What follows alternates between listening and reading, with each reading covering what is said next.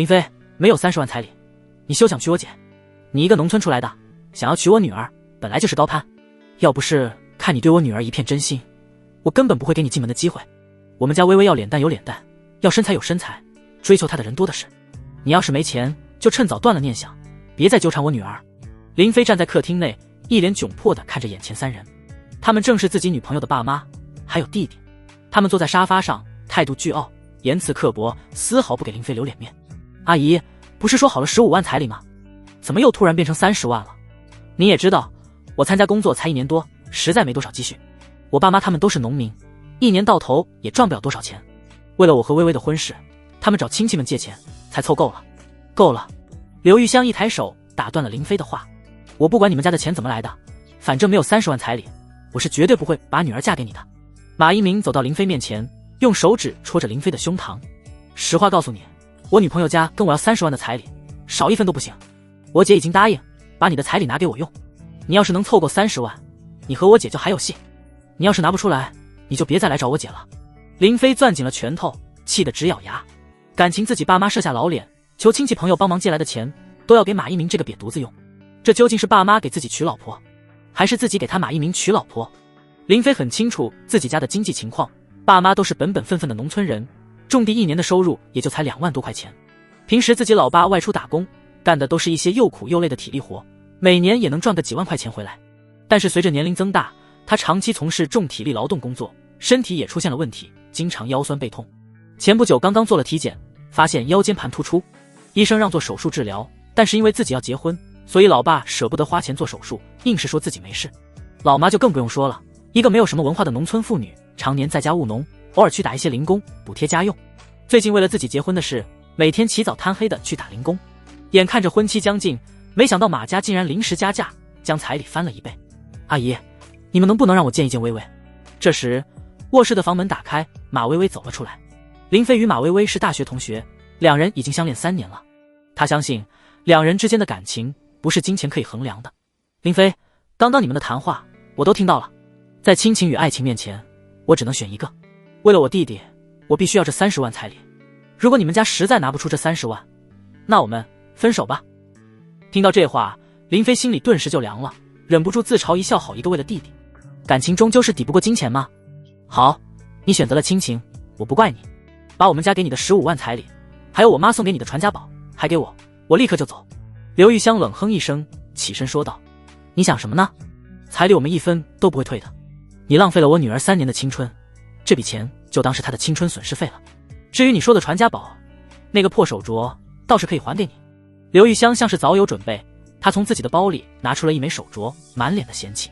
就你这破镯子，我一开始还真以为是什么宝贝，幸好我找人鉴定过了，非金非玉，也不知道是什么破铜烂铁，一文不值，竟然还拿来忽悠我们，说是什么传家宝，我呸，当我们是傻子呢。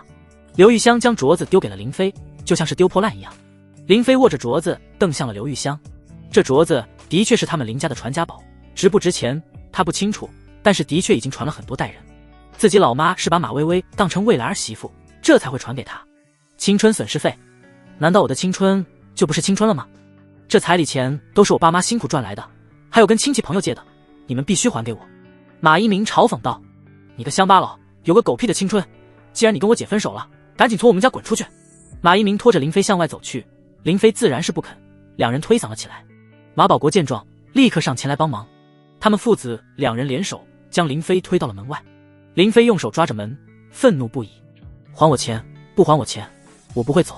马一鸣一脚踹在了林飞腹部，林飞被踹得连连后退，一个没站稳就从楼梯上摔了下去。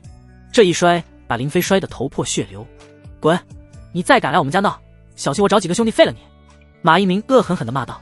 马家的人都回了屋内，马微微更是没有出来多看一眼。缓了好一会，林飞才从地上爬起来，看着马家已经关闭的房门，他对马微微是彻底死心了，都怪自己识人不明，才会找了一个这种伏地魔的女朋友。好疼！林飞擦了擦额头上的血，又顺手捡起了掉落在身旁的镯子，鲜血沾在了镯子上。幸好没摔坏，彩礼没能要回来，要是传家宝再摔坏了，林飞就没脸见自己爸妈了。他随手将镯子放进了口袋，一瘸一拐地离开了。他先去了医院，处理了一下伤口，然后就回了租的房子。这个房子1年3万的租金， 120多平。他找人重新装修过，布置得十分温馨。原本他是打算与马薇薇结婚用的，现在是用不上了。要是能退掉，至少能弥补点损失。唉，该怎么跟爸妈他们说呢？林飞伸手从口袋里掏出了镯子，顿时就愣住了，镯子竟然变了样。原本镯子是明黄色的，看着像金子，摸着有玉石的温润感。如今镯子上出现了一些血色的古怪纹路，并且内部隐隐有金光在流动。不等林飞反应过来，镯子忽然化成了一道金光，融入了他的手腕上，只留下了一圈古怪的血色纹路，看起来就像是纹身一样。什么鬼？林飞吓了一跳，连忙挥舞手臂。紧接着令他更加震惊的一幕出现了，伴随着他的手臂挥舞，他的面前竟然出现了一道隐隐透着白光的门。看着眼前凭空出现的门，林飞满脸的惊愕。之所以说这是门，因为它看起来就像是一道门的形状，并且缝隙中隐隐透出白光。这是什么？林飞看了看自己的手，手腕上的红色古怪纹路正在闪烁。犹豫了一会，林飞试探性的又挥了挥手，这道门竟然又消失了。此刻林飞终于确定了一件事，自己是可以控制这道门出现或者消失的。而这道门的出现似乎跟自己的传家宝那枚镯子有关系。镯子如今融入了自己的手腕，自己倒是没感觉有什么异样，想来应该不是什么坏事。林飞一挥手，又把那道门给召唤了出来。他捏着下巴，左右上下的打量着这道门，这东西到底有什么用？好奇心一旦起来了，就像是猫爪挠心一样，不满足它就停不下来。经过一番思想斗争，林飞像是下定了某种决心，缓缓地把手伸向了这道门。唰，林飞的身影消失在了房间内，而那道门也随之消失。烈阳当空，热气腾腾，一条青石板铺成的街道上，人来人往，还伴随着一些小贩的吆喝声。刚出炉的火烧，1个铜板2个了。新鲜地青鱼，刚刚从河里钓上来的，客官来一条吧。消暑解渴，好喝的酸梅汁，2个铜板1杯。林飞看着眼前热闹的街市，整个人都亚麻呆住了。他怎么也没想到，门的后面竟然是这样一个地方。这难道是横店？街上这些人穿着打扮都古里古气的，看不出是哪个朝代。街道两边的商铺都是一些砖木结构，古色生香，像是有些年头了。这也不对啊，横店也不该这么热。林飞看向头顶的太阳，耀眼无比，散发出的热量更是惊人。此时已经是10月份，马上就立秋了，这里却是酷热难耐，比7月份的夏天还要炎热。就在林飞四处打量的时候，也有不少人正在打量他，因为他穿的衣服有些格格不入。大哥，这是哪啊？林飞随便找了个路人，路人一脸警惕地看着他。你是外地来的吗？这里是南离城。说完，路人就赶紧走了。林飞将外套脱下来，因为实在是太热了。他四处逛了逛，但是没有发现任何的拍摄装备，更没有任何的现代电子产品。这里难道不是地球？林飞找了个没人的地方，然后挥了挥手，那道门又出现了。当他推开门，就回到了自己租的房子内。难道这是一道空间门，可以通往另一个世界？林飞不禁有些兴奋，就像是麦哲伦当初发现了新大陆一样。一个没有任何科技产品的世界，这意味着什么？这意味着无限的商机啊！要是能把地球上的东西都倒卖到南离城去，肯定能大赚一笔。到时候自己还会缺钱吗？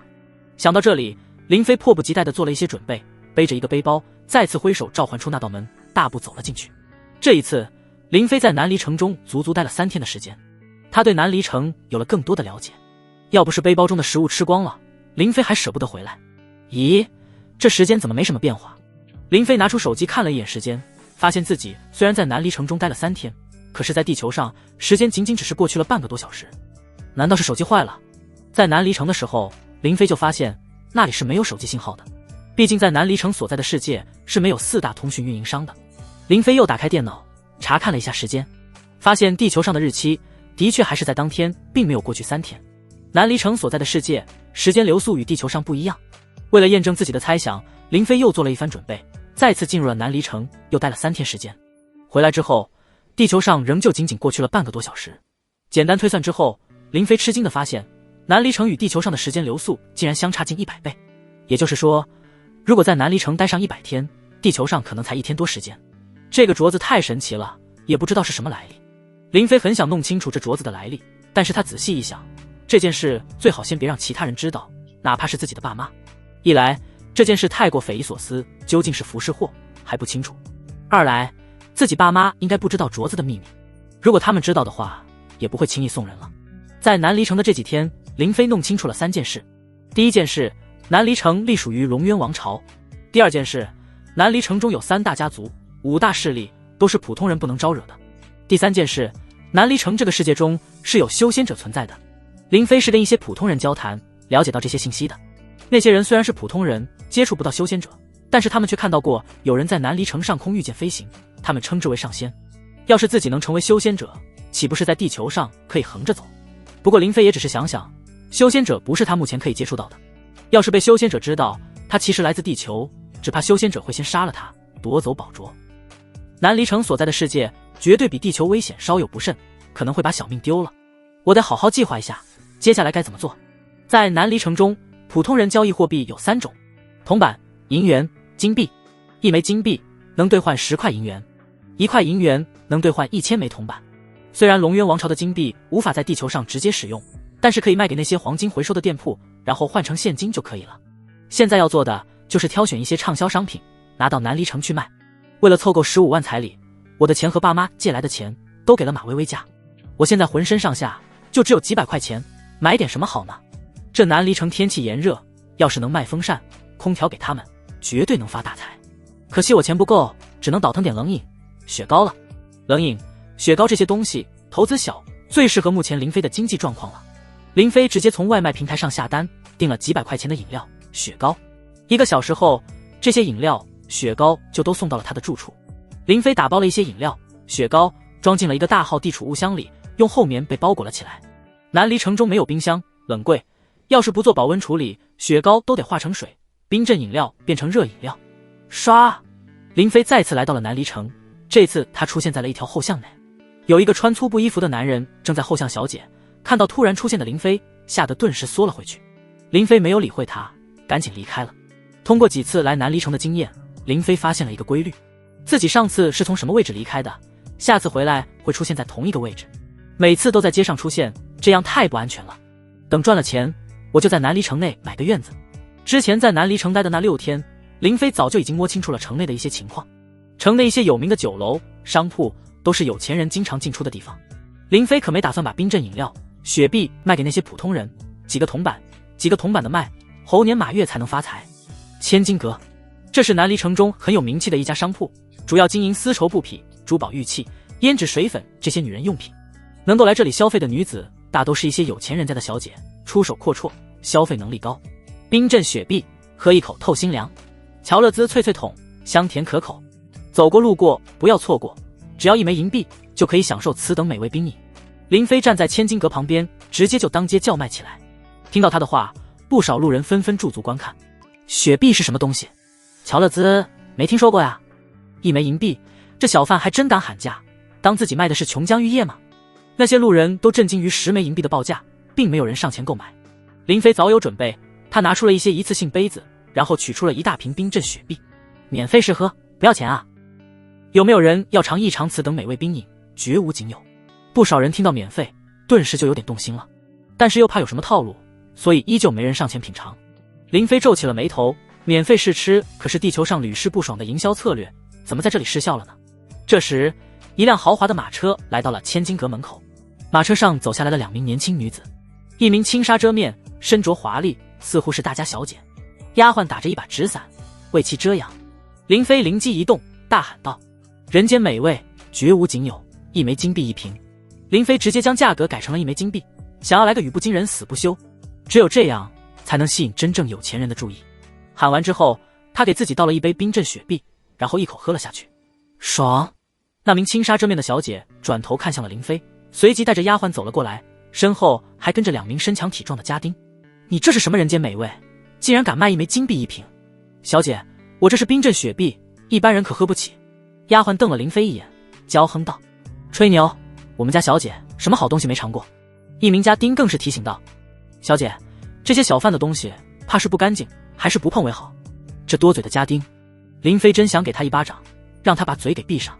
哼，喝不起就说喝不起，何必说我的东西不干净？那名小姐显然是被林飞的话给刺激到了。哼，区1枚金币，对我来说就是9牛1毛。这名小姐看了一眼丫鬟，丫鬟从腰间取出了一个钱袋，然后将1枚金币丢给了林飞。看着金灿灿的金币，林飞高兴的差点蹦起来。没等他高兴完，就听那名小姐又冷声道：要是你这什么雪碧没有你说的这么好喝，那么这枚金币就是你的棺材钱。林飞的笑容顿时有点尬住了。南离城中没有雪碧，这他很确定。但是南离城中是否有比雪碧好喝的东西，那他就不确定了。万一这名小姐喝过更好喝的东西，那么怕是不会轻饶了自己。林飞倒了一杯冰镇雪碧，然后递了过去。那名小姐没有接过杯子，而是他身边的丫头接了过去。丫头轻轻地抿了一口，眼神不由一亮。这冰爽透彻的感觉是他从来没有品尝过的。他忍不住又喝了一口，直到将整杯雪碧喝光，小脸上不禁露出了一股满足的神色。小姐，这冰饮的确美味。林飞松了口气，笑着说道。小姐，您也来一杯尝尝吗？这算是赠品，不需要付钱。这名小姐将信将疑地接了过去。她转过身去撩起面纱，然后喝了一口。这冰饮味道的确有些特殊，清甜爽口，冰爽透彻，比那些冰镇的果酒好喝多了。他话锋一转，又说道，虽然美味，不过也称不上是绝无仅有。林飞赶紧又拿出了一个脆筒冰激凌，还有一只巧克力夹心雪糕。小姐见多识广，是我夸大其词了。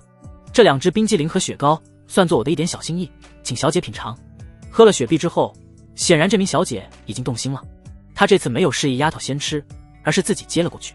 品尝了几口之后，似乎是觉得吃东西碍事，将遮面的轻纱给取了下来。林飞不禁暗暗赞叹，不愧是有钱人家的小姐，容貌的确出色，柳眉杏目，琼鼻鹰口，肤白貌美，的确是好看。最重要的是那股大家闺秀的气质，绝非寻常女子可比。好吃好吃，这是什么东西做的？呵呵，商业机密。这名小姐也没有再追问，一挥手就说道，你还有多少？我全买了。恕我直言，这些冰饮甜品难以长时间保存，最好当场吃掉，否则会影响口感。这你不用管，开个价吧。毕竟是自己的第一个大客户，林飞也不敢狮子大开口，怕惹恼了对方。10个金币。对方没有任何啰嗦，直接就吩咐丫鬟给钱。林飞将10枚金币揣进口袋，乐得嘴角都压不住。不少路人看到他这么快就赚了10个金币，更是羡慕的眼都红了。一名家丁将所有的冷饮、雪糕全都搬走，然后跟着那名小姐一起进了千金阁。林飞也没有逗留，找了个僻静没人的地方就开启空间门，直接回家了。林飞兴奋不已，将10枚金币挨个咬了咬，忍不住放声大笑。哈哈，按照这个赚钱速度，只怕用不了多久，我能成全球首富。第一次摆摊就顺利地卖出了10枚金币，毫无疑问，这极大地鼓舞了林飞的创业激情。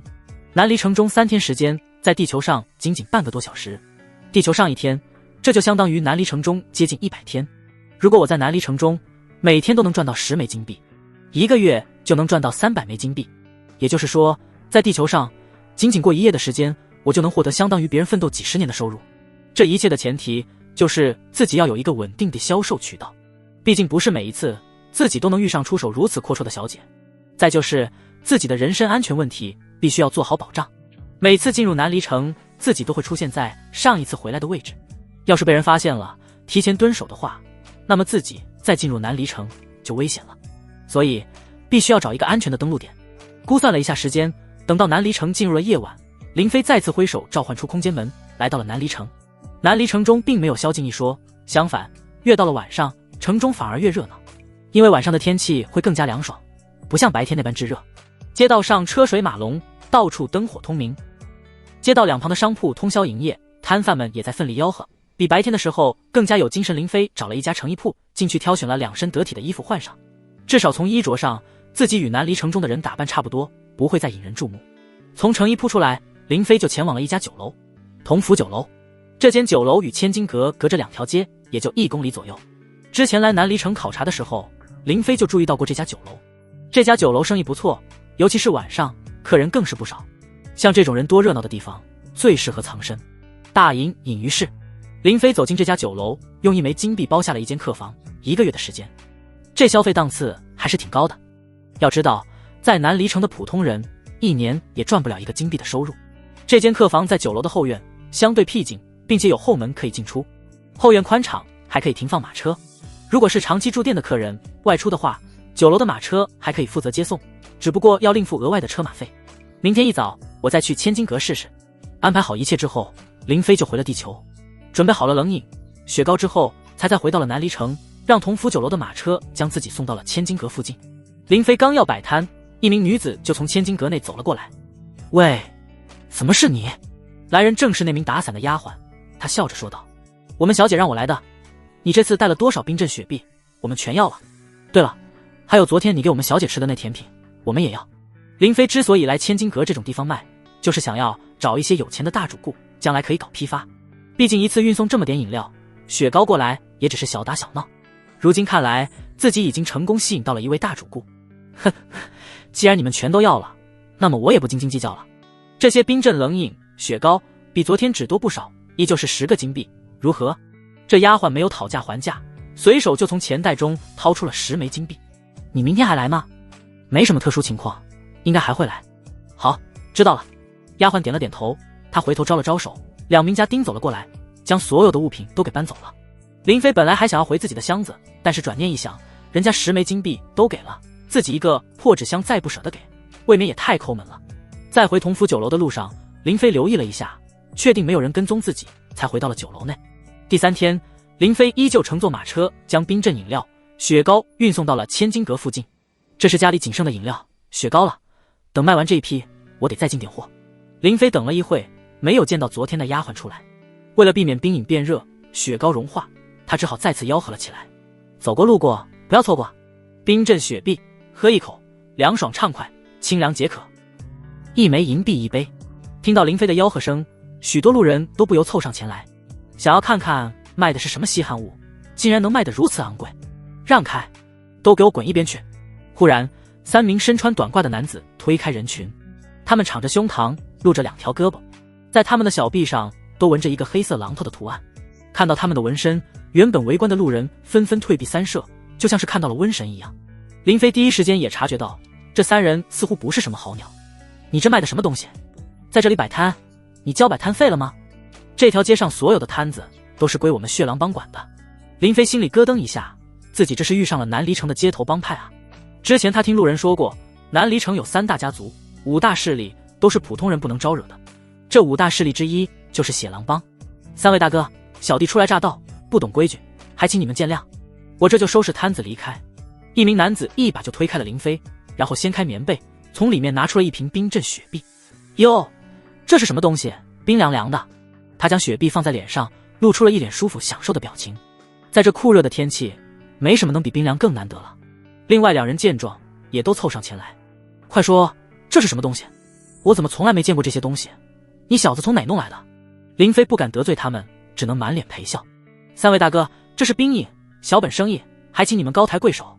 一听是冰饮，对方迫不及待的就打开，然后喝了一口。这玩意也太好喝了，给我来一口。啊，叔父，这要是拿回去孝敬少帮主，少帮主肯定会奖赏我们。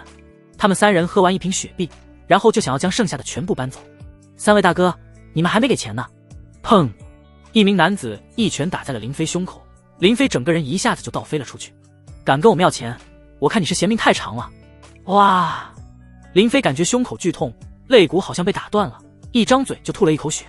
另一名男子说道：把这小子一起带回去，问清楚这种冷饮的来历。就在这时，一辆豪华的马车停了下来。住手！马车中传出一道熟悉的女子声音。这马车是那位小姐的。林飞一眼认出了这辆马车的主人，正是连续2次购买了自己冷饮、雪糕的那位小姐。血狼帮的3名男子也都转头看向了马车。是谁这么大胆，敢管我们血狼帮的闲事？活得不耐烦了吗？马车上的帘子掀开，一名相貌娇俏的小丫鬟走了下来。哼，3个血狼帮的小喽啰也敢在我们千金阁门口闹事？这千金阁是谁家的生意？你们难道不知？3名小喽啰对视一眼，他们自然知晓千金阁的背后靠山是谁。别说是他们3个小喽啰，就算是血狼帮帮主，也不敢轻易招惹这座靠山。我们可没在千金阁闹事，是这小子在这里乱摆摊，还不交摆摊费，所以我们才出手教训他。若是有所惊扰，那我们现在就离开。小丫鬟又开口道：离开可以，把人和东西都留下。3名小喽啰脸色顿时就有些不悦。且不说这冰镇雪碧冰爽美味已经勾起了他们的馋虫，他们还想把这些冰饮带回去孝敬给他们的少帮主。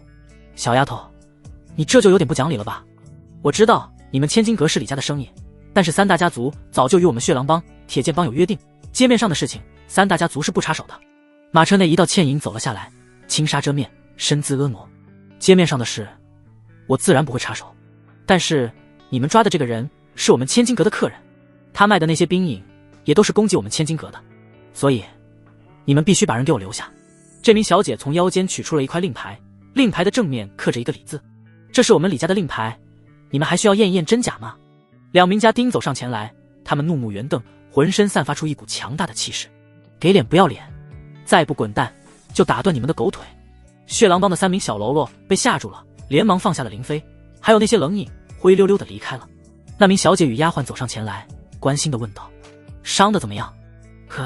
多谢小姐出手相救。别客气了，看你伤得不轻，先进千金阁休息一会吧。林飞跟着他们主仆2人进了千金阁，这还是他第一次进来。千金阁内布置的并不奢华，但是十分的雅致，并且里面的空间很大，足足有好几层楼。每一层楼内都摆放了不同的商品，还有专门休息用的桌椅。一间雅室内，那名小姐摘下了轻纱，露出了那张绝色脸蛋。幸好刚刚只是血狼帮的3个小喽啰，我还能震慑得住。若是血狼帮的高层来了，只怕未必能保下你。林飞再次感谢道：今天多亏了小姐，大恩不言谢，那些冷饮雪糕就当是谢礼，不用给钱了。你把我们小姐当什么人了？会贪图你这区10个金币的货物吗？小丫鬟白了林飞一眼，一副很不屑的模样。林飞摸了摸鼻子，心中暗想，他早就知道这位小姐非富即贵，出手阔绰，10个金币的货物自然是瞧不上眼的。只是自己身无长物，也没什么好报答的。刚刚听小姐说你们是李家的人，莫非是南离城3大家族之一的李家？小丫鬟抢着回道：那当然，要不然血狼帮的人会这么怕我们家小姐吗？这千金阁就是我们小姐所创，日进万金，你如果真想报答我们家小姐的话，就把你那冰镇冷饮的配方卖给我们。林飞暗暗惊讶，没想到这位小姐就是千金阁的阁主。配方，小姐，不是我撒谎，这配方我真不清楚。虽然雪碧的外包装上有配料表，但是只根据配料表，没有具体的比例参数，也是没法调制出正确的口味。那些配料表上的某些原材料，只怕南离城中也没有。这名小姐微微一笑，摆了摆手，似乎并不在意。刚刚是我这丫鬟胡说了，还请你不要介意。谁都知道这配方就是下金蛋的金鸡，傻子才会卖掉配方。我也相信你所说的，你不清楚配方。不过我有一个小小的要求，以后在这南离城，你的冷饮雪糕只能专供给我们千金阁，或者说只能卖给我。这名小姐的眼神明亮，俏脸上始终挂着浅浅的笑意。她的语气轻柔，可是林飞能听出她的话中带着一股不容拒绝的味道。能够拥有一个长期稳定的大客户，这也正是林飞所求的。经过今天血狼帮的3个小喽啰一事，林飞也意识到自己在这里根本没什么自保能力，与对方合作，这是最明智的选择。只是不能答应得太痛快，免得对方生疑。这我做不了主，我需要跟我的老板请示一下。林飞故意编出了一个不存在的老板，也是想让对方有所顾忌，觉得自己背后也是有人的。明日我再给你答复，如何？好，就这么说定了。你住什么地方？我一会让家丁送你回去，免得再遇上血狼帮的人找你麻烦。不必了，我自有办法避开他们，告辞了。林飞起身就准备离开，却牵动了胸口的伤势，疼得闷哼一声。看出林飞伤得不轻，这名小姐看向了丫鬟：寻梅，去取一粒血参玉蝉丸来。小丫鬟转身离去，很快带了一个手指大小的瓷瓶回来。你受的内伤不重，服下这血参玉蝉丸，明日就可以恢复。林飞接过了瓷瓶，但是没有立刻服下。谁知道这究竟是什么丹药？防人之心不可无。多谢小姐。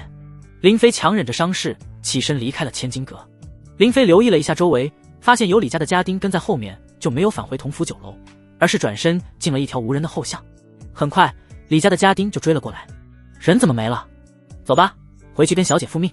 林飞已经回到了地球，他躺在沙发上，看着手中的血参玉蝉丸，犹豫要不要吃下去。那个血狼帮的小喽啰力气好大，那一拳就像是一头牛撞在了我身上，疼死了我了。我必须要有点自保手段才行，还是先去趟医院吧。1天之内被人打得2次进医院，这也是没谁了。林飞再次来到医院，因为这次伤得比较重，所以挂了一个比较贵的专家号，并且还做了核磁共振。医生，我的伤要紧吗？要紧吗？小伙子，你这是差点要了命。这名专家叫周望道，有50多岁了，头顶都有些秃了。他放下了核磁共振拍的片子，一脸严肃的表情。根据检查来看，你有3根肋骨受伤了，其中有2根是断了，1根是开裂。要是你伤得再重一点，断了的肋骨扎进肺里，你现在已经死了。你赶紧给家人打电话，准备住院手术治疗吧。一听要手术，林飞就犹豫了。他虽然有了金币，但是金币还没有换成现金，而且一旦手术治疗的话，短时间内就无法再进入南离城，那么自己与千金阁的生意怕是泡汤了。好不容易有这么一个大主顾，可不能随随便便丢了。医生，就没有别的办法吗？我挂号的时候看到您的介绍，说您还精通中医，您能不能给我开点什么药丸，吃了之后就能好的那种？周望道笑了笑，说道：小伙子，我是中医，不是神医。以你受的伤来说，中医也能治疗，只不过中药见效慢，不如手术治疗快。林飞想起了血参玉蝉丸，此时就在自己的口袋里。李家小姐说，只要服下去，第2天就能好。医生，难道中药就没有药效快的吗？中药也有见效快的，只不过现在的药材年份太短，药效太差，治疗效果自然就慢。就在这时，房门突然打开，冲进来了几个人。一名漂亮的女孩哭得梨花带雨，喊道：周叔叔，你快帮我爸看看，我爸爸突然就吐血昏迷了，他这是怎么了？周望道也顾不上管林飞了，连忙让人将病人放在了床上，就开始做起了检查。丫头，你别急，你爸他这是旧伤复发了，我给他扎几针，他就能清醒过来。只不过他这旧伤时间太久了，又伤及了脏腑，很难根治。周望道拿出了银针，在病人身上扎了几根，对方果然就睁开了眼睛。爸，吴总，你感觉怎么样？吴震在女儿的搀扶下坐了起来，他摆了摆手，示意自己没什么事了。好多了，老毛病了，10几年前我被人打伤落下的病根，这么多年了，每当我动怒或者情绪激动的时候，都会感觉胸口憋得慌，除了吐几口血也没什么影响。周望道神色却有些凝重，并没有吴震这般乐观。吴总，你这次送来的及时，所以才没事，要是再发生这种事，可就危险了。你们习武之人的内伤比较棘手，寻常的医疗手段很难根治，我多次为你针灸，也只能是缓解，无法根治。习武之人，林飞好奇地看了一眼，没想到地球上竟然也有练武之人，他以前从来没有接触过。吴雨晴抹了抹眼泪，担心地看着自己老爸。周叔叔，真的一点办法都没有吗？周望道叹了口气，回道：不是没办法，而是没有药。作为一名中医，我真的感到非常悲哀。如今市面上药材虽然应有尽有，但是药材大多是人工养殖的，年头太短，药效太差，很难发挥出作用。像那种100年以上的药材非常罕见，就算是能遇到，那也是价格昂贵，一般人根本买不起。吴震点了点头，他说道：我之前参加一次拍卖会，其中有一根30多年的野山参被拍卖出了500万的价格，至于那种100年人参更是罕见无比，恐怕只有一些传承悠久的古老家族才有可能藏有，轻易不会示人。林飞心中不由一动，又嗅到了新的商机。凭借南离城与地球的100倍时间流速差，要是自己在南离城中种植药材，只需要地球上1年的时间，南离城中的药材就可以达到100年老药的效果。再把这100年药材拿到地球上一卖，这可比摆摊卖冷饮赚得多。林飞看了一眼时间，从自己离开家到现在为止，已经有1个小时了。此时南离城中已经过了2天时间，自己得抓紧去一趟南离城与千金格谈妥合作的事情。趁着没人注意自己，林飞转身就离开了。不过林飞没有离开医院，而是去了厕所。将厕所隔间的门反锁之后，林飞就挥手召唤出空间门，身影随之消失。千金阁，雅士，不好意思，李小姐，隔了这么久才来见你。无妨，我还以为你不来了呢。我已经请示过老板，我们老板说了，愿意与千金阁达成长期合作，并且在南离城只供给千金阁。林飞早就想好了，自己这一次与千金阁做一次大的交易，有了充足的资金后，就可以去地球上收购药材，然后再在南离城中找个地方种植。对于林飞的回答，这位李小姐也非常的高兴。好，既然如此，不如把你的老板请出来，我们详细谈一下具体的合作。我们老板说了，全权交给我负责，我们可以一次性交易1年的货，但是需要你们准备一个用于存储的冷库。我们李家有自己的冰窖，冰窖内有修士布下的阵法，可以常年保持冰寒之气，只是需要临时来维持。那就太好了，我会尽快安排送货，也请您准备好金币。林飞正准备离开，对方忽然开口道：这就着急走吗？交易多次了，我们是不是也该互相通报一下姓名？在下林飞。李如雪。李如雪一双黑亮的眸子盯着林飞，嘴角含笑地问道：林飞，我送给你的血参玉蝉丸，你是不是没吃？看来你对我不够信任，你大可放心服用，我不至于对你这么一个小人物下毒，因为你对我来说与蝼蚁草芥没什么区别。林飞脸色一变，自始至终对方都没把自己当回事。不过也对，在南离城这种地方，人命如草芥，像李家这种有修士的家族，杀人就像是踩死一只蚂蚁一样简单。对方看重的不是自己，而是自己能给他带来的利益。小姐，别误会，我只是觉得此药珍贵，舍不得吃罢了，留着以后用。珍贵？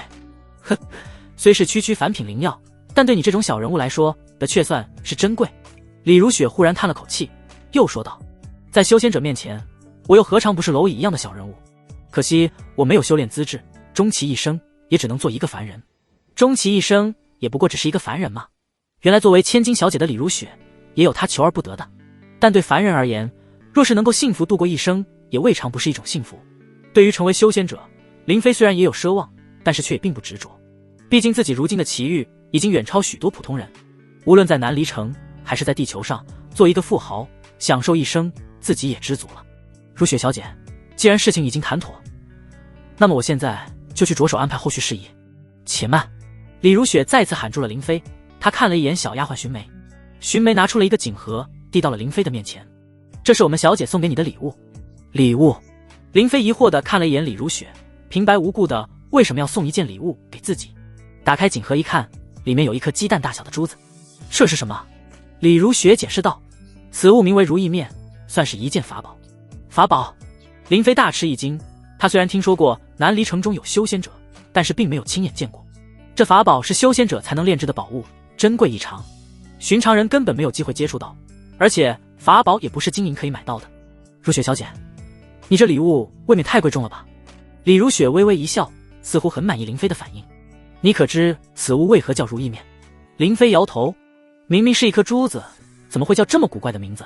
李如雪继续说道：此物之所以叫如意面，是因为它可以随意改变一个人的容貌，只需要将鲜血滴在上面，再将如意面敷在脸上，就可以改换容貌。这件法宝对凡人来说的确是珍贵之物，对于修仙者来说却是鸡肋之物，用处并不大。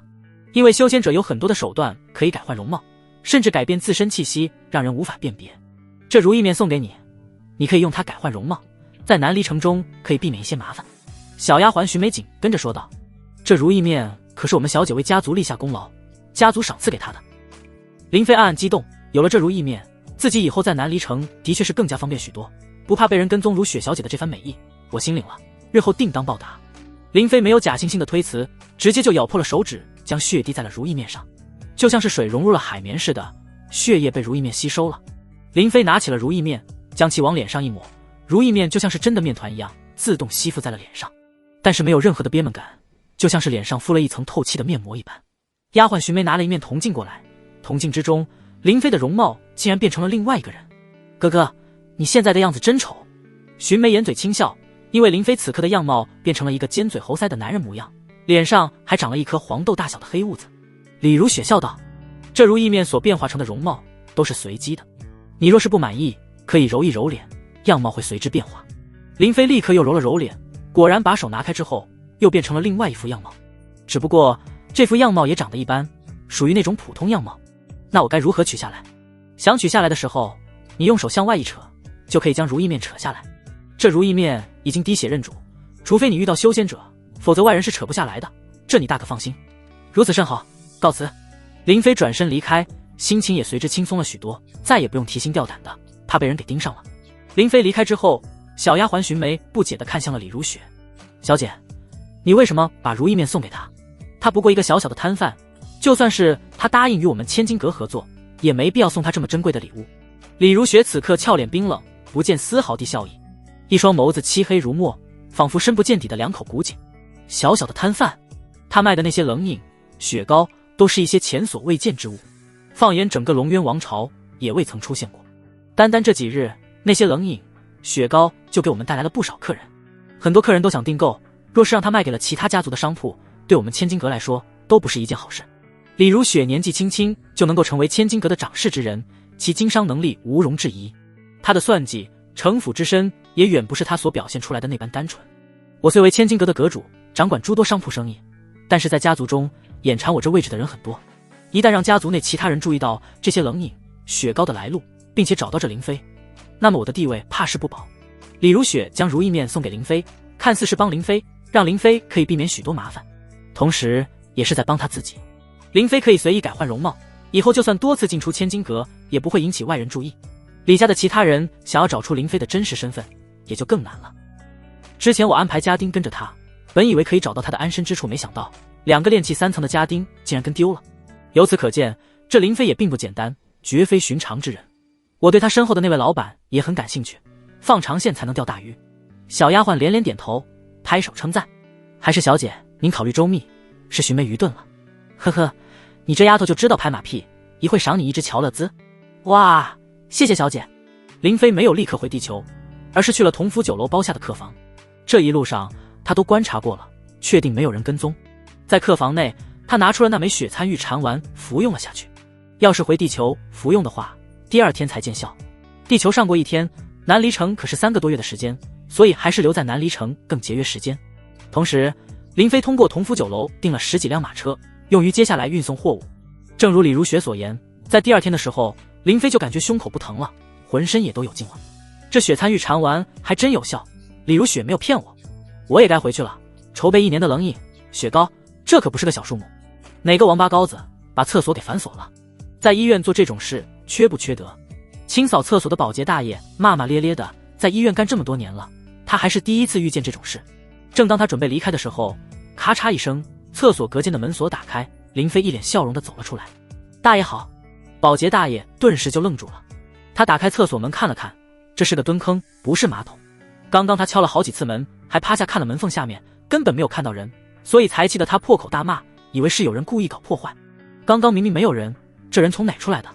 林飞出了厕所就遇上了周望道、吴震他们。吴总，我已经给你安排好了特护病房，你必须要住院调养几天。唉，年轻人，你站住！周望道拦住了林飞，他为吴震检查完之后就发现林飞不见了。你的伤不能拖，赶紧去办理住院，准备手术。林飞嘴角翘起，笑道：不用了，我已经好了。好了。周望道作为中医大家，望闻问切自然是样样精通。他看了一眼林飞，面色红润，声音有力，的确不像之前检查时那般面色苍白，气虚无力。这怎么可能？他上前一把抓住了林飞的手腕，摸了摸脉，脉搏跳动有力，呼吸顺畅稳定，十分的健康。他又轻拍了一下林飞的胸口，林飞没有任何反应，根本不像之前断过肋骨的样子。你明明断了2根肋骨，还有1根肋骨开裂，才过去半个小时，你怎么就好了呢？这真是活见鬼了。周望道从医几10年，还从来没遇见过如此奇特的事情。就连吴震、吴雨晴也都好奇地凑了过来。周叔叔，怎么了？林飞知道自己伤势好这么快，有些难以解释。要是被周望道给强留下做医学研究，那就麻烦了。是这样的，我刚刚在厕所遇到了一个白胡子老头，他给了我一颗药丸，叫什么血参玉蝉丸，他让我吃下去，然后在原地休息半个小时，不要乱跑，然后他就离开了。我正到处找他，想感谢他呢。虽然林飞觉得自己编得有些离谱，但是总比说自己能进入一个修仙世界更让人觉得可信。周望道虽然满脸的怀疑，但是吴雨晴却似乎信以为真了。难道你遇上了一个神医？周叔叔，这神医出现在这里，难道是你们医院的？要是能找到他，给我爸治病，或许我爸也能恢复。周望道皱眉思索，他从来没有听说医院有什么神医，怎么听都觉得有点不靠谱。可是林飞的伤势是他亲自检查的，绝不可能造假。难道真有神医？小子，你详细说说，那位神医什么模样？就是一个白胡子老头，鹤发童颜的，其他的我也记不清了，我还以为他忽悠我呢。林飞怕说多了会穿帮，连忙说道：我还有急事，先走了。林飞撒腿就跑，生怕周望道不让离开。离开医院，林飞就直奔超市而去。这次与千金阁的交易，他答应要供1年的货，这么大的数量，必须要找个供应商才行。林飞不认识什么酒水饮料的供应商，能想到的自然就是去超市买。龙华商城，这是云州最大的商城，超市也是云州最好的。商城的1楼有许多售卖黄金首饰的专柜，超市在地下负1楼。我现在身上没有本钱，必须先把金币卖掉才行。林飞走向了一个专柜，销售员年轻漂亮，自己也穿金戴银的。先生，您有什么需要？林飞正要开口的时候，忽然一道阴阳怪气的声音响起。哎呦喂，我还以为自己看错了呢，还真是你个乡巴佬。马一鸣搂着一个女孩走了过来。瑶瑶，我跟你说，这人就是被我姐给甩了的前男友，一个从农村出来的乡巴佬，连30万彩礼都拿不出来，还想娶我姐，真是可笑。马一鸣的女朋友陆瑶也嘲笑道：哼，我们城里人结婚彩礼就是这么多，穷不是你的错，你错在没投个好胎。我看你还是回农村花个几万块钱娶个乡下女人过日子去吧。马一鸣又说道：林飞，你来这里不会是想买个金首饰哄我姐开心，让她原谅你吧？那你可要买个贵点的才行，低于5万以下的金首饰就别买来丢人现眼了。林飞本来不想搭理马一鸣，但是这小子一个劲的拱火，实在是有点气人。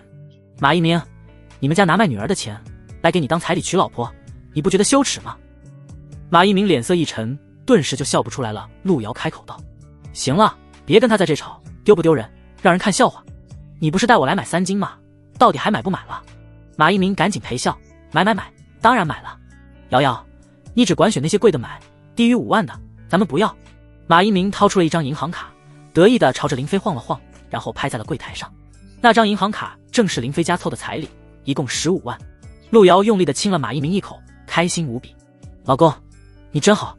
马一鸣又说道：林飞，你又没钱买，还不赶紧滚，留在这干嘛？难道想要抢金店吗？柜台内的销售员都紧张了起来，警惕地盯着林飞。先生，你买不买？不买的话，还请你离开。林飞将手放在了柜台上，我不买，但是我卖。他翻开手掌，露出一枚金币。马一鸣愣了一下，没想到林飞会来这么一手。金币，这是真的还是假的？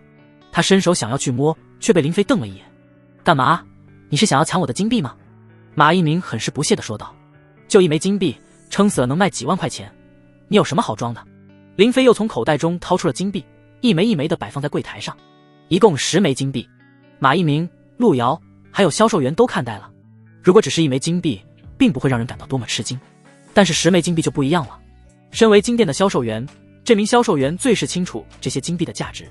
他此刻看向林飞的目光都变得不一样了。一开始他受到马一鸣所说的话影响，以为林飞真是个没钱的乡巴佬，不免有些瞧不起。一个拥有10枚金币的乡巴佬，那就不是乡巴佬了，而是大客户。要是把这样的大客户给赶走了，那么他肯定会被经理骂一顿。他的眼神立刻充满了恭敬，脸上露出了职业化的微笑。先生，您是要把这些金币都卖掉吗？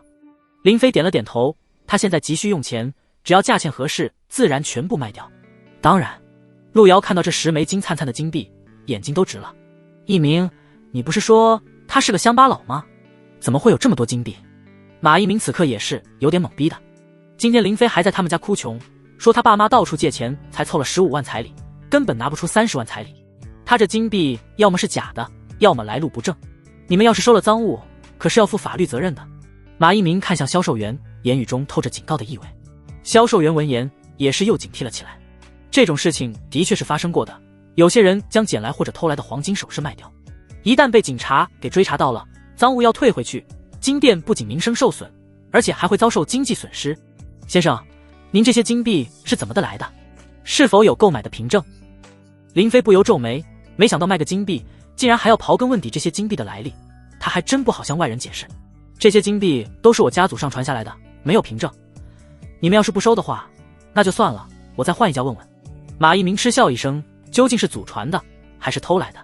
今天你要是不交代清楚，我可就报警了。看在你差点成了我姐夫的份上，你要是把这些金币分我一半，我就不报警了。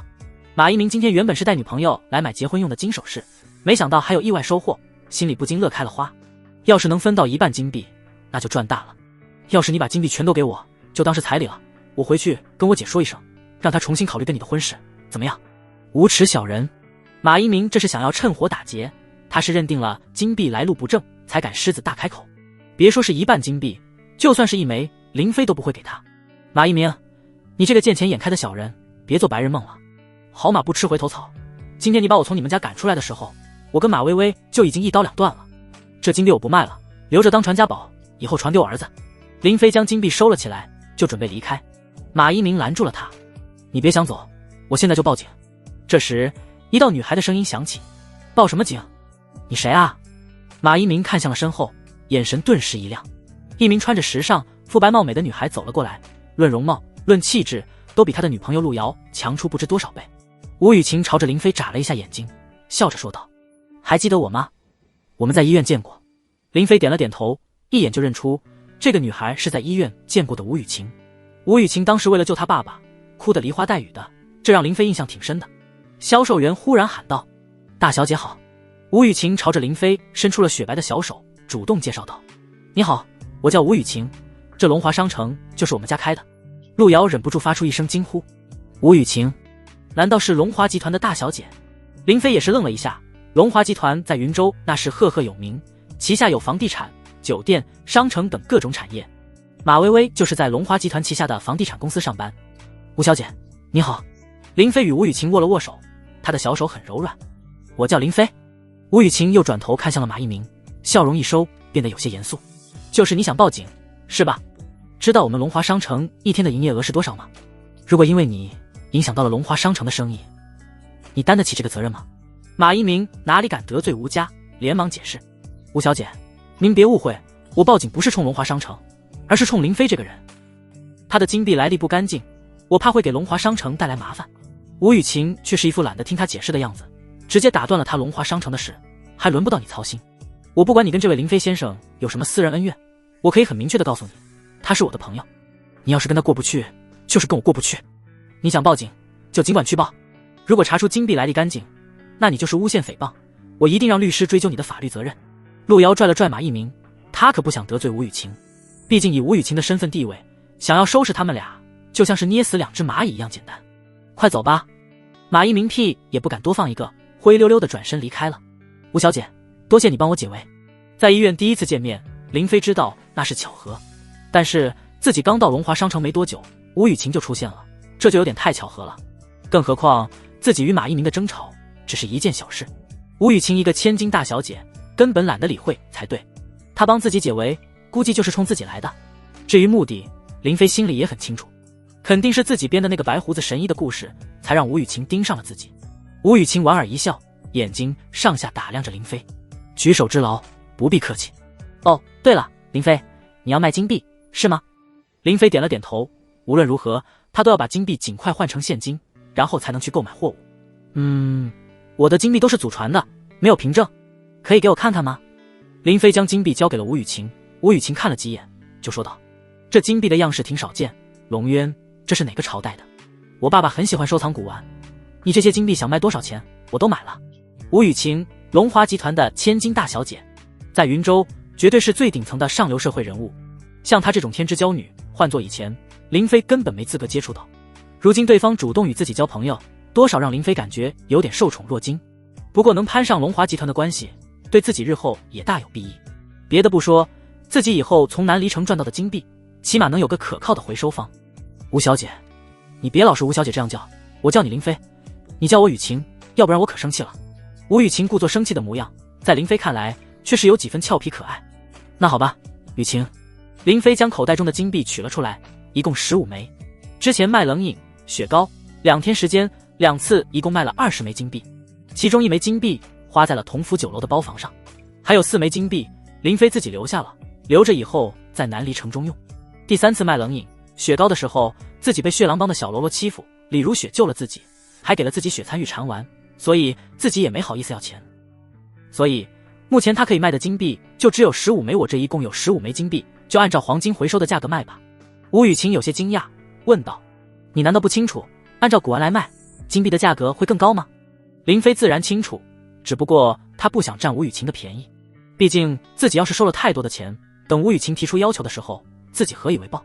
我这金币虽然是祖传的，但应该不是什么古币，算不上是古玩，如果非要按照古玩来卖，我反而不知该卖多少，所以就这么卖吧。吴雨晴一开始跟着林飞的确是冲着他所说的神医而来，但是听到林飞这番话，却是不由另眼相看。一个农村出来的人，面对更大的利益诱惑，竟然还能不贪心，这份人品更可贵。行，听你的，称一下这些金币的重量。销售员取来了一些仪器设备，用来检验黄金的真假，还请来了专门的鉴定师。鉴定师用了多种检验手段，目测、听声、火烧等等，确定黄金真假纯度之后，才进行了称重。大小姐，这些金币的纯度都很高，每一枚金币重量相差无几，都在35克左右。今日黄金回收的价格是556元一克，这些金币全部兑换成现金的话，一共是291900元。请问是要现金还是转账？29万现金，林飞还没见过这么多钱，真想亲眼看一看。只不过这么多现金带在身上太不方便了，还是转账更方便。转账吧，这是我的卡号。很快，林飞就收到了转账提醒。尊敬的林飞先生，您的账户尾号8854的银行卡刚刚收到了30万元转账，目前您的银行卡余额为30万0102元。林飞有些疑惑地看向了吴雨晴，雨晴，这钱好像转多了。吴雨晴笑道，哼，你倒是实在，是我让他们赚了30万给你，你别不好意思，就你的这些金币，按照市价的话，转手一卖就能赚10多万，多给你一点也是应该的。吴家家大业大，林飞知道吴雨晴看不上这点小钱，所以也就没有矫情。好吧，谢谢了。不客气，你接下来要去啊？我送你吧。我要去超市，正好我也要买点东西，一起吧。林飞知道吴雨晴这是故意找机会接近自己，倒是也没拆穿，说不定一会还需要他帮忙呢。两人一起去了超市，林飞来到了冷饮区，还没等他开口询问，就看到一名身穿西装的中年男人快步跑了过来。大小姐，您这是来视察工作吗？刘经理，我是来陪朋友逛超市的。没什么事，你先去忙吧。吴雨晴挥了挥手，就要打发对方走。林飞开口道：刘经理，你好，你是超市的负责人吗？刘涛看了一眼林飞，又看了看吴雨晴，虽然不清楚林飞的身份，但既然是大小姐的朋友，不敢怠慢。对，先生，你有什么需要，请尽管开口。是这样的，我需要一些冷饮、雪糕。刘涛暗暗嘀咕，买个冷饮、雪糕而已，用得着问我吗？没问题，我们这各种品牌的冷饮、雪糕应有尽有，我帮你挑选。不，你误会了。林飞赶紧又说道，我需要的量有点大，我现在手里有30万，请问你们有这么多存货吗？吴雨晴、刘涛他们都是一愣，30万对他们而言并不是什么大数目，但是30万的冷饮、雪糕，这个货品的数量还是挺大的。他们最纳闷的是，现在夏天已经结束了，林飞要这么多冷饮、雪糕干嘛？自己吃的话，吃到明年夏天也吃不完，要是拿去卖的话，已经过了销售旺季。先生，我们这里的冷饮、雪糕全部加起来也就几万块钱的货，30万的货我们这里还真没有，不过我可以帮你联系调运。林飞要的就是这句话，如果吴雨晴不跟在自己身边，要是不给这位刘经理一些好处，对方是懒得管这事的。那太好了，我有急用，最好今天就能运来。吴雨晴开口道，林飞，你是要搞批发吗？这么多的货物，你有自己的冷库吗？饮料还好说，找个普通仓库就可以，但是雪糕不放冷库的话，可是会化掉的。这正是林飞目前犯难的地方。此时也是摊牌的时候了。雨晴，我知道你跟着我是为了你父亲的病，如果我能帮你父亲治好病，那么你愿不愿意帮我一个忙？吴雨晴神色有些激动，这正是他想听到的。你能找到那个老神医？在医院的时候我没有说实话，其实那个老神医之所以救我，是因为他看上了我，想让我当他的弟子。老神医是不存在的，但是想再弄到一颗血参玉蝉丸应该不难，前提是自己要先与千金阁完成交易，3日之内我一定请他帮忙救治你父亲。为了自己爸爸的病，吴雨晴很痛快的就答应了帮忙。30万的存款转眼之间就又转回到了龙华商城的账户上。林飞虽然有点心疼，但是一想到自己几百块钱的成本就赚回来30万，足足翻了1000倍。30万的冷饮、雪糕，如果翻1000倍的话，那可是足足3个亿啊！到时候自己就成了亿万富翁。只是想一想，林飞都激动的不行。林飞与吴雨晴交换了联系方式，就假意说还有事情要办，先离开了。吴雨晴也没有再跟着林飞，反正这批货物在龙华商城的仓库内，林飞要是来取货，他随时能够知道消息。有了吴雨晴的命令，超市经理刘涛立刻就开始去联系供货商，并且安排了一个专门的冷库给林飞用来存放货物。仅仅半个多小时的时间，龙华商城就调来了足够的货物，并且安排人全都放进了仓库内。林飞并没有离开龙华商城，在商场内转了转，买了点东西。接到刘涛的电话之后，林飞直接就去了冷库跟他进行交接。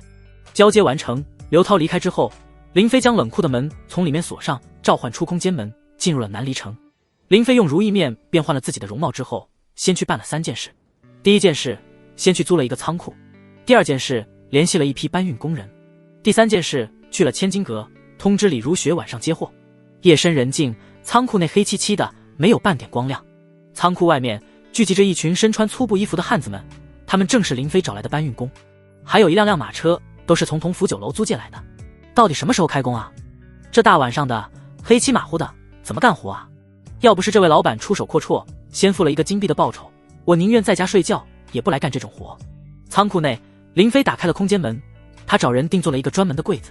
他小心翼翼地将柜子推进了空间门，不大不小，正好与空间门严丝合缝。再将柜子的门打开，门正好可以遮盖住空间门缝隙散发出的白光，而柜子的另一端也是一扇门，打开之后也可以遮住另一端的白光，整个柜子就成了一条木板通道。要不是怕被人发现空间门，我也就不用这么麻烦了。林飞已经试验过了，空间门的大小无法改变，体积超过空间门的物体无法通过，所以只能想出这么一个办法。时间差不多了，该开工了。林飞走出了仓库，看向那些已经等得不耐烦的搬运工们，故意装出了一副很凶的样子。都安静点，给我听好了，这批货物都是送给千金阁的，千金阁的背后是李家，你们其中很多人应该知道。议会搬货的时候都轻拿轻放，不许发出声音。谁要是敢私藏货物或者损坏了货物，小心你们的狗命。李家在南离城的地位，对这些普通百姓来说，那就是土皇帝一样的存在。林飞一个人镇不住这么多搬运工，只能搬出李家来吓唬他们。好了，排成一队进去搬运货物。林飞当起了监工，看着这些工人们进去搬运货物。一进入冷库，这些工人们都打了个寒战，这么冰凉的地方，他们还是第一次见到。一些人忍不住开口交谈，林飞立刻拿出事先准备好的喇叭，大声呵斥他们：谁再敢说话，小心割了你们的舌头。这冰窖是修仙者布下阵法创造出来的，要是谁敢到处乱摸乱拿东西，后果自负。一听到修仙者，这些搬运工们就都老实了，李家他们招惹不起，修仙者就更招惹不起了。林飞手中的喇叭在他们眼中，此刻也想象成了一种特殊的法宝。至于冷库中的灯光，更是让他们觉得是修仙者的手段。一箱箱的货物搬运到了马车上，等到所有货物都搬完之后，林飞就收起了空间门，然后亲自押车前往千金阁。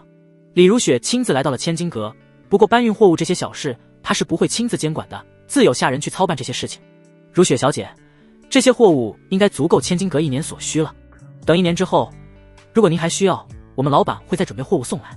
林飞面带微笑地看着李如雪，心里已经有些按耐不住。等做完这一单，自己就可以回地球去当亿万富翁了。李如雪没有立刻付钱，而是淡淡的说道：你背后的老板真是不简单，这么短时间就能准备好如此大量的货物，我真有点好奇，他究竟是个什么样的人物，好想见一见他。林飞暗暗警惕，心想这女人不会是想翻脸不认账吧？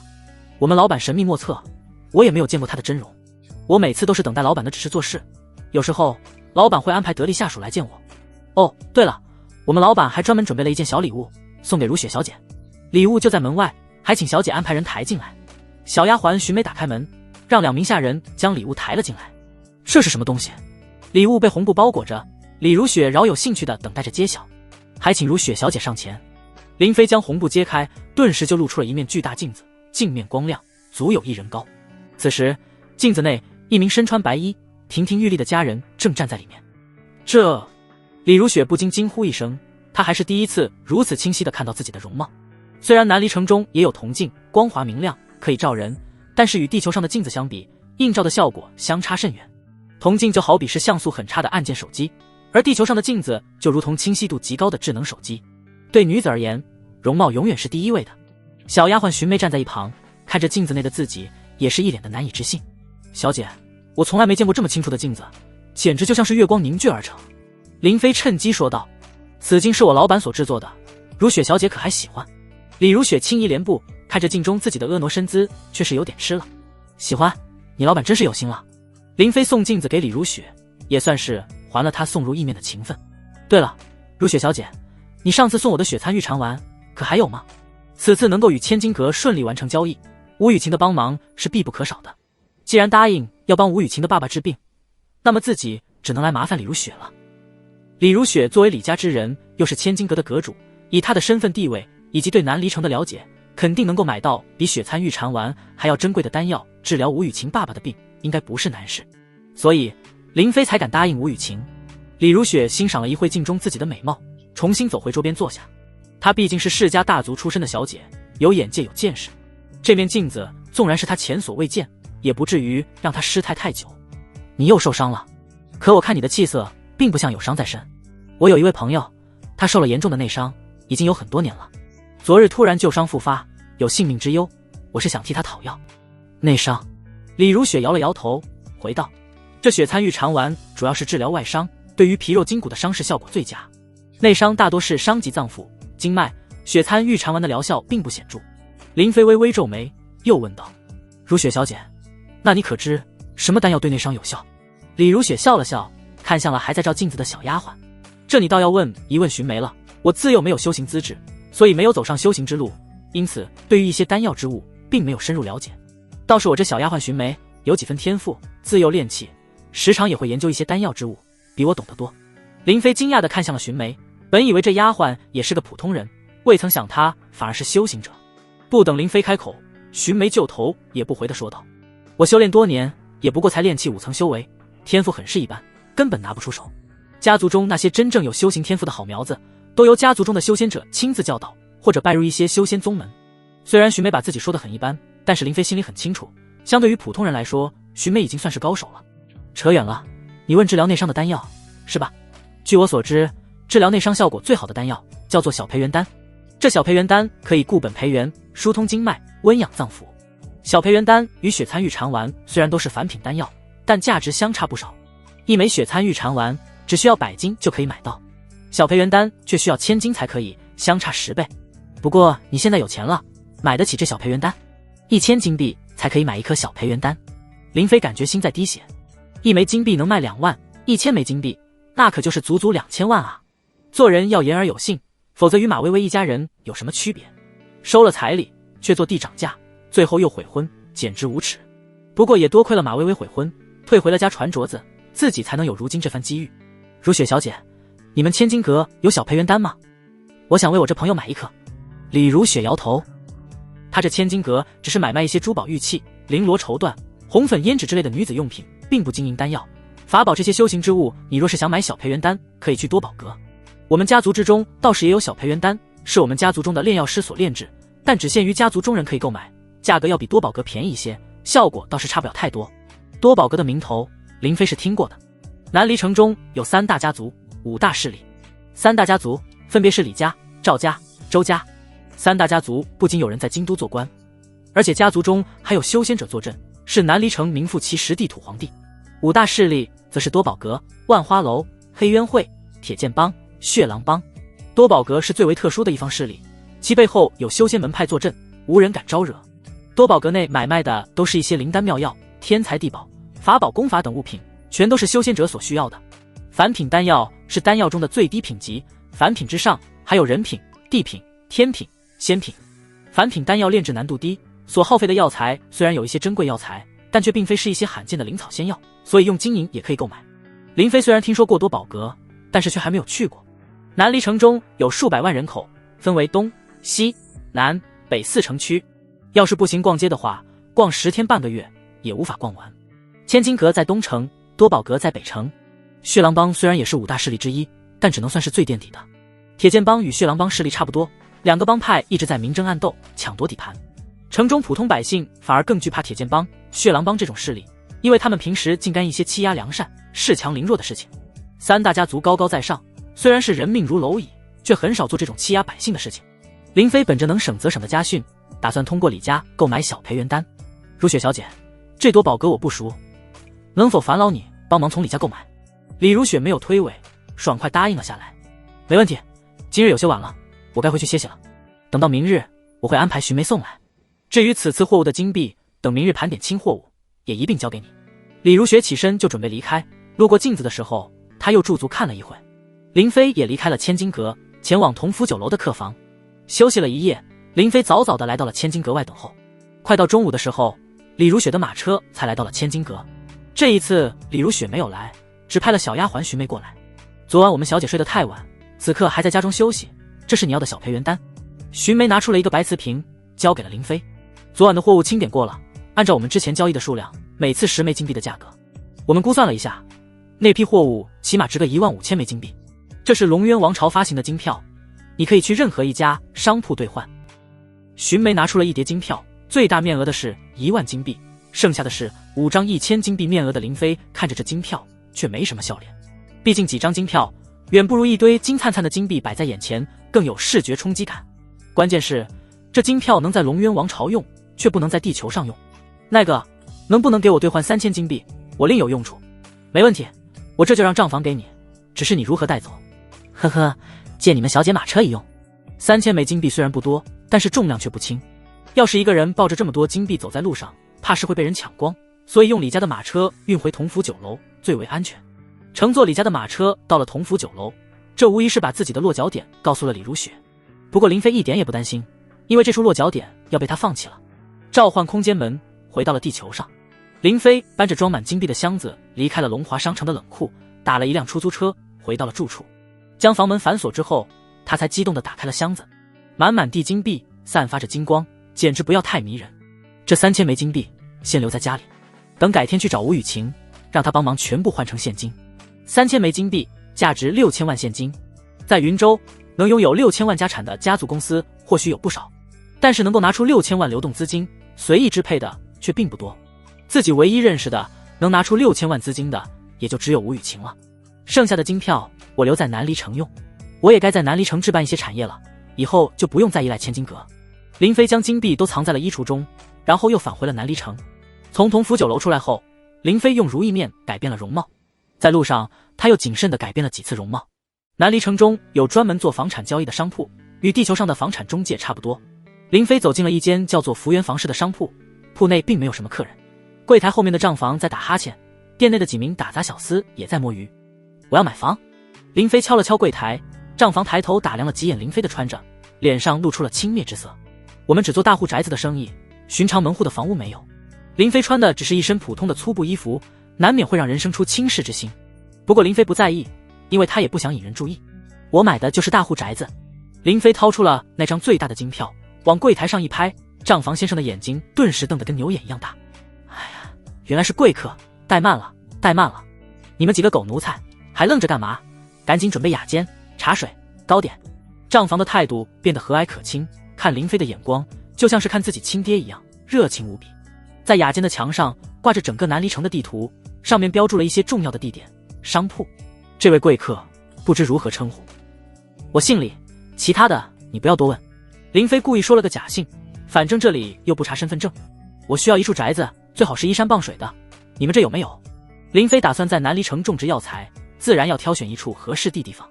如果种在农田之中，未免太显眼了，只有种在山林中才能更隐蔽一些。有的，贵客请看，咱们南离城地段最好的是北城，这里住的都是一些达官贵人，治安最好。这里有一处宅子正要卖，占地几千亩，后院就是一座小山，院中还有湖，只是价格比较昂贵，房主要30万金币。林飞一口热茶差点喷出去，本来觉得自己这1万金币在南离城也算是富豪了，没想到连人家一个前院都买不起。嗨，我不要这种热闹地段的宅子，我要偏僻一点的，面积嘛也小一点，有个几十亩地就行。账房先生的热情顿时就消减了不少。若是这样的话，那我推荐西城，西城是城主府所在，驻扎有军队，这里有一座宅子，只需要1万金就能买到。林飞不由瞥了一眼这个老家伙，感情是想一下子把自己这1万金币给吃掉。有没有更便宜一点的，位置再偏一点的？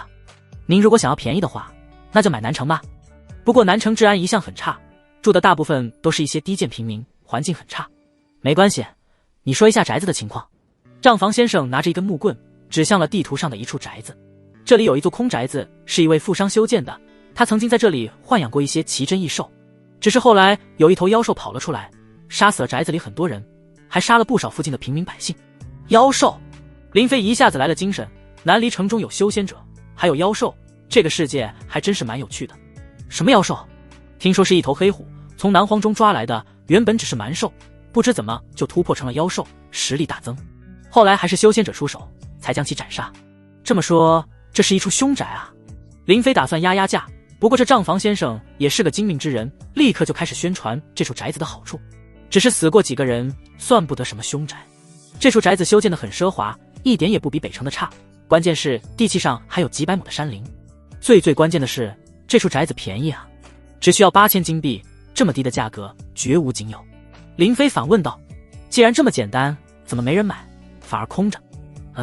这个我也不瞒你，一来这处宅子在南城，那些真正的有钱人都不愿意去；二来这宅子死过人，是有点不吉利。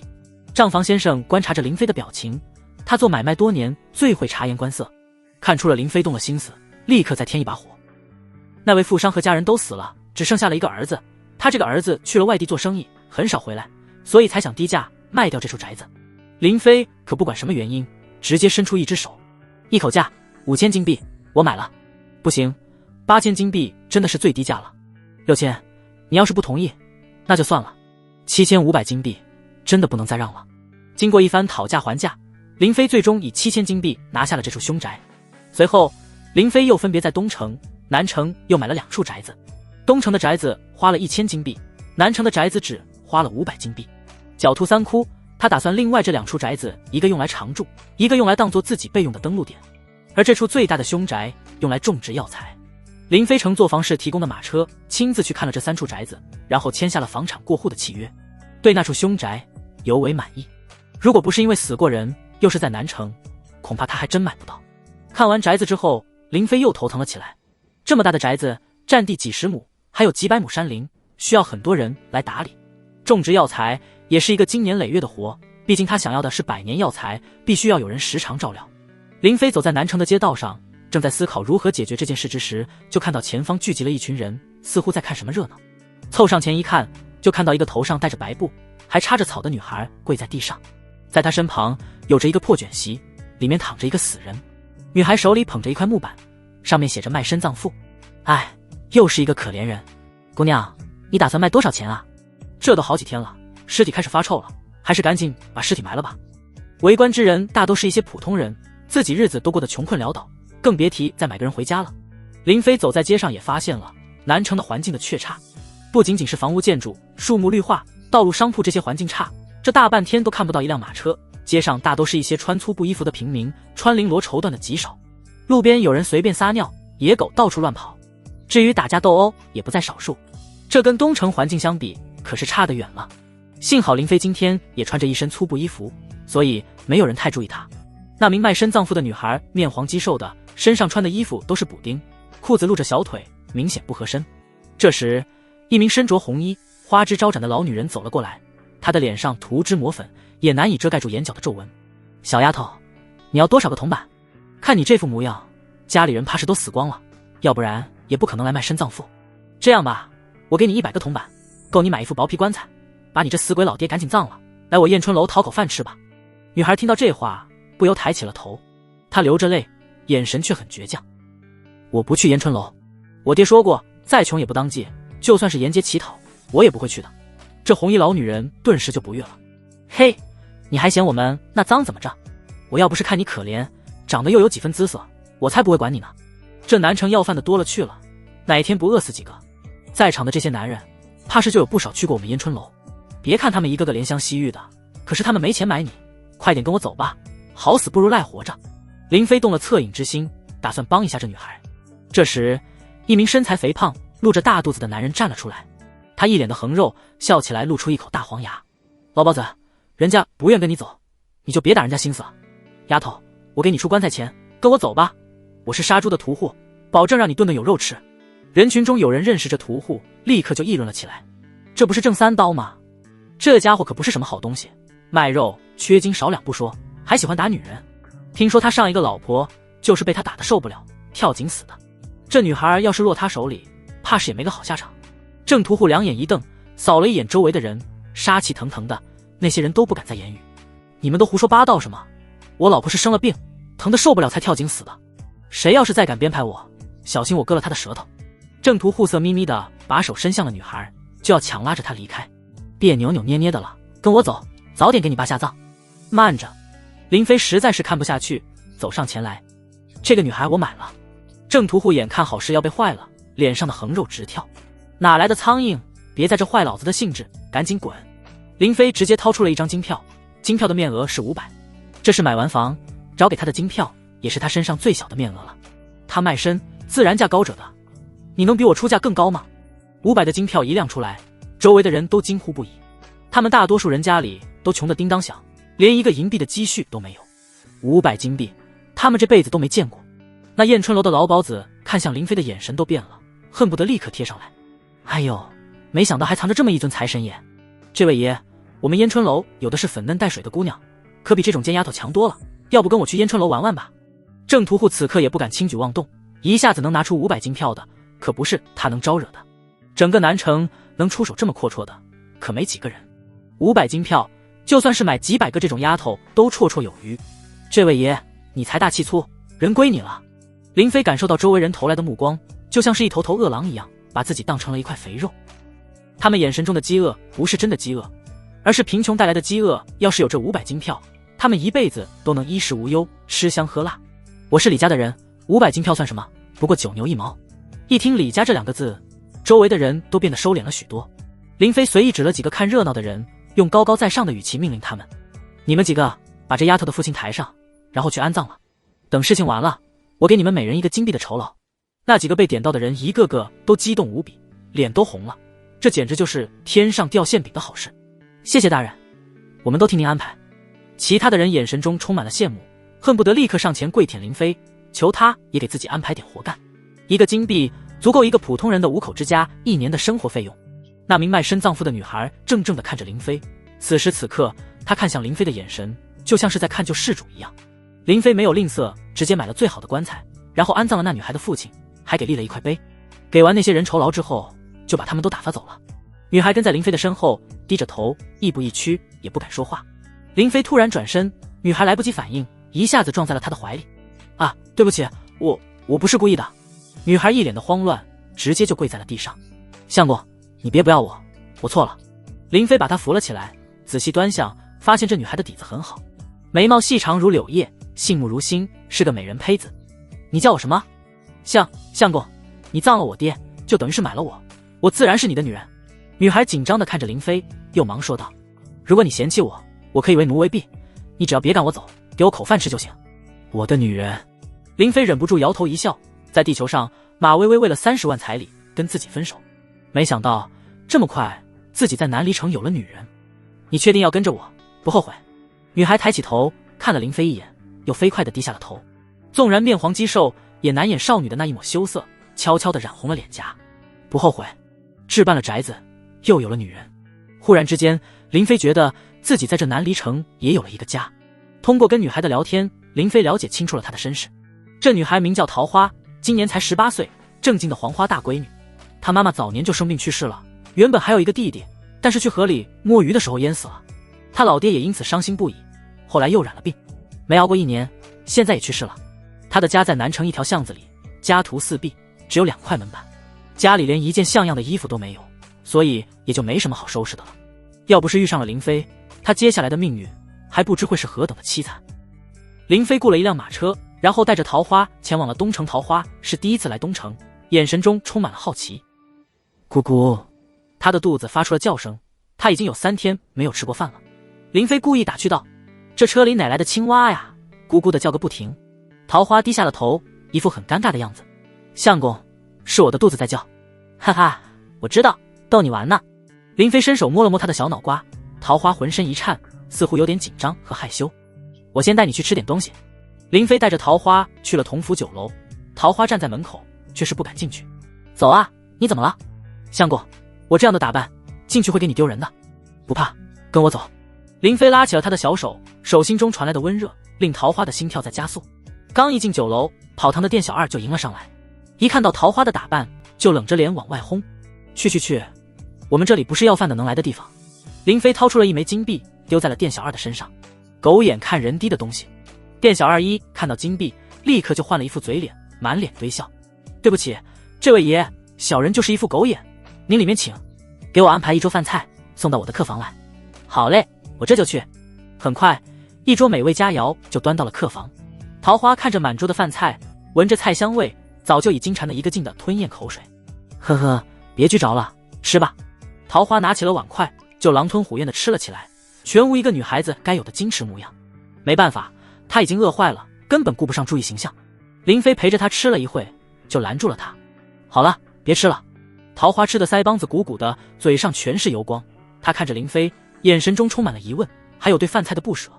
林飞解释道：我看你这模样，应该饿了挺长时间，一次性吃太饱会伤肠胃。你放心，跟了我，以后你顿顿都能吃饱。趁着天还没黑，我带你再去置办点东西。桃花擦了擦嘴，临走之时还对那一桌饭菜恋恋不舍，觉得太浪费了。林飞带着桃花先去了成衣铺，为了选了几身合适的衣服，随后又带着她去置办了一些家具用品。虽然宅子买了，但是宅子里面是空的，各种生活用品短缺。好在林飞现在有的是钱，只要付了金币，这些商铺都会把他相中的东西送回家里。之所以在东城买一座宅子，主要是为了来千金阁方便。桃花，以后这里就是你的家了。桃花四处打量着这座宅子，她从来没见过这么好的宅子，简直就像是做梦一样。相公，这么大的宅子，就只有咱们2个人吗？别说是穷人出身，没见过什么世面的桃花，就连林飞这个见过了摩天大楼的地球人，对这处宅子都相当满意。这处宅子占地5-6亩，并不算大，但是很雅致。毕竟是在东城，寸土寸金。1000金币，要是在南城，能买下上百套平民住的房子。目前就只有咱们俩，是有点冷清。等明日我再去逛逛，看看置办一些下人。整个龙渊王朝都是封建社会，这里的人是可以买卖的。像桃花他们这种穷人吃不起饭的，很多人都会选择把自己卖了。这些买来的下人，他们的生死都掌握在主人手中。要是卖到一些大户人家为奴为婢，就可以衣食无忧。这对许多平民来说，就算是改变命运了。宰相门前七品官，大户人家的下人都自命不凡，觉得高人一等。当天晚上，林飞与桃花就住进了这座宅子，没有回同福酒楼。半夜的时候，林飞正在睡觉，忽然就感觉有人钻进了自己的被窝，一下子就惊醒了。谁？相公，是我。桃花的声音响起，她的声音有点发颤。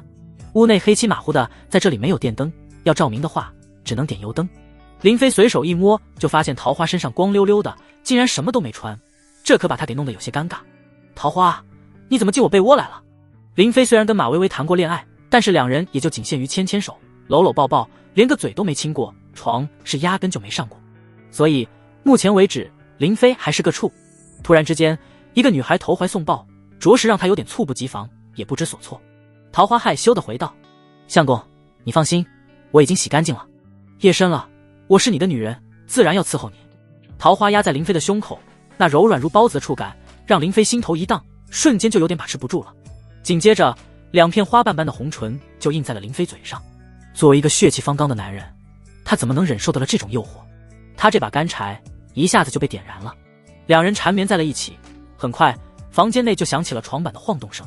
日上三竿之时，林飞才扶着腰走出了房间。他面色红润，精神抖擞，意犹未尽。桃花，你好好休息。昨夜一番激战，让桃花这小丫头有点吃不消。她本来想伺候林飞洗漱的，但是林飞心疼她，让她多睡一会。出门之前，林飞将宅院的大门给上了锁。虽说东城的治安很好，但是毕竟桃花一个小女子在家，终究是放心不下。等置办了下人，有了看家护院的家丁，就不用担心了。南离城中有专门买卖人口的牙商，林飞昨天置办家具的时候就找人打听清楚了。在这南离城中，要是能开车就好了，坐马车又慢又晃，晃得我腰疼。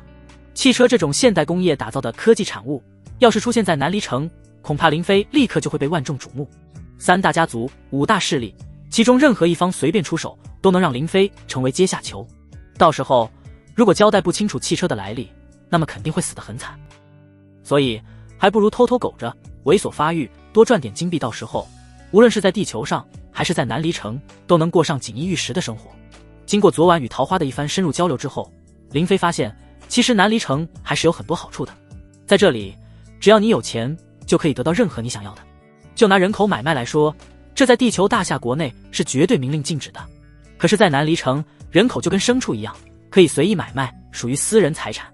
庆丰牙行，这是东城一个比较有名的牙行，很多大户人家买卖奴仆都会来这里挑选交易。谁是管事的？林飞站在门口大声地吆喝了一声。在南离城这段时间，他发现了敢大声说话吆喝的都是一些有钱有势的人。金钱、权势就是底气。一名管事立刻迎了上来，躬身抱拳，一脸的笑容。这位大爷，您有什么需要？我要买一些奴仆。没问题，不知您是要什么样的？是粗使丫头，还是贴身女使，还是杂役帮厨？林飞愣了一下，没想到买个奴仆竟然还有这么多讲究。我都需要，而且数量很多。管事喜笑颜开，知道来了大买卖，立刻就把林飞请到了雅间。经过这名管事的一番介绍，林飞才明白了粗使丫头、贴身女使、杂役帮厨的区别。粗使丫头就是一些没什么手艺，只会干粗活、杂活的丫鬟。贴身女使一般是贴身服侍主人的，她们大都是一些机灵懂事的丫鬟，并且掌握了一些本事，比如伺候主人梳理发髻、化妆洗浴。城内那些大户人家的夫人小姐，每天出门都会梳一些好看流行的发髻样式，不像地球上一样披散着头发。总之，贴身女使要比粗使丫头地位更高，眼界见识、本事能力也更强。至于杂役，就是什么活都干的一些仆人，本事也没什么特殊本事。帮厨是懂厨艺的下人，专门在厨房帮忙做菜的。除了这几种下人，还有管家婆、护院家丁、通房丫鬟等等。东城这座小宅院用不了多少仆人丫鬟，唯有南城那座凶宅需要用很多的仆人。给我来2个管家，一个管家婆，一个男管家。贴身女使来2个，护院来2个，粗使丫头来2个，杂役帮厨来4个。听到林飞2个的报数，牙行的管事脸上的笑容都有点挂不住了。不是说数量很多吗？一共加起来也不过才10多个人，这是拿自己开涮吗？不等管事的开口，林飞又说道：另外，我还需要一些懂花草种植、会干农活的下人，最好是一些身强体壮的。给我来个500人吧。管事的两眼一瞪，吃惊的张大了嘴巴。他不是没接待过大客户，但是像林飞这样一口气要500人的还真是少见。那些大户人家一般都有自己的奴仆，偶尔买些新的奴仆，最多也就几十人、上百人，这就算多的了。大户人家的很多奴仆都是世代为奴，子子孙孙生下来，数量其实很多。大爷，你确定要500人？怎么了？你们这没有吗？有，咱们这最不缺的就是人。这名管事的态度变得更加恭维，生怕得罪了林飞这个大客户。能一口气买下这么多奴仆的人，绝对非富即贵。大爷，你要这么多奴仆，是要卖身契的，还是死契的？卖身契的奴仆如果有钱了，是可以赎身的，当然这也需要经过主家的同意。死契的奴仆，一次性买断终身，价格会高一些。林飞果断地说道。钱不是问题，死契的优先。对了，你们这里有没有那种身手厉害的奴仆？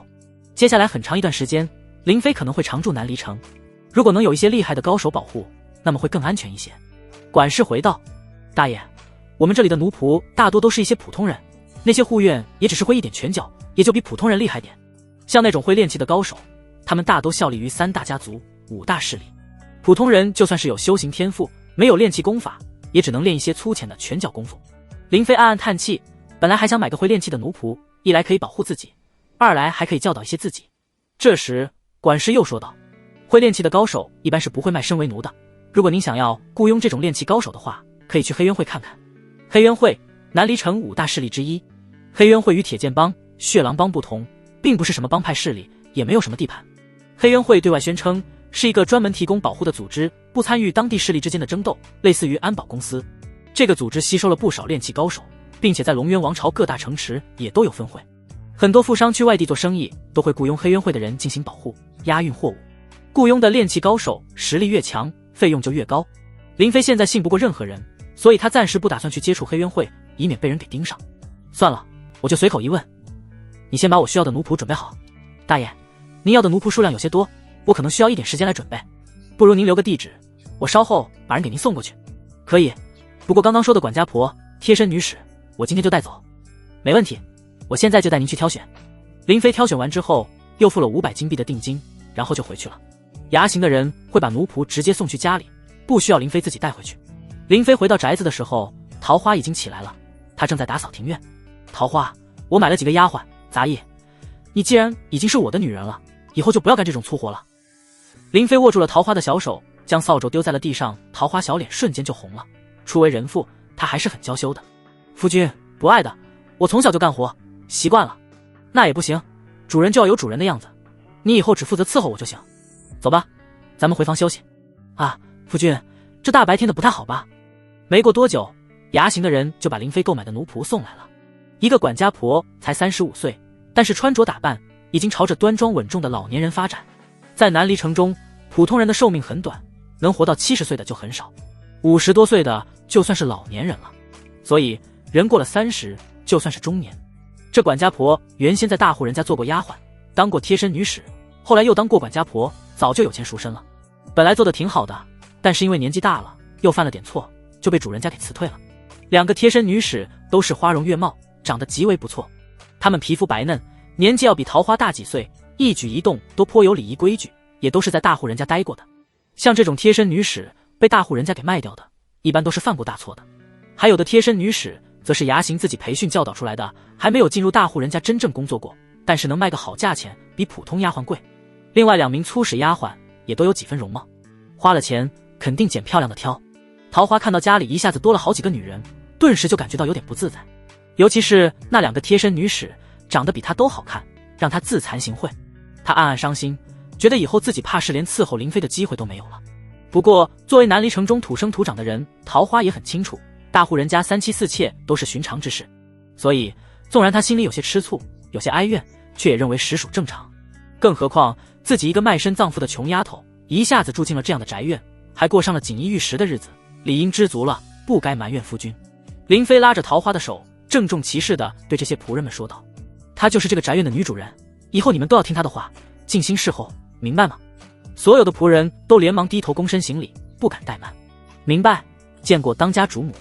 桃花有点受宠若惊，手足无措，不知道该如何回应。夫君，我不用人伺候。林飞很明白桃花的心态，别说是他，就算是自己，也要慢慢适应这种当老爷的生活，享受一下被人伺候的待遇。桃花，以后家里的粗活累活都由他们来干。你要是觉得无聊憋闷，也可以出去逛逛街，或者读读书、写写字、绣绣花，这都可以。总之，你要学会自己打发时间。出门逛街的话，要带上护院、下人。东城虽然治安好，但也不是绝对的安全，有人保护你，我才放心。自己之前摆摊卖冷饮，被血狼帮的3个小喽啰给打了这件事，一直记在林飞心头。虽然南离城中也有王法规矩，可那都是约束普通人的。像血狼帮这样的势力，王法是很难约束的。接下来的2-3天，林飞需要的500名奴仆也都送到了南城的凶宅。这500名奴仆大部分都是男人，女人只有不到100人。女人主要负责做饭、收拾屋子，还有就是给这些男人们洗衣服之类的活。而这些男人除了打扫庭院，主要工作就是去后山开荒种地。为了方便管理这些人，除了买来的男管家之外，林飞按照50人一组，给他们分成了一个个小组，每一个小组都有一个组长，称之为管事。哪个小组要是出了问题，就找管事的问话。想要一下子管理500人的团队，这绝对是个很大的考验。虽然林飞买来的这个管家也是一个经验丰富的老管家，但是林飞对他的能力却并不是很放心。管家与管家婆不一样，虽然都有管家的能力和职权，但是管家要更重要一些。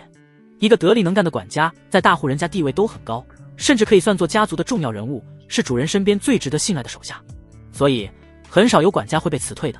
而且那些大家族都会自己培养管家人物，不会从外面买。林飞买的这名管家已经40多岁了，叫白岩松。根据白岩松自己说，之前曾经是一位富商的管家，跟着这位富商也走南闯北过。后来这位富商做的生意触犯了龙渊王朝的法律，被查抄家产，他们那些签了卖身契的奴仆也都当成私人财产，全都卖掉了。在被林飞买来之前，白岩松是在衙行内当账房的，顺便帮着调教下人。老白，我把这么大的宅子交给你来打理，你能做好吧？白岩松弓着身子，低着头，一副很恭敬的样子。主人，我不敢夸口一定能打理好，但是我定当尽心竭力，不会辜负主人的信任。我这里有几条建议，希望主人可以采纳。林飞看了一眼白岩松，看得出来这是一个精明之人，表忠心的同时还不忘展现一下自己的能力。说说看。是，主人。白岩松依旧是躬身低头，不敢与林飞对视。这些奴仆虽然大多是签了死契的，忠心自是不必多说，但只要是人，难免会犯错，犯错就要受罚，所以必须要立规矩。如果没有规矩，是很难管理这些人的。再就是不可以给他们太多闲散的时间，这人一旦闲下来就会胡思乱想，甚至胡作非为。下人就是下等人，甚至连牲畜都不如，只有让他们守规矩，又有事忙着，他们才算是好下人。听到白岩松这番话，林飞是有些反感的。没办法，从小受到的教育都是人人平等、民主自由，这些突然之间要林飞适应南离城的这种人命如草芥的观念，还是有点抵触。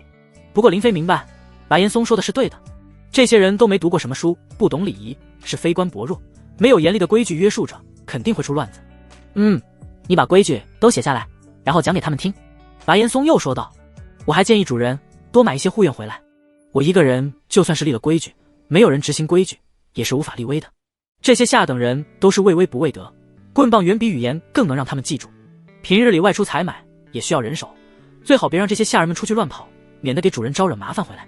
林飞这才意识到自己之前想的还是太简单了，自己把这些下人当成了普通工人来考虑，而实际上下人远比工人要难管理，仁慈是不适合这里的。要不是有白岩松这个老成的管家出谋划策，自己还真无法考虑到这些方面。护院的事情我会安排的。林飞听从了管家白岩松的建议，又专门从衙行买了50名护院。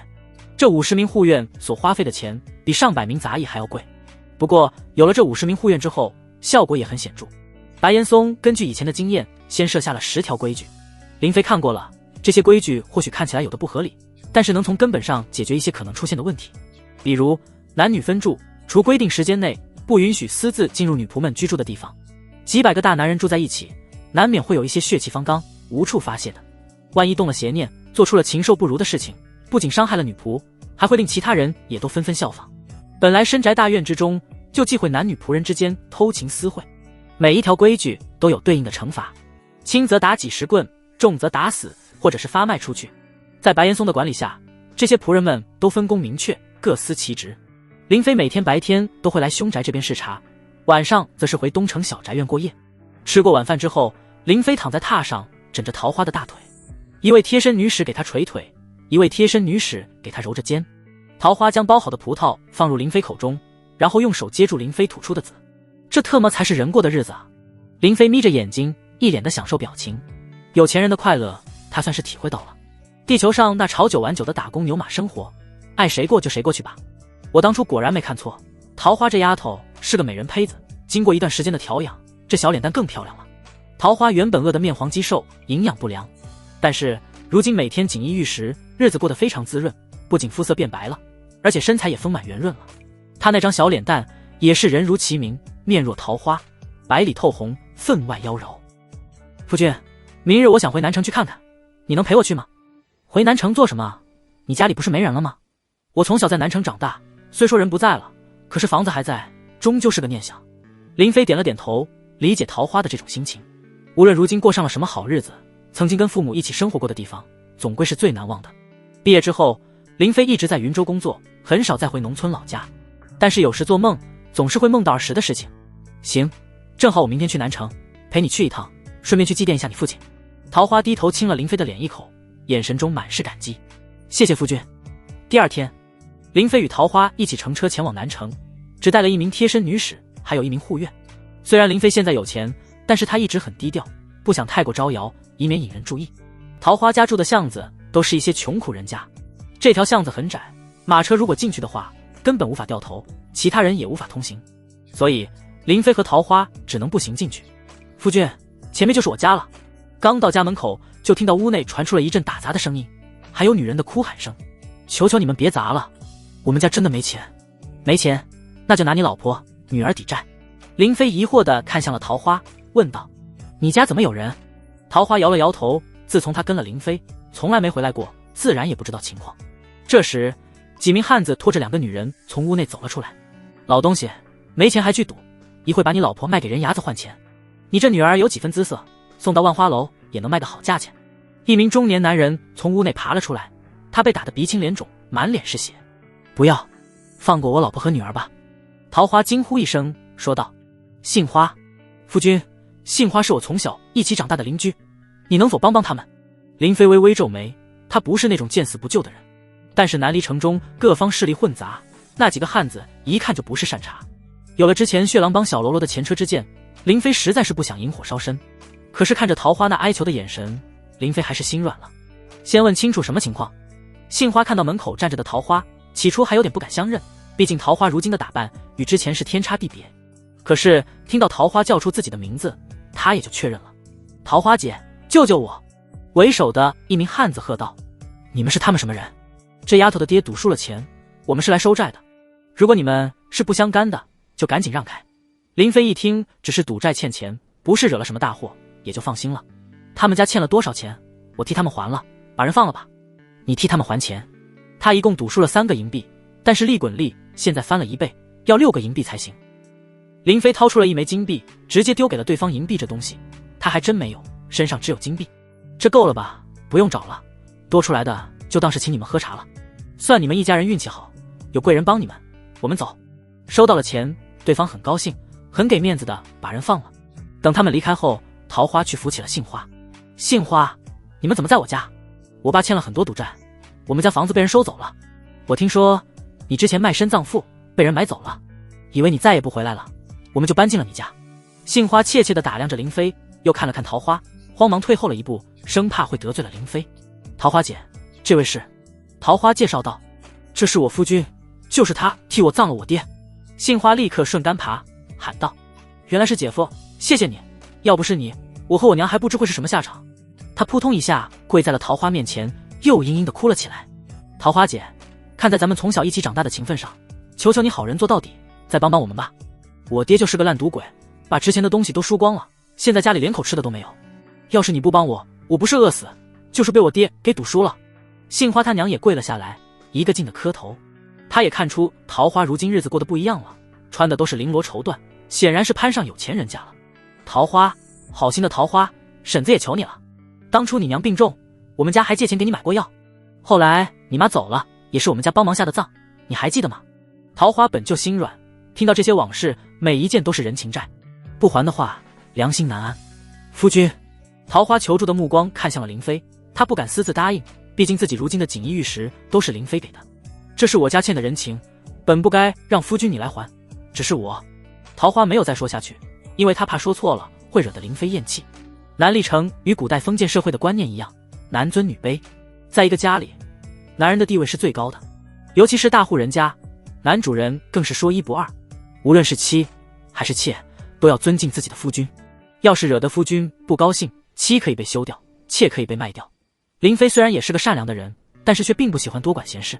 他当初帮桃花，一是看他卖身葬父，着实是可怜，动了恻隐之心；二是不想看到他被一个屠夫糟践了，毁了一生。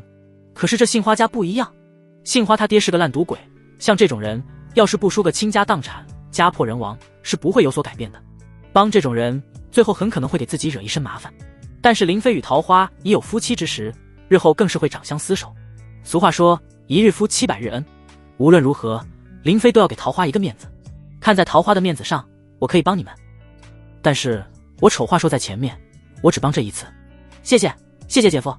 杏花连连道谢，就像是抓住了救命稻草一般。桃花也是一脸的感激，上前搂住了林飞的胳膊。林飞想了想，说道：我现在给你们2个选择，第一个选择，我给你们一笔钱，你们自己拿去做点小生意，养家糊口，应该没问题。第二个选择，我在南城有座宅子，你们一家可以去那里做工，只是待遇与仆人一样，以后你们一家人都能衣食无忧，还可以攒一些钱。杏花他爹一听林飞要给钱，眼睛都亮了。谢谢大爷。但是不等他说完，杏花就抢先做了决定。姐夫，我们选第二个。要是你给我们钱的话，迟早会被我爹拿去赌输掉，日子还会跟现在一样。去大宅里做工，无论有多苦多累，至少以后能吃饱喝足，能有个房子遮风挡雨。林飞不由点了点头，多看了几眼杏花这小丫头。她是个聪明丫头，知道一顿饱与顿顿饱的区别。或许她也是担惊受怕够了，再也不想过这种被人上门逼债，随时可能会被卖掉的日子。好，那你们收拾一下，我们现在就过去。杏花一家人住的是桃花家的房子，本身就家徒四壁，再加上他爹是个烂赌鬼，早就把家当都输没了。屋内唯一值得收拾的就是一卷破席，还有2床破被子。但是在离开的时候，杏花却让他爹娘什么都没拿，这一点倒是让林飞有点警觉。俗话说，破家值万贯，就算是家里再不值钱的东西，总归是自己的，留着也能是个念想。自己答应帮他们，可是他们终究还没过上安稳日子，这就把家里的东西都扔了不要，未免有点聪明过头了，又或者说多少有点薄情。凶宅荒废了好多年，经过一段的时间打理，重新布置之后，也变得焕然一新。看到这大宅子，杏花忍不住喊了出来：哇，好气派的宅子！桃花也是第一次来这里，看到这么大的宅子，同样有些吃惊。这座宅子的大门都有10多米宽，足够3、4辆马车并排进入。比起东城的那套小宅子，的确是气派太多了。大门打开，20名护院分别站在两旁，手持长棍，显得很是威武。参见家主。这一幕更是让桃花、杏花这些没见过世面的丫头有点害怕。桃花抓紧了林飞的胳膊，有些紧张。林飞笑着拍了拍他的手，然后问道：白管家呢？一名护院回道：回主人的话，白管家正在后山视察开垦，我现在就去通知他。林飞他们去了前院客厅，丫鬟们立刻端来了茶水、糕点。杏花他们一家人坐也不是，站也不是。过了好一会，白岩松才气喘吁吁地赶来。主人，您回来了。白管家，这3个是我带来的人，你先安置一下他们的住处，至于他们以后干什么，由你来看着安排。白岩松扫了一眼杏花一家3口，便点了点头。是，主人，我一会就安排。我也有件要事，想要向主人禀报。白岩松微微抬头，看向了林飞，神色有些严肃。他又看了看桃花、杏花等人，欲言又止，似乎是觉得有外人在，有些不妥。主人，能否借一步说话？白岩松走到林飞身旁，凑到他耳边小声语了几句。林飞听完，不由露出了惊讶之色。密室，白岩松刚刚告诉他，丫鬟在打扫卫生的时候，无意间竟然打开了一间隐藏的密室。林飞顿时来了兴趣。这座大宅原来的主人可是一位富商，他修建的密室说不准藏了很多金银珠宝。桃花，我有点事去处理一下，你先留在这里歇歇。白管家，前面带路。白岩松带着林飞一路穿堂过院，来到了后院的一间房子。房子外面站着4名护院守着。主人，密室就在里面。自从丫鬟发现上报之后，我就命人守住了这里，谁都不可进入，就等着您来。林飞拍了拍白岩松的肩膀，这老头不仅人精明，而且很懂规矩。走，一起进去看看。林飞带着白岩松一起走了进去。房间内经过打扫，没有任何杂物，只有一排排的书架。密室在哪呢？主人，请稍等。白岩松走到最里面的书架旁边，然后用力一推，书架后面的墙壁竟然就动了。书架转动，像一个旋转门，露出了里面黑洞洞的空间。这里原先是一间存放各类书籍的书房，这些书架没有带走。丫鬟在打扫的时候发现这个书架不能移动，后来几个丫鬟用力一推，竟然意外发现了这个密室的入口。林飞看着黑洞洞的密室，里面隐隐有阴风吹出来，让他打了个寒战。这里面不会有什么机关案件吧？买豪宅送密室，这种好事林飞还真没想到过。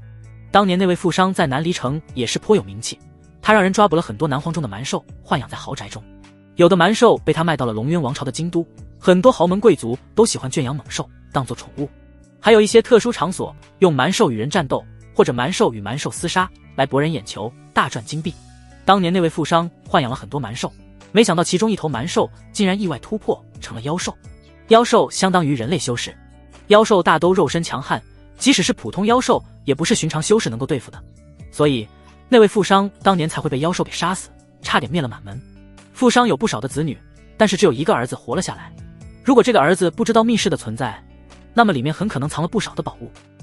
林飞忍不住想要一探究竟，但是又害怕有什么危险。白岩松之所以没有轻举妄动，也是害怕有机关案件。主人，可以先安排一些仆人进去探路。白岩松这个主意林飞自然是想过的，只是他并不想草菅人命。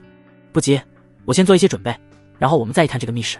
白岩松的主意给了林飞一些启发，派人进去探路，恐怕谁都不愿意去送死，嘴上不说，心里也会恨上林飞。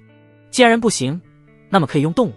林飞让白岩松去买了10几头大肥猪，顺便购买一些厚木板回来。趁着有时间，林飞回了一趟地球，他也要做一些小准备。等林飞回来的时候，大肥猪、木板也都买回来了。林飞打开了背包，从里面掏出了一些把手，钉在了木板上，做成了简易的盾牌。白总管，先把大肥猪赶进密室，让他们进去探路。护院拿上盾牌，一会跟我们一起进去。一头头大肥猪被轰进了密室内，不多一会，密室内忽然就传出了凄厉地猪叫声。林飞听得头皮发麻，正如他所料，密室内有机关。等到猪叫声停止之后，林飞才让护院举着木板走进去探路。护院举着火把，小心翼翼地进去。唰！忽然一道强光亮起，林飞手持强光罩明手电筒走了进来。白岩松和护院们都没有见过手电筒，顿时都大吃一惊。主人，这是什么宝物？竟然发出的光亮如白昼。一件小法宝罢了。手电筒的灯光笔直，一下子就能照亮10几米远的距离。密室的通道内，一头头大肥猪躺在地上，身上插满了箭矢，血流满地。这些大肥猪受到攻击，一个个在黑暗中到处乱跑乱撞，弄得到处都是血。林飞注意到大肥猪的伤口流出的血是黑色的，显然箭上淬了毒。大家都小心点，不知道还会不会有别的机关。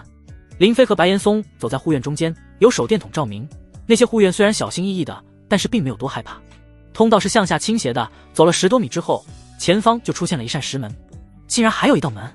有几头大肥猪撞在了石门上，但是石门没有损坏，可见这道石门是很结实的，用蛮力怕是无法打开。在石门的两侧各有一尊人形铜像，铜像手里捧着油灯，把油灯点亮。白岩松喊了一声，一名走在前面的护院就要去点油灯。林飞觉得有点不对劲，喊道：慢着！怎么了，主人？你说这里为什么会有2盏油灯呢？白岩松理所当然地回道：油灯当然是用来照明的。林飞反问道：可是我们带着火把下来的，为什么还要点燃油灯照明呢？以前的富商要是进入密室，他肯定会带着火把或者油灯，不会摸黑下来。你不觉得这2盏油灯有点多余吗？白岩松很快就领悟了林飞的意思，您是说这2盏油灯有问题？林飞仔细观察了一下，发现2盏油灯里面的灯油都还在，几乎没有什么消耗。密室修建在地下，常年累月下来，铜是会生锈的。但石门左侧的铜像的一条手臂，要比右侧的铜像亮一些，锈迹更少。试试左侧铜像是否能够转动。一名护院走上前去，抓住了左侧铜像的手臂，用力一转，铜像竟然真的动了。随着铜像的转动，石门也晃动了，发出了咔咔的声响，似乎是触发了机关。林飞赶紧让2名护院举起木板挡在自己的前面。石门缓缓地打开，并没有什么危险，但是一股寒意却从密室内转了出来，让所有人都忍不住打了个哆嗦。好冷啊！这难道是一间冰库？南离城的气候常年炎热，普通人只能默默忍耐。但是一些大户人家却会想办法来降温，像李家这种有修仙者的家族，直接布下阵法，可以建造出一个冰窟，常年有冰块使用。没有修仙者的大户人家会从李家这种家族花重金购买冰块，然后建造自己的冰库。卖冰，这可是李家、赵家、周家三大家族垄断的生意。林飞用手电筒往密室内一照，一览无余。密室内摆放着一些箱子，墙壁四周都覆盖着一层冰霜。在密室的中央摆放着一张床，整个密室内的寒意都是这张床所散发出来的。林飞没有放松警惕，也没有支走其他人。白总管，这床是怎么一回事？白岩松走上前去摸了一把，立刻就把手收了回来。好冷，这床通体冰冷，散发着寒气，又有着玉石一般的触感，莫非是千年寒玉床？我曾经听人提起过，这千年寒玉是天材地宝，修仙者都非常看重。据说要是人死了，躺在上面可以保尸体千年不腐。林飞一听这话，立刻就皱起了眉头。修仙者看重的天材地宝肯定是宝物，只是对自己而言，这东西没什么用啊。除了保尸体不腐之外，还有别的用处吗？白岩松摇了摇头，这我就不清楚了，我也只是偶然听人提起过。对普通人来说，这千年寒玉最大的用处就是可以降温了。我猜测这块千年寒玉是富商买来降温的，本身这块千年寒玉就是无价之宝。这时一名护院打开了一个箱子，好多金币，这些箱子里装的都是金币，还有金票。这箱子里面装的是珠宝首饰。看到密室内没有了危险，那些护院们一个个都大胆了起来。他们打开了密室中摆放的箱子，看到里面的金银财宝，一个个眼神发亮，兴奋不已。林飞脸色一沉，隐隐有些不安。常言道，财帛动人心，面对如此多的金银财宝，难保这些护院不会有人心生歹念。万一他们想要杀人夺财，那么自己可不是他们这么多人的对手。就在这时，白岩松大喝一声：“都干什么呢？”随着他一声大喝，那些护院们纷纷看了过来。在火把的映照下，他们脸上的表情显得格外的诡异，甚至有几分狰狞。谁让你们打开箱子的？你们一个个地都忘了规矩吗？这座宅子是主人的，这密室中的财宝也都是主人的。谁要是敢把密室的事情说出去，小心你们的狗命！现在都给我滚出去！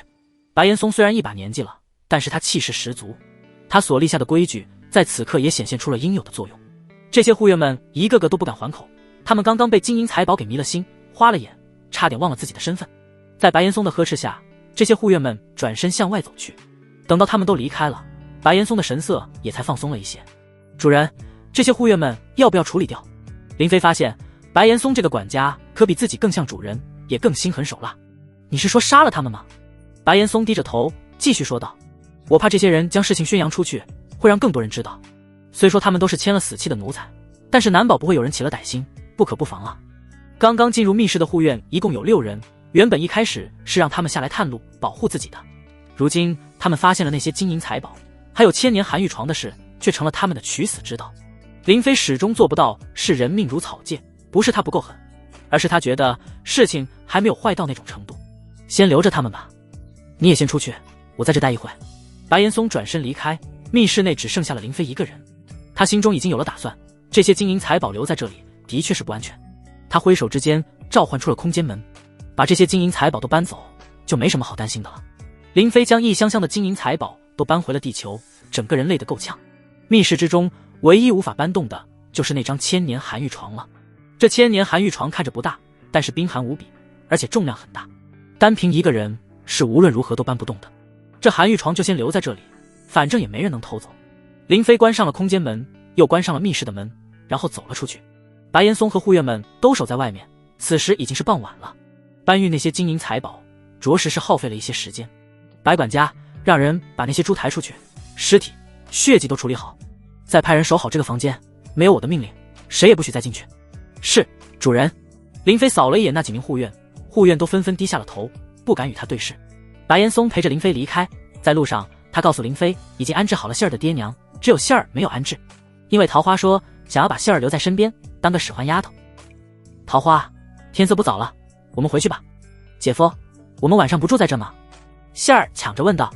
刚见面的时候，杏儿喊了一句姐夫，林飞还没觉得怎么样，毕竟只是个称呼。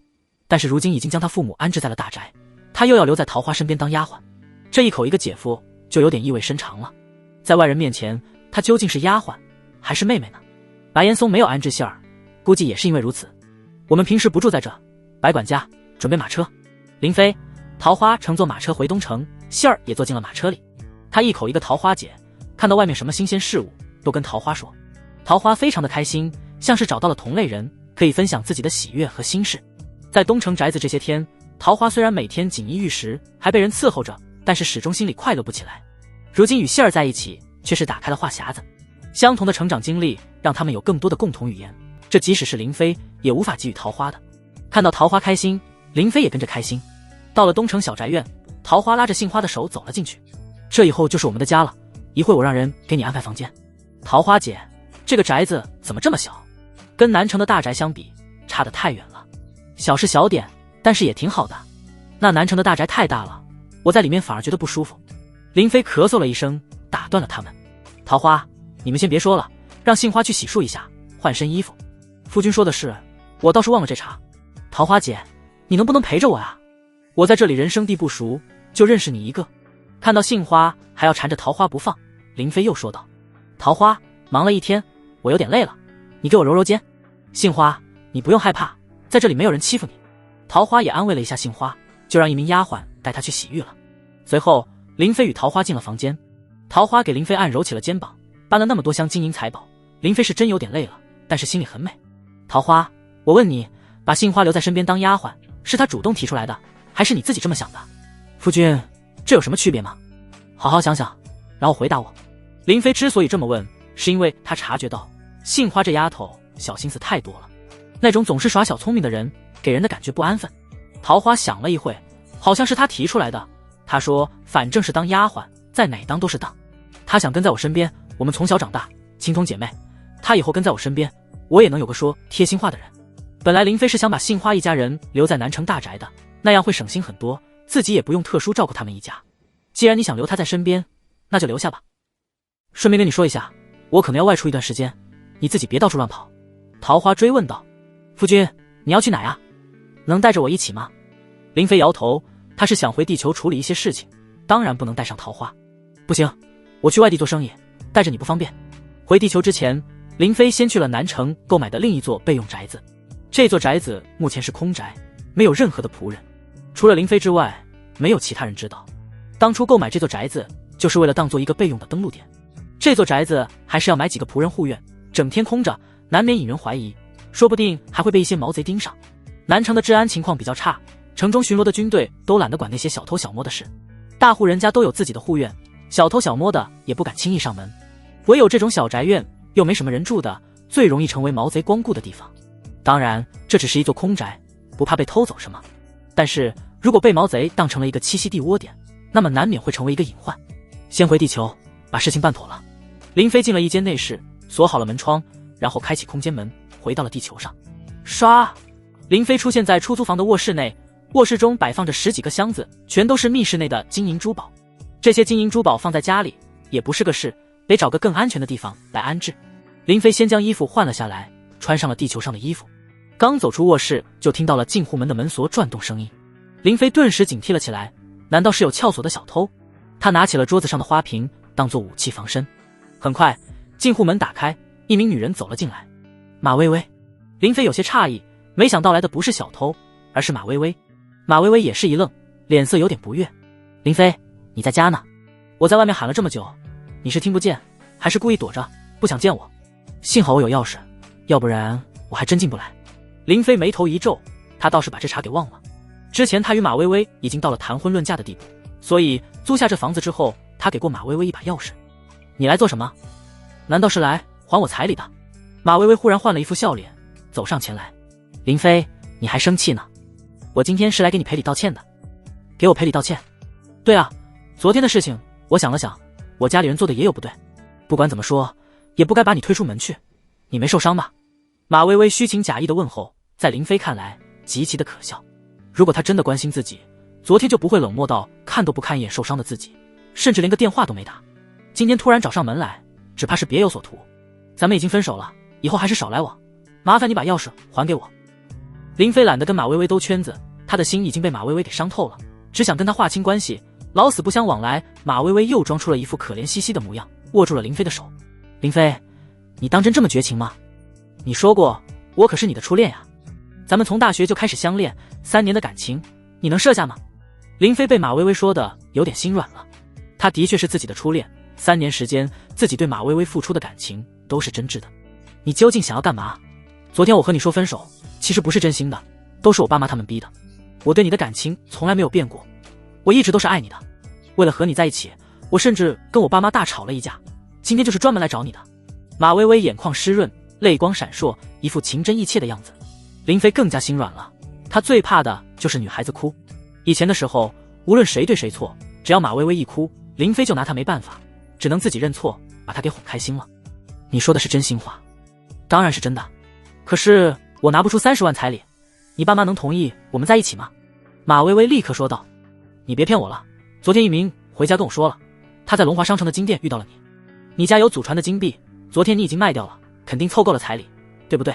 林飞甩开了马薇薇的手，不由冷笑一声。原来你还是冲着钱来的。我不是冲着钱，我是舍不得你，舍不得我们的感情。你卖掉祖传金币，难道不是为了娶我吗？你想多了，我卖掉金币不是为了凑彩礼，而是要给我爸治病用。林飞直视着马薇薇，语气强硬地问道。既然你说还爱我，那我问你，只有15万彩礼，你会不会嫁给我？如果你愿意嫁给我，那么我们今天就去领证。马薇薇眼神一闪，神色犹豫了。她是听马一鸣说林飞有很多祖传金币，能卖好多钱，所以专门过来确认一下的。谁知林飞竟然说不是为了凑彩礼，这难道是考验自己是否真心？林飞，我当然愿意嫁给你。对了，我还听一鸣说你认识龙华集团的大小姐吴雨晴，你是怎么认识的？咱们办婚礼的时候能不能请她来参加？吴家可是云州4大家族之一，要是她能来参加我们婚礼，那我们的婚礼绝对有排面。先是金币，现在又扯到了吴雨晴身上。林飞意识到马薇薇的动机有些不纯。我不认识吴雨晴，你肯定是搞错了。不可能啊，一鸣说他亲耳听到吴雨晴说跟你是朋友。吴雨晴只是随口一说，不想有人在龙华商城闹事罢了。你弟弟难道没告诉你，他当时想要报警抓我，说我的金币来历不干净，所以吴雨晴才站出来的吗？林飞将自己与吴雨晴的关系劈得一干二净，他想看清楚马薇薇对自己的感情究竟是不是真的微微。既然你愿意嫁给我，那么我们去领证吧。林飞拉起了马薇薇的手，就准备向外走。马薇薇猛地挣脱了林飞，脸色变得冷了下来。领什么证？你现在一没钱，二请不来吴雨晴，你让我怎么嫁给你？我现在工作的公司就是龙华集团下属的房地产公司。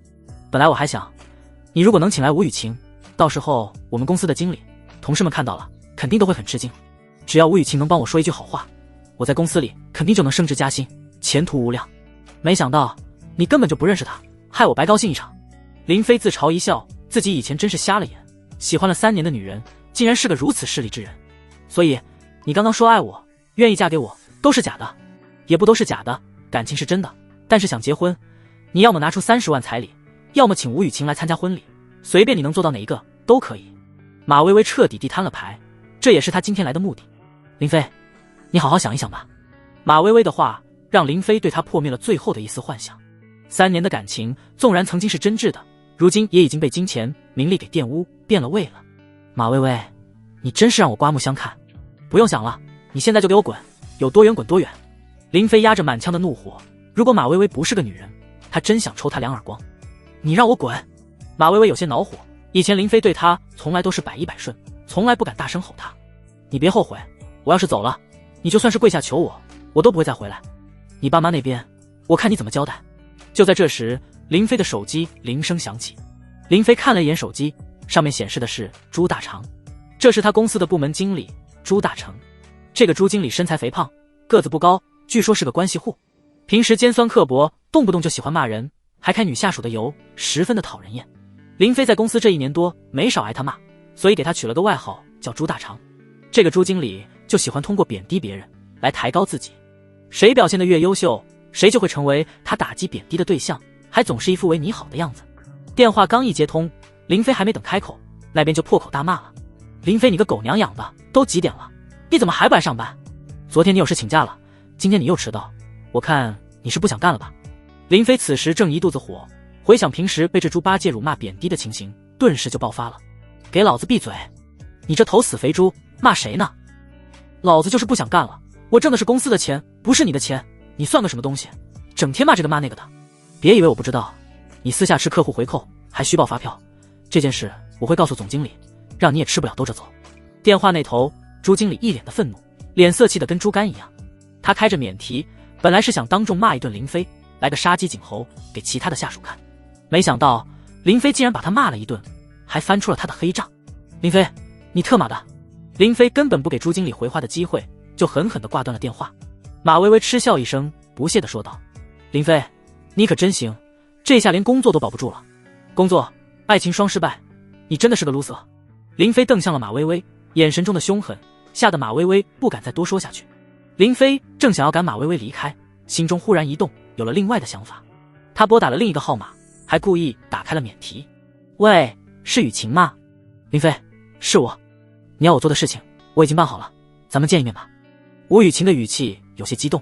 好呀好呀，你在哪？我过去接你。林飞把地址告诉了吴雨晴，然后挂断了电话。马薇薇在一旁听得清清楚楚，毕竟林飞开着免提就是故意给他听的。雨晴叫得这么亲昵，是哪个小骚货？林飞，没想到你脚踏两条船，这么快就有了新欢，我真是看错你了。林飞冷笑着回道：你难道不觉得雨晴这个名字有点耳熟吗？马薇薇一琢磨，脸色立刻就变了。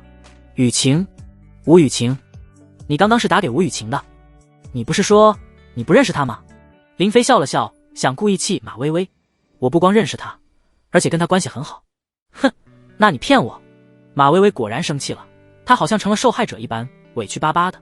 你家明明有祖传的金币，你却不说，只拿出15万彩礼来糊弄我爸妈。你明明认识吴雨晴，却说不认识，你就见不得我好吗？林飞，你真的太让我失望了。林飞懒得跟马薇薇继续掰扯下去，明明是他嫌贫爱富，贪慕虚荣，现在却反过来怪自己。把钥匙还给我，然后出去。马薇薇气愤地从包里掏出钥匙，然后丢在了地上。谁稀罕似的，结个婚还要租房，你不嫌丢人，我还嫌丢人呢。他转身朝着外面走去，走到门口又停了下来。林飞，你跟我分手，该不会是看上了吴雨晴吧？人家可是千金大小姐，你一个乡巴佬根本就不匹配。我劝你还是别做白日梦了。林飞猛地一拉门，砰的一声就把门给关上了。马薇薇在门口气得直跺脚。半个小时后，林飞才走下楼来。不一会，一辆红色的法拉利就来到了他的面前。林飞上车。林飞打开车门坐了进去。这时马薇薇从一旁跑了出来。林飞，这位就是吴雨晴小姐吧？吴小姐你好，我是马薇薇。吴雨晴看向了林飞，问道：你朋友？林飞面无表情地回道：不认识。吴雨晴哦了一声，就脚踩油门，法拉利轰鸣一声就快速地离开了。马薇薇看着车子消失在视野中，心里不免有些酸意。林飞这个该死的家伙还真勾搭上了吴雨晴。吴雨晴开车带着林飞一路飞驰，法拉利的推背感林飞算是感受到了。林飞，刚刚那个女人是谁啊？前女友。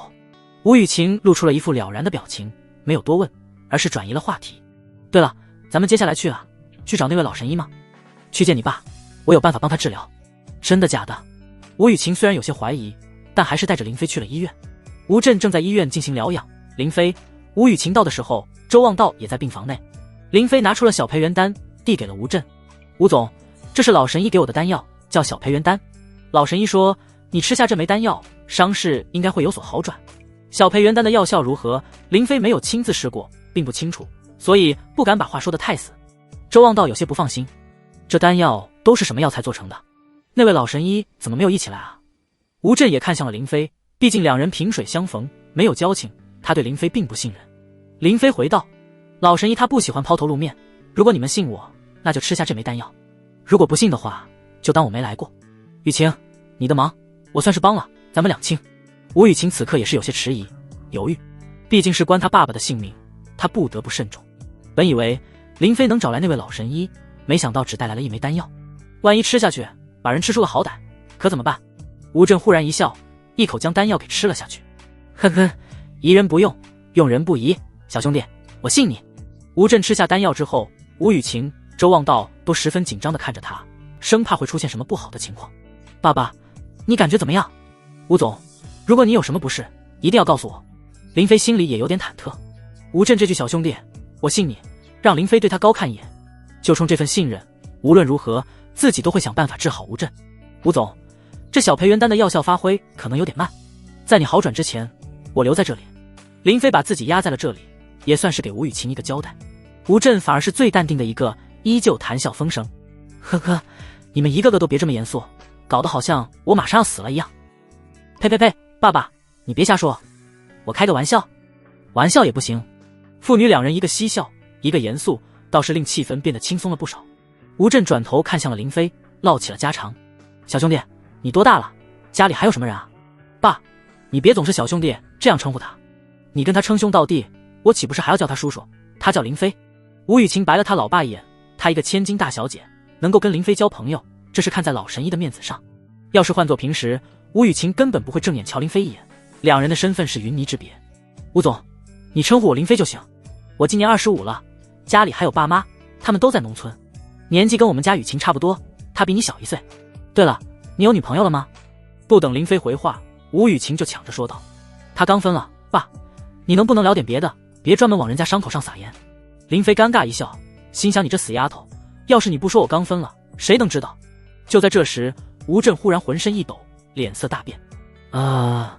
他一只手捂住了胸口，一只手撑在床上，神色有些痛苦。爸，你这是怎么了？吴总，你……周望道走上前去，还没等他为吴震检查，吴震忽然就吐出了一口黑血。噗！看到吴震吐血，吴雨晴、林飞都有些慌乱，周望道也是吓了一跳，以为是病情恶化了。快，准备送抢救室！吴雨晴俏脸上满是着急，她瞪向了林飞。林飞，你到底给我爸爸吃的是什么？如果我爸爸有什么3长2短，我饶不了你。林飞不知道该说些什么，这种情况也在他意料之外。难道真是小裴元丹出问题了？以吴震的身份，他要是死了，自己可就摊上大事了。这时，吴震在吐完之后，脸色缓和了许多。我感觉好多了，刚刚吐出来的应该是我多年旧伤积压的淤血，现在整个人舒服多了。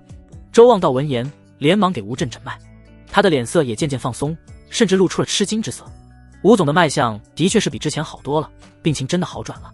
吴雨晴开心无比，刚刚的担心都一扫而空。太好了！林飞也暗暗松了口气，看来自己不用给吴震偿命了。周望道又说道：吴总，一会给你做个更全面的检查。吴震去做检查，林飞没有离开，全程陪着。一顿折腾下来，又是1个多小时。但是根据检查的结果显示，吴震的身体状况的确是好转了。周望道为吴震治疗多年，始终没能治好吴震的旧伤，没想到林飞拿出的一颗丹药就把病给治好了，这让周望道十分的感慨。他既感慨中医的博大精深，又感慨自己学艺不精，非缠着林飞要见一见那位老神医，想要拜师。周医生，这我可帮不了你，那位老神医不见外人。吴震替林飞开脱，说道：老周，你别为难人家林飞了。林飞，你帮我向神医转达一下谢意，我想备一份厚礼相送。林飞连忙推辞，这一次帮吴震本身就是与吴雨晴讲好的交易，而且接下来他还想请吴雨晴帮更大的忙，岂能收吴震的礼物？吴总，谢意我会转达，厚礼就不必了。时间不早了，我还有点事，就先走了，你也好好休息吧。雨晴，替我送一送林飞。吴雨晴送林飞走出了病房，她的心情极好，俏脸上始终挂着笑容。林飞，这次真是太感谢你了，咱们就别谢来谢去了，说不定我以后还要再麻烦你呢。你要有事，只要我能帮忙，尽管开口。林飞没有说出金币回收的事情，毕竟这一次的数量有点太大了，他怕惊到吴雨晴。好，我肯定不客气。吴雨晴本来要送林飞回家，但是被林飞拒绝了，自己打了一辆出租车离开了。回到家里，林飞打电话找来了一个换锁的师傅，将门锁给换了。他怕马薇薇会有备用钥匙，索性换了更放心。不仅如此，林飞还在里面加了一道防盗链，确保自己不在的期间不会有人闯进来。林飞回到了卧室，将门反锁，这才放心召唤空间门回到了南离城。虽然自己在地球上待的时间不长，但是南离城已经过去了好多天。林飞先去了一趟衙行，买了几名护院和丫鬟，将他们安置在了南城的小宅中，替自己看家护院。随后林飞回了东城的小宅，桃花没有在家。林飞问了贴身女使才知道，桃花带着杏花出门逛街去了，一直到了傍晚，桃花他们才回家。看到林飞回来了，桃花很是欣喜。夫君，你回来了，你们这是去哪了？我不是叫你别到处乱跑吗？桃花低下了头，也不敢顶嘴。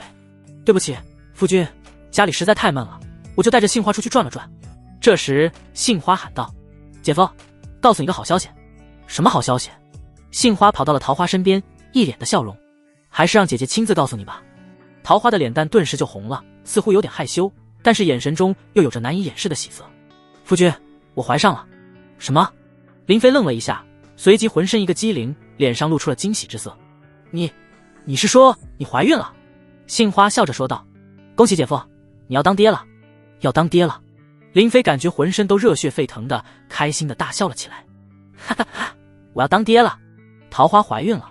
这个消息对林飞来说真的是大大的惊喜。他此时此刻真想跟自己的爸妈分享这一份喜悦，但是他不能，至少现在不能。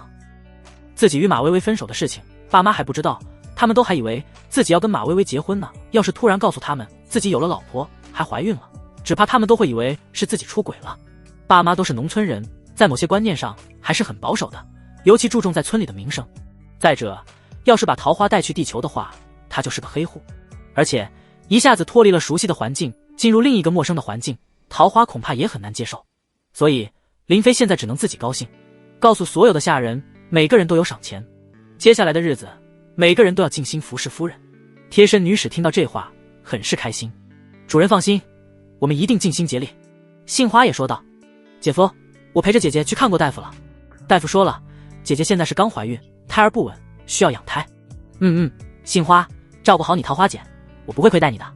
林飞本来对杏花是有些成见的，但是如今喜事当头，也就不介意了。而且有杏花陪在身边，桃花的确是比之前更加开朗了。桃花羞答答的小声说道。夫君，我现在有了身孕，以后就不能伺候你了。林飞笑道。哼哼，没事，以后我伺候你，你安心养胎。这是自己的第一个孩子，林飞很重视。南离城的大夫医术水平如何，林飞不清楚。虽然这里有修仙者能够炼制出各种灵丹妙药，但是那些大夫所学的医药之术只是皮毛而已。论医疗手段，林飞还是更相信现代医学和科技设备。不过目前养胎阶段倒是不必太担心，只需要少运动多休息即可。当天夜里，林飞兴奋得有些睡不着，看着依偎在怀里的桃花，不禁一种幸福感油然而生。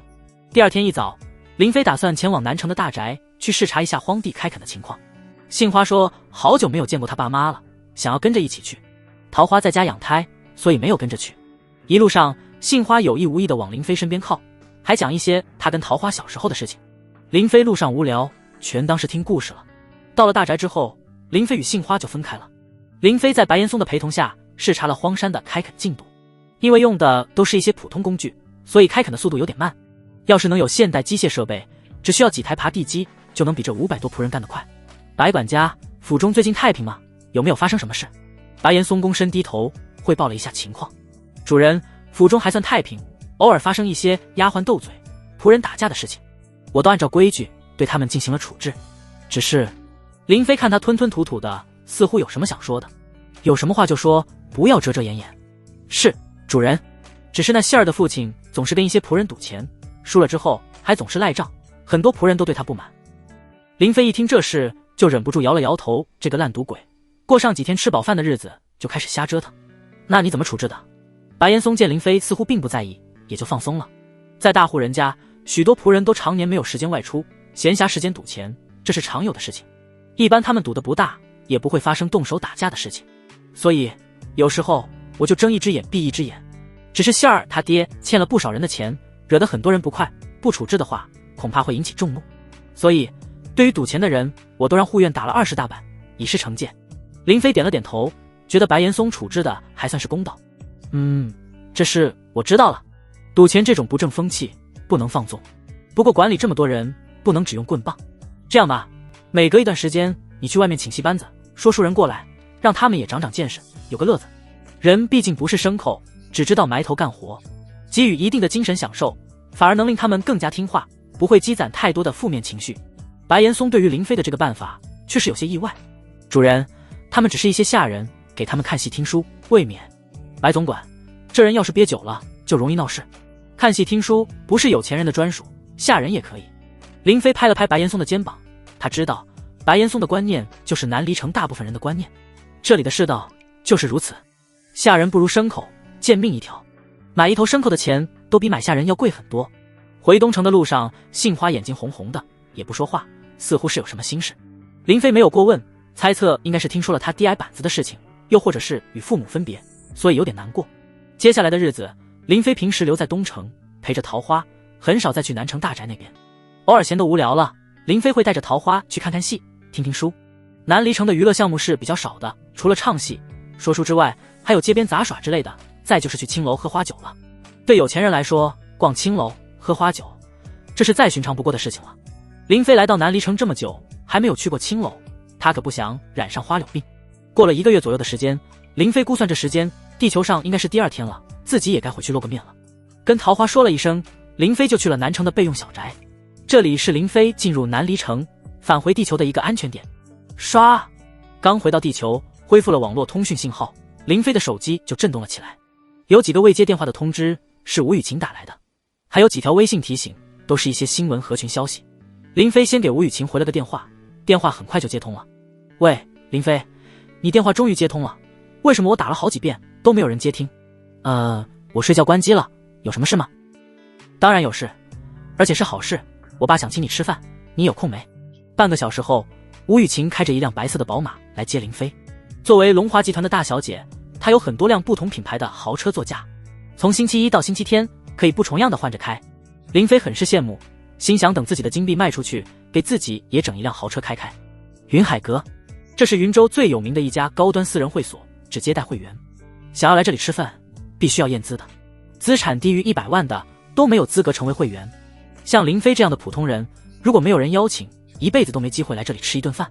很多有钱人来这里消费，不仅仅是看中了这里的环境、菜品，而是看中了这家会所的幕后老板。云海阁的幕后老板就是吴震，这里是吴家的产业。云海阁就好比是一个平台，想要跟吴家做生意的，或者想要跟吴震认识的，都会来这里消费。林飞就像是刘姥姥进大观园一样，四处打量着会所内的布置。巨大地水晶灯能照出人影的地砖，欧洲皇室的装修风格无不透露出一股奢华大气。行了，别看了，你要是感兴趣，以后可以常来玩。吴雨晴拉着林飞向里面走去，会所内的侍者看到这一幕，都忍不住小声的议论：那个男人是谁啊？不认识啊，以前没见过，不会是大小姐的男朋友吧？开什么玩笑，那个男人穿得这么寒酸，大小姐怎么会看得上他？说倒也是，云州那些有钱的富二代，想要追求咱们大小姐的，都够一个加强牌了。林飞被吴雨晴一路拽着来到了一间包房的门外，门口有专门的侍者守着，防止有人打扰。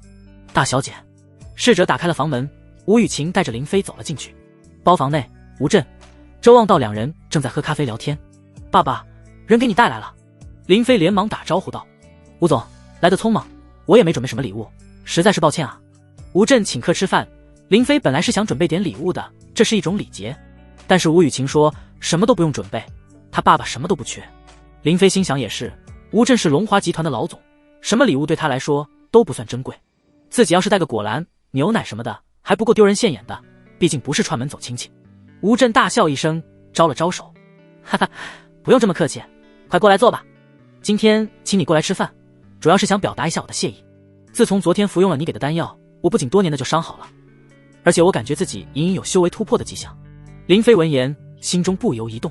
在南离城中，他对修仙者的事情只是打听到一些皮毛，了解并不是很深。听说修仙的第1重境界叫做炼气境，必须是要有修行天赋的人才能够感知到天地灵气，然后修炼专门的炼气功法，吸收天地灵气化为己用，所以称之为炼气境里如雪身边的丫鬟寻梅就是炼气境。地球上的习武之人是如何修炼的，林飞却是从来没听说过。吴总，林飞，你别总是吴总这样称呼我，怪见外的。你要是愿意，就称呼我一声吴叔叔。吴震的态度很和蔼，没有丝毫低架子。周望道目光有些殷切地看着林飞，也说道：林飞，我跟吴总是多年的朋友，你也可以称呼我周叔，这样显得亲近一些。林飞没有客套，毕竟这2位都是云州有头有脸的人物，跟他们相交对自己大有帮助。好，那我就恭敬不如从命了，吴叔叔、周叔。好，我有一件事情想请教吴叔叔。吴震给林飞倒了一杯咖啡，然后摆手道：什么请教不请教的，有话就说，我不喜欢拐弯抹角的。吴叔叔，之前听说你是习武之人，我挺好奇的，你们习武之人是怎么修炼的？需要什么特殊天赋吗？呵呵，原来你是好奇这事。吴震为了满足林飞的好奇心，就详细的解释了起来。武者的修行分为明境、暗境、化境、爆丹4重境界。明境注重外在力量的发挥，主要是调动皮肉、筋骨的力量；暗境则更强调内在力量的运用，主要是调动经脉、脏腑的力量；化境能够将内外力量融会贯通，打通全身经脉，炼化自身精气，转化成为内力，又被称之为真气，爆丹据说是能够将真气转化成更高形态的力量，称之为罡气。林飞听得津津有味，就连周望道也是如此。吴雨晴则是一副没什么兴趣的样子，他从小也跟着吴震练过舞，可是后来觉得太累太苦，就放弃了。林飞，你不会是想要练舞吧？要是可以的话，我还真想学学。林飞看向了吴震，吴震是他目前接触的唯一练舞之人，要是能跟吴震学舞，自己再难离城也能有些自保之力，不至于被几个小喽啰欺负了。吴震继续说道，这习武可不是随随便便能学的，很多人练一辈子，可能只是学个皮毛，连入门都做不到。想要在武学方面有所成就，天赋、毅力、悟性都是缺一不可。我练武这么多年，如今也仅仅只是武学的第一重境界明境阶段，不过我感觉自己已经摸到了暗境的门槛，只要能够引起脏腑共鸣，就可以达到暗境层次，实力大增。吴震看到林飞神色有些失望，知道自己的话可能打击到他了。林飞，你要是真想学，我可以教你。习武可以强身健体，再学一些招式技巧，遇到危险自己也能有点自保能力。吴震50多岁了，才只是明境层次，自己如今已经25了，再学个20-30年才能跟吴震一样厉害，那还是算了吧。周望道这时开口道，学什么武呀？现在是法治社会，枪炮的时代，你武功再厉害，能扛得住子弹、炮弹吗？要我说，林飞，既然那位老神医这么看重你，你不如就好好学习医术，将中医发扬光大，尤其是这炼丹制药之术，更是得传承下去。一颗丹药就能让断了肋骨的林飞恢复如初，一颗丹药就能治好吴震的多年旧伤。周望道对炼丹制药之术是渴望不已，很希望能见一见林飞说的老神医。听到林飞、吴震、周望道他们三人的谈话，吴雨晴就感觉很无聊。爸，周叔，你们俩能不能换个话题？今天不是请林飞吃饭吗？人已经到齐了，该上菜了吧？吴震摇头一笑，对自己这个女儿，他是一直当成掌上明珠一般疼爱，对她一向是百依百顺。呵呵，好，那咱们边吃边聊。吴震吩咐了一声，很快一道道精美的菜肴就端了上来。虽然只有他们4个人，但是却足足有30多道菜。林飞，不用客气，随便吃。就在林飞准备动筷之时，房门忽然从外面打开，一名身穿西装的青年走了进来。吴叔叔，雨晴，听说你们在这里吃饭，所以我特意过来拜会一下，没有打扰到你们吧？吴雨晴微微蹙眉，似乎对这名青年很不感冒。曹睿，你怎么在这？曹睿扫了一眼其他人，目光最后落在了林飞的身上。因为林飞左边挨着吴震，右边挨着吴雨晴，这个位置可不是谁都能坐的，必须是极其亲近之人，或者是吴震、吴雨晴都很重视的人才有资格坐。我约了客户来这里谈个生意，不知这位青年才俊是谁，能不能我也引荐一下？吴震微笑着介绍道，这位是林飞，雨晴的朋友。林飞，这位是曹睿，他可是咱们云州青年才俊之中的佼佼者，年纪轻轻就创办了自己的公司。曹睿听到这介绍，眼神中闪过一丝阴冷。雨晴的朋友，这5个字就有点耐人寻味了。究竟是普通朋友还是男朋友？他追求吴雨晴已经很长时间了，但是吴雨晴始终对他不冷不热的。如今突然出现个林飞，不免让他心生不快。他拉开一张椅子，正想要坐在吴雨晴身边的时候，吴雨晴却伸手拦住了他。曹睿，你没点眼力劲吗？看不出来，我们今天是家宴，不欢迎外人。曹睿的脸色不禁有些尴尬，但是他不敢当场发作，毕竟吴震、吴雨晴都不是他能够招惹的。是我冒昧了，吴叔叔，那我先告辞了，改天再去拜会你。哦，对了，这是我专门从法国酒庄买回来的红酒，送给吴叔叔你们品尝一下。雨晴，我还给你准备了一件小礼物，是时尚设计大师蒂娜·克里斯今年刚设计的最新款衣服，你肯定会喜欢的。曹睿看了一眼门外，他的手下立刻将礼物拿了进来。吴雨晴丝毫不给面子，直接说道，曹睿，你能不能别再打我的主意了？我都跟你说过了，我不喜欢你。吴震咳嗽了一声，连忙说道，曹睿，谢谢你的心意，东西放下吧。曹睿皮笑肉不笑的点了点头，让人放下礼物就转身离开了。周望道忍不住笑道，呵呵，雨晴，当着这么多人的面，你好歹给人家留点面子。不管怎么说，曹家在云州也是有头有脸的大家族，这曹睿也算是一表人才，你干嘛对人家这么冷淡？切！吴雨晴一脸的不屑，追求他的富二代太多了，他早就有点厌烦了。周叔叔，你是不知道，我每次看到这个曹睿都感觉他虚伪至极，你骂他几句，他还陪着个笑脸，一副贱兮兮的样子。我还不清楚他的心思，我爸就我一个女儿，谁要是能娶了我，将来就能继承我们吴家的产业。吴震叹了口气说道，俗话说伸手不打笑脸人，人家就算是冲着咱们家业来的，你也不要拒人千里之外。你长大了，总是要嫁人的。要是追求你的男生，你每一个都冷言冷语的拒绝，以后谁还敢追求你？吴雨晴瞥了一眼身旁的林飞，这家伙好像旁观者一样，也不插嘴，就是一个劲的干饭。林飞，你不是刚分手吗？要不你追我试试？林飞气定神闲地回道。算了吧。怎么了？你是觉得配不上我？吴雨晴以为林飞是觉得跟自己门不当户不对，怕高攀不起。没事，我不看重家世，我爸也不在乎，只要你能哄我开心，又能让我爸满意，我可以招你当上门女婿。你这丫头怎么越说越离谱了？别打趣林飞了。吴震故作不悦，打断了吴雨晴的话。他虽然有点欣赏林飞，但是却还没有到让林飞当女婿的想法。若是让他选，他更喜欢曹睿。不管怎么说，曹睿的家世背景、个人能力在同龄人之中都是非常优秀的。不过就算是吴震看上了林飞，林飞也不想当什么上门女婿。吴家虽然有钱有势，但是以他从南离城获得的金银珠宝，如果兑换成现金的话，自己也是亿万富翁。到时候什么漂亮的女人不是唾手可得。吴震让人开了一瓶红酒，然后与林飞、周望道一起品尝。酒过3巡之后，吴震才开始说起了正事。林飞，我这次请你吃饭，除了感谢你之外，还想请你帮个忙。什么忙？那个小培元丹，你能否多弄到几颗？你放心，我不让你白帮忙，我可以花钱买，价钱好商量。林飞抬头看向了吴震，爽快地答应了下来，没问题，3颗如何？吴震不由面露喜色，他之所以购买这小培元丹，一是为了有备无患，防止以后再受内伤；二是他觉得这小培元丹似乎对他突破暗境有帮助。像这种珍贵的丹药，就算自己不用了，以后转手卖出去，或者当作人情送人，这都是非常合算的。那你觉得多少钱合适？林飞回道。吴叔叔，恕我直言，用钱来衡量小培元丹，未免有点太俗了。按照老神医的说法，除了他之外，天底下没有人能炼制得出来。如果明码标价的话，不知会有多少人抢着来购买。周望道连连点头，很是赞同。没错，这小培元丹的医用价值太高了，要是能够用于医学研究，价值会更大，可惜我买不起。吴震疑惑地问道。我总不能白拿丹药，你不要钱的话，那我能给你什么？除了钱之外，他最宝贵的就是这个女儿了。难道林飞是想做自己女婿？林飞之所以不谈钱，是因为他想让吴震觉得欠了自己一个更大的人情。那么接下来自己有事情找他帮忙，吴震自然就不好推脱了。吴叔叔，你不必给我什么，如果你真想报答我的话，我手中有一些金币，你帮我兑换成现金就可以了。金币兑换现金，这在吴震看来就是不值一提的小事。就这，吴雨晴直接掏出了手机，就打算给林飞转账。林飞，就你那几个金币，还不够我1个星期的零花钱，我直接转账给你好了。这次数目有点多，你的零花钱怕是不够。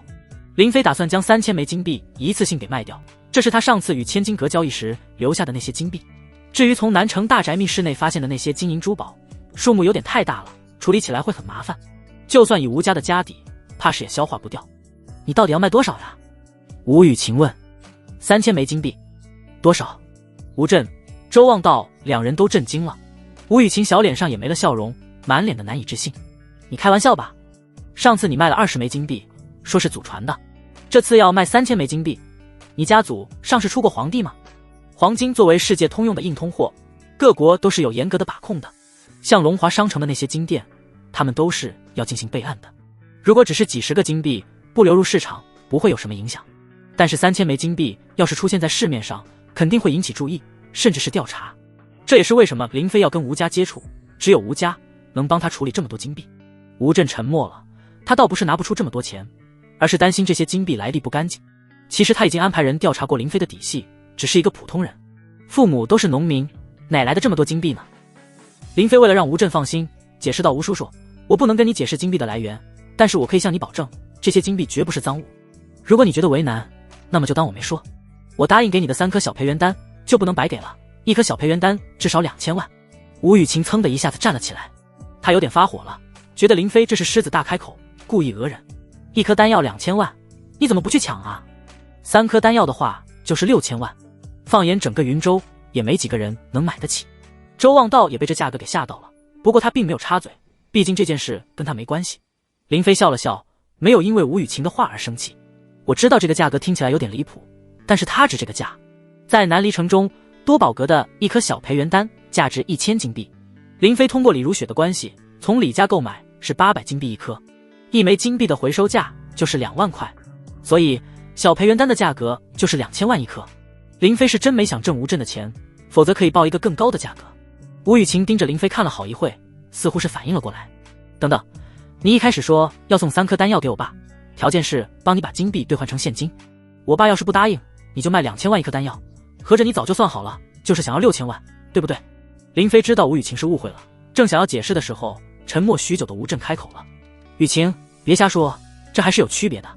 如果我答应帮林飞兑换金币，丹药的确是白送给我的，因为我们还得到了金币。吴雨晴蹙眉说道：这倒也是，如果把这些金币重新熔炼，打造成首饰的话，我们还能赚不少。可我为什么就是有点不舒服呢？总觉得林飞这是挖好了坑，就等着我们往里跳，根本就没得选。吴震是个武者，但也是个精明的商人，否则不会创下龙华集团这么大的产业。商人嘛，总是逐利的。林飞相信吴震能算得过来这笔账，这对吴家来说只有好处，没有坏处。吴叔叔，买卖不成仁义在，我不想让你觉得我是个唯利是图的小人。这样吧，3颗小培元丹，我白送你了，不需要你帮我做任何事，就当是交个朋友好了。吴震忽然大笑了起来，他发现林飞真是越来越有趣了。这个年轻人，他有点看不透了。哈哈，林飞，我说过了，我不会白拿你的丹药。3000枚金币，我帮你兑换成现金。如果你以后还有其他事需要我帮忙的，我也会尽力相助。林飞端起了酒杯，与吴震碰了一下。多谢吴叔叔。放下酒杯之后，林飞又看向了周望道：周叔叔，我也送你1颗小培元丹。啊！周望道有点诧异，但是又有点惊喜。要是有了小培元丹，那么他就可以进行医学研究，说不定能够研制出相似的药物，绝对能够名震医药界。我可没钱，也帮不了你什么。林飞回道：你能帮得了我，周叔叔，你是云州医学界的名医，想必应该认识一些售卖中药的渠道吧？我有个朋友想要做药材种植的生意，你只需要从中牵线，购买一批珍贵药材的药苗即可。周望道立刻说道：这没问题，有很多药材商人想跟我们医院合作，我可以帮你联系。林飞心中暗暗高兴，今天这顿饭没白吃，一下子帮他解决了2件心头事。吃完饭后，吴雨晴送林飞回家。吴震与周望道2人没有马上离开，而是聊起了林飞。老周，你有没有发现林飞这个人很不简单？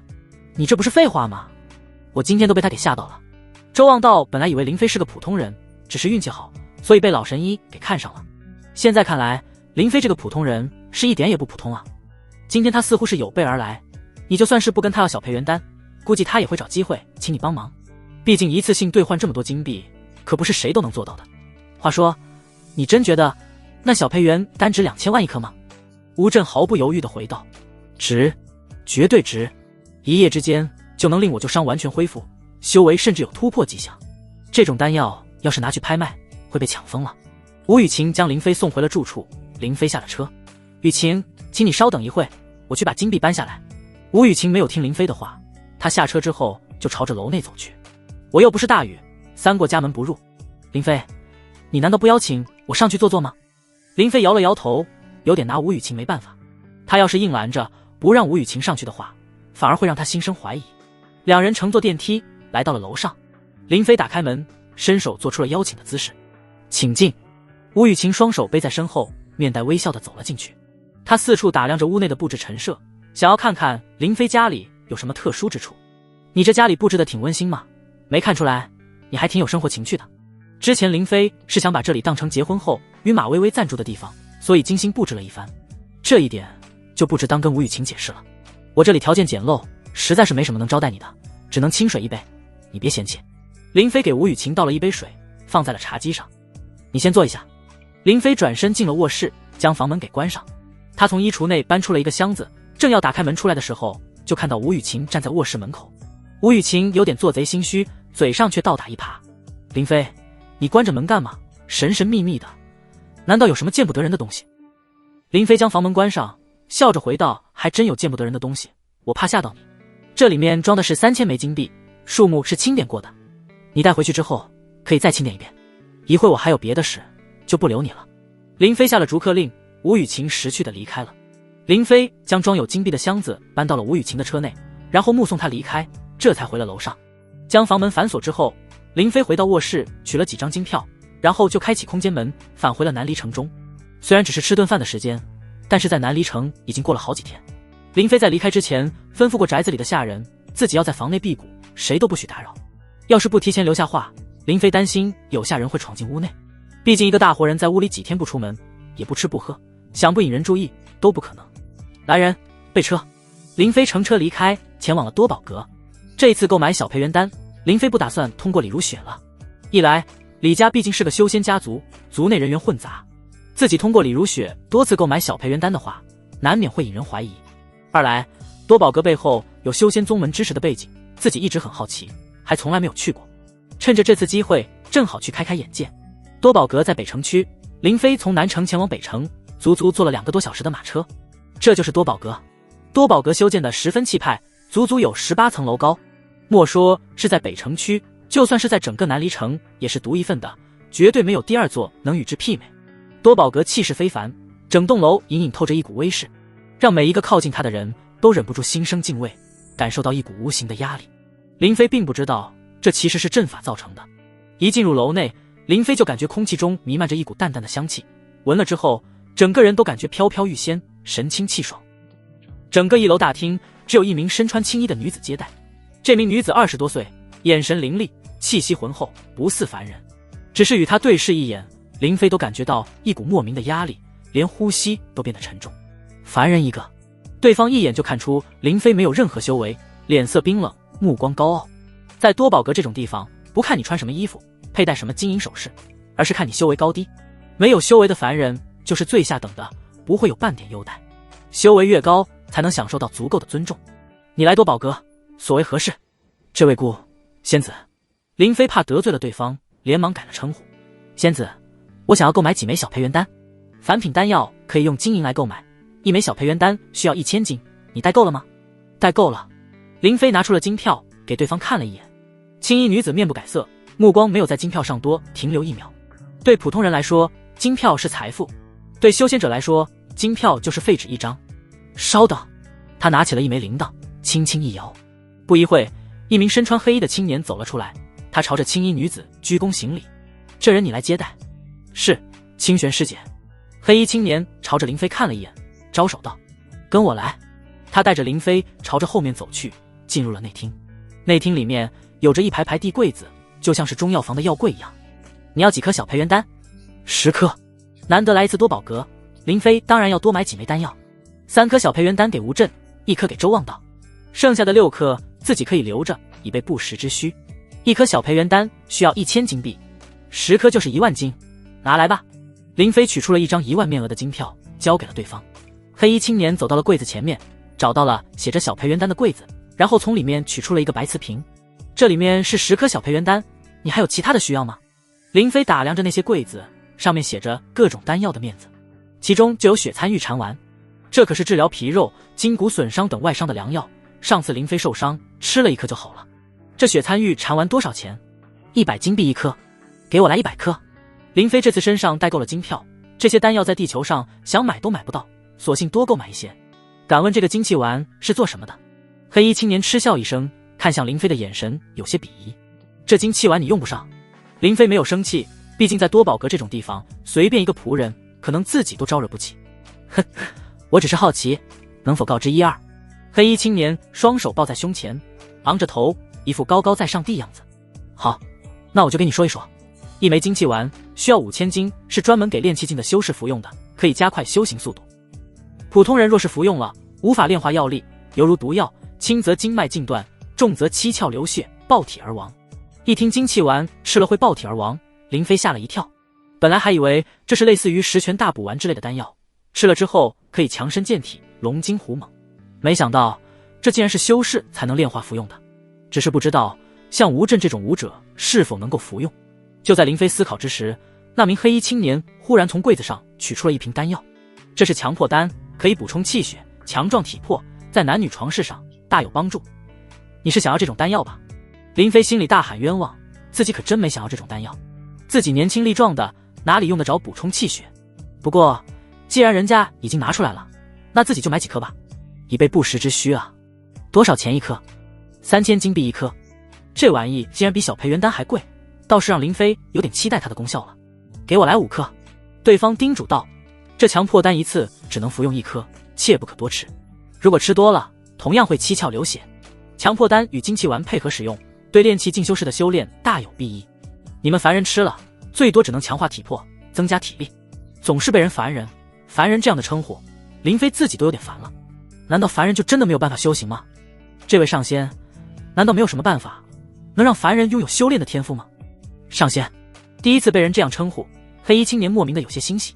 他不过是个炼气进修士，修仙者中的最底层，所以在这多宝阁也只能干点杂役的活。在普通人眼中，或许觉得他很了不起，但是在更高境界的修仙者看来，也只是蝼蚁罢了，连修仙门槛都没有真正踏足。当然有许多天材地宝、灵丹妙药都能让凡人脱胎换骨，拥有修行资质。我们多宝阁中就有洗髓丹，可以洗精伐髓，剔除杂质。林飞不禁暗喜，原来凡人也是有办法修炼的。但是不等他高兴完，对方就泼了一盆凉水。只是这洗髓丹可不是金银能够买到的，必须要临时购买，或者是用法宝、丹药、天材地宝来兑换。林飞大失所望，感情是白高兴一场。自己哪有什么零食？至于法宝，自己倒是有一件如意面。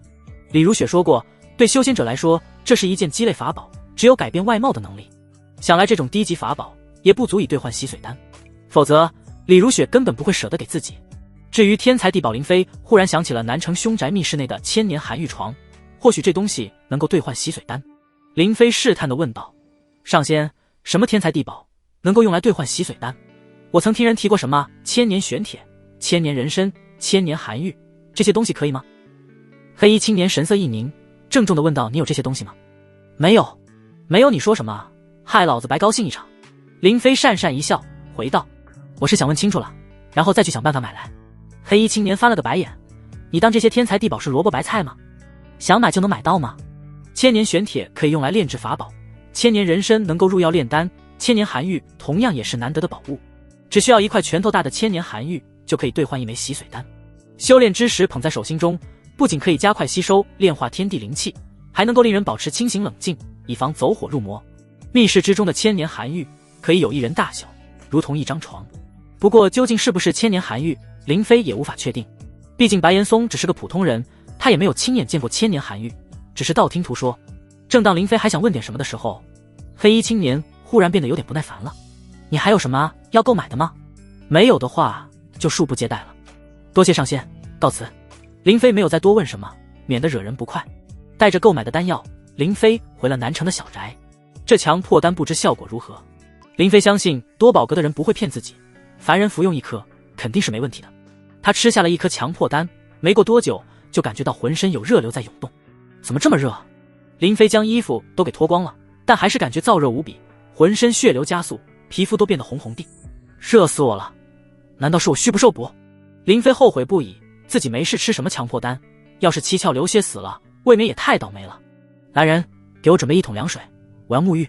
几名仆人立刻搬来了木桶，里面倒满了刚打的井水。林飞跳进木桶内，这才感觉浑身舒服了许多。足足过了1个多小时，林飞才感觉身体的不适消失了。木桶内的凉水此刻都变得温热。药效结束了，林飞从木桶内走了出来，隐隐感觉自己浑身充满了力气。那黑衣青年说过，强迫丹可以强化体魄，增强力量，不知我现在力气大了多少。林飞看向了面前的水桶，然后双手抱住。他用足了力气，本来以为木桶很沉，自己未必能搬得起来，但是没想到自己双臂一发力，木桶就被举了起来。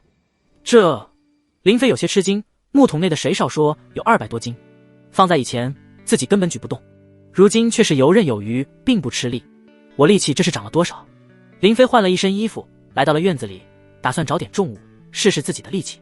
但是院子里除了花草树木之外，没有什么沉重之物。这时林飞想起在宅子门口有2个石狮子，他立刻走到了外面。护院看到他的举动，都好奇地凑了过来。主人，您这是要干嘛？林飞问道。这石狮子多少斤？一名护院回道。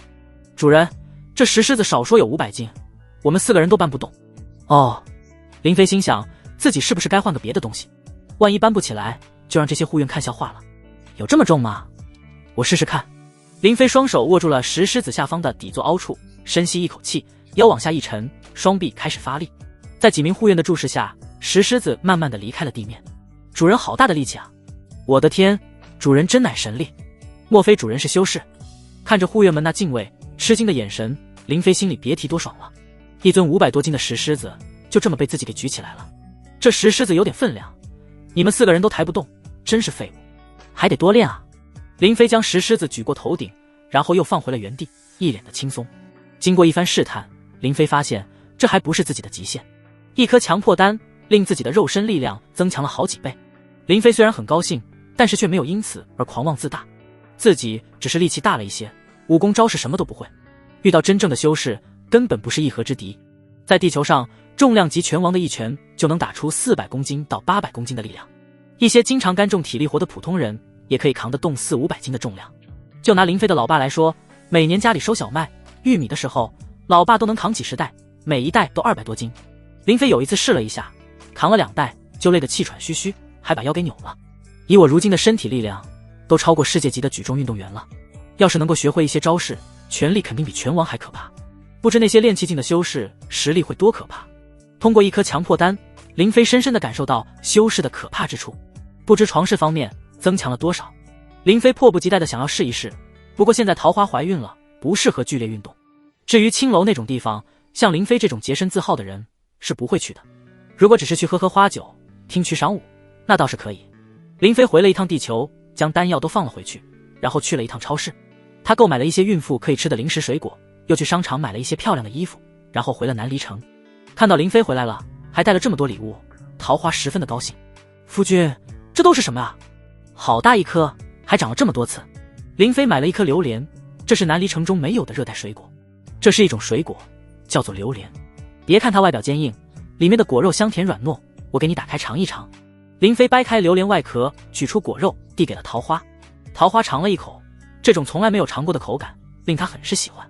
好好吃，我从来都没吃过。夫君，你也尝一尝吧。哼，我吃不了这个水果有个特点，有的人吃着香甜，有的人闻着臭，难以下咽，我恰巧就是后者。林飞以前给马薇薇买榴莲吃，马薇薇每次都吃得津津有味，但是林飞尝过一次，差点呕吐出来。杏花站在一旁，闻着榴莲的香味，馋得一个劲的咽口水。林飞看在他照顾桃花的份上，就掰了一块给他。杏花，这是赏给你的。杏花欣喜不已，连忙喊道：谢谢姐夫。他吃了一口，也是一脸的享受。桃花姐姐，你真是太幸福了。姐夫这次出门，不仅给你带回来这么美味的水果，还给你带了这么多漂亮衣服。林飞带回来的衣服都是地球上的款式，在桃花、杏花他们看来十分的新颖。桃花，这些衣服你们在家里穿可以，别穿到外面去。林飞怕这些衣服穿出去太过引人注目，所以才会这样叮嘱桃花。等下次我再出门，再给你带别的好吃的。谢谢夫君。桃花依偎在林飞怀中，脸上满是幸福之情。夜深了，丫鬟仆人们都去休息了，林飞、桃花也相拥而睡。只是半夜的时候，桃花就醒了，她感觉到有什么东西顶着自己肚子，怪难受的。她没有叫醒林飞，只是伸手一摸，就又缩了回来，俏脸羞红。此物她最熟悉不过，只是似乎比以前更加威猛了，让自己有点不敢相信。她默默想到，夫君若是每晚如此，难以疏导，怕是很辛苦吧。第二天天亮，吃过早饭之后，林飞陪着桃花在花园中慢走。桃花忽然开口道：夫君，要不然你那个妾吧。啊！林飞一愣，没想到桃花会突然提起这种事情。桃花，你怎么会这样说？女子怀胎要10个月才能分娩，我如今还不到2个月，我怕夫君你夜夜难熬，太过辛苦，所以……桃花作为南离城土生土长的女人，在她看来，为自己男人纳妾，这是再正常不过的事情。享受其人之福，林飞不是没想过，但是桃花有了身孕，林飞怕会伤了她的心，所以从来没考虑过这种事情。如今桃花主动提出来了，倒是让林飞觉得这丫头不仅体贴懂事、善解人意，而且还有点傻。我要是纳妾，难道你不怕自己失宠吗？桃花低下头回道：我自然是担心，但夫君若是心里有我，无论娶多少妻妾都不会冷落我。若是夫君心里没有我，纵然家中只有我一人，也会在外面寻花问柳、拈花惹草，索性还不如那个妾，有个姐妹与我一起照顾夫君，我也能安心。听到桃花的这番言论，林飞一时间倒是觉得合乎情理。在地球上，虽然婚姻是一夫一妻制，但是出轨偷情的比比皆是。呵呵，你倒是想得开。只是你让我纳妾，我现在也没有中意之人，总不能再去街上买一个吧。桃花犹豫了一会，试探地问道：夫君，你觉得杏花如何？她……林飞虽然也是一个好美色之徒，但是还真没有对杏花产生过什么想法。你想让她给我当小妾？我跟杏花平日里聊天，她经常问起你的一些喜好，我看得出来这丫头对你有想法。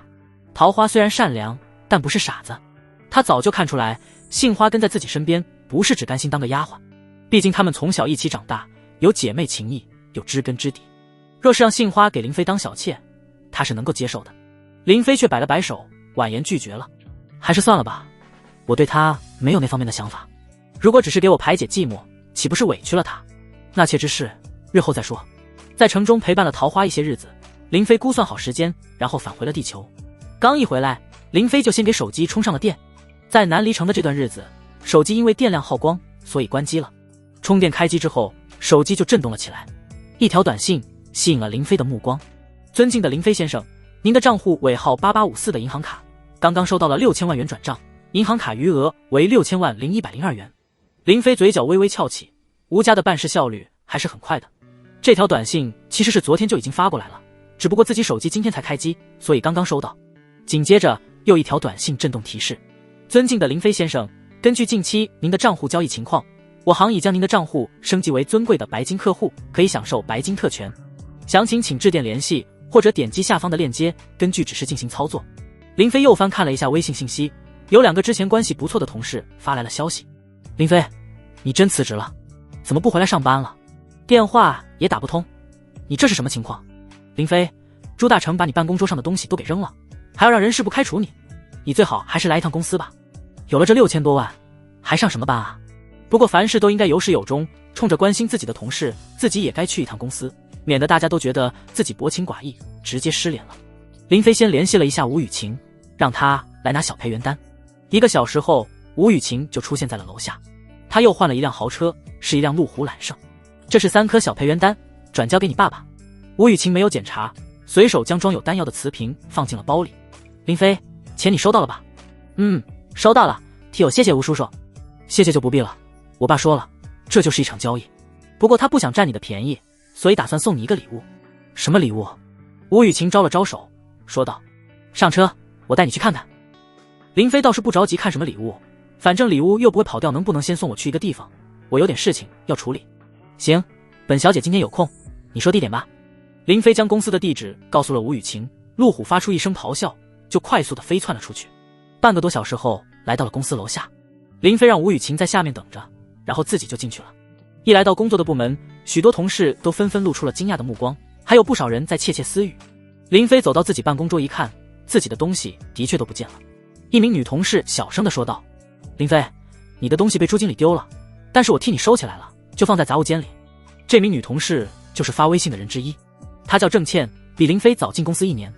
朱大成经常在她身上揩油，林飞看不过去，曾经帮她多次解围，所以郑倩对林飞一直挺感激的。谢了，不过我今天不是来拿东西的。一名男同事走了过来，小声地问道：你真打算辞职啊？是不是已经找好下家了？要是有好的去处，可别忘了兄弟。这是另外一名发微信的同事，他叫徐有乐。林飞跟他是一起进公司的，平时2人都没少挨朱大成的骂。他们2人私下也没少吐槽朱大成。朱大成吃客户回扣的事，就是徐有乐发现，偷偷告诉林飞的。呵呵，我打算回农村老家养猪，你要一起去吗？这时，部门经理办公室的门打开，朱大成从里面大摇大摆地走了出来。林飞，原来是你这个废物，你来的正好，我正式通知你，你被炒了。人事部的解聘通知已经发到你的邮箱了。不仅如此，因为你无故旷工，令公司遭受重大损失，你这个月的工资也别想要了。现在你立刻给我滚出去，别影响其他人正常工作。林飞摇头一笑，以前的他面对朱大成的辱骂，只能唯唯诺诺，不敢顶嘴。朱大成，我今天来公司不为别的，就为了践行我之前说过的话。我要把你吃客户回扣、揩油女同事、虚报发票这些烂事脏事，全都告诉总经理，让你也没好果子吃。朱大成脸色一变，顿时就恼怒了。林飞，你特么给脸不要脸，我让你滚，你不滚，我现在就让保安把你给扔出去。朱大成拨打了一个电话，很快几名公司的保安就赶到了。朱大成指着林飞怒道：就是他来公司闹事的，把他轰出去。几名保安走上前来，手里拿着警棍，显然是有备而来。朱大成怕林飞来闹事，早就花钱收买了保安，让他们好好教训一下林飞。他要是敢反抗，就给他点颜色尝尝。郑倩、徐有乐2人都着急地看着林飞，担心他会受伤。林飞，你赶紧走吧，好汉不吃眼前亏，你别犯傻。至于其他的同事都不敢说话，只是在看热闹。林飞攥紧了拳头，他服用了强迫丹，身体力量大增，丝毫不惧几名保安。我不想跟你们动手。朱大成以为林飞是害怕了，冷笑道：怕了就赶紧滚。2名保安走上前去，想要把林飞给拉走。林飞双臂一正一推，这2名保安就连连倒退，直接摔倒在地上。朱大成见状，立刻大喊道：他敢动手打人，别跟他客气，狠狠地教训他。剩下的保安举起了警棍，就朝着林飞砸了过来。林飞单手抓起了身旁的座椅，朝着保安们就砸了过去。1名保安被砸中，立马就躺在了地上。就在这时，忽然一声大喝响起。怎么回事？1名青年大步走了过来，身后还跟着许多人。曹少！朱大成浑身一颤，连忙屁颠屁颠地跑了过来，来了个恶人先告状。曹少，这人是被咱们公司开除的员工，他今天是故意来找茬的，还动手打伤了保安。曹睿朝着林飞看去，眉头不由一皱。是你？昨天在云海阁见到林飞，他还以为是什么有大背景的青年才俊，所以才会被吴镇宴请，没想到竟然只是自己公司的1名小员工。自己昨天在吴雨晴面前丢的面子，正好在林飞身上找回来。打伤保安，还损坏公司财物，你真是好大的胆子！之前在云海阁，林飞与曹睿有过一面之缘，当时曹睿被吴雨晴一顿嫌弃，但还是一直保持着风度，彬彬有礼地。林飞觉得这曹睿涵养不错，应该是个明事理的人。曹睿，住口！朱大成大喝一声，指着林飞就训斥了起来。你算个什么东西，竟然敢直呼曹少的大名！这家公司就是曹少亲手创办的，还登上了云州日报，被称为云州10大青年企业家，乃是人中翘楚。曹少，这个林飞无故旷工，并且恶意重伤上级，已经被人事部给辞退了。他心生不满，所以上门来找事。朱大成先拍了曹睿的彩虹屁，然后又故意抹黑林飞，想要让曹睿对林飞有一个坏印象。其实用不着朱大成在这抹黑，曹睿就已经将林飞当成了情敌。林飞对于朱大成的这种卑劣行为很是鄙夷。朱大成，你说完了吗？如果说完了，那么可轮到我了。你闭嘴！朱大成想要阻止，但是却被曹睿给拦住了。让他说，我倒想听一听，他还有什么可说的。林飞正色道：曹总，我的确是旷工了一天，这我不否认，辞退我也没有怨言。我只是想告诉你，这朱大成不是什么好东西，他吃客户的回扣，骚扰女同事，还虚报发票，这种人是不是也应该开除？曹睿看了一眼朱大成，朱大成紧张的直冒冷汗。曹少，你听我解释，这都是他信口胡诌的，根本就没有的事。曹睿自然不会相信朱大成的一面之词，不过无论朱大成做过什么，他都暂时不打算追究，而是想要借机给林飞一些难堪。林飞，你说的这些，有人能给你作证吗？朱大成是公司的中层管理者，他比你的资历老，你说我该信他，还是信你？如果随便一个下属，没有任何证据的情况下，重伤诬陷自己的上级，我就要把上级开除了，那我的公司靠谁来管理？林飞微微皱眉，虽然曹睿说的话听起来有点道理，但是却明显有偏袒朱大成的意思。直接的证据肯定是没有的。不过徐有乐、郑倩他们都是人证，但是林飞不想牵连他们，毕竟他们还是要在公司上班的。曹总，如果你信我，那你就调查一下朱大成，肯定能查到证据。如果你不相信，那我也没办法，就当我是好心提个醒吧。说完，林飞就准备离开。曹睿上前一步拦住了林飞。慢着，我让你走了吗？你打伤保安，损坏公司财物，我可以报警抓你的。徐有乐看到林飞被刁难，一咬牙就站了出来。曹总，我可以做人证，林飞说的是真的，我曾经亲眼看到朱大成私下吃客户回扣。郑倩咬了咬嘴唇，也站了起来。曹总，我也是人证，朱大成经常骚扰女同事，我就是受害者之一。朱大成的脸色顿时难看无比。你们2个，曹少，他们这是联合起来诬陷我。曹睿冷冷地看了一眼朱大成，吓得朱大成低下了头，不敢再多说什么。他凑到林飞面前，用只有他们2人听到的声音说道：林飞，你很讨厌这个朱大成吧？只要你答应我一件事，我不仅可以开除他，还可以让你坐他的位置。林飞疑惑地看着曹睿，什么事？离吴雨晴远点，你配不上她，她是我的女人，明白吗？曹睿眼神凌厉，言语间透着威胁之意。林飞哑然失笑，呵呵，雨晴什么时候成你的女人了？我记得昨天她还说过她不喜欢你。虽然林飞没有想追求吴雨晴的意思，但是曹睿的话着实是让林飞听着很不舒服。什么叫自己配不上她？难道你曹睿就配得上了？曹睿那高人一等的语气，盛气凌人的态度令林飞生厌。曹睿脸色一沉，没想到林飞竟然敢拒绝自己。她现在不是，以后会是我的女人。你别不识抬举，信不信我发句话，你今天就会被人抬着出去。林飞脸色也冷了下来，这曹睿真把自己当成软柿子了，难怪吴雨晴会看不上你。我现在知道原因了。曹睿顿时就恼怒了，我和吴雨晴的事，轮不到你来说三道四。曹睿向后退了几步，看向了自己的随行保镖，给我教训一下这小子，我不喜欢他站着跟我说话。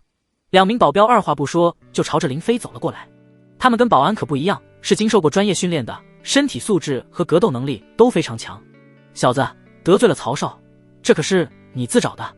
朱大成暗暗冷笑，仿佛已经看到林飞躺在地上哀嚎的样子。林飞的神色也变得凝重许多，他虽然力量增强了不少，但是在打架方面依旧是个普通人。唰，对方一拳就朝着林飞的脸打了过来，林飞快速侧头闪躲，然后双手抓住了对方的胳膊。不等对方有反应，林飞大喝一声，就像是旱地拔葱一样，生生将这名保镖给抡飞了起来。砰！这名保镖从林飞头顶上飞过，重重地砸在了地板上。另外一名保镖脸色一惊，没想到林飞力气这么大，他趁机一脚踢出，踢向了林飞的腰部。这要是踢中了，他很自信，绝对能令林飞瞬间躺在地上，失去战斗力。林飞察觉到了对方的攻击，已经来不及闪躲，索性一发狠，直接将手中保镖当作武器，朝着踢向自己的保镖砸了过去。砰！那名保镖先一脚踢在了林飞的腰部，但是他自己也来不及躲开，只能双臂挡在面前。两名保镖狠狠地撞在了一起，然后都躺在了地上。林飞被踢的那一脚令他倒退了一步，强迫丹强化了我的身体，挨了这一脚竟然没什么事。两名保镖却惨了，一个昏迷，一个被砸得骨折，都爬不起来了。曹睿惊呆了，他怎么也没想到自己的保镖会如此不堪一击。朱大成也是吓得脸色发白，悄悄往后退了几步。林飞抬头看向了曹睿，正想要也给他点教训，这时吴雨晴出现了。林飞，你太过分了，竟然让本小姐在楼下等了这么久，你是拿我当滴滴司机了吗？吴雨晴的突然出现打破了现场的气氛，她看着躺在地上的保安还有保镖，不禁有些惊讶，这怎么回事？曹睿调整了一下脸色，立刻像舔狗一样凑上前去。雨晴，你怎么来了？曹睿，这是你的公司？吴雨晴虽然知道曹睿创办了一家公司，但是从来没有来过。你这公司到底是做什么的？怎么地上躺着这么多人？很抱歉，让你看到这样一幕，都是我管理不善才会发生这种事。曹睿眼神阴冷地看了一眼林飞，却又拿林飞没有办法，这次在吴雨晴面前自己又要丢面子了。林飞，看在雨晴的面子上，今天的事情到此为止，我就不追究你的责任了。吴雨晴小脸上满是好奇，却追问了起来。林飞，你做什么了？曹睿要追究你什么责任？林飞一脸微笑，我举报了一个吃客户回扣、骚扰女同事、虚报发票的公司蛀虫，曹少不太相信我的话，所以就发生了点误会。还有这种败类？吴雨晴看向了曹睿，一脸的嫌弃之色。要是在我们家的公司出现这种败类，我立刻就把他赶出公司。曹睿，你这公司留着这种人渣，怕是要黄了。曹睿尴尬地笑了笑，转身就怒视向了朱大成。朱大成，从现在开始你就停职接受调查，如果你真的做出了这些事，我一定饶不了你。朱大成脸色难看无比，知道自己这次躲不过去了。曹睿又殷勤地说道：雨晴，你既然来到我公司，不如去办公室坐一坐。不了，我跟林飞还有事呢。吴雨晴上前抱住了林飞的一条胳膊，拉着他向外走去。你是办完了吧？该跟我走了。徐有乐看着林飞离去的背影，一脸的羡慕。林飞这小子艳福不浅啊。随着吴雨晴的身影消失，曹睿的脸色变得铁青。今天他不仅没有找回面子，而且还在这么多员工面前丢尽了脸，都是因为这个该死的朱大成。朱大成想要向曹睿求情，不等他开口，曹睿甩手就给了他一耳光，然后一脚将他踹倒在地上，狠狠地踢了好多脚。朱大成被踢得惨叫连连，哀嚎不止。啊，曹少，别打了，疼死我了！曹少，我知错了。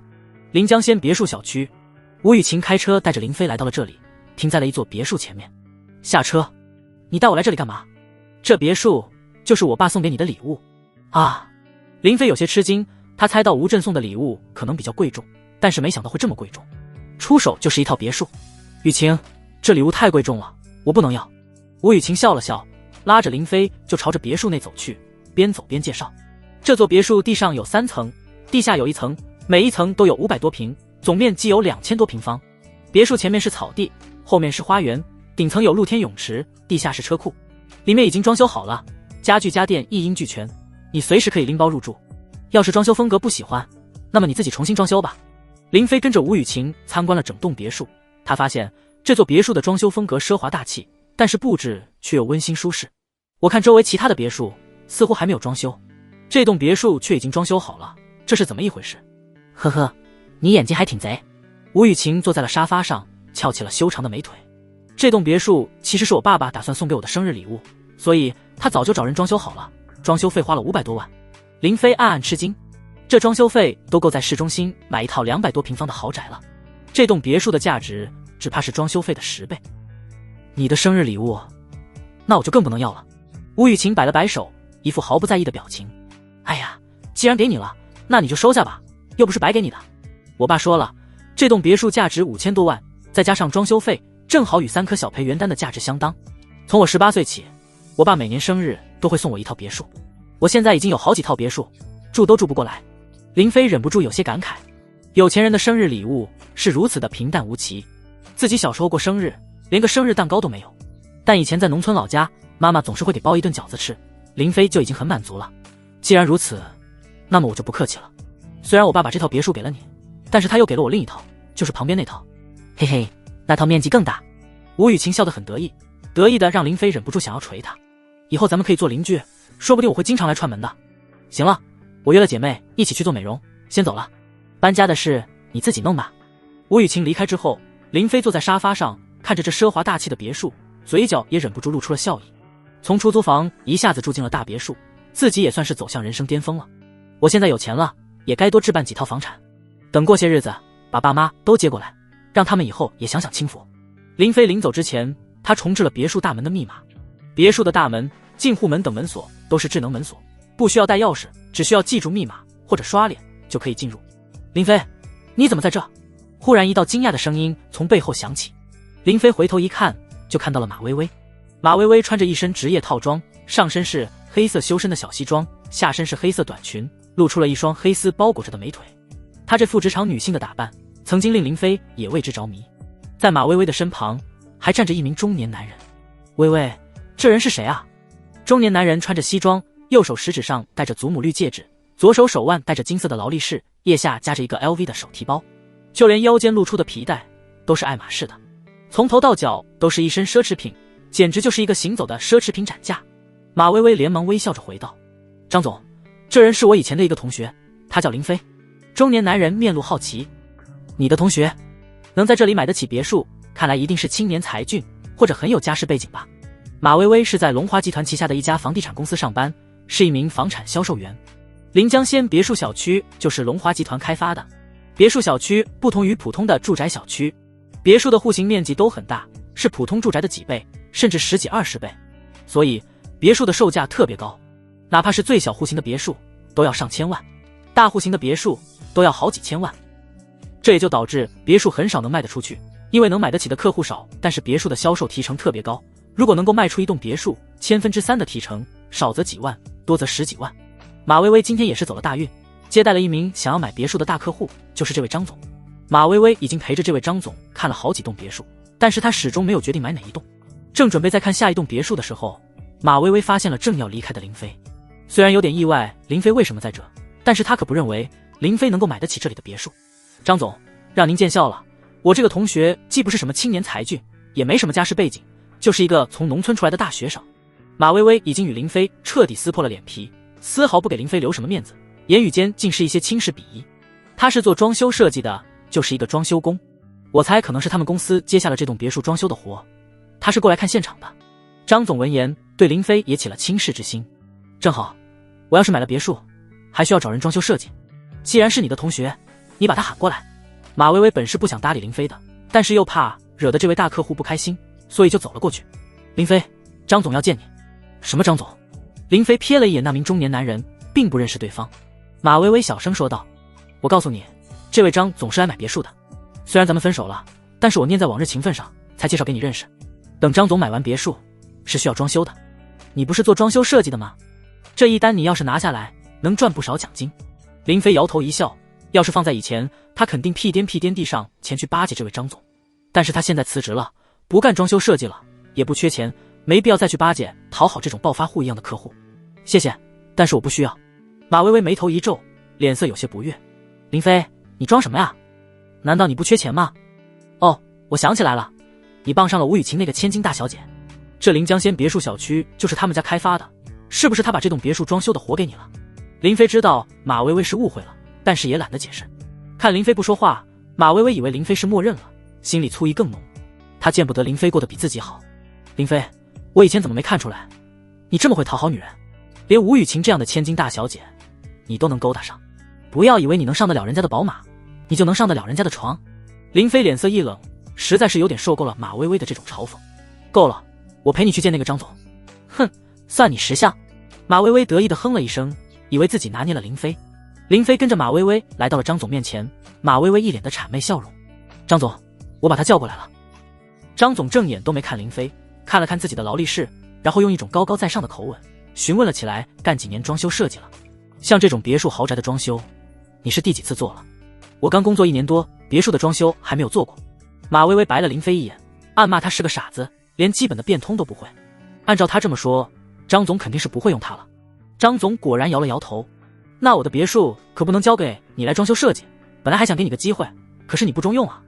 张总，咱们还是继续看别墅吧，前面还有一栋别墅很不错。马薇薇想要带着这名张总离开，林飞却笑了起来。呵呵，张总，别墅你买下了吗？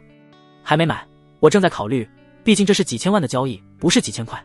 像你这种社会底层的小人物是不会懂得，别墅不只是住的地方，更是投资。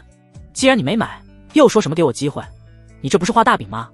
林飞很瞧不上张总这种装腔作势的样子，总是以上流社会的身份自居，处处展示自己的优越感。几千万而已，又不是几个亿，用得着挑来挑去的吗？这又不是菜市场买菜，有什么好挑的？你不会是买不起吧？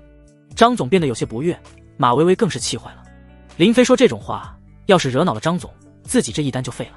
住嘴，林飞，你有什么资格说这种话？张总是什么身份？你是什么身份？人家买别墅是为了投资，哪像你都要结婚了，连个房子首付都没有。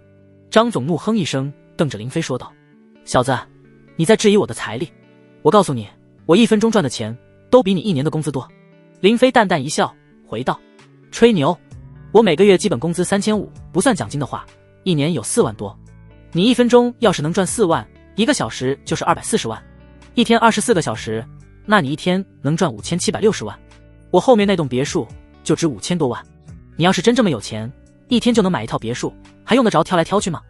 张总被林飞挤兑的脸色更加难看。我就是随口一说，只是想告诉你，我们之间的差距有多大。我能买得起这里的别墅，你一辈子都买不起。马薇薇也忙说道：张总，您别跟这种人计较，他就是典型地红眼病，仇富心理。其实他是我前男友，连30万彩礼都拿不出来，所以我跟他分手了。他现在看到有钱人，就像是看见仇人一样。张总一听这话，仿佛找到了自信心一样，立刻就腰杆子挺了起来。哈哈，原来如此，薇薇啊，原来你还单身呢。其实我也单身，不就是30万彩礼吗？你如果愿意跟我，我给你60万彩礼，我再买一套别墅，当做咱俩的婚房，你觉得怎么样？这张总的年纪都快够当马薇薇的爹了。他一直挑来挑去，没有立刻做决定买哪一套，其实是看上了马薇薇的姿色，想要潜规则一下她。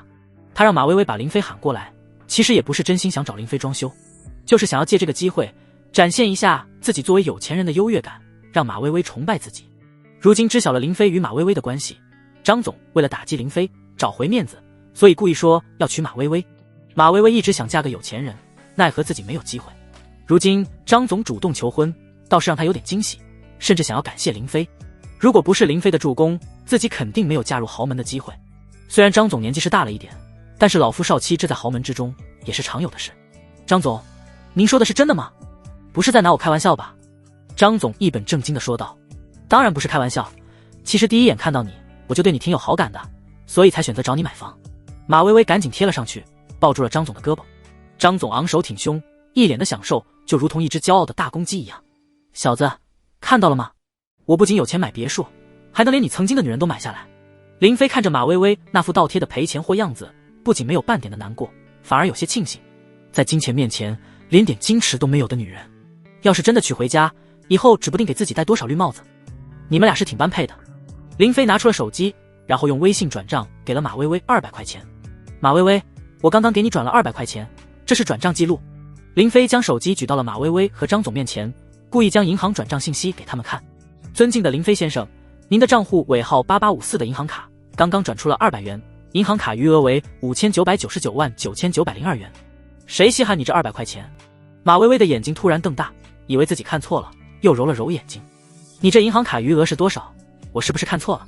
张总也凑上前去，脸上的不屑渐渐褪去，取而代之的是一脸的吃惊。个、十、百、千、万，8位数，这是59999902元。林飞收回了手机，笑着说道：“一点小钱，也就够张总你一天赚的钱。”张总神色有些尴尬，他忽然觉得自己像个小丑，他的银行卡里都没有这么多存款。马薇薇此刻也是满脸的震惊，难以置信。林飞你从哪弄到这么多钱的？林飞没有回答他，又说道：“对了，张总，那栋别墅是我的，你要是在这买别墅的话，以后咱们就是邻居了。我和薇薇的关系你也都知道了，以后咱们都是朋友，要经常走动，欢迎来串门。”张总就像是被亚瑟的一技能打中，整个人都沉默了。马薇薇回过神来，立刻就放开了张总，朝着林飞走了过去。林飞，以前都是我的错，我其实一直都是爱你的。薇薇，过去了就过去了，我祝你和张总百年好合，喝喜酒的时候一定要记得通知我，我可是随过礼的。林飞往后退了几步，根本不给马薇薇靠近的机会，转身就朝着远处跑了。张总，以后有空一起跑步健身，拜拜。马薇薇转头看向了张总，林飞既然不可能了，那么张总就是自己嫁入豪门的唯一机会了。张总，贱人！张总甩手一巴掌就打在了马薇薇的脸上，把她给打懵了。有这么有钱的男朋友还不知足？我最讨厌你这种女人，吃着碗里还看着锅里的。像你这种不知被多少人玩过的烂货，真以为我会娶你吗？张总愤愤地转身离去，只留下马薇薇一个人在风中凌乱。林飞离开临江仙别墅小区后，拦了一辆恰巧路过的出租车。你要去哪？师傅，车行在哪？你知道吧？知道，在华光路上有好多家车行。你这是要去买车吗？想买一辆车代步，车行有法拉利吗？林飞的话一下子又把司机给干沉默了。坐出租车去买法拉利？你小子这笔装的真是必优特服。司机以为林飞是在吹牛，所以没有太当回事。有法拉利，一会你要是买了，能不能让我坐上去体验体验？哈哈哈，没问题。两人有说有笑的前往了法拉利的车行。到了目的地，林飞付完钱就下车了。一进车行，一名负责接待的女销售就迎了上来，但是她看到林飞穿着普通，脸上的笑容就收了起来。先生你好，是要买车吗？像那种没有钱还来试驾法拉利的，她见过太多了。她把林飞就当成了这种人。林飞没有注意她的态度，好奇地打量着展厅内的车。你们就只有这么几辆吗？这只是我们展示的部分车型，我们的车都是进口的，一些高端的车型都需要提前订购，然后等几个月才会有货。林飞一眼看上了一辆法拉利，与吴雨晴开的是同一款。这辆车多少钱？532万，如果您全款的话，我们可以给您优惠。如果您要办理分期的话，首付40%，也就是210多万。哦，能试驾吗？女销售员不禁翻了个白眼，心想果然又是一个来过试驾瘾的。先生，我们这里试驾的话是需要验资的。一般提到验资，那些买不起法拉利的人也就知难而退，找个借口离开了。林飞打开了手机银行 App， 递给对方看了一眼，这够吗？女销售员看了一眼账户余额，像是变脸一样，瞬间就满脸笑容，热情无比。够，当然够，先生，那我陪您试驾吧。您是想自己开，还是我来开？林飞虽然有驾照，但是自从考出来还没有开过车，所以没什么驾驶经验。你来开吧。女销售员开车带着林飞出去试驾，两人在路上转了一圈，然后停在了路边。先生，你觉得这款车怎么样？今天就订购吗？林飞正在考虑的时候，女销售忽然把手放在了他的大腿上，轻轻地抚摸着。先生，今天订购的话有惊喜哦。以前林飞听人说过，有一些销售员为了提升业绩会不择手段，甚至出卖身体。这名女销售的动作已经暗示的不能再明显了。只要林飞答应订车，那么就可以开他这辆车。这名女销售原长得有几分姿色，化着淡妆，身材中规中矩，在普通男人眼中也算是一个美女了。林飞将她的手从自己的大腿上拿开，他自认不是什么正人君子，要是有美女投怀送抱，肯定做不到坐怀不乱。只是一想到这个女销售员不知道给过多少男客户惊喜，他就觉得索然无味了。这就好比是一根美味的冰棍，如果是没有打开包装的，林飞肯定会细细品尝，绝不浪费。可是如果一根冰棍被很多人舔过，就算是再美味也会让人倒胃口。惊喜就不必了，我可以订一辆，但是我不想等那么久，你有没有什么办法？女销售员脸上满是喜色，只要林飞订车，那么他的提成就稳了。办法吗？不是没有，但是需要加钱。看到林飞似乎有点不悦，女销售员连忙解释道：加钱不是给我的，是给上面的。我只是一个小小的销售，没有资格调货。如果您可以加点钱，我可以找经理调货，把别人订的车优先提供给您。林飞知道这里面有猫腻，但是也懒得追问，反正自己只要能拿到车，多花点钱就多花点。反正自己现在最不缺的就是钱了。行，需要加多少？我今天就要开走。那我们先回店里，我去问问经理，再给您答复。两人回到了店内，林飞被安排进了贵宾休息室，女销售员则是去找他们的经理了。过了没多久，女销售员就回来了。先生，刚刚我们经理查过了，我们云州仓库内还真有一辆同款的法拉利，是一辆银色的。我们经理说，如果你急要的话，加个20万，今天就可以先开走，风险由我们来承担。林飞没有半点犹豫，没问题，现在就转账。女销售员欣喜无比，这20万她也可以从中抽一成。好，我这就跟经理说一声，让人去把车开过来，顺便准备好合同。签完合同，办完相关手续，已经过去了20多分钟。林飞先生，恭喜您成为尊贵的法拉利车主，这是我们为您准备的提车仪式，还有一点小礼物，请您笑纳。车行铺了红地毯，一直铺到车前。林飞看着眼前银色崭新的法拉利，心情也是莫名的激动。美女、豪车，这两样东西没有男人不喜欢。砰砰砰，车行员工们站在红毯两侧，朝着空中喷射礼花筒，五彩缤纷的碎片飘落，仿佛这是一条通往成功男人标配的大道。车行送的小礼物是一对定制款的手表。女销售员告诉林飞，这手表价值不菲，每一块都在6位数以上。林飞自己带了一块，另一块打算带回南离城，送给桃花当礼物。吼吼吼，法拉利的发动机轰鸣，就像是野兽在怒吼一般。林飞轻踩油门，法拉利就窜了出去，吓得他连忙脚踩刹车。强烈的推背感再加上猛烈的急刹，让他都感觉有点头晕。这玩意这么猛，法拉利车行的人也是吓了一跳。车行经理好心地问道，林飞先生，要不然我安排一个人送您回去吧。不用，我自己找人。林飞看到之前乘坐的出租车还停在路边，就下车走了过去。喂，师傅，车买好了，你要不要体验一下？司机愣了一下，他等在这本来是想林飞买不起，还会坐他的车回去，万万没想到林飞竟然真的买了。兄弟，你来真的啊？男人嘛，说话要算话，走吧。司机看到那辆银色法拉利，两眼直冒光，就像是看到了绝世美女一样。兄弟，我还没开过这么好的车，你真让我开？别啰嗦了，上车。林飞坐上了副驾驶，司机犹豫了一会，也兴奋地坐了上去。他们两人就像是两个大男孩，一路尖叫欢呼着飞驰而去。林飞让司机找了个人少车少的路段，然后自己开了一会，熟悉了一下驾驶，最后林飞又把司机送回了出租车的位置。本来林飞还想给出租车司机100块钱的车费，但是被拒绝了。司机说这辈子开过法拉利，值了，这体验可比100块钱重要多了。林飞开着自己的法拉利，一路朝着自己租的房子而去。接下来就该搬家了，家里那些金银珠宝都要找个安全的地方存放起来。别墅虽然挺好，但是不太适合存放金银珠宝。本着发扬狡兔三窟的想法，林飞又去买了2套房子。这2套房子都是别的公司开发的，与龙华集团没有关系。一套房子在云州市中心，是一套高档小区，200多平，花了300多万。另一套房子只是个普通住宅小区，150多平，只花了90多万。这2套房子加起来都不如一辆法拉利。买完第2套房子的时候，已经是傍晚了。林飞打算回家休息的时候，手机铃声震动了起来。徐有乐。林飞看着来电显示，随手就接通了电话。喂，老徐，找我什么事？林飞，你今晚有空吗？有空。原本林飞是打算回南离城的，但是地球这边的人情世故，自己也不能丢下，必须要顾全。徐有乐是自己在云州为数不多的朋友，不管他为什么联系自己，自己都该见一面。那咱们约个地方，我请你吃饭。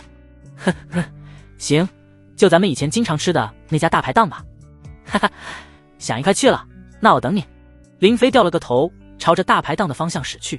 大排档是在老城区的一条街上，来这里吃饭的大都是一些工薪阶层的牛马。当林飞的银色法拉利出现在这条街上，顿时吸引了无数的目光。哇，这车好酷啊！法拉利 SF90 太帅了。躲远点，这要是蹭掉点车漆，我们1年的工资怕是都不够赔。徐有乐坐在大排档里面，看着开来的法拉利，也是忍不住吐槽了一句：谁这么骚包，开法拉利来吃大排档？法拉利停在了街边，林飞从车内走了出来。老徐，徐有乐惊得目瞪口呆，有点难以置信。我操，竟然是你这骚包！徐有乐立刻跑到了法拉利的车旁，眼神中充满了喜欢。豪车对于每个男人的杀伤力都是非同小可的。林飞，你这是租的吧？买的。逗你爹呢，我才不信。徐有乐白了林飞一眼，压根就不信这是林飞能买得起的。这车租一天不便宜吧？一会吃完饭，你带着我兜2圈，让我也体验体验法拉利的推背感。林飞拿出了车钥匙，丢给了徐有乐。你要是喜欢，借你开2天，但是不许用我这车把妹啊。徐有乐打开车门坐了进去，这里摸摸，那里看看，就像是小孩子看到了新玩具一样新奇。哎，你这车怎么看着像新车啊？这么干净。废话，我这就是新车，购车合同还在上面呢。徐有乐拿起购车合同一看，整个人彻底傻掉了。他连忙从车上走了下来，用一种见鬼地表情打量着林飞。林飞，你跟我说实话，你是中彩票了，还是被富婆包养了？林飞摇头一笑，知道这件事对徐有乐的冲击不小。要是换做自己，估计一时半会也很难接受。平时一起吃大排档的兄弟，忽然就开上了豪车，换谁都接受不了。你就当我是中彩票了吧？难怪你敢骂猪大肠，原来你小子发了。早知道这样，我还约什么大排档啊？就应该去5星级酒店，狠狠地宰你小子一顿。呵呵，以后有的是机会。你点菜了没？还没呢，这不是等你吗？还有挣钱。林飞有点疑惑地看了徐有乐一眼，平时他们俩约着一起吃饭，从来都不喊女生的。毕竟2个大男人一起喝喝酒，吹吹牛，要是有女人在旁边，难免有些放不开。你喊郑倩来做什么？难道你跟她好上了？去，别开玩笑，郑倩喜欢的是你，要不是你有女朋友了，估计她早就向你表白了。这时，一辆出租车停在了路边，郑倩从车上走了下来，她朝着林飞、徐有乐2人的方向跑了过来，还扭头看了一眼那辆银色的法拉利。好帅的跑车啊，怎么会停在这？徐有乐笑了笑，用下巴指了指林飞。郑倩没弄明白什么意思，疑惑地看向了林飞。徐有乐笑什么啊？那是我车，你逗我呢。郑倩笑了，但是当她看到林飞那一本正经的模样，还有徐有乐连连点头的样子，也是惊得目瞪口呆。你行了，别说车了，先点菜吧，边吃边聊。林飞他们3人点好了菜，然后随意地聊起了天。一些路过的年轻人纷纷都跑到法拉利旁边拍照，还有一些胆大的小女孩都趴到车上去了。林飞本来还想管一管的，但是实在管不过来，也就懒得管了。老徐，今天你们俩站出来给我作证，我应该感谢你们。我以茶代酒，咱们喝一杯。林飞端起了茶杯，与徐有乐、郑倩碰了碰杯。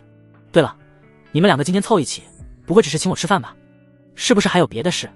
徐有乐与郑倩对视一眼，2人眉来眼去的，似乎都不好意思开口。还是我说吧，林飞，我和郑倩今天被开除了。什么？林飞有些诧异，但是很快就想到，很可能是自己连累了他们。他们站出来为自己作证，曹睿心胸狭隘，打击报复不了自己，就对他们2个下手了。那你们俩有什么打算？徐有乐把手搭在了林飞的肩膀上，笑嘻嘻地说道：我们俩今天找你，本来是想大家都被辞退了，同是天涯沦落人，一起喝一杯，互相安慰一下。但是现在看来，你小子是发达了，只有我们俩是伤心人，今天必须你买单。郑倩也笑了笑，他们并没有因为林飞现在发达了就眼红羡慕，相反，他挺替林飞开心的。虽然我们都被辞退了，不过朱大成也被停职调查了，相信他不会有什么好下场，这是值得庆祝的。对了，林飞，今天上午来公司找你的漂亮女孩是谁啊？好像不是你的女朋友。林飞没有隐瞒，解释道：我跟女朋友因为彩礼问题没谈妥，所以分手了。今天来公司的女孩是龙华集团的大小姐，她叫吴雨晴，跟我算是朋友吧。自己跟吴雨晴认识也就才2、3天，说是朋友，其实都有点勉强。不过自己要是求她办点事，她应该不会拒绝。徐有乐、郑倩2人更加吃惊了。龙华集团的大小姐，难怪曹睿见到她会是一副舔狗的样子。你跟吴雨晴怎么认识的？林飞摸了摸鼻子，觉得解释起来有点麻烦，毕竟这里面涉及到的东西有点多，这说起来有点话长。你们俩如果要是想去龙华集团工作的话，我可以请他帮忙，他应该不会拒绝。安排2个人进龙华集团，也就是吴雨晴一句话的事。徐有乐、郑倩2人都有点心动。龙华集团在云州的口碑很好，要是能够进龙华集团工作，他们俩就不用发愁找新工作了。本来我们俩找你，除了一起喝一杯，互相安慰一下，还想拉你一起入伙创业。不过你现在过得挺好，没必要跟我们瞎折腾。我们俩要是实在找不到好工作，到时候再麻烦你找吴雨晴帮忙吧。林飞心中一动，自己现在忙着要在南离城种植药材的事情，地球这边正是缺人的时候。徐有乐、郑倩2个人虽然没有什么大的能耐，但是胜在可靠。如果把他们留在身边，或许能帮自己做不少事情。要不你们俩跟我干？跟你干什么？我叫你们做什么，你们就做什么。总之，我不会亏待你们，工资按照你们之前的3倍。徐有乐一脸心痛地说道：“昨天咱们还算是同事，今天你就想爬我们头上，当我们老板了？哎，我愿意，3倍，你给的实在太多了。”郑倩扑哧一笑，被逗乐了。呵呵，我也愿意。林飞端起了茶杯，来，让我们共饮此杯。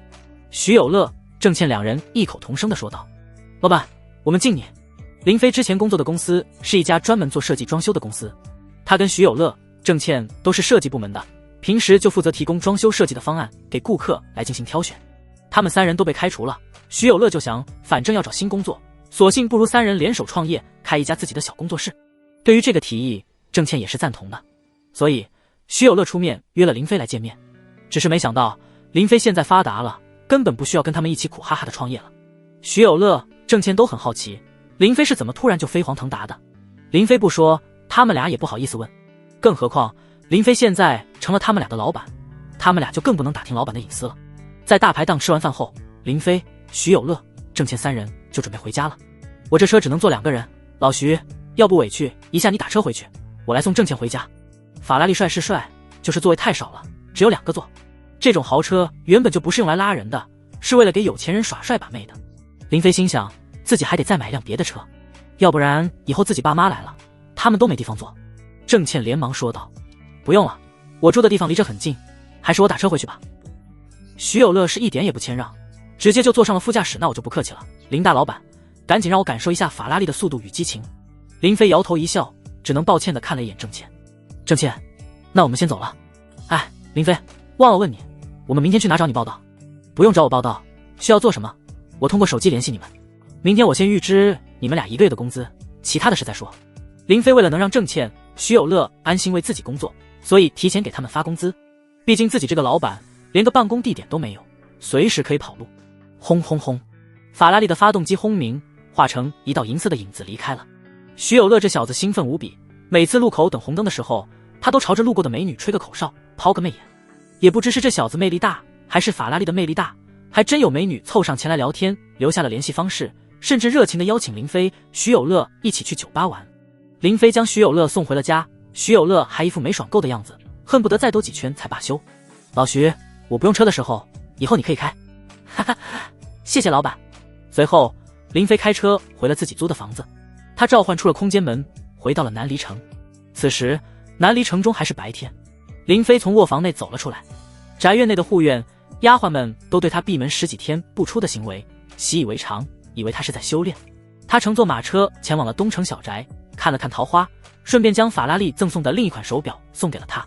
像手表这种东西，在南离城市绝对的稀有之物。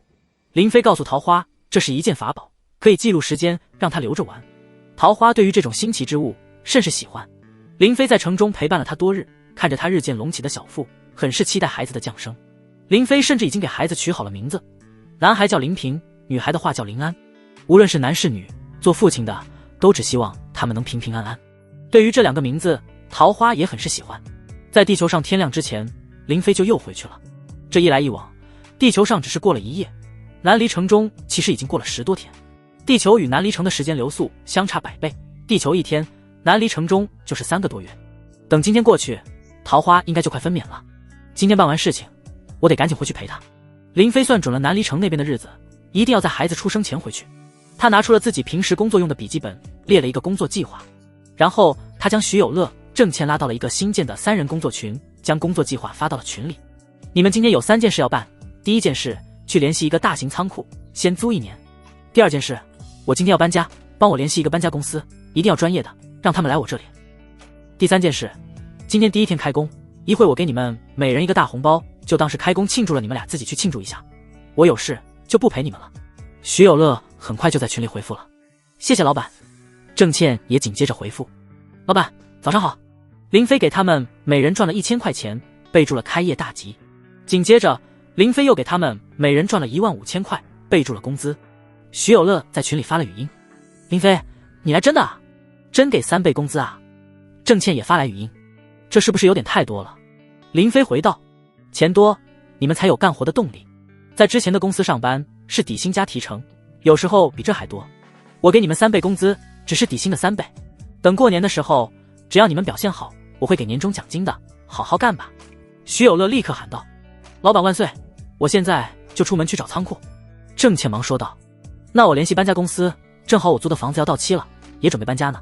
没过多久，郑倩那边就先有了消息。他联系了3家搬家公司，一家是专业的大公司，一家是小的公司，还有一家是个人的搬家队。林飞直接选择了专业的大公司，并且加了钱，让他们今天就过来。那一箱箱的金银珠宝，林飞实在是不信任小的搬家公司，更别说个人的搬家队了。专业的搬家公司员工们来了之后，就体现出了专业的素质。他们穿着统一的工装，并且带了很多打包箱上来，将物品装进去打包封死，防止有人偷拿东西。林飞和郑倩全程都盯着他们搬家，将所有的箱子都转移到了那套高档小区的房子。为了不引人怀疑，林飞还将许多自己买的家具、家电也都搬走了。这套房子的房租不便宜，林飞不想白白便宜了房东。郑倩，这套房子我付了1年的房租，空着也是空着，你搬过来吧。一会给我搬完家，就让他们去给你搬。用了2个多小时，林飞就搬完了家。他让搬家工人去给郑倩搬家，然后一起结账。郑倩离开之后，林飞就开着法拉利去了医院，来找周望道。周望道今天不出诊，正坐在办公室里喝茶。周叔，林飞，你怎么突然过来了？我是来给你送小培元丹的，之前答应送你1颗，这事我可没忘。林飞将一枚瓷瓶放在了桌上，周望道立刻就拿起来，把丹药倒在了手心中。这就是小培元丹，一个小小的药丸就能治好吴镇多年的旧伤，这真是宝贝啊！周望道想要小培元丹，只是想用于医药研究，对他而言，吃下去没有任何用处。林飞，我冒昧的问一句，你有这小培元丹的单方吗？如果知道具体用了哪些药材，这样研究起来会更加的方便。单方的价值远远高于丹药本身的价值，因为一旦掌握了炼制的单方，就有可能自己炼制丹药。林飞能买得起小培元丹，却未必买得起单方。抱歉，这我真没有，老神医还没有教我如何炼丹制药。周叔，我之前托你帮忙联系供货中药材的渠道，你有消息了吗？周望道有点小失望，不过他早就有心理准备了。单方这么重要的东西，林飞不给自己实属正常。即使没有单方，自己也可以根据药物成分来进行分析，反推出单方中的药材。我联系过了，有一个叫杜恒的，他们家是专门做中药材生意的。在100多年前，他们家祖上就是开药房的，后来他们家又包了山地，专门种植各种中药材。他之前来找我推销中药，带来的样品我都看过，算是不错的品质。林飞点了点头。周叔，你推荐的人，那肯定错不了。周叔，我对中药材的品质一窍不通，能不能请你帮忙把把关？您放心，我不会让您白忙的，会给您一笔辛苦费。周望道对钱并不太在意，以他的身份地位，其实并不缺钱花。他如今更在意的就是能否取得一些更高的医学成就，扬名天下。我可以帮你把关，毕竟是我介绍的人，出了问题的话，我也难辞其咎。林飞，辛苦费就不必了，以后要是有机会，你能帮我引荐认识一下老神医，我就心满意足了。这老神医压根就不存在，想要引荐认识，那是不可能了。林飞心想，自己以后只能再用别的方式来回报周望道。有机会的话，我一定引荐。哈哈，好，就这么说定了。这是杜恒的联系方式，具体的交易情况，你们自己聊吧。周望道拿出了早就写好的一张纸条，上面是杜恒的手机号码。林飞给杜恒打了个电话，双方先隔空认识了一下，然后约好了一个见面的时间。离开医院后，林飞又联系了吴雨晴，要去拜访一下吴镇。龙玉豪庭，这是吴家居住的地方，不是亲近或者信任之人，吴家是不会邀请上门做客的。不愧是云州4大家族之一，吴家住的地方真够气派的。林飞开车来到了这里，没想到这里竟然是一座庄园。整个庄园占地数百亩，假山流水，亭台楼阁布置得十分雅致，景色宜人。庄园内有很多的佣人，有专门打理花草的，有专门负责安全巡逻的，还有专门接待客人的。林飞把车交给了接待的人，就被引领着来到了一处花园。花园内，吴镇正在一个人演练拳法，一拳一腿，虎虎生风，透着一股凌厉的气势。吴雨晴正坐在遮阳伞下，吃着甜点，喝着咖啡。他朝着林飞招了招手，林飞走过去坐下，目不转睛地看着吴镇练拳。吴镇知道林飞来了，但是没有停下我爸伤好之后，现在每天都要练武，一练就是1-2个小时。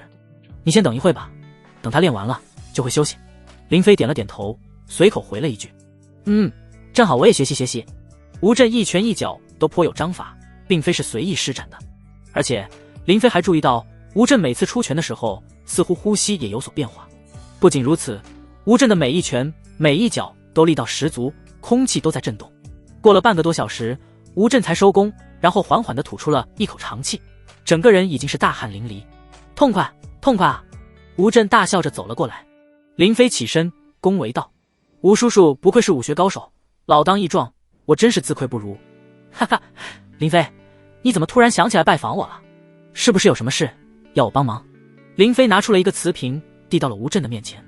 我这次过来是送一颗丹药给吴叔叔，感谢你送给我的别墅。你已经给了我3颗小培元丹，别墅是回礼。你现在再给我1颗，我也无用，还是收回去吧。这不是小培元丹，这是强迫丹，可以强化体魄，壮大气血。林飞亲自服用过强迫丹，知道这丹药的效果。像吴震这样的练武之人，若是服用了，效果肯定会更好。强迫丹，吴震脸上露出了好奇之色。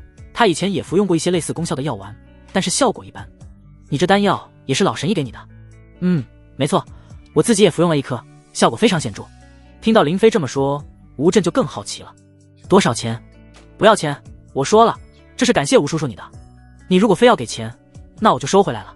林飞假装要收走药瓶，吴震赶紧一把抓在了手中。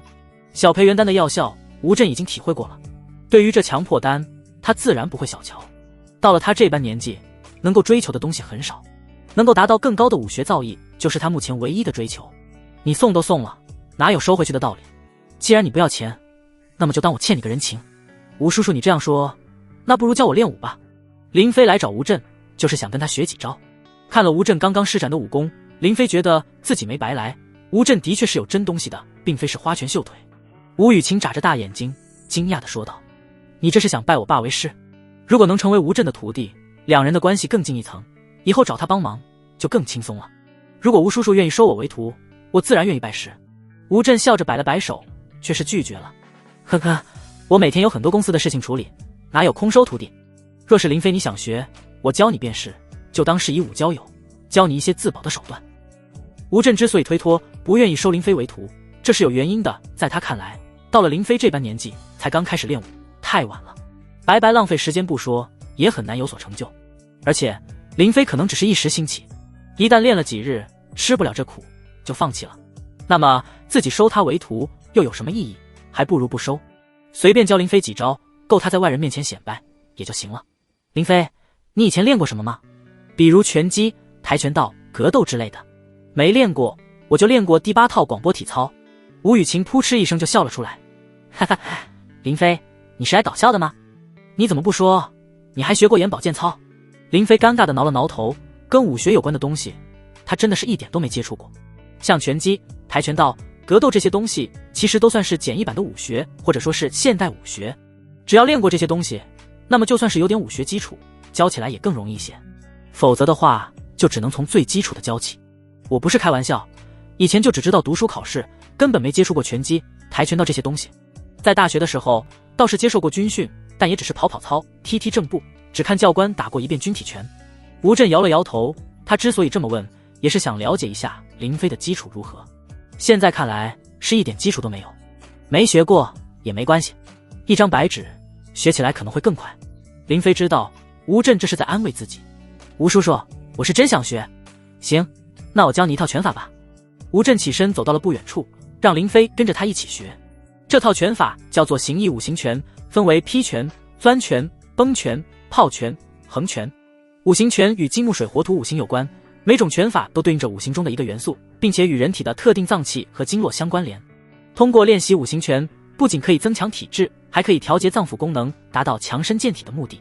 吴震一招一式的演练了起来，林飞全神贯注地跟着学习。第一次学五行拳，林飞的动作看起来有些笨拙，惹得吴雨晴笑个不停。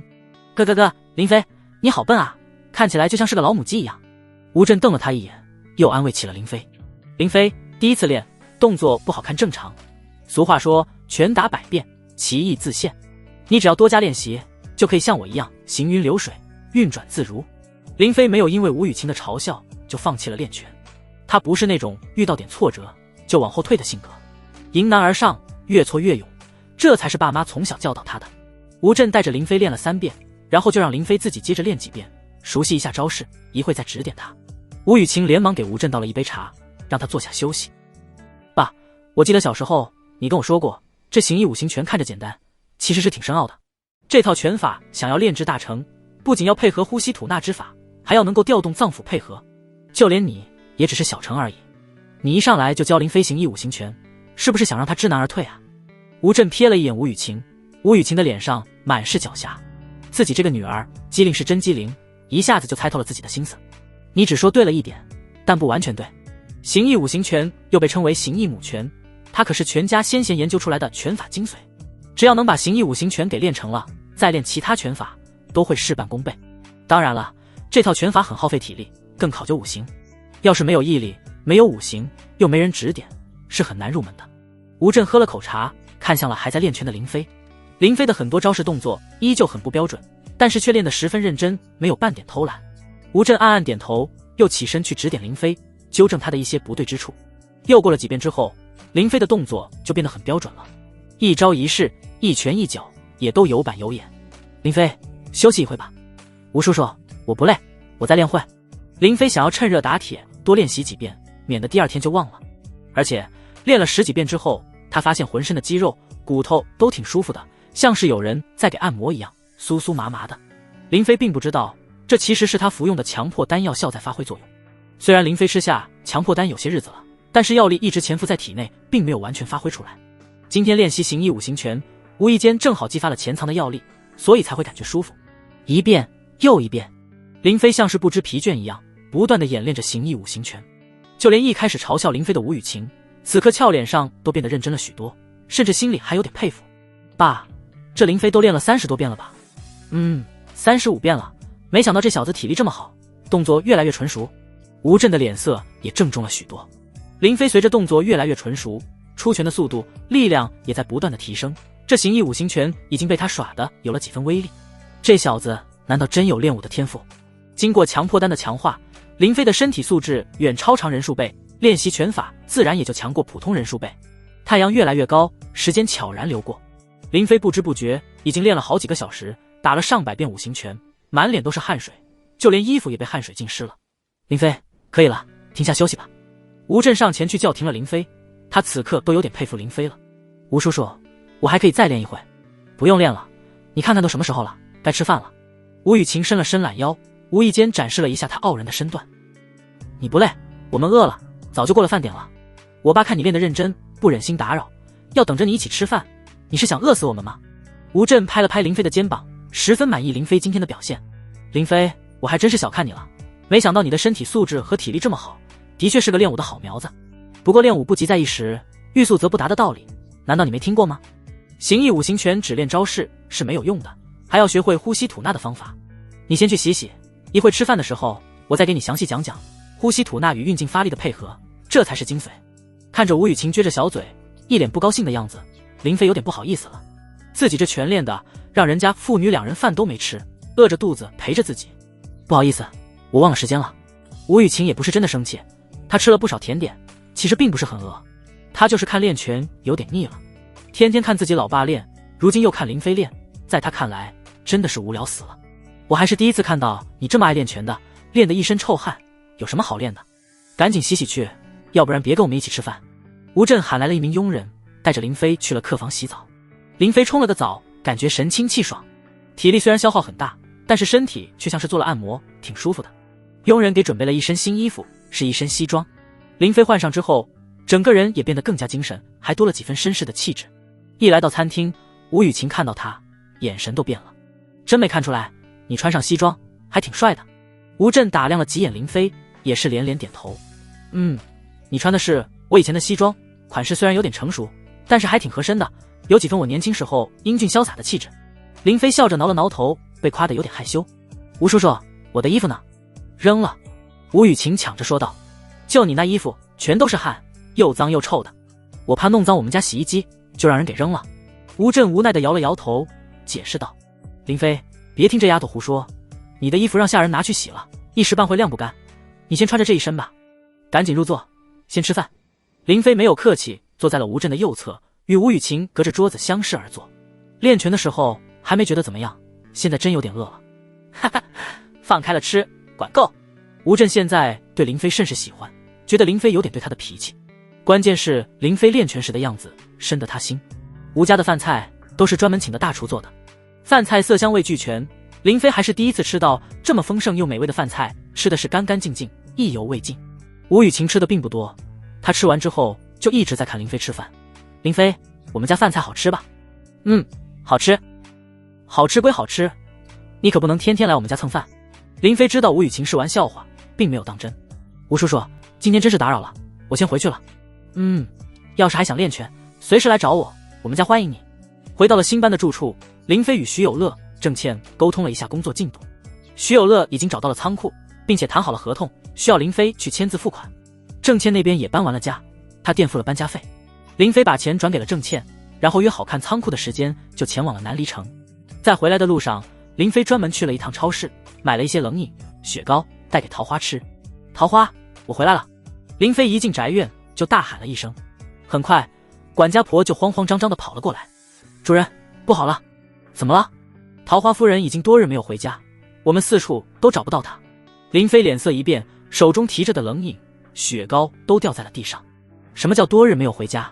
究竟怎么一回事？管家婆身子一颤，跪在了地上。主人，5日前有赌坊的人找上门来讨债，说是杏花他爹欠了钱，要他拿钱去赎人，否则就砍了他爹的手。杏花他没钱还债，就央求桃花夫人陪他去救人。桃花夫人看在姐妹情谊的份上，带着杏花还有2名护院就出门了，但是到现在为止他们都没有回来。我安排了家丁丫鬟出去找，都没有找到夫人他们，恐怕……林飞脸色变得难看无比，心里隐隐有一种不好的预感。5天了，人要是没事早就该回来了。夫人他们去的哪家赌坊我也不清楚，夫人她走的时候急匆匆的，没有留下什么话。这时一名家丁低头说道，我好像听见叫什么兴隆赌坊。林飞转身就向外走去，管家婆急忙招呼道，都还愣着干嘛？赶紧跟着主人去找人。不用了，你们都留下，我一个人去。林飞没有带家丁丫鬟，一个人就出门了。人多目标大，万一没找到桃花他们，自己这些人反而被人盯上，还指不定会出什么乱子。当务之急是要找到这家赌坊，问清楚桃花他们的下落。南离城太大了，只凭自己一个人，一时半会肯定是找不到的。林飞唯一想到的能帮上忙的人就只有一个人，李如雪。他是南离城的本地人，又是李家的人，还是千金阁的阁主，消息比自己灵通。林飞一路跑到了千金阁，连如意面都没带就闯了进去。站住！2名家丁拦住了他，这里是千金阁，不是你乱闯的地方，要是惊扰了客人，小心吃不了兜着走。我要见李如雪，快去通报，就说林飞有急事求见。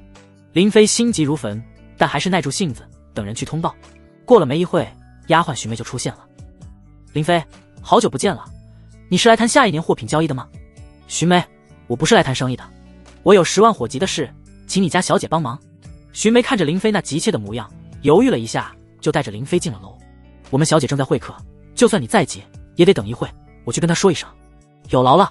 林飞现在是来求人的，纵然心急如火，也只能忍耐着。在雅室内坐了半个多小时，李如雪才出现了。你有什么急事见我？如雪小姐，我家人不见了，说是去了一个叫兴隆赌坊的地方。你可知道这兴隆赌坊在哪？背后是谁经营的？林飞一脸郑重地看着李如雪，眼神中满是急切。请小姐帮我，若是能找回我家人，我必当厚报。你的家人叫什么？桃花，还有一个叫杏花的丫鬟。李如雪没有啰嗦什么，转头看向了寻梅。你去问一下。寻梅转身就离开了，又等了半个多小时，她才回来。小姐，通过李家的眼线汇报，在南城的玉兰街上有一家兴隆赌坊，背后似乎有血狼帮撑腰。至于林飞说的家人，暂时没有消息。林飞的心咯噔一下，难道桃花真的出事了？兴隆赌坊的背后是血狼帮，这绝对算是个坏消息。血狼帮在南离城的名声，那绝对是恶贯满盈，没少干欺男霸女、为非作歹的事情。桃花若是落入他们手中，后果不堪设想。如雪小姐，多谢了，今日之情，容后再报。知晓了兴隆赌坊的位置，林飞立刻就要赶过去。李如雪有些担忧地问道：你一个人去？要不要我派人跟你过去？我先去打听一下发生了什么事，若是需要帮忙，我会再来打扰的。林飞离开了千金阁，在路上雇了一辆马车，就前往了南城的玉兰街。之所以不带李家的人过去，林飞是有自己的考量。李家虽然是南离城的3大家族之一，名声很大，但是血狼帮也是5大势力之一，双方向来井水不犯河水。自己带着李家的人过去，万一打草惊蛇，对方死不承认，反而不利于自己打听桃花的下落。桃花，你可千万不要有事啊！1个多小时后，林飞来到了玉兰街，他戴上了如意面，改变了自己的容貌，找到了兴隆赌坊。赌坊内人声鼎沸，赌徒们一个个情绪激动，有的已经赌红了眼，有的兴奋的大喊大叫，还有人连声叹气，咒骂不停。在这里，你能看到人性贪婪丑陋的一面。你小子竟然敢出老千，我看你的手是不想要了。我没，还敢狡辩，剁了你的手，看你还敢不敢出老千。2名手臂上纹着黑色榔头纹身的汉子拖着1名赌徒向后面走去，不多时，一阵惨叫声响起，赌坊内瞬间安静了，但是紧接着又被赌徒们的吆喝声给淹没了。那名出千的赌徒被拖了出来，他的一只手被砍掉了，鲜血淋漓，直接被丢出了赌坊。路过的人纷纷闪躲，却没有人上前帮忙，似乎早已经司空见惯。啊，我的手，疼死我了！这名赌徒疼得在地上打滚，过了好一会，他才缓了过来，爬起身就准备离开。林飞看到这一幕，立刻就跟了上去。这名赌徒没有去医馆，踉踉跄跄地走进了一个巷子，然后瘫坐在了地上。你的伤很重，要是不止血的话，恐怕会失血过多而亡。林飞走到了他的面前，用一种可怜又可恨的目光看着他。你是谁啊？关你屁事，赶紧！这名赌徒疼得倒吸冷气，大热的天，他却是脸色苍白，一头的冷汗。滚！林飞取出了1枚金币，顿时吸引了赌徒的目光。我问你一件事，无论你是否知道，这枚金币都是你的了。赌徒的目光死死地盯着金币，连连点头。好，你问，5天前你在这家赌坊吗？不在。听到对方的回答，林飞皱起了眉头，也不知对方是否在敷衍自己。你仔细想想，我真不在，5天前我还在扛大包呢，这不是刚发了工钱就来碰碰运气，没想到又输光了。林飞有些失望，将金币丢在了地上，转身就离开。赌徒捡起了金币，一脸的兴奋。有钱了，太好了，我又有本钱了。他看向林飞的背影，忽然喊道：5天前我虽然不在赌坊，但是我认识的一些朋友，他们可能在。你想问什么事，我可以帮你去打听。林飞停下了脚步，转头看向了他。5天前有一个宅院里的夫人带人去了赌坊，应该是去赎人的，他现在失踪了。你要是能打听清楚这件事，我再给你10枚金币。赌徒眼神闪烁，贪婪地说道：我要100枚金币。可以，但是这件事你最好别张扬，否则别人给我提供了消息，你就赚不到这笔钱了。林飞担心这名赌徒会大肆宣扬，所以叮嘱他别张扬出去。我要是打听清楚了，去哪找你？就在这里见面。说完，林飞就离开了。赌徒从地上爬了起来，他攥紧了金币，又朝着赌坊的方向走去。走到半路，他似乎是觉得小命更重要，转身先去了医馆。林飞利用如意面改变了容貌，暗中跟着这名赌徒。这名赌徒在包扎好伤口之后，直接就回了兴隆赌坊。林飞在赌坊外面等了许久，眼看着天都要黑了，这名赌徒才从赌坊内走了出来。这名赌徒骂骂咧咧的，似乎又把钱输光了。他朝着之前那条巷子走去，坐在了地上。林飞观察了一会，看到没有人跟踪他，这才走上前去搭话。让你打听的事怎么样了？赌徒一看到林飞就露出了笑脸，像是看到了财神爷一样。咦，你的脸怎么变样了？别废话，回答我。利用如意面改变容貌，每次并不都是一样的，有点随机。赌徒没有着急回答，反问道：100金币呢？你准备好了吗？林飞从身上拿出了一张金票，面额是100的。赌徒伸手想要去拿，但是被林飞收了回来。先说清楚，再给你。我打听过了，5天前的确是有个长得挺漂亮的夫人带人来了赌坊，是给一个老赌鬼赎命的。这名赌徒笑着说道：我以前见过这个老赌鬼，大家都叫他老孙头。听说这老头之前赌得倾家荡产，老婆女儿都差点被卖了。有个好心的有钱人收留了他们一家，让他衣食无忧，每个月还有工钱。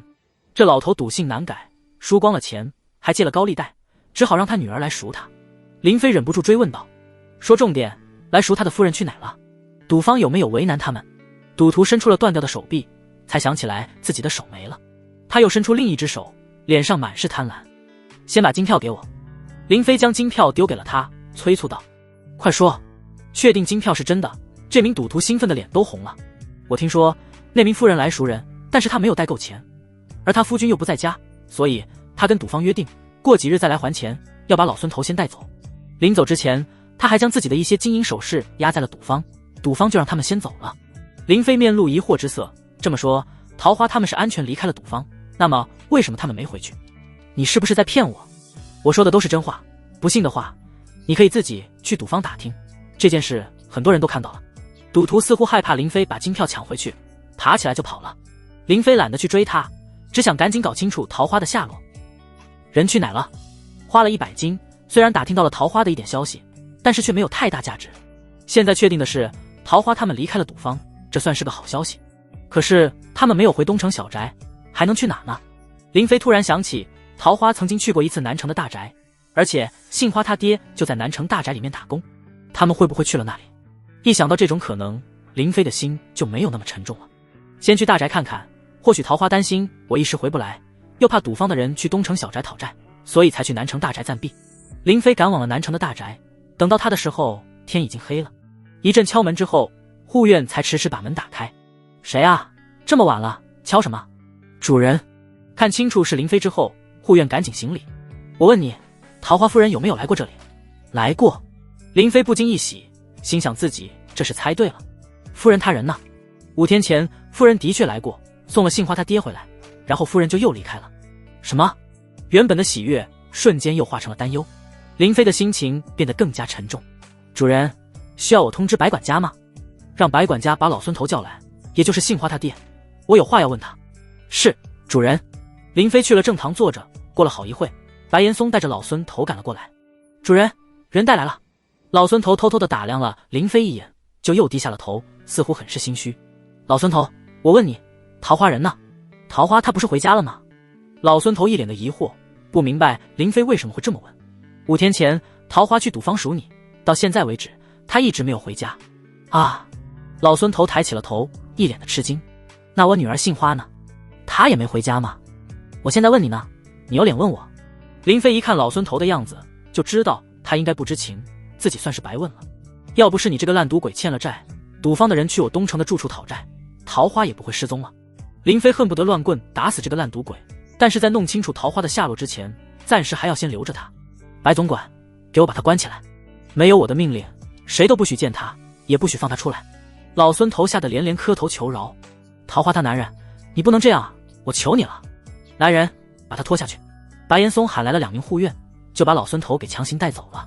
白岩松看着林飞面沉如水的样子，犹豫着问道：主人，夫人她没有回家，很可能是遭遇了什么意外。林飞瞪向了他，吓得白岩松弓的身子更低。你什么意思啊？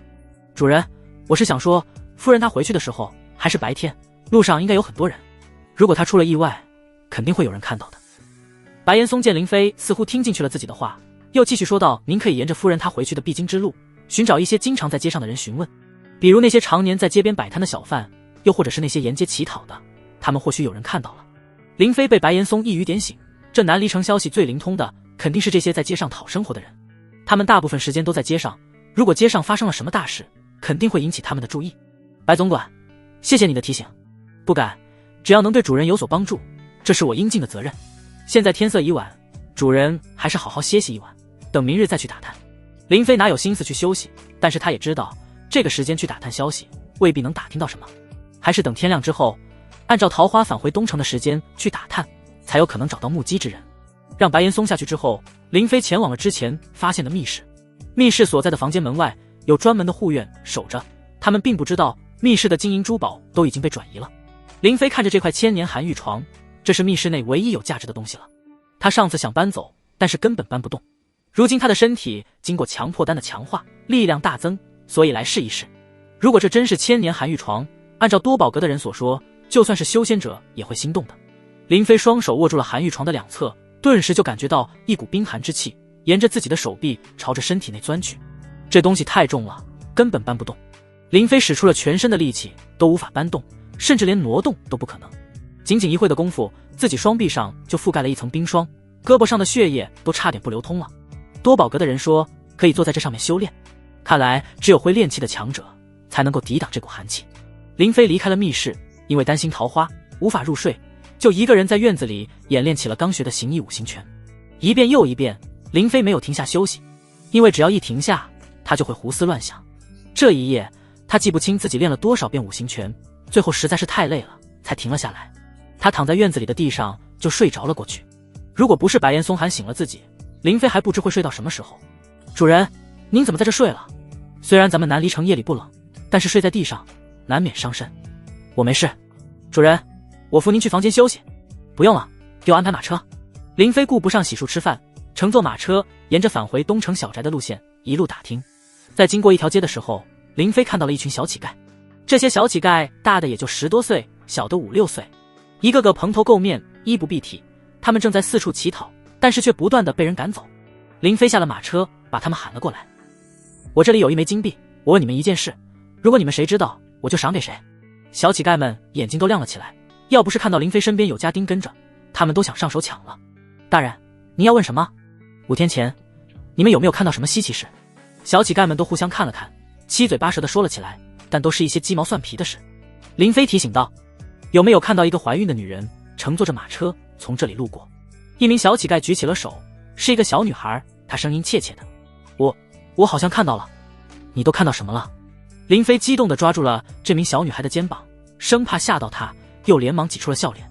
告诉叔叔，你看到什么了？我看到有辆马车被人给抢走了，车上好像就有2个姐姐，她们当时还喊救命来着。小女孩从怀里拿出了一块手表，递给了林飞看。这是车上掉下来的，我偷偷藏起来了。这是我送给桃花的手表，手表在南离城中绝无仅有，林飞只送给过桃花。小妹妹，那你知道那2个姐姐被什么人抢走了吗？小女孩捡到的手表证明了她没有撒谎，同时也证明了桃花的确是出意外了。只可惜小女孩年纪太小了，她除了看到桃花的马车被人抢走，并不知道抢走马车的是什么人。大人，我其他的什么都不知道，这金币还给我吗？小女孩眼巴巴地看着林飞手中的金币，肚子发出咕咕的声音，她已经饿了好几顿。林飞将金币塞到了她的手里，转头看向其他的小乞丐。这些小乞丐的眼里充满了羡慕、贪婪、嫉妒。林飞毫不怀疑，等自己一走，小女孩手中的金币就会被他们抢走。我这里还有金币，你们谁要是能帮我打听到那辆马车是被什么人抢走的，去了哪里，我就给谁金币。林飞又拿出了1枚金币，直接丢给了路边一个卖烧饼的小贩。你的烧饼我全包了。小贩惊喜无比，他这些烧饼最多只能卖100个铜板，1个金币都够他卖1年的烧饼了。谢谢大人。林飞看向那些小乞丐，对他们说道，烧饼你们随便吃，吃饱喝足之后就可以去打听消息，我就在这里等着你们，谁把消息带回来，金币就是谁的。小乞丐们立刻都跑向了烧饼摊，不一会就把烧饼抢光了。他们全都去打听消息了，生怕会被别人抢先了。那名拿到金币的小女孩只抢了2个烧饼，她没有再跟着去打听消息，而是转身离开了。林飞注意到有一个男人悄悄地跟上了小女孩，小女孩走了没多远，就被那人撞倒在地上，把她的金币抢走了。小女孩哇哇大哭，追也追不上，眼睁睁看着那人钻进一条巷子，消失不见了。林飞看到这一幕，也只能是默默叹了口气，或许自己不该给小女孩1枚金币，她太小了，根本保不住。在南城区，抢劫、偷窃这种事情时常发生，别说是1枚金币，就算是1枚银币，也足以令很多人动心了。林飞没有去帮那个小女孩，像她这样不幸的人太多了，根本帮不过来。再给她1枚金币的话，她也保不住，还是会被抢走。这时，正准备离开的烧饼小贩凑了过来。大人，你刚刚打听的事，我也看到了，我知道是谁干的。你知道？林飞看向了他，眼神急切。小贩讪讪一笑，反问道，我刚刚听到，您是不是说提供消息有赏啊？林飞没有啰嗦，直接又给了他1枚金币。小贩有点贪心，又说道，我要是告诉你，这件事我也是担了风险的。林飞没有怪他贪心，一次性给了他10枚金币。够了吗？够了。小贩惊喜无比，赶紧将金币藏了起来，生怕被别人看到。大人，那天抢走马车的人是血狼帮的，其中有一个人我认识，他经常白吃我的烧饼。这人叫丁铁锤，他爹是开铁匠铺的，他们家专门给血狼帮打造一些兵器。我们这条街上的摊贩都怕他，每个月都要给他交孝敬钱。林飞见这小贩啰嗦个没完，就打断了他。你说的这个丁铁锤现在在哪？这我不清楚。那他家的铁匠铺呢？就在前面不远，叫丁家铁铺。你可别说是我告诉你的，要不然他不会饶了我的。小贩挑起自己的烧饼摊，就赶紧离开了。林飞前往了丁家铁铺，铁铺内有几名正在打铁的铁匠，一个个浑身大汗淋漓。因为常年打铁，他们给人一种很精壮的感觉，手臂粗壮，肌肉鼓起。林飞让下人先回去了，自己一个人留下来观察着铁匠铺。丁铁锤是血狼帮的，不知是不是个练家子。虽说自己身体强化了不少，但是只学了一套形意五行拳，面对普通人战斗力还可以，要是遇上会武功的练家子，恐怕不是对手。想要从丁铁锤口中问出消息，必须要做2手打算。第一，用金钱来收买他，如果他配合，那么自己也省事了。第二，如果他不配合，那么只能动粗。为了确保万无一失，又不能走漏风声，那么只能去请人帮忙了。林飞前往了千金阁，请李如雪帮忙，准确的说是请丫鬟徐梅帮忙。之前徐梅自己说过，她是炼气5层的修为，想必应该很厉害。李如雪没有推辞，答应帮忙。有了徐梅的帮忙，林飞心里就有底气了。林飞与徐梅商量好了具体的时间、计划，然后就离开了。来到丁家铁铺，林飞问道：“请问铁锤兄在吗？你找我儿子做什么？”一名虎背熊腰的老汉看向林飞，他长着一脸的络腮胡子，皮肤黝黑。伯父你好，我听说铁锤兄是负责管理前面那条街的，我想要在那条街上开店做点小生意，这是一点小敬意，还请伯父收下。另外，我今晚在迎宾酒楼设宴，还请铁锤兄赏脸。林飞给了丁铁锤父亲1枚金币，这老头也是两眼发亮，表示一定会告诉他儿子。当天晚上，林飞包下了整个迎宾酒楼。丁铁锤来了，但他不是一个人来的，而是带了2个同伴，这在林飞的预料之外。是谁想要见我啊？你是铁锤兄？是我想要见你，不如咱们去雅间，边吃边聊。丁铁锤长得很像他父亲，也是一脸络腮胡，身强体壮，孔武有力。别看他5大3粗的，但是心思却一点也不粗。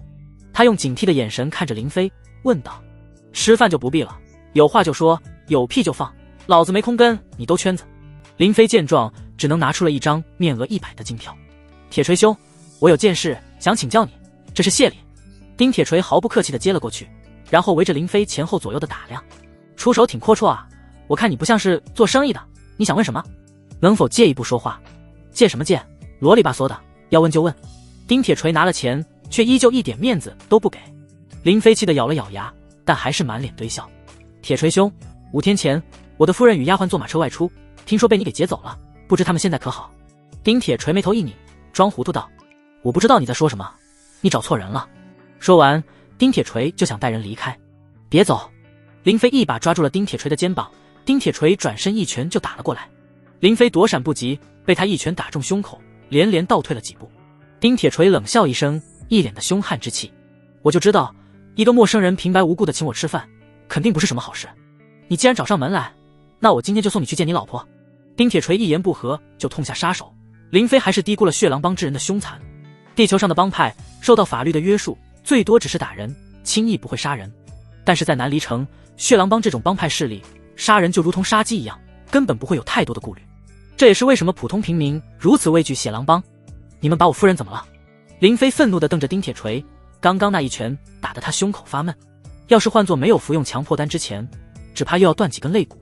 丁铁锤看了一眼他带来的2人，使了个眼色：“别愣着了，这家伙一出手就是100金票，肯定有不少家产。”另外2人闻言也都露出了贪婪之色。现在还有心思担心你夫人，还是担心你自己吧？敢来找我们血狼帮的晦气，你真是活得不耐烦了。这2人挥拳就朝着林飞打了过来。林飞一把抓起了身后的板凳，当作武器就砸了过去。砰！板凳狠狠地砸在了其中1人的头上，砸得他头破血流。另外1人的拳头打了过来，林飞来不及闪躲，被一拳打中了腹部。林飞再次后退了2步，撞在了一张方桌上。这人的力量与丁铁锤相比要差不少，所以这一拳虽然有点疼，但是林飞完全能够承受。对方冲上前来，想要继续攻击林飞。我去你大爷的！林飞又抓起了身后的方桌，朝着对方砸了过去。砰！这人双手挡在了头上，方桌破了个大洞，他被砸得双臂断裂，惨叫着躺在了地上。丁铁锤见状，脸色有些变了。他本以为林飞是个普通人，可以随意拿捏，没想到林飞出手2次就将他的同伴都打伤了。小子，你敢打伤我们血狼帮的人，你死定了！丁铁锤没有跟林飞继续纠缠，转身就想往外跑。嗖！一道破空声响起，闪电般的击中了丁铁锤的小腿。啊！丁铁锤惨叫一声，摔倒在了地上，一根筷子插在他的小腿上。林飞回头一看，就看到蒙着脸的寻梅站在不远处。刚刚的筷子就是寻梅射出的。林飞暗暗吃惊，能把一根筷子当作箭一样射出来，这就是炼气强者吗？寻梅身形一闪，快速地冲上前来，他一掌打在了丁铁锤的脖子上，丁铁锤昏死了过去。随后寻梅又打晕了另外2人。林飞，人物已经帮你控制住了，接下来的事情就靠你自己了。多谢。林飞将丁铁锤扛了起来，装进了早就准备好的马车内。为了不留隐患，林飞将另外2人也都装上马车，一起带走。寻梅自行离去，没有再参与后续的事情。迎宾酒楼的伙计立刻打扫现场，清理痕迹，这家酒楼是李家的一处产业。林飞与李如雪商议之后，才选择了这里，为的就是能够消除痕迹，避免被血狼帮追查。马车行走在南城区的街道上，街上热闹非凡。虽然南离城没有宵禁，但是晚上也是不允许出城的，所以想要把丁铁锤他们3人运出城，这是做不到的。当务之急是要找一个安全隐秘的地方，把他们3人给藏起来，然后审讯。南城的大宅人多眼杂，万一被血狼帮查到那里，说不定会牵连很多人。毕竟之前桃花他们就是从南城大宅出来，然后半路被人抢走的。林飞将马车赶进了一个死胡同，然后在马车内召唤出空间门，将还在昏迷中的丁铁锤3人拖了进去，带回了地球。如此一来，血狼帮想要找到他们根本不可能。林飞用事先准备好的绳子将他们3人捆绑了起来，并且堵住了嘴。随后林飞又立刻返回了南离城。他专门去了一趟丁家铁铺，买了一把铁锤，因为他用如意面改变了容貌，所以丁铁锤父亲没有认出来。林飞带着这把铁锤去了南城大宅，他一个人进入了大宅的密室，再次召唤空间门，又把丁铁锤3人拖进了密室内。如此一来，就没有人知道他抓了3个人到大宅中。因为有千年寒玉床的原因，密室内很冷。没过多久，丁铁锤就被冻得醒了过来。林飞拿开了他嘴上的毛巾，冷冷地看着他。这是呢？丁铁锤神色慌张，他挣扎了几下，发现手脚都被捆得死死地，根本挣脱不开。你想干嘛？林飞左手拿着一盏油灯，右手提着铁锤，居高临下地看着他。我想干嘛？难道你不清楚吗？这把铁锤是我从你家的铁铺买的，把我想知道的告诉我，要不然我就让你试试，究竟是你的嘴硬，还是他更硬。丁铁锤色厉内荏地喊道。你敢动我，你老婆就会死得很惨。砰！林飞一锤就砸在了丁铁锤的膝盖上，顿时疼得他发出了杀猪般的惨叫声。他的惨叫声将另外2名同伴给吵醒了。怎么回事？我们这是在哪？林飞冷冷地说道。你们醒了正好，我夫人究竟在哪？谁先告诉我，我就饶谁不死。丁铁锤疼得浑身抽搐，却还要阻止其他人说出真相。别说，少帮主要是知道会杀了你们全家。另外2人闻言都沉默了。林飞没有废话，又一锤砸下去，砸碎了丁铁锤另一条腿的膝盖。啊！丁铁锤惨叫一声，疼得他2眼怒瞪，浑身不停地抖动。你杀了我吧，杀了我！你连死都不怕，真是条汉子。林飞脸上没有任何的变化，其实内心同样很煎熬。如此折磨人并非是他的本意。你想死，我偏不让你死。让我看看他们2人是不是也跟你一样都是硬骨头。林飞挥动锤头砸在了另外1人的膝盖上，这人疼得脸都紫了，在地上滚来滚去。林飞看向最后1人，那人吓得脸色发白，裤裆中流出了一滩黄水。不要，我全都告诉你。你夫人去赌场的时候被我们少帮主看上了，所以让丁铁锤绑走了你夫人。她还活着吗？林飞紧张地问道。丁铁锤似乎认命了，为了少受折磨，他也开口了。死了，你夫人和她的丫鬟都死了，尸体就埋在城外的乱葬岗。哐当！林飞手中的铁锤掉落在地板上，整个人如遭雷击一般。死了！一瞬间，林飞的眼睛就红了，内心的痛苦就像是潮水一样汹涌而来。她怀有身孕，马上就要生了，你们知道吗？乱葬岗，这是在南离城外的一处坟地，这里葬的大都是一些穷苦人家，死了之后挖个坑就被草草地葬在了这里，形成了一个个的小土包桃花。林飞趴在一处挖开的土包前面，泪流满面，撕心裂肺。他是按照丁铁锤3人供出的地点找到了这里。土包内的尸体正是桃花、杏花2人，他们死了已经多日，尸体变了颜色，散发着一股尸臭。他们身上穿的衣服是林飞从地球上给买的衣服。根据丁铁锤所说，正是因为这衣服的款式新颖，才吸引了血狼帮少帮主的注意。桃花，我带你回家。林飞抱起了桃花的尸体，放入了准备好的棺材内，用马车拉着离开了。至于杏花的尸体，林飞没有掩埋。桃花的死，杏花是有很大责任的。如果不是杏花他爹欠了赌债，如果不是杏花把桃花带去赌场，桃花根本不会遭此一劫。林飞恨他，曝尸荒野是他罪有应得。桃花一尸2命，他的死却让林飞心痛不已。林飞将桃花的尸体拉回了南城大宅，亲自为他清洗身体。只是桃花的身体已经开始腐烂，经不住擦拭就破了皮。林飞默默地流着泪，为他换上新的衣服。看着桃花依旧隆起的小腹，林飞内心的疼痛达到了极致。孩子，我一定为你还有你母亲报仇。他与桃花的相遇是不期而遇，他与桃花成为夫妻，没有一个正式的婚礼仪式，但一日夫700日恩。他对桃花的疼爱却是情真意切的，他对尚未出生的孩子也是充满了期待。原本他们可以是幸福的一家三口，如今却是阴阳两隔，天人永别。林飞还想要等孩子出生后，把这份喜悦分享给自己的父母，如今却只有刻骨铭心的悲痛。血狼帮，少帮主司徒也，我要让你血债血偿。林飞转头看向了躺在角落的丁铁锤三人，复仇就从他们三个先开始。林飞给了他们三人一个痛快，用铁锤终结了他们的性命。这笔血债，他要让整个血狼帮来偿还。林飞将丁铁锤三人的尸体交给了白岩松处理。白岩松看到突然出现的3具尸体，虽然有些震惊，但是却什么都没问。白岩松让人在后山挖了坑，趁着夜深人静将丁铁锤三人给埋了。桃花的尸体，林飞没有下葬，而是放在了千年寒玉床上。千年寒玉床散发出的寒气可以令尸身不腐烂。林飞决定要等为桃花母子报仇之后再安葬他们。想要报仇，就必须要了解仇人的实力。林飞再次去找了李如雪，请他帮忙弄清楚血狼帮的实力以及少帮主司徒也的行踪。但是这一次李如雪拒绝了。李如雪说，如果要调查清楚血狼帮的详细情况，就要调动李家的很多高级眼线。血狼帮毕竟是南离城5大势力之一，调查这样一个势力必会惊动李家的长辈，到时候他吃罪不起。林飞体会他的难处，所以没有为难他。如果不是寻梅出手，自己想要抓住丁铁锤还要费一番功夫，这已经欠了李如雪的人情。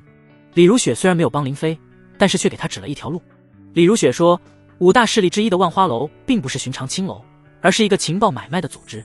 在南离城中的那些青楼，要么背后是万花楼控制的，要么就是有万花楼的眼线安插在里面。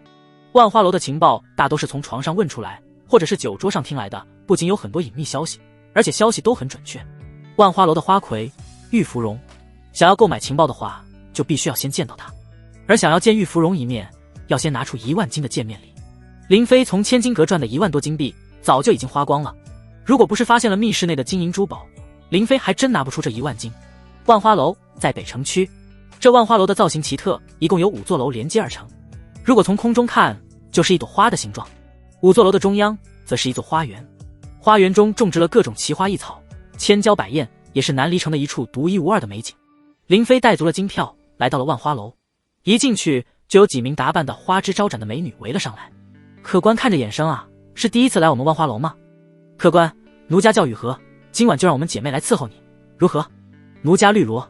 这几名女子不仅相貌不错，而且身上都散发着一股奇异的香味，让人闻了之后有点飘飘然，情不自禁的就对她们产生好感，甚至是冲动。林飞一阵脸红，他还是第一次被这么多女人主动亲近。我想见花魁玉芙蓉，烦请通报。那名叫雨禾的女子轻笑一声，朝着林飞耳朵吹了口气。客官，我们花魁是轻易不接客的。林飞拿出了准备好的1万金票，递给了对方。规矩我懂，这是见面礼，你们先把这位客官带去房间稍等，我去通报一声。林飞被带去了一间房内，2名女子对他尽心服侍，一名女子捏肩捶背，一名女子端茶沏水，甚至还要为林飞喝。只可惜林飞此刻内心满是仇恨，根本没有心情享受。2位姑娘，我不需要服侍，请离我远点。他们倒是也没有纠缠，变得收敛了许多。等了半个多小时，那位叫雨禾的姑娘才出现。客官，我们花魁现在有空了，请跟我来。林飞跟着对方离开，来到了最顶层的一个房间。花魁在里面等候，请进。林飞推门而入，房间内飘着一股淡淡的清香。一名身穿粉色衣衫，外面穿着白色纱衣的女子正背对着林飞。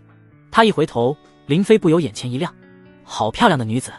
林飞内心一阵惊叹，感觉这名女子的美貌世间少有，不愧是花魁，肤如凝脂，就如同她的名字一般。眸若朗星，只是跟她对视一眼，仿佛就要沦陷在她的眼睛里。玉芙蓉像白玉一样美丽的芙蓉花，这一刻林飞感觉美似乎升华了，他的内心没有任何杂念，感觉眼前女子淡雅出尘，不可亵渎。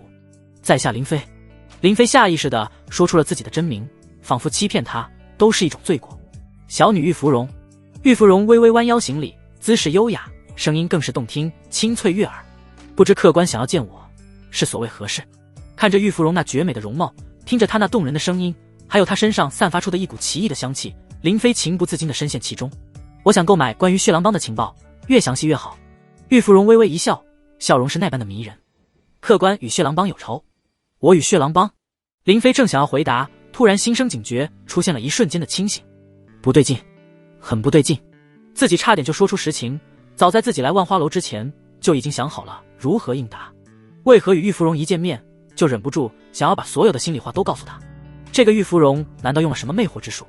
林飞连忙低下了头，不敢再去看玉芙蓉的眼睛，偷偷的用手掐自己的大腿，让自己时刻保持清醒。这是我的个人私事，不便告知。你们万花楼买卖情报，难道还要问清楚情报的用途才肯卖吗？玉芙蓉眼神中闪过一丝惊讶，这人明明只是个没有修为的普通人，怎么会这么快清醒过来？他哪里知道，林飞此刻内心早就被仇恨充满。一个满心仇恨的人，又哪有心思欣赏什么美女？美色对他而言，诱惑力大打折扣。哼，客官玩笑了，小女子只是随口一问罢了。血狼帮乃是南离城的2大帮派之一，我们万花楼只做情报生意，并不参与帮派争斗这种事情，所以才会有此疑问，怕引火烧身罢了。李如雪曾经提醒过林飞，万花楼并不简单，否则也无法立足5大势力之一。如今玉芙蓉的这番说辞，也只是虚与委蛇。我与血狼帮之间的事情，绝不会牵扯到万花楼，玉芙蓉姑娘大可放心。不如开门见山，出个价吧。玉芙蓉见林飞对自己有了防备，也就没有再试探下去。既然客官如此急切，那么小女就不兜圈子了。血狼帮的情报价值3000金币，其中包括血狼帮帮主、少帮主以及麾下4大堂主的详细情报。如果客官还想要更详细的具体到某个人，那么需要另外加钱。林飞拿出了3000面额的金票，推到了玉芙蓉的面前。我先看看情报。稍等。玉芙蓉收起了金票，转身走进了一侧的房内。她关上了房门，只听见里面传出了一阵铃声。不多一会，玉芙蓉就出来了，手中拿着一个卷轴。这就是血狼帮的情报了，只可以在这里看，不能带走。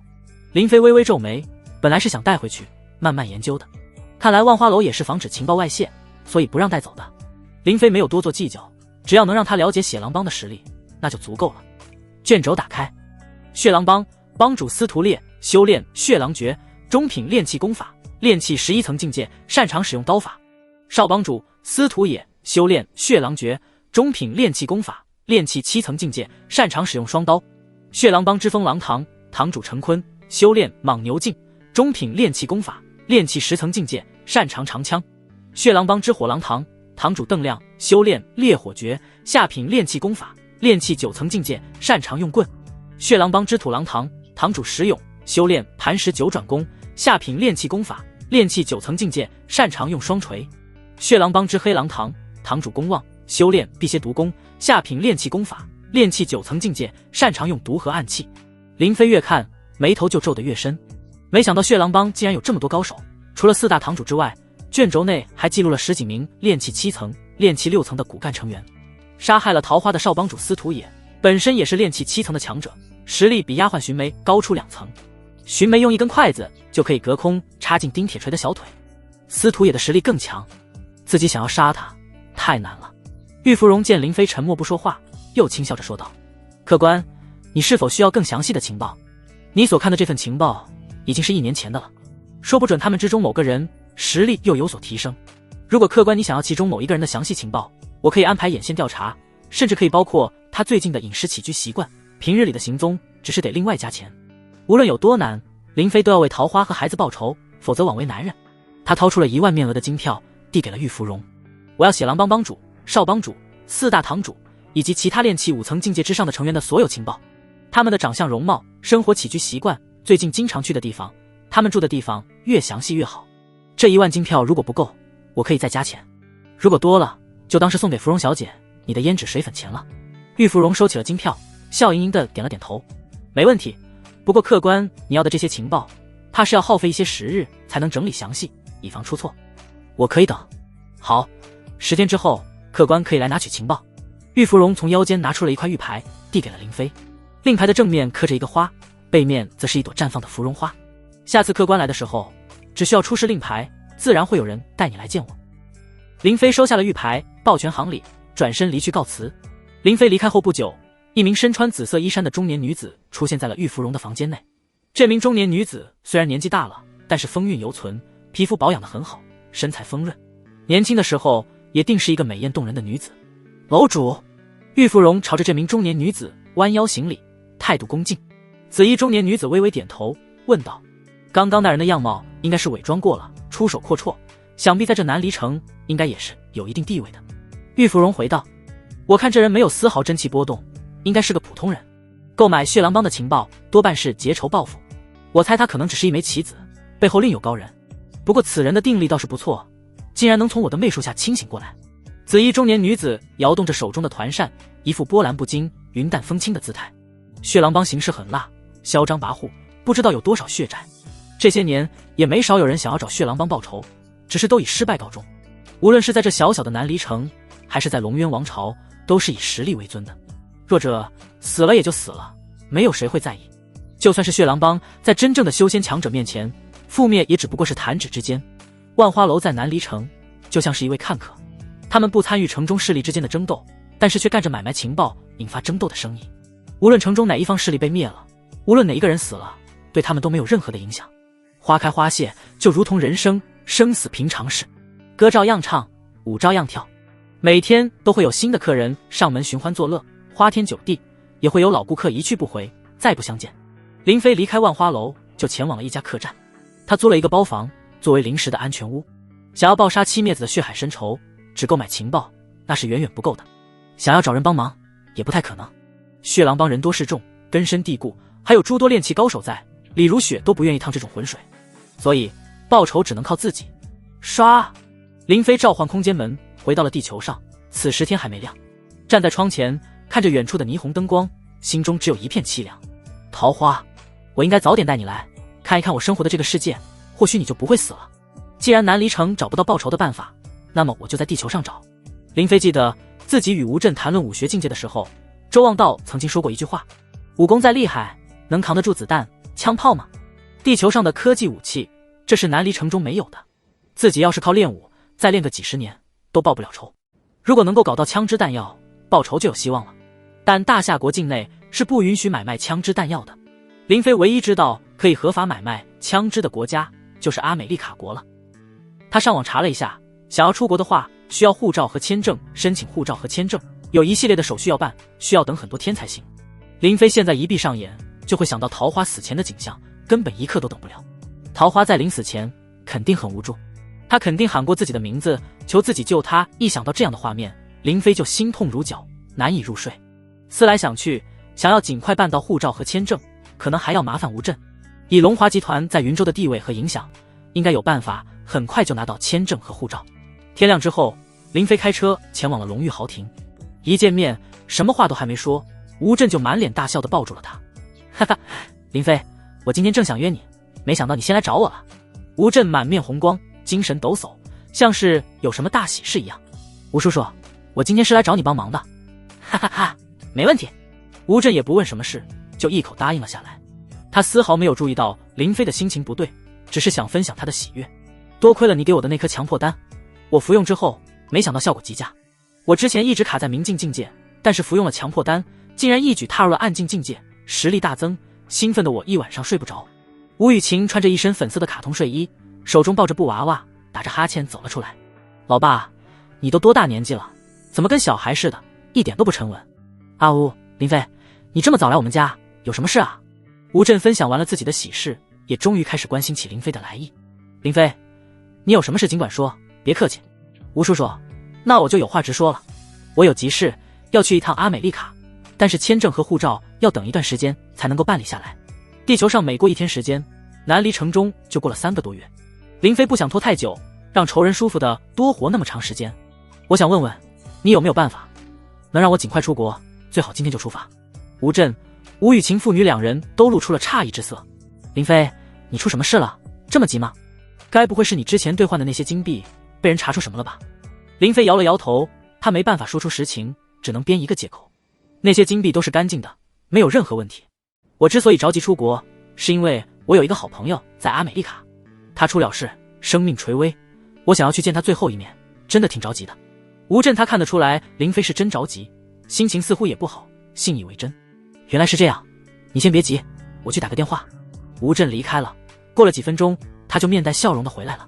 林飞，我托了关系，1天之内就能把护照和签证给你办下来。你现在准备一下个人资料，照片什么的都发给我，办好了之后就给你送过去。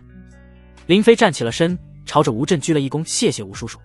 林飞如此正式的感谢，让吴镇十分的意外。一点小事，不必客气，我这就回去准备资料照片，等我从阿美利卡回来再来拜访您。林飞急匆匆的就离开了。吴雨晴挠了挠头，疑惑的说道：“爸，我总觉得林飞怪怪的，好像有点不对劲呀。”我也看出来了。吴震突破暗境境界的喜悦，此刻也没了。或许是因为担心他那位好朋友吧，人之将死，难免会心绪不安。林飞回去之后，就将准备好的资料、照片发到了吴震的手机上。紧接着，林飞看了飞往阿美利卡的航班，订购了明天一早的机票。徐有乐打电话联系林飞，让他过去签仓库的合同。林飞虽然心情不佳，但是并没有因此颓废。活着的人，生活还要继续下去。在南离城种植药材这件事，还是要办下去的，所以仓库必须要准备好。林飞签了合同，交了1年的租金，然后交代徐有乐、郑倩两人将仓库清理一下，顺便做一些安全防护的措施。事情刚忙完，药材商杜恒就打电话来了。林飞跟杜恒约在了一家酒店见面。见面之后，林飞快刀斩乱麻，跟杜恒商定了需要的药材、数量、价格等细节。谈完之后，杜恒想要邀请林飞吃饭，但是林飞拒绝了。他现在满脑子都是报仇，哪有心情去喝酒应酬，只能推脱等正式签了合同再喝酒庆祝。当天下午的时候，林飞的护照和签证就办好了。不仅如此，吴震还贴心的为林飞准备了一张银行卡，里面存的是美金，这让林飞有点感动。第一次出国，他还真没有考虑到这一点。林飞，这张卡里有100万美金，你先拿着用。你一个人去阿美利卡，人生地不熟，语言又不通，我怕有些突发情况，你会应付不来。这是我一位朋友的电话，他是律师，到了那边，如果遇到麻烦，你可以联系他帮忙。林飞这才意识到自己是多么的冲动，甚至有点愚蠢，准备太不充分。自己虽然是在地球上，但阿美利卡毕竟是一个完全陌生的国家，万一自己触犯了当地的法律，很可能就回不来了。第二天一早，林飞就出发了，乘坐飞机前往了阿美利卡。飞机飞行了10几个小时，终于落地在了卡利福尼亚机场。第一次踏足大洋彼岸的异国他乡，这片陌生的土地，林飞多少有点紧张。他走到安检口的时候，被安检人员拦住，询问他一些问题。林飞勉强能听明白对方说的话，但是自己的口语有点糟糕，解释不清楚。安检人员眼看着有点不耐烦，要把林飞给带走的时候，旁边的一名夏国人开口替林飞解了围。谢谢。林飞感激地朝着对方点了点头，对方是一名50多岁的阿姨，也是从大夏国内来的，不用客气，都是夏国人，在外互相帮忙应该的。这让林飞感受到了一丝温暖，但同时也明白，要是在当地没有个熟人带路，自己接下来怕是寸步难行。林飞只好打电话给了吴震的那位律师朋友，对方让林飞在机场等着，会过去接他。等了2个多小时，一辆黑色的福特汽车停在了林飞的面前。喂，你叫林飞？你是王律师？是我，上车吧。这名律师叫王一博，年纪也就40多岁，穿西装打领带，头发梳得一丝不苟，胡子刮得也很干净。根据吴震所说，王一博也是云州人，早年来卡利福尼亚这边留学，毕业后留在了这边工作，已经很多年了，非常熟悉这边。吴总跟你介绍过我了吧？他说你们是很好的朋友，要我尽力帮助你。听说你朋友生病了，你是来看望他的，在哪家医院？我送你过去。林飞犹豫了一会，决定还是坦诚相见，只有这样才能尽快达成他的目的。王律师，我撒谎了，我不是来看朋友的。那你是来做什么的？王一博没有惊讶，一副事不关己的样子。如果不是因为吴震打了招呼，他才不会管林飞是来干嘛的。我想买枪。王一博这才看了林飞一眼，然后将车停在了路边。年轻人，你买枪做什么？这东西是带不回大夏的，这你清楚吗？你如果只是想玩一玩，过个瘾的话，我可以带你去一个射击俱乐部，你只要花钱，随便你玩。林飞脸色平静，语气也非常的平静。我不是想玩一玩，我要买枪，买很多枪，我没打算带回大夏国。我可以跟你保证，我不会去做违法犯罪的事情，绝不会给你带来任何麻烦。王一博沉默了，只是直直地盯着林飞，直到一辆警车鸣笛路过，王一博才重新启动了车子。如果你不是吴总介绍的，我真会以为你是个疯子。买枪这件事，我帮不了你。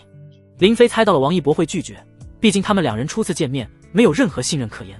他在这里有家庭，有事业，没必要为了自己的事情去冒险。10万美金，这不是钱的事。20万美金，你还是找别人吧。100万美金，你这个人，成交。王一博脸上挤出了一丝笑容，朝着林飞伸出了右手。从现在开始，你就是我的客户，我会尽我所能帮你达成心愿。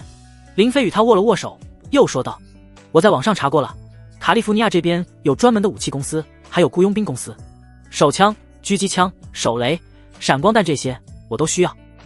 怎么合法的买到，这你来操心，钱不是问题。你帮我请一名雇佣兵，要经验丰富的，杀过人的，精通各种武器的，我要他训练我。王一博满脸的疑惑，忍不住问道：你究竟想干嘛呀？个人爱好。林飞一句个人爱好就打发了王一博。王一博没有再追问，免得自讨没趣。他只是把林飞当成了一个有钱又喜欢军事的富二代，跑到这边来找刺激的。像这种情况也是存在的。王一博这个人很专业，也很现实。他将林飞带去了一家酒店安排住下，然后就让林飞先给他20万美金当定金。林飞用吴震给的银行卡从里面取出了20万给了王一博。王一博让林飞在酒店好好休息，倒一倒时差，等他安排好了会过来接林飞。第二天，王一博来了，他开车带着林飞来到了一处郊外的农场。按照你的要求，我给你找到了一个符合要求的，当过雇佣兵，作战经验丰富，还杀过人，精通各种武器。这人叫罗洪武，阿美丽凯名字叫彼得罗。我必须要提醒你，这个人脾气不太好。林飞不禁有点期待。没关系，只要他有真本事就行。王一博将车停在了农场内，一名脸上盖着草帽、抽着烟斗的男人正在躺椅上休息。嗨，彼得罗。彼得罗拿起了草帽，从躺椅上站了起来。他走路一瘸一拐的，脸上还有着被火烧伤的疤痕，看起来有些狰狞。林飞转头看向了王一博，小声地质问道：你这找的什么人？怎么是瘸的？彼得罗似乎听到了林飞的话，他忽然从腰间拿出了一把手枪，瞄准了林飞。林飞顿时紧张了起来，身体紧绷，不敢乱动。他要干嘛？王一博正要开口，忽然彼得罗调转枪口，连开数枪。砰砰砰，伴随着枪声，几十米外一棵树上挂着的酒瓶接连爆碎。彼得罗收起了枪，默默地看向了林飞，似乎是在证明什么。王一博赶紧笑着说道：呵呵，你都看到了吧？彼得罗他是宝刀未老，枪法百发百中。他的腿是执行一次雇佣兵任务的时候不小心被炸断了，所以才退役了。让他训练你，绝对没问题。最重要的是，彼得罗是咱们夏国人，靠得住。他有不少的枪支弹药，绝对能满足你。刘洪武这时开口道：有人说你愿意出10万美金让我训练你，是吗？如果你要买武器弹药，价钱另算。王一博凑到林飞身旁，小声道：靠，我明明谈的20万，这中间伤够黑的，吃了一半。林飞，这钱……林飞此刻并不在乎钱，只在乎是否能学到真本事。钱不是问题，我的时间宝贵，现在就开始训练吧。罗洪武将林飞、王一博带进了他农场的仓库，然后打开了地下室的暗门。这是我的武器库，一会取几把武器，我教你如何使用。罗洪武一瘸一拐地走了进去，林飞、王一博也都跟着进去。看到墙上挂着各种枪支，林飞整个人都是一愣，有点被惊到了。单单手枪就有10几种不同的类型，各式猎枪、冲锋枪、步枪也有10几支，还有威力更强的榴弹枪、霰弹枪。王一博在卡利福尼亚生活了很多年，自己也玩过枪，甚至家里就备着一把手枪。可是这么多枪支，他也是第一次见。彼得罗，你这存货够多的，都够组装一个小队了。彼得罗没有说话，只是从墙上取下了一把手枪，丢给了正目瞪口呆的林飞。别愣着了，想学哪一种就自己拿。这一箱是手枪的子弹，这一箱是步枪的子弹，你们自己搬上去。林飞略一沉思，问道：哪一种枪更适合暗杀？血狼帮在南离城中人手众多，自己一个人单枪匹马，肯定不能正面冲突，采取暗杀手段，让对方找不到自己，这才是最佳的报仇方式。罗洪武对于这些手枪的性能十分熟悉，如数家珍。你手里的是博莱塔 M9， 弹匣容量15发，最大有效射程50米，射速35发每分钟。M9 的优点是体积小，重量轻，使用方便，动作可靠，精度高。罗洪武又从墙上拿下了2把手枪，继续介绍。这2把手枪分别是西格绍尔 M11、M17， 都是阿美利卡军方常用的武器，射击精度高，后坐力小。你如果想近距离杀人的话，这3款枪都适合。稍加改装，配上消音器，就能够做到杀人无声。血狼帮的帮主、少帮主、4大堂口的堂主们都是练气7层以上的高手，他们随手掷出的筷子都能够杀人。一旦近距离对他们暗杀失败，那么自己逃都逃不掉。对付这种练气高手，远距离暗杀更安全。我想学狙击枪，射程远，威力大的，也可以安装消音器的那种。正在把玩一把步枪的王一博听到林飞的要求，不由皱了皱眉，总觉得林飞提的要求怪怪的。彼得罗，我一会也开几枪玩玩，钱的话都算在老板账上。罗洪武打开了一个木箱，木箱里面还有一个装备箱，他将箱子取了出来，里面是一把狙击枪，雷明顿 M24， 这是我很喜欢的一款狙击步枪，有效射程800米，弹容量5发，可以配备 M118 特种弹， M118L2 远程弹。不过狙击枪学起来可比手枪要难得多，真正的狙击手不仅需要天赋，还需要接受严格的训练。罗洪武显然觉得林飞不是狙击手的料，所以没有做更详细的介绍。走吧，我们去农场后边的树林，那里都是我私人的土地，可以在那里训练。林飞、王一博各自搬了一箱子弹，又拿了几把手枪、步枪，来到了树林中。罗洪武在树上安装了不少的靶子，简单指点了林飞一些射击要领之后，就让林飞自己开枪试一试。林飞双手举起手枪，瞄准了30米外的靶子，眼睛、准心、靶子3点一线，砰砰砰！林飞连开数枪，他的手很稳，身子几乎没有抖动。罗洪武看到之后，眼神中闪过一丝惊讶。第一次开枪的人一般是做不到林飞这般身形稳定的。手枪后坐力虽然小，但是在射击的瞬间，手依旧会发生抖动，带动肩膀、身体的抖动。只有职业军人经过长期训练，才能适应后坐力，减少身体的晃动。林飞的身体素质远超常人，手枪的后坐力对他来说跟没有一样。王一博没有林飞那么认真，拿着冲锋枪对着远处的靶子就是一阵扫射，直到子弹打光了，他才停了下来。罗洪武去看了一下靶子，然后走了回来。你真的是第一次开枪？他用怀疑的目光看着林飞，因为林飞开了15枪，竟然只有1枪脱靶。林飞点头道：第一次。你很不错，开了15枪，1枪脱靶，3枪射中靶心，5枪射中8环以内。王一博闻言连忙问道：那我呢？罗洪武看都懒得看他一眼。你还是别浪费我的子弹了，全部脱靶。肯定是这枪的后坐力太大了，我换一把试试。林飞继续射击训练，罗洪武在一旁默默地观看着，偶尔指点林飞怎么换弹夹、压子弹，以及如何提高命中率。想象一下，你的眼前不是靶子，而是你最恨的一个人。不到1个小时的时间，林飞打光了几百发子弹，他使用手枪的命中率在不断的提升，并且也熟练掌握了步枪的使用。王一博早就放下枪，与罗洪武一起坐在旁边喝茶。林飞放下了手中的一把冲锋枪，又拿起了那把雷明顿 M24 狙击枪。通过瞄准镜，他能够轻易地锁定几百米外的目标，但是每一次开枪，子弹都会出现打偏了。休息一下吧，林飞。就算你不休息，枪也要休息。王一博走上前来，递给了林飞一瓶啤酒。林飞放下了枪，接过了啤酒。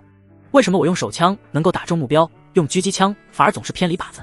罗洪武解释道：狙击枪的射程远，需要考虑的因素也更多，比如空气湿度、风向、风速，甚至是你的呼吸节奏，这些都会影响到你的射击精度。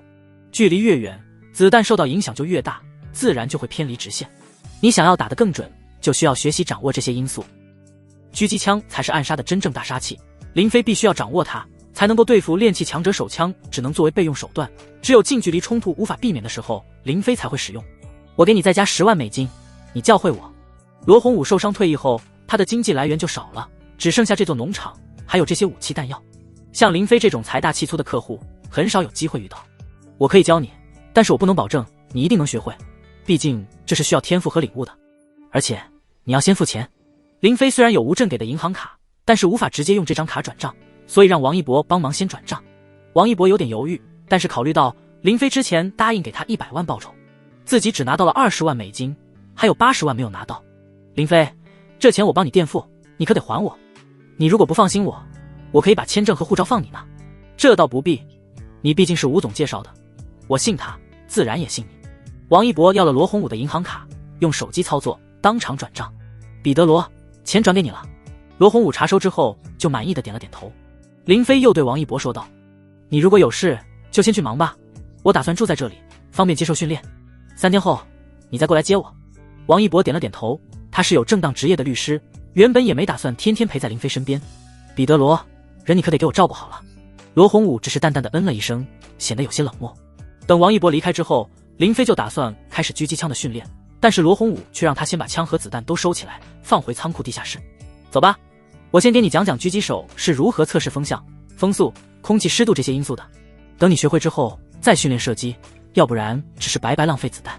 林飞毕竟是读过大学的，智商并不低，经过罗洪武的一些讲解，他很快就明白了其中的一些关键，但是想要应用于实战之中，依旧脱离不了射击训练。每一个神枪手都是靠子弹喂出来的。中午的时候，罗洪武自己做了一些饭菜招待了林飞。你没有家人吗？林飞发现整个农场就只有罗洪武一个人。罗洪武面无表情地回道：曾经有。林飞以为罗洪武的家人死了，一想到桃花的死，脸上也不禁露出了伤感之色。抱歉。没什么好抱歉的，只是离婚了。罗洪武似乎很久没跟人聊天了，林飞不主动开口，他从不主动搭话，总是沉默寡言的。吃过午餐之后，罗洪武就吃了几片药。他的腿被炸断之后，就需要长期服用药物来缓解疼痛。我需要休息一会，等过1个小时，你叫醒我，再去训练。你也可以休息一下，不过我没有多余的床，你只能睡沙发。林飞一点都不困，也不想去睡觉闭上眼，他总是会想起桃花。我能一个人去你的武器库看看吗？罗洪武有些犹豫，毕竟那些武器是他唯一的家底了，让林飞一个外人自己在里面，他始终是有点不放心的。林飞又说道，你如果不放心，我可以买下你所有的枪支弹药，你开个价，我让王律师转给你。林飞这副不差钱的口气，罗洪武有些讨厌，但是却也放下了警惕。你要去就去吧，不过我警告你，别乱动那些手雷、炸弹。我不会的，只是想再去研究一下狙击枪。罗洪武将钥匙给了林飞，然后就一个人睡觉去了。1个小时后，罗洪武睡醒了，他一瘸一拐地来到了仓库地下室，就看到林飞正在装弹夹，拿上狙击枪，还有子弹，我们去外面树林，别动。林飞用手枪抵在了罗洪武的背上，罗洪武的声音变得有些阴沉，你最好别开这种玩笑，因为一点都不好笑，别回头。林飞挥手召唤出了空间门，然后一把拽住了罗洪武的衣服，将他拽了进去。在地球上训练速度太慢了，所以林飞想到了这个办法，就是把罗洪武给带到南离城。这是啊！罗洪武原本很愤怒，想要质问林飞在做什么，但是当他回过神来，却发现自己眼前已经变了模样。这里不是他的地下武器库，而是一个陌生的房间。林飞收起了枪，同时也关闭了空间内。这里是南离城。南离城是什么地方？刚刚这里是另一个世界，走吧，我带你出去看看。林飞打开门走了出去，他要让罗洪武接受这里。罗洪武有些精神恍惚，还以为自己在做梦，给了自己一巴掌。强烈的疼痛感告诉他，这不是梦。两人走在大街上，看着那些人的打扮，还有酷热的天气，都告诉罗洪武，这里不是卡利福尼亚。这到底是怎么一回事？别急，我会告诉你的。林飞雇了一辆马车，带着罗洪武四处逛了逛，最后进了一家酒馆。他点了一桌菜，还有一坛酒。相信你现在应该明白了，这里不是阿美利卡，这里也不是地球，这是另一个世界。你没死，这不是天堂。林飞怕罗洪武想歪了，毕竟人活着怎么能进入另一个世界呢？我有一种特殊能力，可以进入另一个世界，这里的一切都是真实的。你可以尝尝这里的酒菜。我把你带到这里来，是因为想让你在这里训练我。3个月，只需要3个月的时间。到时候你想回去，我就送你回去。如果你想留在这，那么也可以留下。你现在就当是来旅游了，放轻松，这里很不错的。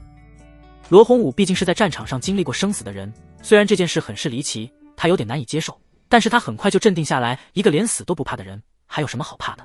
吃饱喝足之后，林飞又带着罗洪武四处去逛了逛，最后来到了南城的小宅歇息。林飞安排了丫鬟伺候罗洪武，给他端茶沏水，捏肩揉背。你们都先退下吧。林飞将丫鬟都支走了，房间内只剩下了他和罗洪武。还满意吗？罗洪武有点意犹未尽，这种被人伺候的舒适生活，实在是每一个男人都梦寐以求的。什么满意吗？对这里的生活满意吗？如果你愿意，这座宅子还有宅子里的丫鬟、仆人，我全都送给你。林飞又拿出了一袋金币，丢给了刘洪武。这些金币，你无论是带回地球，还是留在这里，都够你衣食无忧的。刘洪武看着袋子内金灿灿的金币，拿起了一枚，用牙咬了咬。他并没有被金币美女给迷住，而是反问了一个问题：在地球上，你已经付过钱，我也答应训练你，你为什么还要向我展示这些？南离城与地球的时间流速不同，相差100倍。这就是林飞带罗洪武来这里的原因。在南离城训练3个月时间，地球上连1天都没过去。如果在地球上训练3个月，南离城就是300个月，那可是25年。让仇人多活25年，那自己的仇报的还有什么意义？时间拖得越久，林飞害怕自己会失去报仇的动力，也会逐渐淡忘了桃花，还有自己尚未出生的孩子。血债必须血偿，哪怕暴露出自己的秘密，林飞也在所不惜。告诉你也无妨，这个世界与地球上的时间流速不同，你在这里待上3个多月，地球上最多只过去1天时间。现在我把秘密告诉了你，你也该做出选择了。林飞面无表情地看着罗洪武，在等他的回答。罗洪武沉默了一会，忽然摇头一笑，似乎很开心的样子。呵，没想到我这辈子还能遇上这么有趣的事。你把我带到这里，根本就没打算给我拒绝的机会吧？罗洪武脸上有火焰烧伤留下的疤，他笑起来的时候显得有些狰狞和诡异。林飞点了点头，他的确是这样想的。无论是威逼还是利诱，都要让罗红武留在这里，直到把自己训练成想要的样子。没错，我希望你能训练我，把我训练成杀人机器一样的存在。你如果拒绝了，我不会杀你，但是会把你留在这里，因为你已经知道了我的秘密。我会再找别人来训练我，等我完成了自己想做的事情，我会放你离开。罗红武直视着林飞的眼睛，像是要看穿林飞一样。我能从你的眼神中看出仇恨的火焰，如果我训练完你，你会杀很多人吧？他们都是该死之人。好，我答应训练你。罗红武一口答应了下来，他很清楚自己现在的状况，根本没有和林飞讨价还价的资格。不管是在地球上，还是在这个地方，你付了钱就是我的老板。我们雇佣兵有一条规矩，就是拿钱办事，不问缘由。林飞站起了身，朝着罗红武鞠了一躬。谢谢你，彼得罗。罗红武脸色有些不悦地说道。别叫我彼得罗，我叫罗红武。你可以叫我老罗，或者罗红武，都可以。那我就叫你老罗吧。林飞挥手之间召唤出了空间门，这一幕让罗红武惊得瞪大了眼睛。穿过这扇门就能回到你的武器库，我们去收拾一下武器弹药，然后就开始训练。林飞先走了进去，罗红武站在空间门前，好奇地把手伸了进去。唰，罗红武的身影出现在了武器库，看着眼前熟悉的地方，他又忍不住笑了。自从受伤退役后，他的生活就像是变成了一潭死水。因为有战争创伤应激综合症，他有很严重的心理障碍，甚至一度伤害了他的老婆孩子。离婚之后，老婆带着孩子走了，他一个人守着这座农场，打算在这里孤独终老。没想到林飞的出现还有南离城的存在，又给他带来了一种久违的刺激感。别乱动那个箱子，我在下面布下了耳雷，一旦触发，咱们都得炸成碎片。罗红武制止了要搬弹药箱的林飞，林飞被他的话吓出了一身冷汗，还没出师，差点自己先死了。罗红武拆除了耳雷，然后才让林飞开始搬运弹药武器。南离城，林飞与罗红武回来之后，就打算搬去南城的大宅。一来南城大宅离得远，周围没有什么人，枪声不会引起别人的注意；二来大宅的后山是一片山林，更适合训练。在前往南城大宅之前，林飞先去了一趟丁家铁铺附近，打探了一下消息。他想看一看丁铁锤的死是否引起了血狼帮的注意。从街头小贩的口中，林飞得知丁铁锤消失之后，血狼帮的人还真派人四处调查过，但是没有查到任何的线索，最后这件事情不了了之。只有丁铁锤他爹不依不饶，说他儿子失踪了，肯定是被人害了，想要血狼帮给他一个说法。结果血狼帮还真给了他一个说法。血狼帮新接管这条街的小头头，直接把他们丁家铁铺给霸占了。丁铁锤他爹先被打了一顿，最后活活给气死了。对于丁铁锤他爹的死，林飞没有丝毫同情。丁铁锤到处欺压良善，为虎作伥的时候，他爹没有阻止，这是教子无方。丁家铁铺为血狼帮打造兵器，不知道残害了多少无辜之人，这是助纣为虐。曾经为血狼帮打造的刀砍在了自己的身上，也实属是恶有恶报，天道循环。在南城大宅周围转了几圈，林飞确定没有人盯梢之后，才带着罗红武一起进了大宅。林飞询问了一番白岩松，最近没有人在大宅附近转悠，宅院也没有发生什么事情，就彻底放心了。白总管，这位是我请来的贵客，你称呼他为罗先生即可。你在后院收拾出2个房间，一日3餐做好之后，让人送过去，再安排几个丫鬟照顾他日常起居。哦，对了，后山那边你叮嘱一下那些干活的，听到任何动静都不要管，谁要是乱跑乱看，小心小命。白岩松什么都没有多问，按照林飞的吩咐，很快就把事情安排好了。罗红武住下之后，就开始了对林飞的训练。既然你说想要我把你训练成杀人机器，那么我就不客气了。接下来的日子，我将会按照特种部队的训练方式，对你进行一系列的体力、心理、射击、格斗技巧等方面的严格训练。我必须要提醒你，接下来迎接你的将会是地狱般的日子。林飞没有任何的退缩，眼神中只有坚定。只要能报仇，就算是地狱，我也要闯一闯。罗红武曾经是一名职业军人，退伍之后才加入了雇佣兵。他接受过各种专业的训练，射击、格斗这些都是必须训练的科目。体力锻炼、意志力锻炼，这才是军队训练的基础科目。他想要给林飞一个下马威，让林飞知道训练是很辛苦的。他回了一趟地球，将自己以前训练用的一些装备带了过来。天还不亮，他就去把林飞喊到了后山。林飞，这是我给你准备的一身训练服，还有背包、枪支、弹药，你把这些东西全都带在身上。我们今天先进行体力训练，让我看一看你的体力如何。你就围着前面这片树林跑，我不喊停，你不要停下，除非你真的累得爬都爬不动了，否则不要停下。背包内塞满了石头，再加上枪支弹药，这些东西的总重量超过了30公斤。对于没有接受过正规训练的普通人来说，背着这么重的东西跑步1公里就能累趴下，最多3公里就是极限了。罗洪武看了看手表上的时间，然后说道：我腿脚不方便，所以你自己跑吧，我在这等着你。林飞点了点头，就朝着远处跑去。负重30公斤，这对他来说还是挺轻松的。罗洪武拿着望远镜观察着林飞的一举一动，当他看到林飞跑完1公里之后，依旧速度不减地向前跑，不由愣了一下，没看出来这小子白白净净的体力竟然这么好。当林飞跑完3公里之后，罗洪武很是惊讶，差不多3公里了，他还在跑。随着跑的距离越来越远，林飞虽然感觉到肌肉有些酸胀，但是并没有太吃力的感觉。他一直跑了差不多有15公里之后，才感觉到体力消耗有点大，但是一想到罗洪武说过他不喊停就不要停，林飞咬着牙就一直不断的跑。跑了差不多30公里的时候，林飞的体力才有一种要耗尽的感觉。我还能坚持，这还不是我的极限。林飞浑身是汗，又跑了5公里，最后才趴在了地上。他心脏在不断的狂跳，血液仿佛在奔腾，感觉浑身肌肉都在不断的膨胀收缩。罗洪武朝着他走了过来，他的脸色很是古怪。你小子究竟是什么怪胎？你是不是接受过专业的体力训练？林飞摇了摇头，解释道：我曾经服用过一种丹药，令我的身体得到了强化，所以我的力量、体力都远超常人。还有这种药？罗洪武很是吃惊，看来我不能用普通的训练方法了，像你这种怪胎必须要加量加倍才行。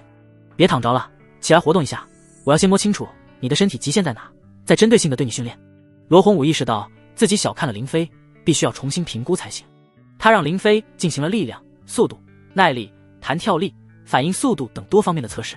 力量400公斤以上，速度100米不到5秒，耐力负重60公斤接近40公里，弹跳力平地跳接近2米，助跑弹跳9米多。因为没有专业的器械和检测仪器，所以这些数值并不精确，只是粗略计量。在罗洪武看来，林飞的身体素质已经足以媲美一些顶尖特种部队训练出来的特种兵，当然仅仅是身体素质而已，军事素养方面差得太远了。这是还没有经过训练的身体素质。罗洪武认为，只要经过严格的训练，林飞的身体机能将进一步开发，还会有很大的提升。为此，罗洪武直接将林飞的负重提升到了150公斤。因为没有这么重的器械，罗洪武就让人砍了一棵人腰粗的大树，截取了3米长，让林飞整天扛着跑。不仅如此，他还让人去买了一些石碑、石锁、石狮子回来，当做林飞的训练器材。每天早晚各3个小时，专门进行高强度的体力训练，每一次都把林飞累得精疲力尽。之所以选择早晚这个时间段，是因为南离城白天实在是太热了，训练的时候出汗太多，体力消耗严重，很容易影响训练效果。早晨、晚上稍微凉快一些，可以锻炼的时间更长。白天的时候，罗洪武也没有让林飞闲着。上午的时间，他教林飞一些近身格斗技巧，都是地球上各国军方研究出来的一些精髓，比如马伽术、擒拿术、匕首术、散打、泰拳、柔术、空手道等等。下午的时候，训练林飞的枪法，主要是狙击枪的远程射击，教林飞如何调整呼吸，如何根据风向、风速、空气等因素来调整射击的角度等等。原本林飞以为至少要3个月的时间自己才能够完成训练，但是仅仅过了1个月，罗洪武就说自己没什么可以教林飞的了。林飞进步之快可以说是肉眼可见，他的力量提升到了500公斤以上，他的速度更是达到了100米3秒，他的弹跳力、耐力、反应速度同样都有了不同程度的提升。他的狙击枪法不说百发百中，但是已经可以做到500米内击中靶心，500米外射击的精度会下降，但是依旧可以击中靶子。至于林飞的近身格斗技巧也已经很纯熟，只是还缺少实战经验。林飞，我现在没有什么能教你的了，我会的技巧基本上都教给你了。你现在算是一名合格的士兵了，但与真正特种兵相比，唯一没有经受的训练就是精神意志方面的考验。精神意志的考验主要是为了保证特种兵的忠诚度，以及面对困难、恶劣环境、生死考验之时仍旧能够保持战斗意志。林飞没有因为罗洪武的评价而沾沾自喜，他很清楚在面对生死磨难之时，身体可能会扛不住，但是强大的精神意志会带你杀出重围。意志的磨练才是成为特种兵的核心考验。老罗，我希望你继续训练我。我虽然身体素质很强，但是在精神意志方面与普通人差不多。我希望你能把我的意志也能打造成钢铁一般坚不可摧。罗洪武咧嘴一笑，他现在已经有点喜欢上林飞了。这1个月以来，再苦再累，林飞都没有抱怨过一句。既然你这样请求，那么我成全你。精神意志的磨练可是一种真正的折磨。接下来你会经受各种酷刑折磨，除非你主动求饶，否则我不会停下的。接下来的训练才是真正的考验，也是真正的地狱。罗洪武取消了林飞白天的格斗、射击训练，改成了专门针对精神意志方面的磨练。上午的时候，他对林飞进行各种严刑拷打，皮鞭沾盐水，每一鞭子抽在林飞身上，都令他皮开肉绽，疼痛无比。喝辣椒水，嘴巴、喉咙、肠子全都火辣辣的，像是在被火烧一样。到吊晒太阳，大脑充血，难以入睡，太阳炙烤，严重缺水，意识都变得模糊。挖坑把自己埋在土里，饿了7天7夜。这是林飞第一次感受到，原来饥饿是那么的痛苦，那么的难熬。他无数次想要开口求饶，但是每当想到桃花死去的样子，就会咬牙坚持下去。林飞，只要你开口求饶，我就放开你。你已经做得很好了，没必要再承受这些痛苦。放弃吧，你只要说一声，我就给你水喝。罗洪武一边折磨着林飞，一边又不断地用语言来引诱。只要林飞求饶一句，那么他的精神考验就算是失败了。如果是在真正的特种兵训练中，就会直接被淘汰软弱，往往并不是因为身体承受不住痛苦，而是意志先崩溃了。一次次地酷刑折磨，林飞都怀疑罗洪武是不是真的想整死自己。自己虽然没有求饶，但是每一次意志达到极限，就会忍不住昏死过去。整整1个月的时间，林飞经受住了各种的折磨，整个人都不知道脱了多少层皮。当从昏迷中醒来的时候，林飞躺在床上，罗洪武守在旁边。老罗，我有点渴了，给点辣椒水喝吧。你小子！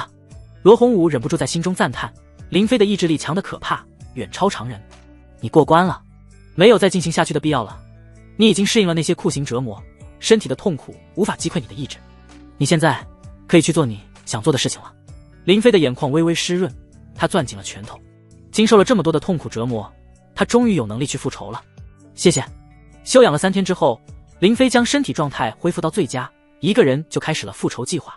朝阳街，2名血狼帮的小喽啰正在街上欺负一个摊贩。这菜挺新鲜啊，全都孝敬本大爷了。大爷，您多少给点钱，我还指望卖菜的钱去买米呢。瞎了你的狗眼，大爷我是血狼帮的，跟我要钱，我看你是不想活了。2名小喽啰将摊贩一顿拳打脚踢，其他的摊贩见状都敢怒不敢言，根本不敢上去阻拦。救！2道细微的声音响起，那2名小喽啰突然就躺在了地上。林飞站在10米外，默默地收起了手枪，转身离开了。他的枪上安装了消音器，声音很小。不一会，那名被打的摊贩发现2名小喽啰死了，吓得赶紧收摊跑了。其他的摊贩也都怕惹上麻烦，纷纷收摊跑路。死人了！血狼帮的人死了，快跑啊！活该，真是报应。那些摊贩们平时没少被欺压，如今看到血狼帮的小喽啰死了，嘴上不敢说什么，心里却暗叫活该。林飞行走在南城街头上，化身成了死神。凡是看到血狼帮的小喽啰欺负人的，他隔得远远地就用手枪打死。1天时间，10几个小喽啰就惨遭杀害。这件事一下子就引起了血狼帮的注意。血狼帮派人四处调查，但是却一无所获，根本没有人看见凶手。第2天晚上，夜里的南离城格外热闹，街上的人比白天要多。林飞走在街道上，随机寻找着目标。凡是遇到胳膊上有榔头纹身的，或者欺男霸女、仗势欺人的，林飞就替天行道，用匕首划破他们的脖子，或者从背后插进他们的心脏。夜晚街上的人太多，用枪容易走火误伤，用刀反而会更方便。林飞杀完人就用如意面改变容貌，混进人群，消失不见。这2个月来，罗洪武教了林飞很多杀人的技巧。林飞杀这些血狼帮的小喽啰，就是在验证所学，同时他也是在向血狼帮传递一个信号：收你们命的人来了。1个晚上，林飞又收走了7、8条血狼帮成员的命，效率要比白天低一些。第3天，林飞又在城中四处寻找目标，又杀死了10多名血狼帮的成员，其中有5个人是一起被杀的。这5个人去上门收债，不仅打死了欠债的男人，还轮流强暴了男人的老婆，就连一个3岁的孩子都没有放过。林飞直接一颗手雷扔进了屋内，将他们给炸死了。爆炸的动静惊动了周围的邻居，他们去查看的时候遇到了离开的林飞。接连3天被杀死了30多名手下，终于惊动了血狼帮的高层。一座豪宅内，血狼帮的高层齐聚，少帮主司徒也坐在正中央，一副高高在上的样子。各位堂主，我听说最近3天我们有几10个兄弟被杀了，你们抓到凶手了吗？火狼堂的堂主邓亮脾气暴躁，性烈如火，第一个先开口了。少帮主，我们堂10几个兄弟被杀，我查看了他们的伤口，都是被一种暗器所杀。据我推测，应该是一个善用暗器的炼器高手所为。凶手目前还没有抓到，但是在南离城就只有铁剑帮跟我们作对，凶手极有可能是铁剑帮派来的。风狼堂堂主成坤开口道：我们堂也有几个兄弟被人杀了，他们都是被人用刀杀死的，伤口要么是脖子，要么是心脏，要么是背后，全都是要害部位。晚上人很多，凶手杀完人就藏进了人群里，等我们的人赶到，凶手早就不见了。土狼堂堂主石勇身材高大粗壮，虎背熊腰，我们堂的兄弟也有人被杀了，有的死于暗器，有的不知被什么东西所杀。周围的人说听到了轰的一声，像是打雷一样。那几个被杀的人死状凄惨，但不像是雷劈死的。少帮主，现在帮主闭关，还请你主持大局，给我们拿个主意。少帮主司徒也皱起了眉头，一脸的不悦。不管凶手是什么人，胆敢对我们血狼帮出手，都必须要付出代价。公堂主，你有没有什么想说的？黑狼堂的堂主公望脸色阴鸷，总是一副皮笑肉不笑的模样。少帮主，我已经与3位堂主私下聊过，也看了被杀之人所中的暗器，这暗器是一枚花生的铁弹，我从来没有见过。能以铁弹杀人，此人至少是炼气5层以上的修为才能够做到。可此人只杀一些小喽啰，这说明他实力不强，不足为患。不足为患，这就是黑狼堂堂主公望对于凶手的评价。在他看来，一个只敢杀几个小喽啰的凶手，根本没什么好担心的。血狼帮立足于南离城这么多年，靠的是什么？靠的是实力。只要帮主司徒烈在，只要他们4大堂主在，那么血狼帮就会一直在。少帮主，根据我的揣测，这名凶手应该不是铁剑帮的人，而是一个跟我们血狼帮有私仇的人。铁剑帮与我们血狼帮明争暗斗这么多年，双方互有死伤，早就结下了深仇大恨，但是谁也无法灭了谁。帮众们私下虽然经常会发生一些冲突私斗，偶有死伤，但都是正面冲突，从来没有搞过这种暗杀。尤其是一个炼气5层以上的高手去暗杀一些小喽啰，简直是上不得台面。他杀人的目的只是为了泄愤罢了。火狼堂堂主邓亮哼了一声，怒气十足。分析这么多又有什么用？少帮主有句话说得对，杀我们血狼帮的人必须要付出代价。我们现在当务之急就是找出这个凶手。司徒也立刻说道：没错，不管这人与我们血狼帮有什么仇怨，还是什么人派来的，都必须要把他抓出来。如今帮主闭关修炼，我来主持大局。3天时间，你们4大堂口给我调集人手，就算是挖地3尺，也要把这个人给我找出来。4大堂口的堂主纷纷应了一声，然后就转身离去了。很快，血狼帮的人就开始行动了起来。他们在各处街道口都安排了人手，对可疑人员进行盘问。凡是来历不明、说不清楚身份、地址的，就会被他们给抓走。林飞今天出门，本来想要找机会下手，再多杀几个血狼帮的人，可是面对血狼帮的这种盘问，让他一时间也寸步难行。看来我杀死了这么多人，已经引起了血狼帮的怒火。我如果继续在街上杀人，怕是很难逃脱了。血狼帮在每个路口都安排了人，林飞杀完人，无论是往哪跑，都会撞上血狼帮的人。这些人中，难保不会有血狼帮的炼气高手隐藏，万一被他们撞上，自己小命难保。所以林飞打算先不出手，避一避风头。血狼帮这种程度的盘查，调动了大量的人手，是绝对不可能一直持续下去的。林飞在南城大宅中闭门不出，每天都照常训练，并没有就此放弃训练。过了10多天，林飞询问了上街去买菜的下人，得知血狼帮的人已经撤了，没有再在路口盘问，就知道自己可以继续行动了。不能再杀一些小喽啰了，这样只会徒增麻烦。根据万花楼提供的情报，司徒也经常会去万花楼，先把他杀了，来祭奠桃花和他腹中的孩子。司徒也是直接害死桃花母子的凶手，林飞最想杀的人就是他。司徒也这个人的住处很多，每天在哪里过夜，谁也不清楚。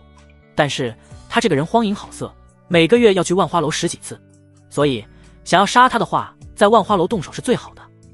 想要在万花楼内杀人，这是不可能的。万花楼作为南离城5大势力之一，绝不是浪得虚名，更不是只买卖情报这么简单。如果在万花楼内动手杀人，只怕林飞自己都无法逃出去。要动手的话，只能等司徒也走出万花楼的时候。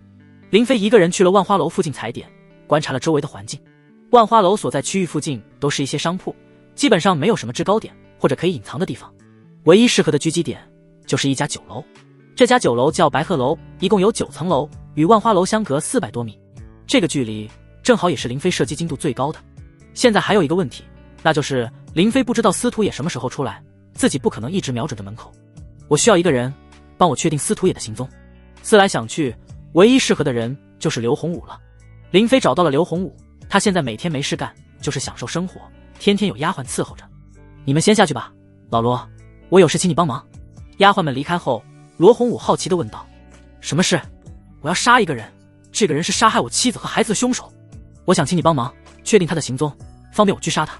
林飞神色郑重地看着罗洪武，虽然大宅内有很多的仆人护院，但是这些人没有可用之人。血狼帮在南离城是凶名赫赫，普通人根本不敢招惹。自己要杀血狼帮少帮主这件事，要是被那些仆人护院知道，怕是会吓破他们的胆，让他们去盯梢。如果有人因为害怕露出马脚，反而会暴露了自己的计划。只有罗洪武，他当过雇佣兵，心理素质过硬，也懂得怎么盯梢。罗洪武点了点头，直接就答应了。好，我帮你说说你的具体计划。林飞将自己的计划告诉了罗洪武，罗洪武很快就意识到了这个计划有个漏洞。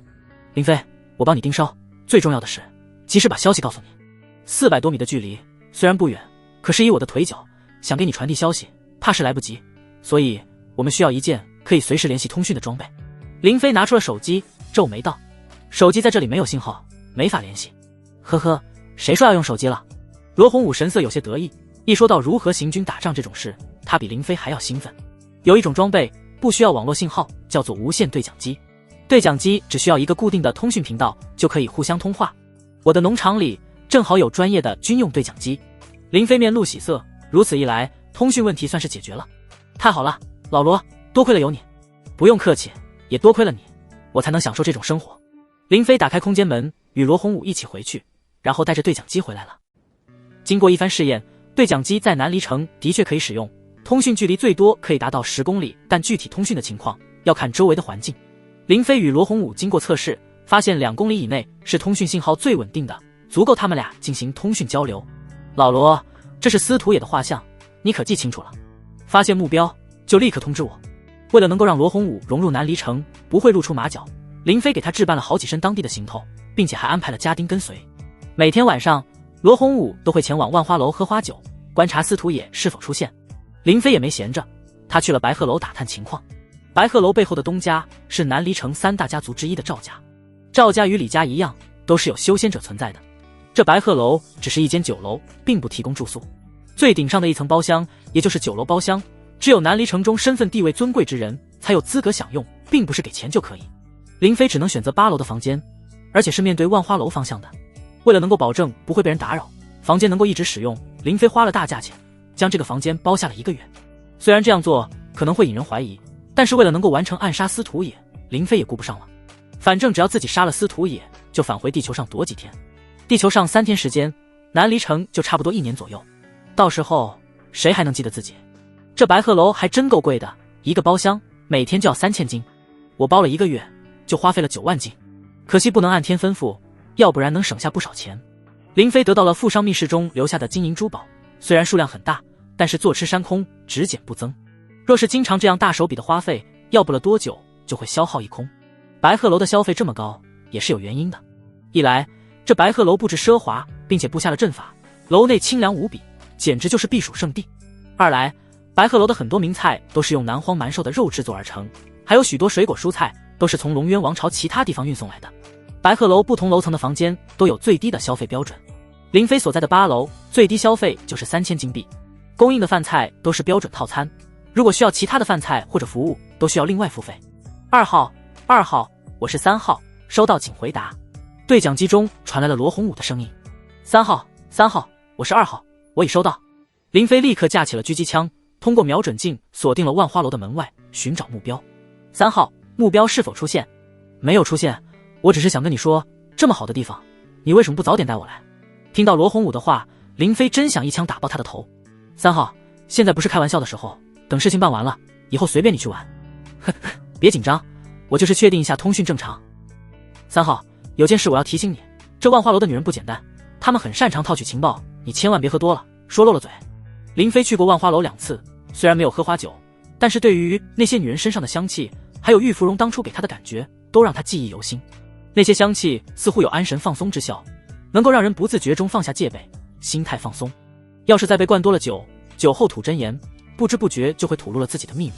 再加上美色诱惑，一般人的定力根本扛不住。2号，你放心，我是战场上经历过生死的，经受过意志考验，不会轻易被几个女人迷惑的。林飞与罗洪武结束通话之后，就闭眼养神，等待司徒野的出现。一直长时间注意力集中的话，很容易造成疲劳。再优秀的狙击手，在疲劳状态下都难免会失去精准性。看着满桌子的美味佳肴，林飞没有动一下筷子，吃太多东西，胃部血液集中会容易犯困。这些经验都是罗洪武告诉林飞的。在真正的战场上，有时候一点小经验可能就会救了你的命。接连蹲点5天，司徒野终于出现在了万花楼。罗洪武第一时间就通过对讲机与林飞进行了联系。2号，目标人物出现。林飞立刻打起了精神，心中杀意翻腾。终于出现了。3号，我已收到。对讲器中再次传出了罗洪武的声音。2号，目标人物不是一个人，他身边还跟着2个保镖。3号，继续观察，留意目标什么时候离开。结束通讯之后，林飞活动了一下手脚，放松自己的心态，尽量让自己保持平静。今天没有风，对子弹的射击影响会小很多，看来连老天爷都在帮我。大约过了4个小时左右，对讲器中再次传出了罗洪武的声音。2号，目标要离开了。收到。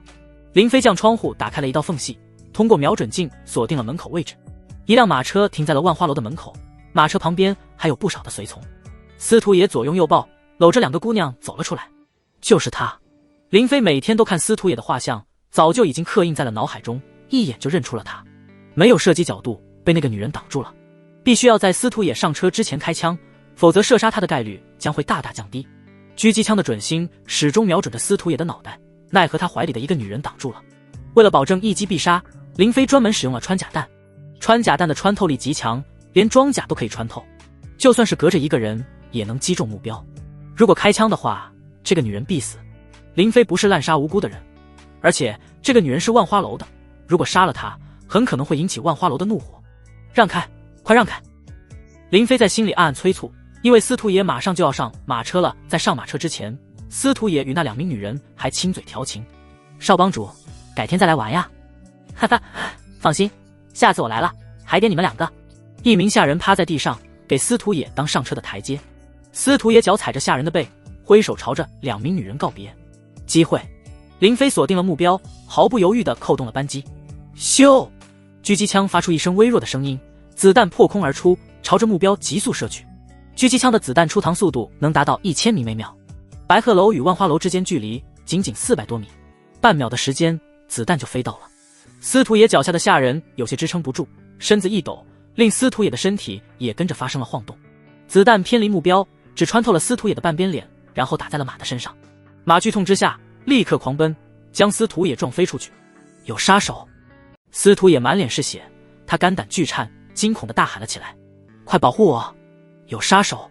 随行的2位炼气强者立刻冲上前去，将司徒爷给扶了起来。少帮主，你怎么样？所有人戒备！万花楼的姑娘们看到这一幕，吓得尖叫着跑回了楼内。此刻，白鹤楼8楼包厢内，林飞看到司徒爷意外躲过这一枪，竟然没有被杀死，毫不犹豫的就开了第2枪。咻！挡在司徒爷身前的一名炼气高手保镖根本没来得及反应，就被一枪爆头。司徒爷被吓得脸色发白，他第一次感受到了害怕。这名保镖可是一位炼气7层的强者，与他实力相当，还没有看清楚杀手在哪，就瞬间死亡了，太可怕了。他一把抓过了一名手下挡在身前，然后转头看向了万花楼。进万花楼！另外一名炼气强者保镖明白了他的意思，立刻护着司徒也朝着万花楼内跑去。咻！宛如魔音一般的夺命声音响起，挡在司徒也身前的那名手下被一枪击中了胸口，穿甲弹破胸而出，然后击中了司徒也的身体。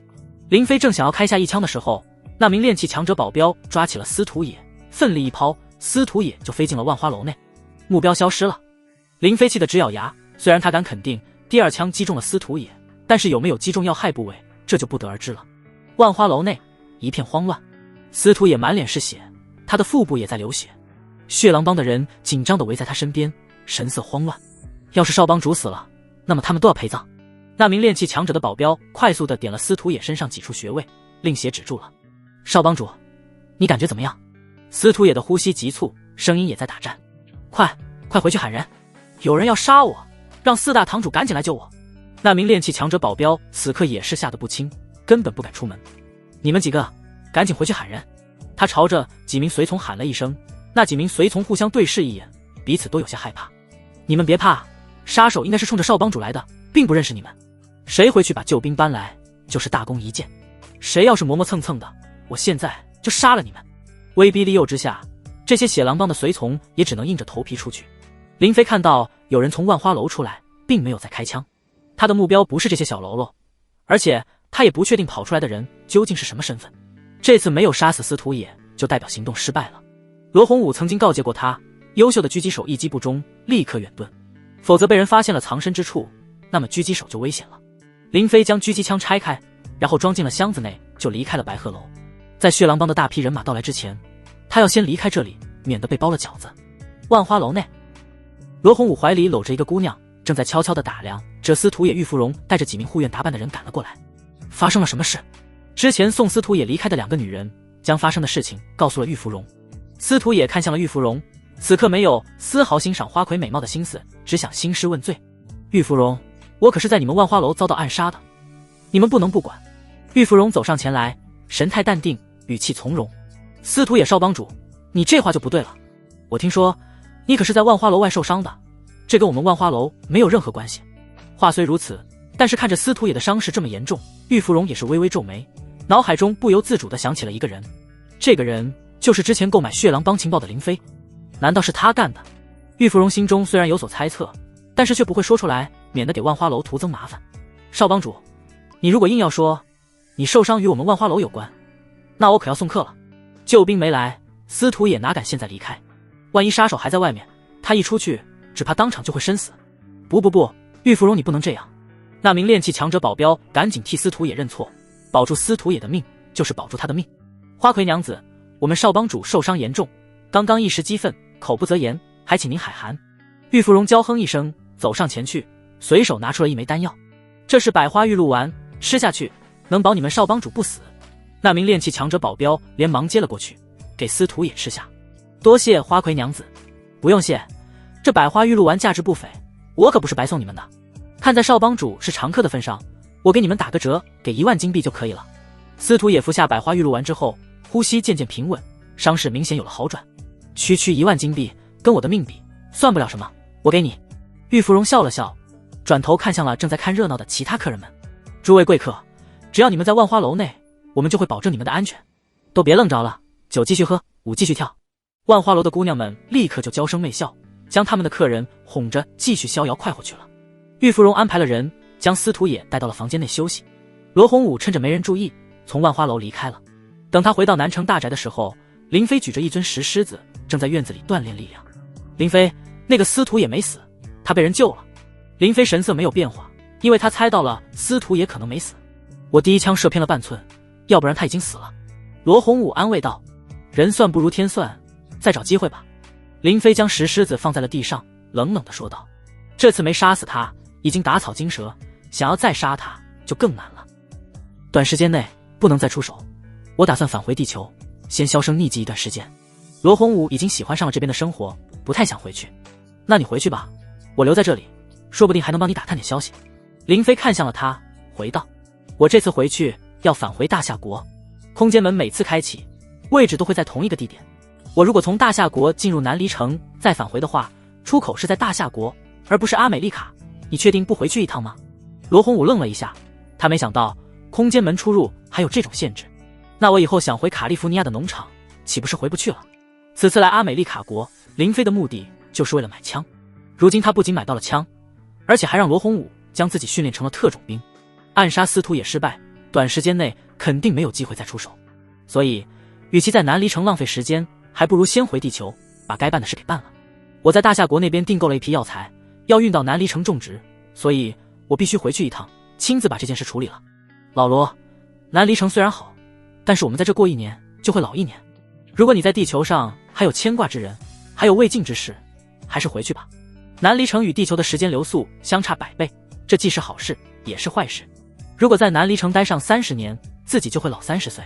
地球上仅仅只过去了3个多月的时间，等回到地球的时候，自己变成了一个老头，亲戚朋友们都还很年轻，岂不荒诞？所以林飞虽然享受在南离城的生活，但是却不会在这里浪费太久。他还有父母在，必须要回大夏国。罗洪武沉默了好一会，他也在思考林飞的话。他离婚了，老婆孩子都离开了，可终究他们都是自己的牵挂。当自己到了耄耋之年，纵然享受着锦衣玉食的生活，没有亲人朋友陪在身边，心里也难免会感到空虚。哎，那我也回去吧。罗洪武有点不情不愿，却又无可奈何。他是真羡慕林飞了，随时可以进入另一个世界，有过一次这种奇妙体验，谁不会爱上呢？林飞召唤出空间门，与罗洪武一起回去了。看着地下室内剩下的那些武器弹药，林飞有些眼馋。要是自己也能有个这种武器库，那就太好了。老罗，你有没有渠道可以买到更厉害的武器装备？罗洪武曾经当过雇佣兵，认识很多雇佣兵朋友，其中有的朋友退役之后就做起了武器装备这方面的生意。毕竟人始终要吃饭的，吃饭就需要挣钱，只要你给得起钱，就算是坦克、战斗机，我都能给你买到。真的吗？林飞很是惊喜，如此一来，自己以后就有了稳定进货的渠道。只是我没有这么多现金，看来回去之后，我得想办法将金币兑换成钱。罗洪武摇了摇头，回到用不着这么麻烦，用金币结账也是可以的。美金虽然是世界通用，但终究只是纸币而已。对很多地下交易来说，美金还不如黄金更保值。而且，黄金无论是在哪个国家，都能够卖出一个好价钱。很多有钱人都喜欢收藏黄金，这才是硬通货。用黄金交易还有一个好处，就是没有交易记录。如此一来，自己在大夏国的账户就不会出现大笔金额交易，自己就不用再找吴镇兑换现金，然后还要兑换成美金，省了不少的麻烦。老罗，还有什么威力更大、适合暗杀的武器吗？有啊，巴雷特你要不要？火箭炮你要不要？定时炸弹你要不要？罗洪武一口一个要不要，把林飞给唬得一愣一愣的。原来还有这么多厉害的武器，自己都还没玩过，听得林飞心里直痒痒。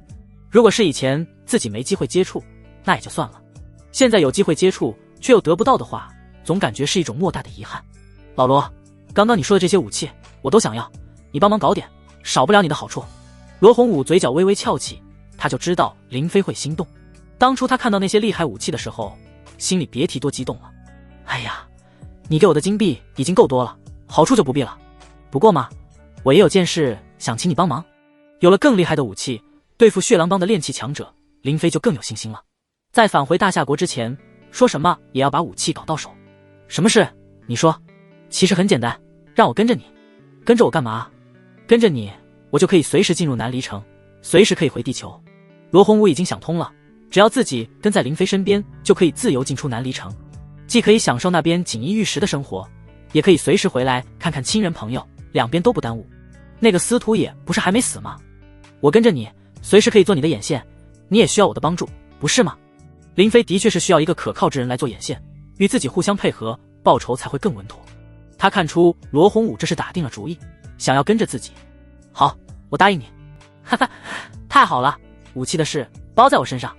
林飞给了罗洪武2天的时间，让他去搞定武器的事情，顺便去跟亲人朋友们告别一下。罗洪武办事很麻利，他当天就联系了几个退役了的雇佣兵朋友。他的这几个雇佣兵朋友都跟他一样，是因伤退役的。雇佣兵干的都是脑袋别在裤腰带上的活，能活着退役就算是幸运了。至于在生活方面都比较拮据，有的甚至穷困潦倒。像罗洪武趁着有钱的时候买下一个小农场，即使受伤退役了，日子还能过得下去。有的雇佣兵觉得自己说不定哪天执行任务就死了，所以及时行乐，早早把钱给挥霍了。这种人受伤退役后没有了经济来源，又没有产业，日子过得就很糟糕。不过这些退役的雇佣兵都有一个共同的爱好，那就是喜欢收藏武器弹药。他们有的时候会把收藏的武器卖掉来维持生活，也就干起了贩卖武器的生意。罗洪武联系他们，就是想买他们手中的武器装备，这样一来也算是帮扶一下老战友们。第2天的时候，就有人将武器装备送了过来，让林飞长了不少见识，比如红外热感探测仪、夜视仪、遥控无人机、巴雷特、重机枪、闪光弹、烟雾弹、毒气弹等等。这些武器装备都是用金币交易的，至于后期如何使用，还要请教罗洪武。交易完成后，林飞将武器装备搬进了南离城。第3天的时候，王一博按照约定过来接林飞回去。一见面，他就愣住了。林飞，我怎么感觉你有点不一样了？有吗？经过在南离城2个多月的特训，林飞无论是身形、样貌还是眼神、气质都有所改变。他的身形比之前更加精壮了，脸庞变得棱角分明，眼神凌厉了许多，气质也深沉了。这与王一博第一次见到林飞之时感觉完全不一样。那时候的林飞就像是个未经世事的毛头小子，现在却有一种老练成熟的感觉。我还是我，从未改变过。离开农场的时候，罗洪武跟着一起上了车，这让王一博很是诧异。彼得罗，你上车干嘛？林飞现在是我的老板，我要跟他回大夏国。这是林飞与罗洪武商议好的理由。毕竟他突然跟着林飞离开，难免会让人感到奇怪。如果没有一个合理的解释，就会让人怀疑。我对彼得罗的训练很满意，打算聘请他当我的私人教练，继续训练我一段时间。王一博眼神中透着几分怀疑，他现在还记得刚见到罗洪武之时，林飞还嫌弃罗洪武是个瘸子。彼得罗，恭喜你啊，看来你又能大赚一笔。罗洪武笑了笑，没有做任何的解释。回到了市区之后，林飞去了一趟银行，取出了100万30万美金，其中100万是他之前承诺过要给王一博的报酬，另外30万是王一博垫付给罗洪武的钱。这次来阿美利卡能够如此快速地达成所愿，的确是王一博的功劳，所以这100万美金给他，林飞一点也不心疼。王律师，这次多亏了你，我才能做成想做的事情。呵，客气，都是我应该做的，为客户服务嘛。王一博抱着装有100多万的箱子，脸上笑出了褶子。只是动用了一下关系，帮林飞办成了点小事，就得到这么一大笔丰厚的报酬，这可比他帮人打官司要来钱快多了。林飞先生，以后再来阿美利卡，有任何需要，随时联系我。好，再见。林飞与罗洪武一起乘车离开，前往了机场。这次回去，林飞订的是头等舱机票，可以更好的休息。老罗，我忽然想起一个问题，这王律师是怎么找到你的？在阿美利卡，每个城市都有我们吓人的圈子，在这些圈子里，其实都是有人在暗中管理。罗洪武压低了声音，怕被其他乘客给听到。管理这些圈子地下交易的组织叫青红社，他们黑白通吃，不仅有自己的公司业务，还有一些见不得光的地下交易。这个王律师就是给他们服务的，通过青红社基本上没有摆不平的事情。联系我的中间人就是青红社的一位骨干。林飞暗暗惊讶，没想到这青红社如此厉害。吴震让自己联系王一博，想来也是知道青红社的存在。有人的地方就有江湖，有江湖的地方就会有帮派。等回到大夏国，自己一定要好好感谢吴震。云州，林飞将罗洪武带去了自己的住处，打开了空间门，让他先去了南离城那边打探消息。随后，林飞联系了杜恒，询问药材准备的情况。杜恒说已经准备好了，明天就可以运到云州，让林飞做好接收的准备。林飞联系了徐有乐、郑倩他们，让他们明天去仓库清点货物。同时，林飞联系了周望道，请他去检验药材的品质。做好了明天的安排之后，林飞也进入了南离城。地球上过一夜，南离城就是10天半个月。与其在地球上倒时差，还不如来南离城享受几日悠闲生活。罗洪武去了一趟万花楼，给林飞带了消息回来。我跟万花楼的姑娘打听了，司徒野这家伙自从被你暗杀之后，就再也没去过。这小子的胆估计是被吓破了，现在不知道躲在哪。林飞估算了一下，从上一次暗杀失败到现在为止，南离城中至少过去了7、8个月的时间。司徒野一个荒淫无度，隔三差五就逛青楼的色胚，竟然能这么久没有去万花楼。看来上次暗杀给他留下的心理阴影太大了。司徒也不可能躲一辈子，他总是要露面的。既然他现在躲着不出来，那么我就先拿别人开刀。经过这么长时间都没有再发生暗杀事件，血狼帮的小喽啰们又重新嘚瑟起来，继续欺男霸女，为非作歹。林飞走在街上就能遇到好多露着榔头纹身的小喽啰。哎呦，小娘子长得不错呀！几名小喽啰围住了一个买菜要回家的女人，出言调戏，还动手动脚。街上一些路人看到之后都敢怒不敢言。这时一名男人跑了过来，几位大哥，这是我娘子，请高抬贵手。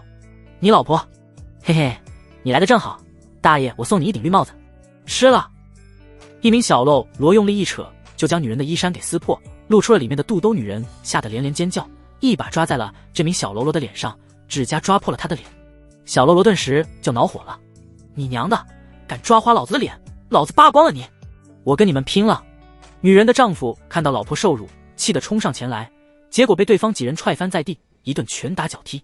噗噗噗，3名小喽啰脑袋开花，瞬间就躺在了地上。林飞冷冷地走了过来，看向了正在扒女人衣服的小喽啰。这名小喽啰压在女人身上，兴奋无比。哈哈，哥几个别打死那个废物，我要让他亲眼看着我是怎么玩他老婆的。他没有听到回应，发现同伴们没了动静，回头一看，就看到地上躺着3具尸体，不禁吓了一跳。怎么回事？林飞举着枪瞄准了他的脑袋。畜生！噗！这名小喽啰脑袋上出现了一个血洞，到死都是一副难以置信的表情。女人看到小喽啰死了，用惊恐的眼神看着林飞。她的丈夫从地上爬起来，同样一脸的惊恐。他连一句谢谢都没说，拉着自己的老婆就跑了。林飞回头看去，周围的人也都纷纷的闪躲，生怕会沾惹上麻烦。这人是谁啊？他杀了这么多血狼帮的人，血狼帮肯定不会饶过他的。他手里拿的是什么？是谁？谁死？难道是仙人法宝？林飞看着那些惶恐不安、活得卑微如蝼蚁的人，第一次感受到了浓浓的悲哀。他们连做人起码的尊严都没有。林飞没有立刻离开，他脱下了一名小喽啰的衣服，然后用他们的血在墙上写了4个大字：替天行道。做完这一切，林飞才转身离开。以前的他虽然也杀死过血狼帮的小喽啰，帮过不少受欺压的人，但是他没有露过面，只是站在远处暗杀的。这一次他不但露面，还留下了字，他这是在向血狼帮正式宣战。同时他也想点一把火，一把可以照亮人心、唤醒正义的火。自古邪不压正，血狼帮骑在南离城普通百姓的头上，作威作福，拉屎拉尿，不知道害得多少人家破人亡。桃花也是无数被欺压迫害的百姓之一，只杀了司徒野，又或者杀死一些血狼帮的小喽啰，这只是报一己之私仇。林飞决定，他要为南离城所有受过血狼帮欺压迫害的百姓们讨一个公道，不灭血狼帮就不算真正的报仇。他想要唤醒南离城百姓们心中的正义感，让所有人明白，有一种东西比活着更珍贵，那就是尊严。这一刻，林飞感觉自己升华了。之前杀人的时候，他心里一直是很压抑的，沉甸甸的，每杀一条人命都感觉罪孽加深了一分。但是现在他感觉豁然开朗，罪孽感减轻了。报一己之私仇，在外人看来，自己不过是一个杀人凶手，为天下人报仇，那么就是英雄。杀好人，这是罪孽；杀恶人，这是功德。都是杀人，却意义不同。一念通达，林飞像是卸下了什么心理包袱，整个人都轻松了许多。他每走一条街道，就用如意面改变容貌，从来没有露过真容。他现在还没有绝对实力可以与血狼帮抗衡，所以还是要隐藏好自己的身份。凡是遇到血狼帮的人欺压他人、为非作歹，林飞就开枪杀死。杀完人会留下替天行道4个血字。1天之内，林飞连续杀死了20多名血狼帮的小喽啰。如果不是枪里没子弹了，林飞还不会停手。南城大宅，每次杀完人，林飞都会来这边。大宅周围比较空旷，万一有人跟踪，可以及时发现。小心驶得万年船，如果粗心大意，那么自己随时也可能会被别人给杀了。夜深的时候，罗洪武乘坐马车回到了大宅。他现在每天以打探消息的借口去城中潇洒快活。林飞，你今天杀人的事，我在9楼听人说了。9楼还是青楼？呵呵，差不多，反正都是喝酒聊天。罗洪武挠头一笑，好奇地问道：对了，我听人说你这次杀血狼帮的人是明着杀的，你不光露脸了，还留下了替天行道4个字，你这是想要干什么？林飞没有回答罗洪武，而是反问了他一个问题：老罗，你杀过不少人吧？是不少。那你杀完人会有罪孽感吗？罪孽感？罗洪武沉默了一会，从他的表情可以看出，林飞的这个问题触及到了他不想回忆的一些事情。雇佣兵执行任务一般都是有明确目标的，双方交战的时候你死我活，实属正常，我不会有什么罪孽感。如果说有罪孽感，那么肯定是做了一些违背良心的事情，比如滥杀无辜。那种喜欢滥杀无辜的人大多是心理扭曲的变态，他们更不会有罪孽感。林飞又问道：如果是以正义之名去行杀人之事，你觉得对吗？罗洪武忽然觉得眼前的林飞有点陌生。什么以正义之名？你到底想说什么？你是不是杀人太多，所以产生心理障碍了？我可告诉你，这不是小事，最好还是看一下心理医生，疏导疏导。你看我平时看着像个正常人，其实经常会做噩梦，有时候情绪受到刺激还会失控，这都是战争创伤应激综合症，就是一种心理障碍。罗洪武有点担心林飞的心理状态，毕竟在前不久，林飞还只是一个没摸过枪的普通人，如今林飞已经杀了几10个人，心理上难免会受到影响。林飞笑了笑，知道罗洪武是想多了。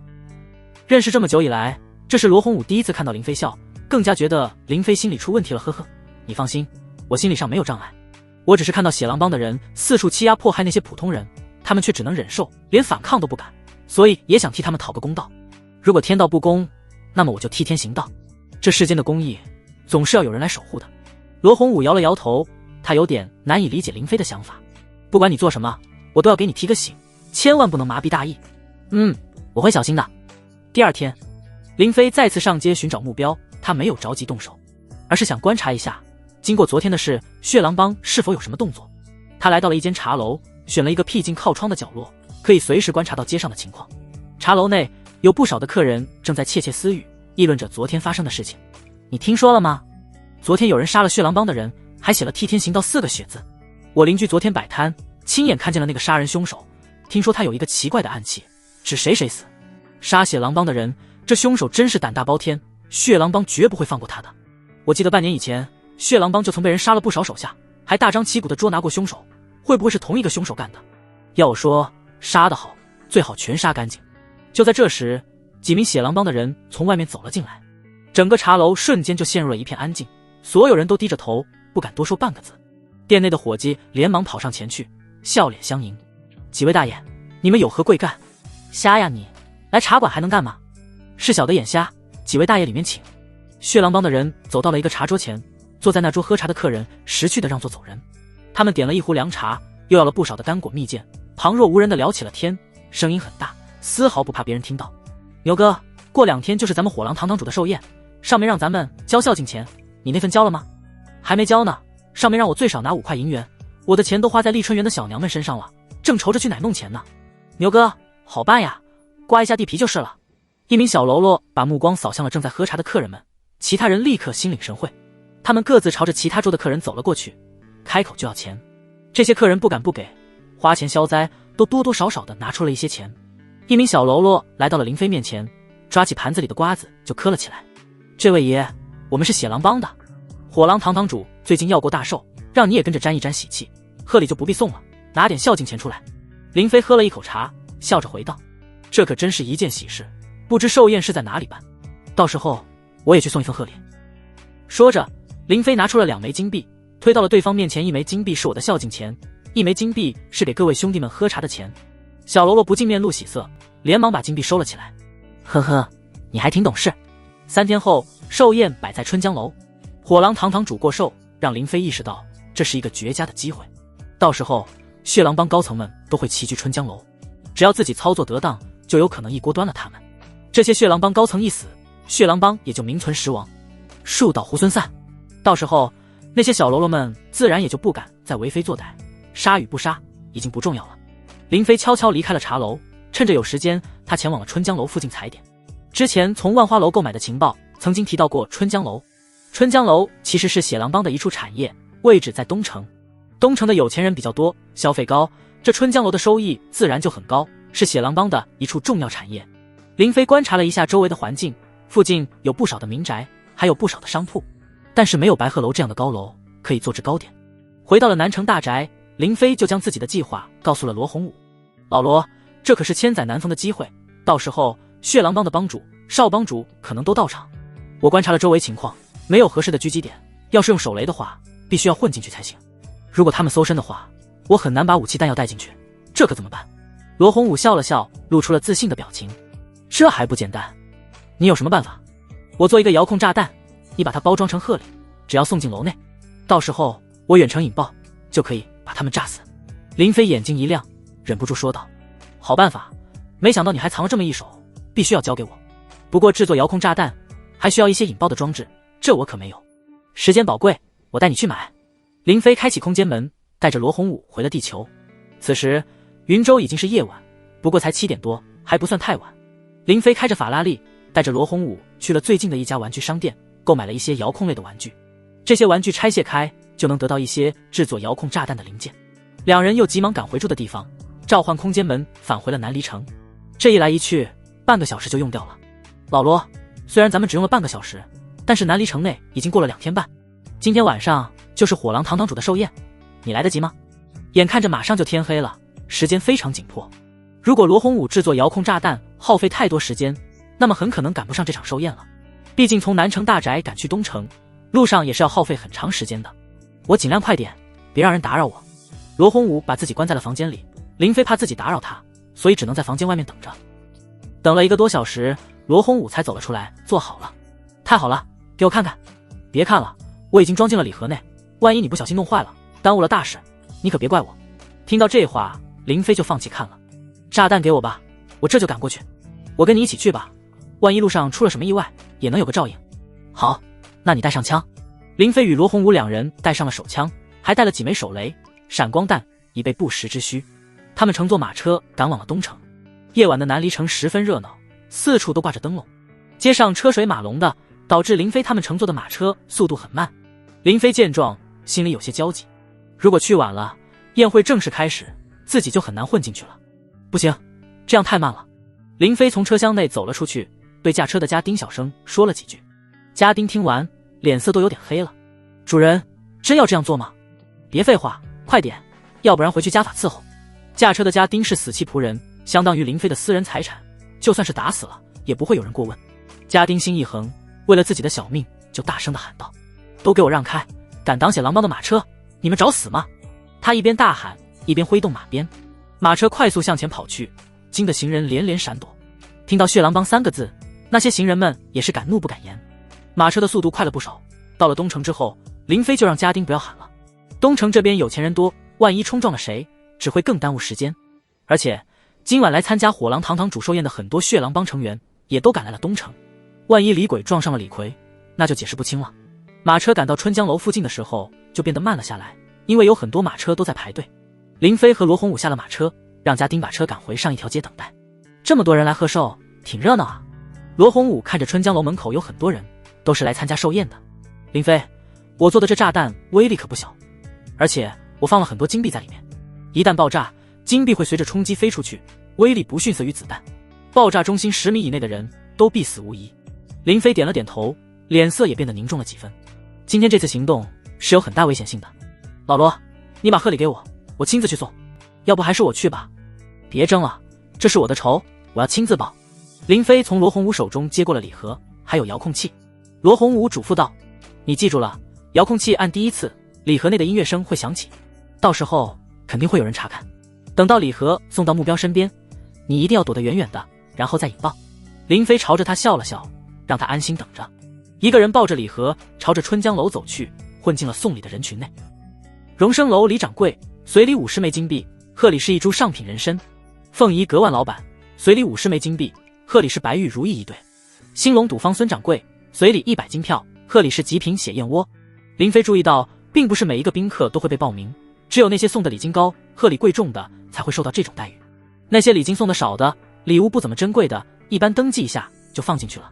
这些掌柜的老板们，他们大都是一些血狼帮控制的产业，还有一些是与血狼帮有交情的。登记的人认识他们，所以检查并不严格。但自己是一个生人，想要混进去并不是一件容易的事。林飞想起自己侦查春江楼的时候，注意过这里有后门，他悄悄转到了后门，看到有人把守着，连忙躲了起来。等宴会开始，后门的把手应该会松懈，再想办法混进去。林飞焦急地等待着，眼看着前面的宾客们已经越来越少，宴会很快就要开始了。如果实在是等不到机会，那么自己只能用枪解决掉后门的把守之人。就在这时，数辆马车拐进了后门的巷子内，前面的马车上走下来了一群莺莺燕燕、花枝招展的女人。他们走上前去，与把守的人交谈了几句。我们是天香楼的姑娘，是你们火狼堂请来给堂主寿宴助兴的。哎呦呦，你们这群小娘们真是水灵啊！把守的小喽罗色眯眯地打量着这群姑娘，就像是饿狼看到了一块块肥肉，馋得直流口水。今日是堂主的寿宴，他们可不敢耽误太久，但是占点小便宜还是可以的。根据堂主的命令，我们需要对进出的人员进行搜身检查。姑娘们，你们排成一队，让我们好好检查一下。知道对方的龌龊心思，这些姑娘们虽然不情愿，但是也只能答应。她们排成队走上前去，那些小喽啰们就上下其手，大占便宜，暗爽不已。后面的马车上装的都是一些箱子和乐器，跟随来的仆人们忙着搬运东西。林飞觉得这是个机会，趁着没人注意，来到了马车的后面。他打开了一个箱子，发现里面装的都是女人的衣服，还有化妆用的胭脂水粉。他将自己带来的礼盒放入了箱子，然后一个人搬着箱子朝着后门走去。把守的小喽啰们正回味着姑娘们的体香，没有仔细检查搬运的东西，就放行了进去。林飞跟着混了进去，趁着没人注意，将箱子丢在了一旁，拿着礼盒去了前面的大厅。1楼大厅内十分的热闹，已经坐满了人。楼内的伙计看到林飞提着礼盒，以为也是送礼来的客人。礼盒放到那边的房间，你在1楼自己找个位置坐下。林飞为了不引起别人怀疑，只能照办。礼盒被送进了1楼的房间，跟其他的礼盒堆在了一起。林飞没有入座，今天来的宾客可能都是熟人，万一问起自己的来历，就穿帮了他，只好又回到了后面，躲进了那些来表演助兴的天香楼姑娘们房间。宴会开始后，这些姑娘们就都拿着乐器离开了。林飞趁着没人注意，悄悄地来到了前面，躲在角落里观看。2楼看台上，火狼堂堂主邓亮走上前来，满脸红光。哈哈，感谢大家能够来参加邓某的寿宴。今日我为大家准备了歌舞，大家慢慢欣赏。宴会正式开始。那些姑娘们弹奏着乐器，在优美的音乐声中，一群姑娘翩翩起舞，引得在场的宾客们连连鼓掌。林飞忍不住皱起了眉头，他没有想到，这火狼堂堂主他们竟然是在2楼。遥控炸弹的礼盒在1楼的房间内，即使是引爆，隔着这么远的距离，很难杀死对方。现场乐器声音此起彼伏，自己按下遥控器，礼盒内的音乐声也会被遮盖。现在不是引爆的时机，只能再等等了。林飞看到1楼通往2楼的楼梯口，上下都有血狼帮的人把守，自己想要上去肯定会被阻拦。楼上究竟都有哪些人，他根本不清楚。不知道司徒也来了没？那些天香楼的姑娘们跳完了一段舞蹈之后，就换了一批姑娘轮流进行表演。过了一会，一群姑娘端着酒杯朝着2楼走去。恭祝邓堂主福寿安康。一群女子恭祝声从2楼响起。1楼的音乐停止，那些宾客们也都站起了身，纷纷举杯向上看去，齐声恭贺。恭祝邓堂主福寿安康。邓亮再次出现在看台上，除了他之外，还有其他的3位堂主也都在场。林飞没有发现司徒也，不由皱了皱眉。谢谢诸位，大家一起满饮此杯。邓亮举起了酒杯，正准备喝的时候，黑狼堂的堂主公望开口了。且慢。公望拿出一根银针，放入了酒杯中，银针迅速的变黑。看到这一幕，邓亮脸色一变。有毒。公望笑道。老邓，今天要不是有我在，明年的今天就是你的忌日了。邓亮暴怒地看向了那些歌姬舞女，刚刚酒杯就是他们端上来的。谁干的？一名舞女快速拔出了头上的簪子，当作武器，朝着邓亮冲了过去。你该死！邓亮手中酒杯扔出，击中了此舞女的手，她的手直接断裂，簪子掉在了地上。邓亮一把掐住了她的脖子，冷冷地说道：不自量力的蠢货，为什么要害我？这名舞女痛苦地挣扎着。就是你们血狼帮杀了我父母，还把我送去青楼，你们都该死。呵呵，原来如此。邓亮冷笑一声，手上力道逐渐加大，掐得这名女子满脸通红，就要窒息而死。他看向了其他的歌姬舞女，这群姑娘们全都吓得跪在地上，瑟瑟发抖。一群扫兴的玩意，全都给我杀了，一个不留。风狼堂的堂主陈坤开口道：老邓，今天是你的寿宴，不宜见血。依我看，不如把他们先关起来，等寿宴结束后再处置不迟。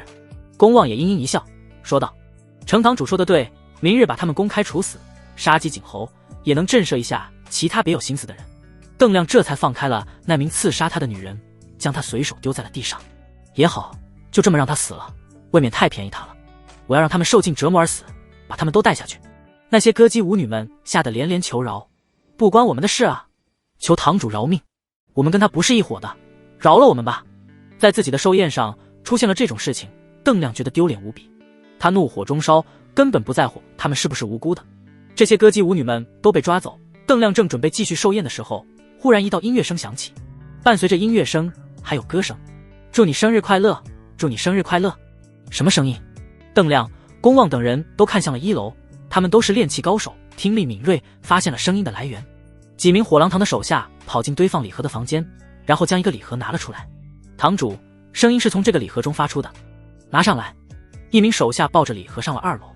这是谁送来的礼盒？上面没有登记名字。公望提醒道：老邓，让人拿远点，打开看看是什么。1楼角落里的林飞嘴角微微翘起，按下了手中的遥控器。生日快乐！轰！伴随着遥控器按下，一道惊天动地的爆炸声响起，礼盒内的炸弹引爆，瞬间化成了一团耀眼的火光，冲击波夹杂着无数的金币，朝着4面8方飞射而去。爆炸范围10米之内，瞬间变成了一片炼狱场。距离爆炸中心近的人被炸得4分5裂。火狼堂堂主、黑狼堂堂主他们也都被爆炸波及，根本来不及调动真气抵挡，就被爆炸的冲击波夹杂的金币射穿了身体。周围的人也都死的死，伤的伤。2楼被炸塌，无数的木板也被冲击波席卷着，朝4面8方飞射而去。1楼的宾客们、血狼帮手下也都遭了殃，死伤一片，哀嚎声此起彼伏。林飞躲在墙后面，揉了揉耳朵。即使他躲得挺远，依旧被爆炸声音波及，冲击波形成的气流震得他浑身难受。老罗做的这炸弹威力太大了。林飞看到楼外的血狼帮手下冲了进来，他不敢在现场久留，转身就朝着后门走去。在离开的时候，他遇见了被抓的那些歌姬舞女，有几名血狼帮的手下正看押着他们，如果不救他们，他们的下场会很惨，都是苦命人。林飞掏出了手枪，果断地开枪射击。咻咻咻！血狼帮的几名手下瞬间就躺在了地上，变成了几具尸体。那些歌姬舞女都吓得浑身发抖，呆在了原地。还愣着干嘛？赶紧跑！林飞朝着他们喊了一声，自己就先向外跑去。后门已经没有了把守的人，但是天香楼的那些马车都还在。林飞将枪收了起来，大摇大摆地走到了街上去。此刻春江楼内一片大乱，没有人会注意他。林飞找到了躲在不远处的罗洪武，两人一起朝着远处走去。林飞，我这遥控炸弹威力如何？虽然我没有亲眼看到，但是我觉得血狼帮的那几位堂主应该都被炸死了。林飞心中有一种替天行道所带来的快感。爆炸声太大了，周围商铺、宅子的很多人都跑出来，看看究竟发生了什么事。发生什么事了？刚刚打雷了吗？南离城都好久没下雨了，春江楼怎么着火了？这时一辆马车从后面追了上来。恩公，快上车！之前用簪子想要刺杀邓亮的舞女从车内露出了头，朝着林飞招了招手。罗洪武一脸的疑惑，小声地问道：这谁啊？林飞认出了他，但是却并不想跟他有什么瓜葛。姑娘，你认错人了。舞女看出了林飞似乎心有顾虑，连忙说道：恩人，刚刚要不是你出手搭救，我和那些姐妹们必死无疑。你先上车，我们离开这里，万一被血狼帮的人发现，会很危险的。林飞皱了皱眉，心想就算是遇上血狼帮的人，他们也不认识自己，跟你在一起只怕才会暴露了行踪。姑娘，你赶紧走吧，我自有去处。杀死了血狼帮的人还能如此镇定自若，恩人果然不凡。这名舞女眼神一动，对林飞心生钦佩。她本打算独自逃生，可是离开了南离城，她又不知该何去何从。若是能够追随在这样的人身边，不仅能够为父母报仇，还可以活下去。恩人，小女子父母双亡，孤苦无依，今日本想借寿宴之机毒杀血狼帮的那些堂主，为父母报仇。不曾想毒酒被识破，我用发簪想要刺死火狼堂的堂主邓亮，却又失手被擒。我一心只求速死，免得被折磨致死。刚刚楼中轰鸣一声，宛如天降怒雷。恩公你出手杀死血狼帮的人，救了奴家与一众姐妹的命。我没有去处，在这世上也没有牵挂。若是恩公不嫌弃，奴家愿意追随左右，为奴为婢。罗洪武听明白了怎么一回事，他看着对方是个美人，不免心生怜爱。林飞，人家这是感激你的救命之恩，想要以身相许呢。要我说，你要不然就收下吧。林飞瞪了一眼罗洪武，这家伙整天提醒自己要谨慎小心，不可大意。如今看到人家漂亮，就色令之婚。闭嘴，留他在身边，你不怕引火烧身？血狼帮的高层不是都炸死了吗？你还有什么好怕的？这名舞女又说道：本宫，既然你不愿意收留，奴家也不敢强求。如今我只有一死，才能报答恩公的救命之恩，以免被血狼帮的人抓住，酷刑之下泄露了恩公的身份。说着，这名舞女就拔下了一枚发钗，朝着自己的喉咙就刺了下去。林飞眼疾手快，一把抓住了他的手，发钗刺破了肌肤，鲜血流出，可见他真的有求死之心。又或者这只是苦肉计？林飞无奈叹了口气，终究不是那种铁石心肠的人。我问你，你在2楼的时候都看到什么人了？血狼帮的帮主、少帮主他们在场吗？司徒野的行踪正是林飞最关注的，杀害桃花的凶手绝不能让他苟活下去。舞女摇了摇头，回道：帮主和少帮主都不在场，只有4大堂主还有他们的一些心腹手下在场。林飞眉头皱起，这么说来，自己今天最多炸死几个堂主，司徒野这个家伙竟然让他躲过了一劫。司徒野竟然没来。舞女看出了林飞似乎很在意司徒野，他为了能够让林飞收留自己，立刻提供了有用的情报。恩公，司徒野已经很久不公开露面了，我听说他曾经被人暗杀过，差点死了，所以不敢外出。他现在天天躲在一个院子里，我曾经去服侍过他，他喜欢虐待女人，就是一个疯子。一提起司徒野，这名舞女眼神中既有害怕，又充满了仇恨。林飞闻言却是来了精神，你知道他住在哪里？若是能够找到司徒野的住处，那么想要杀死他就不是一件难事了。舞女再次说道：恩公，你若是想找司徒野，我可以帮你。林飞松开了舞女的手，就冲着他知道司徒野的下落，自己也要收留他。司徒烈、司徒野这父子俩不死，那么血狼帮就不算被灭了。跟我走吧。林飞上了马车，带着他到了下一个路口，找到了自己的马车。老罗，你先回去。那你呢？林飞给罗洪武使了个眼色，然后回道：我送他去一个安全的地方。这个舞女虽然与血狼帮有仇，但是她还不足以获取林飞的信任。南城大宅现在还算是一处隐蔽的住处，而且又是关将来种植药材的大事，所以林飞不打算将这个舞女带过去。罗洪武还以为林飞是看上了舞女的美貌，要单独相处，就坏笑着离开了。都是男人，他懂的。林飞带着舞女转了几条街，在一家商铺里买了一个遮面的斗笠。在南离城中，斗笠可以遮阳用，很常见。他让舞女戴上斗笠，将马车丢掉，两人步行前往了东城的小宅。林飞摘下了如意面，露出了本来的面目。舞女看到这一幕，也是惊得目瞪口呆。这是我原本的样貌，你不必害怕。舞女点了点头，心中更加觉得林飞不凡，连这种改变容貌的宝物都有。林飞敲了门，很快家丁就来开门。主人，您回来了。你下去休息吧，不必惊动其他人。明早的时候让管家婆来见我。林飞带着舞女去了房间休息。自从桃花出事后，他已经很长时间没回来了。看着房内熟悉的布置，林飞触景伤情，脑海中回忆起了与桃花相处的一幕幕，眼眶不自觉的就湿润了。舞女摘下斗笠，看到林飞伤心的样子，有些不解。恩公，你怎么了？没事。林飞转身抹去了泪水，平复了一下心情。这里是我的一处宅子，很久没回来住了。这卧室是我住的，你暂且住在这，先养好伤，其他的事以后再说。舞女犹豫了一下，问道：我住在这，恩公你住在哪里？我们共处一室，会不会不太好？孤男寡女共处一室，的确不好。不过你放心，我不会对你做什么的。我睡外屋的地上。林飞又解释道：让你住我的房间，是为了掩饰你的身份，让那些下人们以为你是我的女人，免得胡乱猜测你的来历。别再叫我恩公了，我叫林飞。没人的时候，你可以喊我名字；有下人的时候，你就喊我主君吧。在南离城的大宅中，仆人丫鬟一般都喊主人，小妾会喊主君，妇人会喊夫君，有的时候也喊主君。从称呼上就可以看出地位的不同。桃花以前就喊林飞相公，那是普通人家的称呼，后来改口喊夫君。舞女也做了自我介绍：恩公，奴家叫红袖。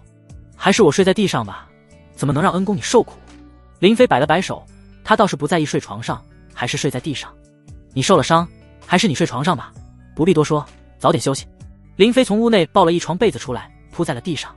南离城的天气炎热，睡在地上虽然硬点，但是却凉快一些。以前在农村老家，小的时候，一到夏天，林飞经常跟老爸老妈打地铺。天亮之后，管家婆知道林飞回来了，立刻前来拜见。舞女红袖站在林飞的身旁，不必林飞多说什么，管家婆自己就脑补了两人的关系。见过主人。这是红袖，以后他的饮食起居你务必安排好。是，老奴必当尽心。自从桃花出事之后，这管家婆就一直提心吊胆的，生怕林飞会怪罪下来。如今他看到林飞有了新欢，没有追究之前的事，自然是要好好表现。管家婆离开之后，林飞拿出了2枚血参玉蝉丸。这是昨晚的时候，林飞开启空间门，回了一趟地球拿回来的。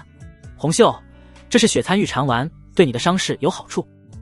你先吃下一颗，若是伤势没好利索，就再服用第2颗。邓亮是炼气9层的高手，他扔出的酒杯杀伤力很强。红袖的手骨都断了，昨晚疼的一晚上都没睡好，今天早上起来肿得厉害。如果不服用血参玉蝉丸的话，就算是他养好了伤，这只手也废了。多谢恩公。不是说了不要喊恩公，要不你喊主君吧。是，主君。红袖感激地接过了丹药，先服下了1颗。血参玉蝉丸的药效没有那么快，至少要1天时间才能见效。林飞让红袖安心在这里养伤，然后一个人去街上打探消息。昨晚他炸了春江楼，血狼帮4大堂主很可能都殒命当场。出了这么大的事，血狼帮的帮主司徒烈绝对会有所行动的。林飞去了一间茶楼，这间茶楼是3大家族之一的周家产业。东城的有钱人很多，他们聚在这里喝茶，可以随便聊天，不怕被外人听到。因为血狼帮的人不敢来这里撒野。昨天春江楼着火了，死伤了好多的人，听说还有血狼帮的堂主们。哈哈，死得好，血狼帮就是南离城的遗害，不知道有多少人恨他们。我听金源当铺的常掌柜说，昨晚他在现场，一声惊天轰鸣，宛如天雷，当场就有无数人被炸死了。林飞听到了很多的消息，只是消息传得越来越邪乎。有人说血狼帮作恶多端，引发天谴，遭雷劈了；又有人说是有人向血狼帮复仇，引爆了五雷符这种符箓；还有人说是修仙者出手了，操纵法宝，隔空杀死了血狼帮的人。总之，众说纷纭，以他们的认知以及这个世界的观念，也只能猜测出这些可能性。遥控炸弹这种东西已经超出了他们的认知范围。林飞走在街上，随处都能听到一些议论此事的。万花楼，玉芙蓉刚刚得到最新的情报，绝美的脸蛋上满是吃惊之色。昨夜春江楼不知是何原因引发了爆炸，火狼堂堂主邓亮、黑狼堂堂主公望当场身死，土狼堂堂主石勇身受重伤成了废人，风狼堂堂主也遭受重创昏迷不醒。这究竟是什么人干的？千金阁丫鬟寻梅也将自己听来的事情都告诉了李如雪。小姐，街上都在传昨夜血狼帮堂主齐聚春江楼参加寿宴，结果寿宴变成了丧宴，4大堂主好像都死了，还损失了不少精锐，现场宾客死伤无数。有人说这是修仙者出手了，您觉得呢？李如雪俏脸上也露出吃惊之色，有点难以置信。这事当真是离奇，应该跟他无关吧？小姐，你说的是谁啊？丫鬟寻梅立刻想到了林飞，连忙摇头，肯定不是那个林飞，他当初抓几个小喽啰还要我帮忙出手，话说他好久没露面了，也不知去哪了。春江楼今天一炸，轰动整个南离城。南离城好多年没有发生过如此大事了，3大家族5大势力，这个格局已经存在了很多年，从来没有人能动摇过。如今林飞这一炸，直接将血狼帮4大堂主炸得死的死，伤的伤，这等于是炸塌了血狼帮的半壁江山。血狼帮成员虽然有上万之众，但是大部分都是不会练气的普通人，真正支撑血狼帮基业的就是4大堂主这些练气高手。血狼帮虽然极力封锁消息，但是奈何昨夜动静太大，根本封锁不了，以至于如今已经传得满城风雨。最高兴的莫过于血狼帮的死对头铁剑帮。铁剑帮与血狼帮是南离城的2大帮派，彼此争斗了不知多少年，死伤了多少的兄弟，双方是同水火，早就成为了死敌。得知血狼帮4大堂主都被炸死这事，铁剑帮的高层们都高兴坏了。帮主，我安排兄弟们打听过了，血狼帮的确是出了大事，4大堂主没有一个露面的，估计真的是死了。哈哈，真是天助我铁剑帮。帮主，这可是千载难逢的机会，咱们不如趁机灭了血狼帮。铁剑帮帮主铁晴月，此人看似粗狂，实则是个沉稳老练之人。诸位都冷静点，这的确是喜事一件，但是你们也不想想，究竟是什么人对血狼帮下此毒手，又有什么人能够有如此的雷霆手段？此话一出，铁剑帮的高层们都沉默了下来。是啊，什么人呢？一下子灭杀血狼帮4大堂主，还有众多精锐，这可不是一般人能够做到的。放眼南离城，能有如此手段的也就只有3大家族，还有多宝阁。3大家族与多宝阁背后都有修仙者，他们若是出手，可以轻易灭杀血狼帮的任何人。不可能是他们，血狼帮平日里虽然嚣张跋扈，但是却不敢得罪3大家族与多宝阁，而他们也不屑于帮派地盘之间的争斗。莫非是血狼帮得罪了外来的高人，所以才会被人诛杀？铁晴月作为一帮之主，深谋远虑，他一直想要灭了血狼帮，但是双方势力相差无几，互相奈何不得，所以才会维持着一山二虎的局面。如今血狼帮突然被人杀死4大堂主，在听到这个消息的时候，他不是感到高兴，而是感到了唇亡齿寒。一旦血狼帮被灭了，那么下一个会不会是铁剑帮？这位出手之人究竟是何方神圣？出手灭杀血狼帮4大堂主之人究竟是什么身份？我们都不得而知。如果我们贸然出手，说不定会惹恼了这人。依我之见，咱们暂时按兵不动，静观其变。而且以我对司徒烈的了解，他肯定不会善罢甘休的。等着瞧吧，他很快就会有所动作。一头受伤的狼，临死反扑才最危险。铁剑帮诸多高层连忙都拍起来马屁，称赞铁晴月思虑周全，顾全大局。血狼帮北城一处大宅，爹，您终于出关了。司徒也衣衫不整地跪在地上迎接，一群衣不蔽体的女人也都慌乱地跪在了地上。司徒烈一头血红色短发，身材精壮高瘦，眼神凌厉无比，在他的身后还跟着7名戴着狼头面具的人。他扫了一眼那些女人，又看了一眼自己的儿子，气不打一处来。你这个废物，整天就知道玩女人，都给我滚出去！那群女人慌乱地捡起衣服，朝着外面狼狈地跑去。司徒也刚想要从地上爬起来，就被司徒烈给呵斥了。跪好，让你起来了吗？他走到了司徒野身前，脸上满是怒色。我闭关期间把血狼帮交给你来打理，如今竟然出了这么大的事情，4大堂主2死1废1重伤，我要是再不出关，血狼帮都要被人给灭了。司徒也抬起了头，哭诉道：这不能怪我呀，您看看我脸上的伤，我也差点被人给暗杀了。为了不打扰您闭关修炼，我都没敢告诉您。昨晚我要是也去了春江楼，只怕您就看不到我了。司徒烈看到自己儿子脸上的伤痕，不由露出了心疼之色。毕竟是他的独子，就算再不成器，也是他的心头肉。儿子，你这是什么时候受伤的？已经是大半年前的事了。当时我从万花楼出来，突然遭到暗器袭击，差点就死了。即使相隔如此久的时间，司徒也回忆起来，也是忍不住流露出恐惧之色。爹，那个暗杀我的人太厉害了，我连他人影都没看到，暗器速度之快，根本来不及反应。我身边的一位炼气7层高手都没能躲过去，被一击杀死。从那之后，我就躲了起来，轻易不敢露面。司徒烈闻言，脸色变得凝重无比。看来早就有人盯上了我们血狼帮，先是想杀你，如今又暗害4大堂主，这很可能是一人所为。昨晚4大堂主被害之事，你了解多少？是否有什么线索？司徒烈扶起了司徒野，从小他就忙着四处拼杀，忽略了对这个儿子的教导。后来他的妻子更是被仇家所杀，导致司徒野从小缺少母爱。成年之后，司徒野就沉迷于女色，不思进取。司徒烈一怒之下，亲手杀死了与司徒野鬼混的几个女子，其中一人当时已经有了身孕，知晓此事时为时已晚。司徒烈心怀愧疚，从那之后就严厉教导司徒野，将司徒野培养成炼气7层的高手，这才放心去闭关修炼。没想到帮内出现了这样大的变故，若不是他在帮内安插的亲信禀告消息，他都不知道4大堂主被暗害。司徒野心虚地回道：没有任何有价值的线索，根据幸存者说，曾经有巫女想要毒杀邓亮，但是失败了。后来有个礼盒发出了音乐声，礼盒被拿到2楼，不久就轰然一声巨响，火光吞噬了周围的人，死伤无数。爹，外面都在传这是修仙者干的，您认为呢？司徒烈哼了一声，他才不信这种传言，以讹传讹罢了。如果真是修仙者，那么你早死了，我也活不到现在。这个人或许实力很高，但是应该没有正面与我们冲突的能力，我们不能坐以待毙，必须要做出反击。无论这个人是谁，都要把他给挖出来。司徒烈一出关就立刻有所行动，他先暗中调动了帮内剩下的炼气高手们，挑选新的人选担任堂主之位，稳定人心。随后他又亲自带着重礼，暗中前往了西城的城主府。为了能够保住血狼帮的基业，为了能够查出暗害4大堂主的凶手，司徒烈也是下了血本。他拿出了这些年来积攒的1半家产，送给了南离城的城主。他这么做的原因，就是请城主调动军队，以清查贼寇的名义，对整个南离城进行清查。在北城、西城、东城3个城区，有很多3大家族、5大势力的产业，血狼帮不方便调查。但是军队如果去调查，就名正言顺多了。即使是3大家族，也不敢公然与军队作对。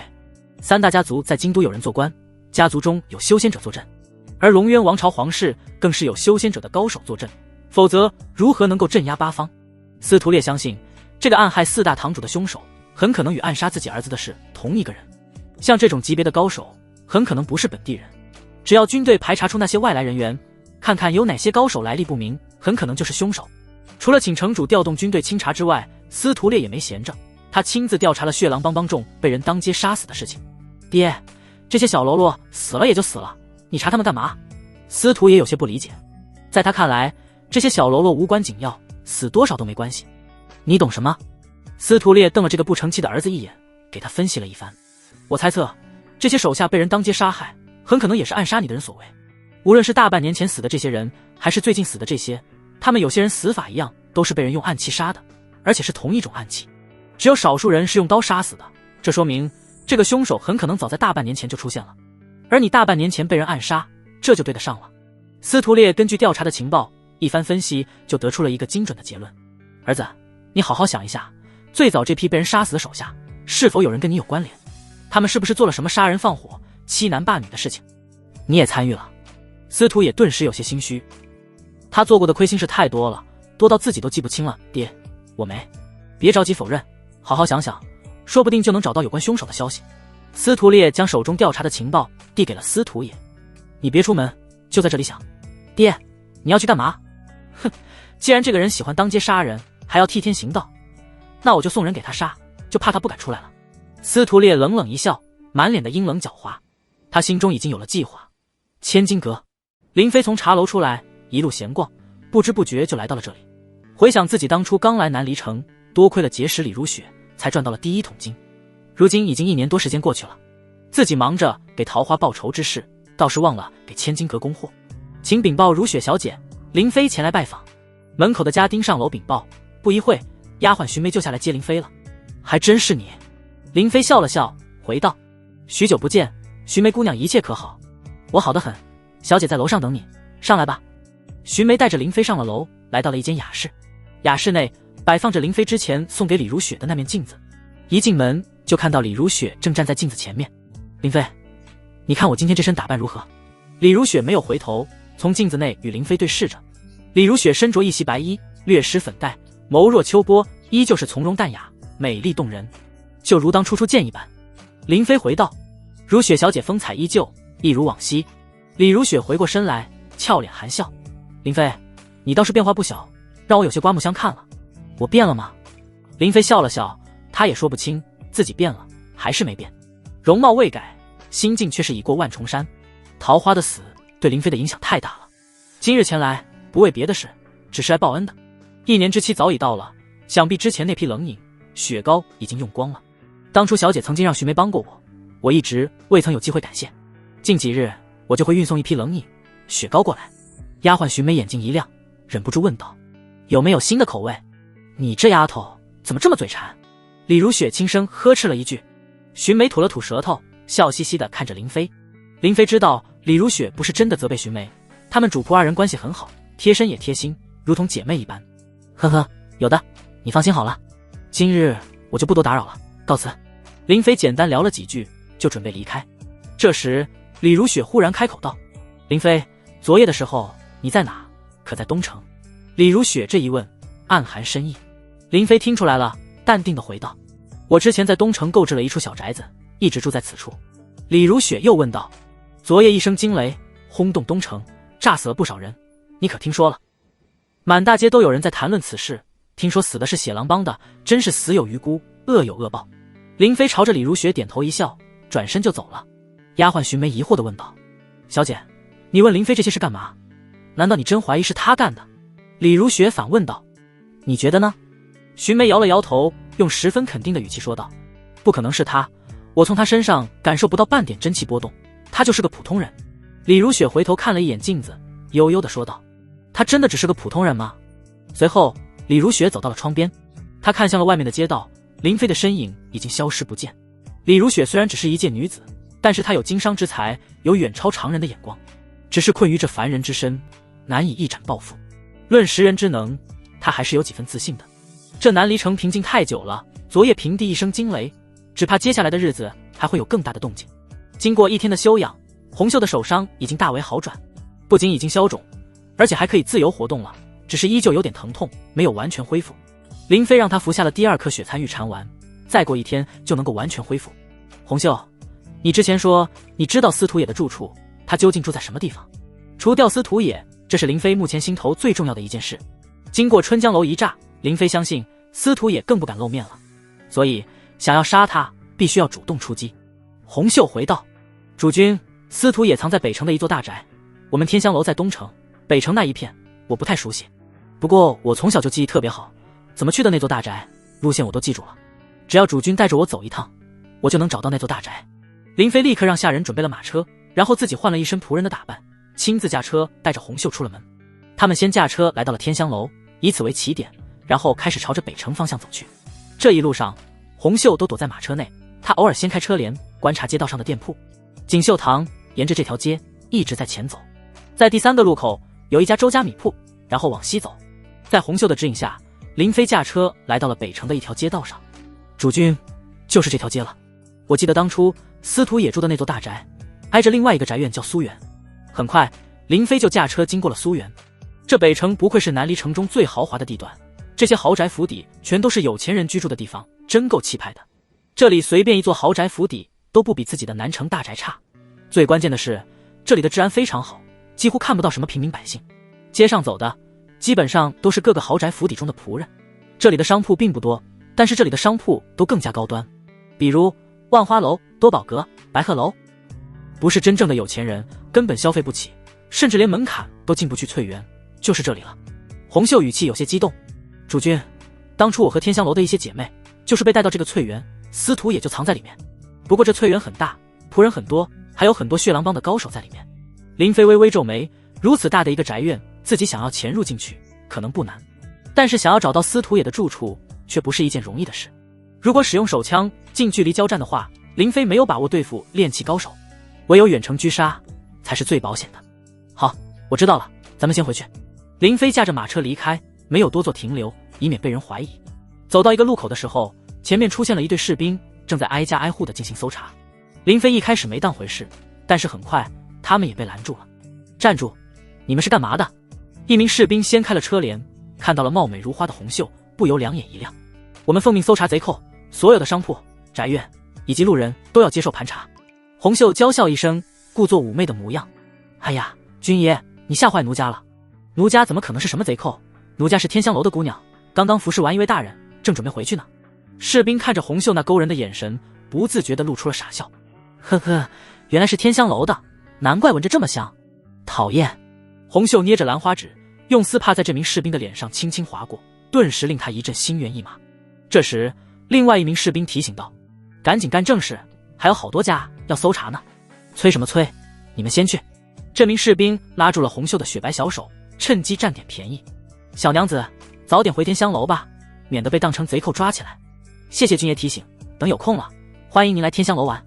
红袖朝着这名士兵抛了个媚眼，收回了小手，将丝帕留给了那名士兵。林飞赶着马车继续向前走去。回到东城的时候，林飞他们又遇上了一些到处搜查的士兵，同样都是以搜查贼寇的名义到处进行询问。红袖，你以前见过这么多士兵上街搜查吗？从来没有过，好像有点不太对劲。我也觉得不对劲。有什么贼寇需要调动这么多的士兵搜查？还是挨家挨户的搜查？这贼寇究竟犯了多大的罪？林飞一向谨慎小心，隐隐感觉到这些士兵搜查的不是什么贼寇。红袖，一会你试探一下，看看能不能问出点有用的消息。明白，主君。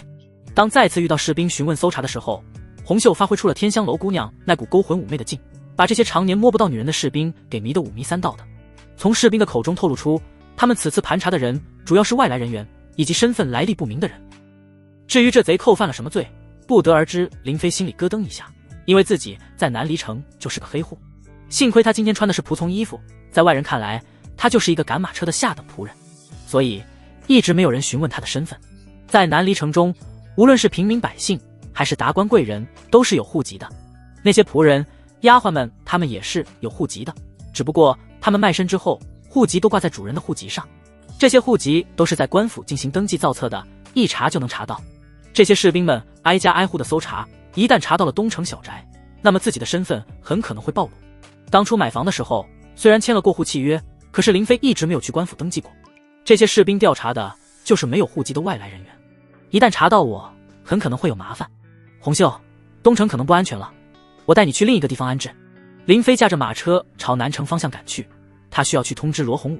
罗洪武也是个黑户，万一士兵调查到南城大宅，说不定会把他给抓走。来到了南城之后，林飞发现了一件奇怪的事，他没有在这里发现有士兵搜查。为什么没有士兵来南城搜查？就在林飞疑惑的时候，前面的街上出现了一群手持刀剑棍棒的人，他们正在挨家挨户的敲门搜查，就连许多路人也都被这些人给拦住。站住，我们是血狼帮的，你家住哪里？是做什么的？看到血狼帮的人在街上如此耀武扬威，林飞不由皱起了眉头。刚刚炸了春江楼，四大堂主都歇菜了，本以为血狼帮的手下们都会消停一段日子，不敢再胡作非为，没想到这才仅仅过了一天，血狼帮的手下们就又开始为非作歹。主君，是血狼帮的人，怎么办？红袖变得有点紧张，他曾经在寿宴上下毒，想要暗害邓亮、公望这些堂主，若是被血狼帮的人认出来，那么他肯定必死无疑。林飞也是暗叫不妙，如果他继续往前的话，肯定会被血狼帮的人拦住盘问。天香楼在东城，红袖的身份肯定不能在这里用了，即使是用了，也未必管用。这些血狼帮的手下们都是一些流氓街霸，不像士兵们那么守规矩，对待女人他们更加下流无耻。林飞立刻调转马车，想要掉头回去，他这一动作反而引起了血狼帮手下们的注意。那辆马车，给我停下！林飞挥动马鞭，加快了速度，想要甩掉后面的人。血狼帮的手下们立刻追了上来，同时一阵铜锣声响起，他们在利用锣声传递信号。附近的血狼帮成员们听到铜锣声，迅速地赶了过来。路边摆摊的小贩们忽然抽出了刀剑，拦在了路中央。他们全都是血狼帮安排的卧底，专门在街上埋伏。糟了，前有阻拦，后有追兵。林飞心中一凛，知道今天怕是要坏事。他身上藏着手枪，要是被拦下搜身，必定会暴露这附近肯定还有不少血狼帮的人，我今天怕是跑不掉了。林飞看了一眼车内的红袖，不能丢下他不管。就在他思考如何脱身的时候，忽然一道破空声响起，一根利箭快速射来，目标正是林飞。林飞脸色一变，双手猛地拉动缰绳，马扬起了身子。噗嗤，利箭贯穿了马的脖子，马车发生了侧翻。林飞就地一滚，卸去了力道。他抬头看去，就看到一名弓箭手正站在房顶上，刚刚就是他偷袭林飞。好险，我差点就死了。那名弓箭手再次取出了箭矢，想要继续攻击林飞。林飞从怀中取出了手枪，抬手就是一枪。他打光了几万发的子弹，早就已经将枪法练得炉火纯青，50米内可以说是百发百中。咻！手枪装了消音器，子弹出膛的声音很小。那名弓箭手没来得及拉满弓弦，就被子弹击中，从房顶上摔了下来。血狼帮的手下们正在赶来，两面夹击。红袖狼狈地从马车内爬了出来，俏脸上满是惊慌之色。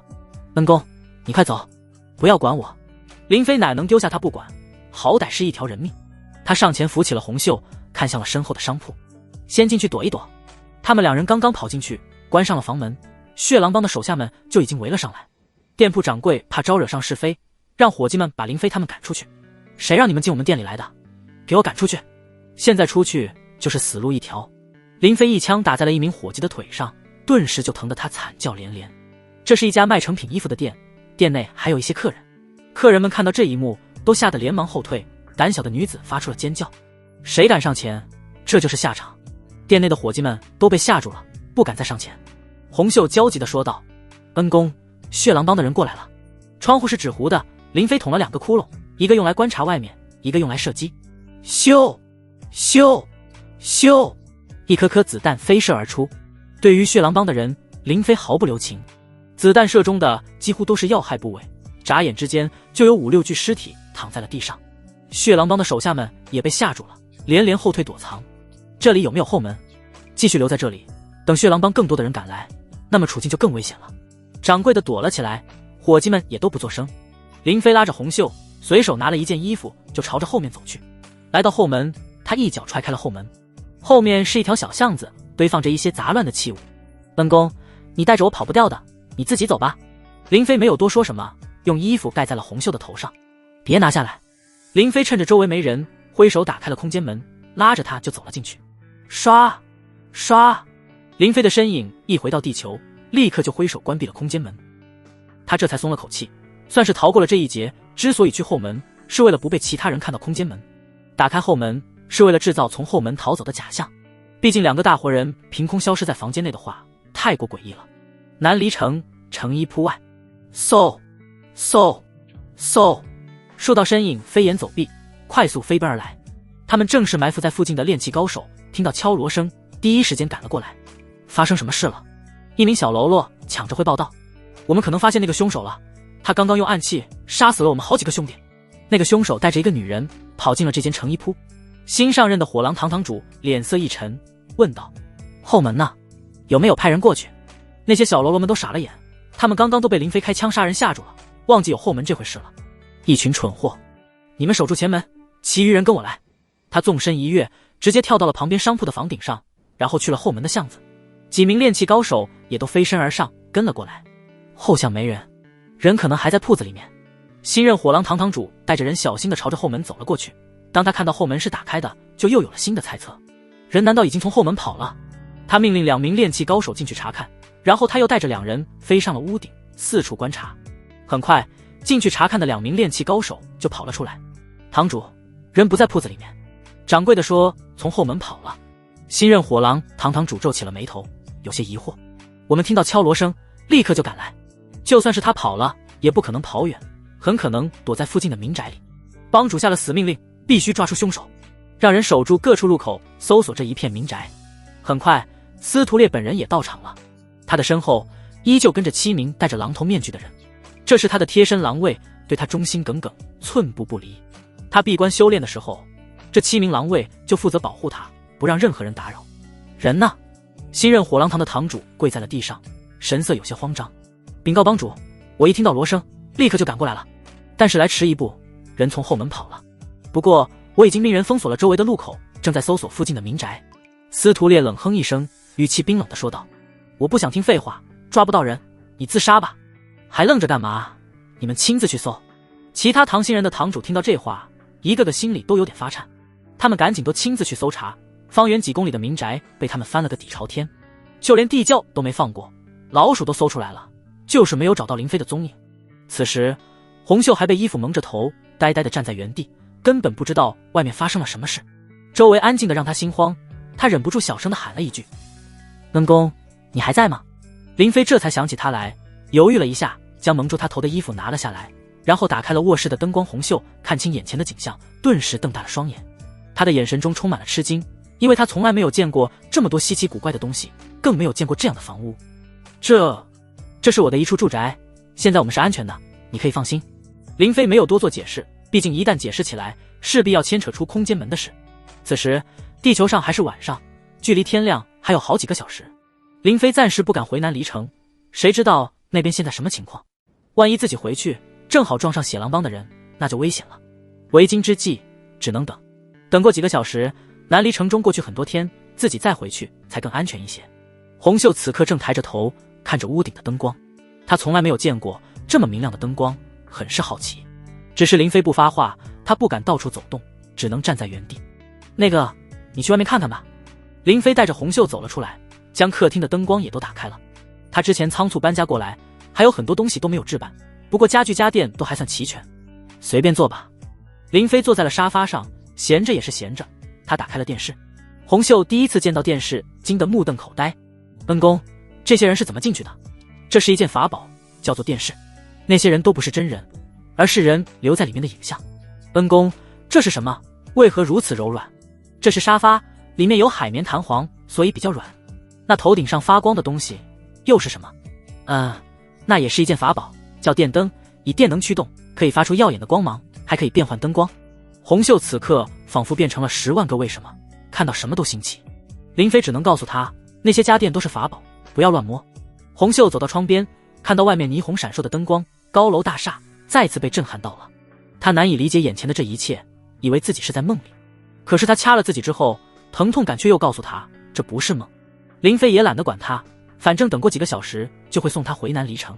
红袖很想出去看一看，但是没有林飞发话，他不敢到处乱走。他就像是个孩子一样，时不时地关一下灯，然后又打开，自己就乐得傻笑。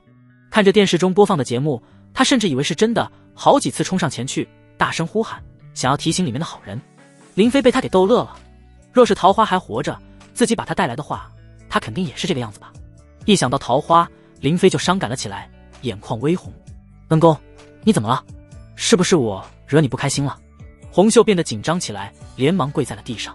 起来吧，跟你没关系，我只是想到了一些伤心之事。林飞将红袖扶了起来，将她当做另一个桃花，我带你去看看别的东西。这个是冰箱，里面可以存储食物，保证新鲜。哇，这里面好凉快，我从来没有感受过这么清凉。这是厕所，那个是马桶，我教你怎么用。林飞想用这种方式来填补内心没能保护好桃花的遗憾，就让红袖替代桃花，好好的了解一下自己生活的这个世界。红袖俏脸微红，有些扭捏。恩公，你能不能出去？我想方便一下。哦，那你方便吧，用完马桶，按照我教你的冲一下。林飞走了出去，关上了厕所的门。过了一会，厕所内就传出了马桶冲水的声音。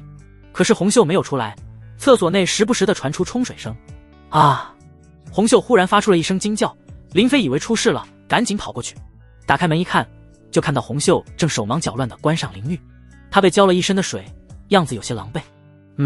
恩公，哈哈，没事，我懂。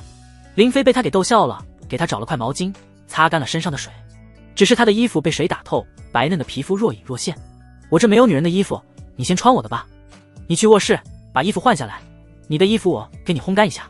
红袖穿上了林飞的白色衬衣，穿了条黑色4角短裤，然后光着2条大长腿就走了出来。看到这一幕，林飞忍不住呼吸一滞，这未免有点太诱人了。你怎么没穿裤子？恩公，你的裤子太长了，而且前面还有个大洞，似乎是坏了。红袖是天香楼培养出来的姑娘，在诱惑男人这方面，她是非常有经验的。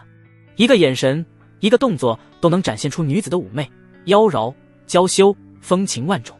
正常男人都很难抵挡这种诱惑，身体的生理反应是很难控制的。林飞咽了口水，忍不住怀疑红袖是故意为之。红袖娇羞地低着头，缓缓撩起白衬衫，柔声道：恩公，你又救了我一次。红袖无以为报。天色已晚，若是恩公不嫌弃，红袖愿意侍候。红袖是天香楼培养出来的舞姬，不仅脸蛋漂亮，而且身材更是妖娆。在天香楼中，不知道有多少男人曾经为她倾倒。为了一清芳泽，豪掷千金。事后男人，这是他唯一擅长的事情。在他的观念中，这也是唯一可以报答林飞的。他缓缓地朝着林飞走来，粉嫩的脚丫踩在白色的瓷砖上，一步一步地来到了林飞的面前。他双手一颗一颗地解开衬衫的扣子，露出了白嫩的肌肤。林飞的呼吸不由变得急促，血液在加速流动。他猛地站起身，然后握住了红袖的手，阻止了他继续解开衣扣。红袖，把衣服穿好。红袖愣了一下，他眼神中有些难以置信。恩公，你莫非是嫌弃我的身子脏？恩公你不必说了，是红袖不配。红袖转身就朝着卧室内跑去，他关上了房门，用手捂住了红唇，泪水溢出了眼眶。林飞听到红袖的哭声，不免有些不忍。他倒不是嫌弃红袖是青楼女子，只是他一想到自己还没有为桃花报仇，就跟其他女子缠绵在一起，太对不起桃花的在天之灵了。红袖误会，就让她误会吧。时间一分一秒的过去，等了2个小时左右，林飞估算着南离城中已经过去了10多天，自己此时回去的话应该是安全的，血狼帮的人肯定已经离开了，也不知罗洪武怎么样了。自己藏在南城大宅中的那些武器装备有没有被人发现？原本林飞是想要送红袖回去的，但是转念一想，万一再遇上血狼帮的人，红袖只能是累赘，还不如自己一个人更方便脱身。等南离城那边安全了，再送他回去不迟。林飞担心红袖一会见不到自己，可能会害怕，然后到处乱跑，所以他先嘱咐红袖一声，就说自己在隔壁卧室休息，不要打扰自己。唰，林飞开启了空间门，重新回到了南离城。他出现在了成衣铺的后面，四周无人，他没有从后门离开，而是转身去了前面。此时正是白天，成衣铺内有不少客人，伙计们都忙着招呼客人，没有人注意林飞是从哪冒出来的。再加上林飞已经用如意面改变了容貌，没有人认得出来他。保险起见，林飞买了一身新衣服换上。走在大街上，林飞警惕地看着四周的商铺、摊贩。上一次血狼帮的人假扮成了摊贩，我竟然没有察觉，真的是粗心大意了。这南城区有钱有势的人很少，所以血狼帮敢挨家挨户的搜索。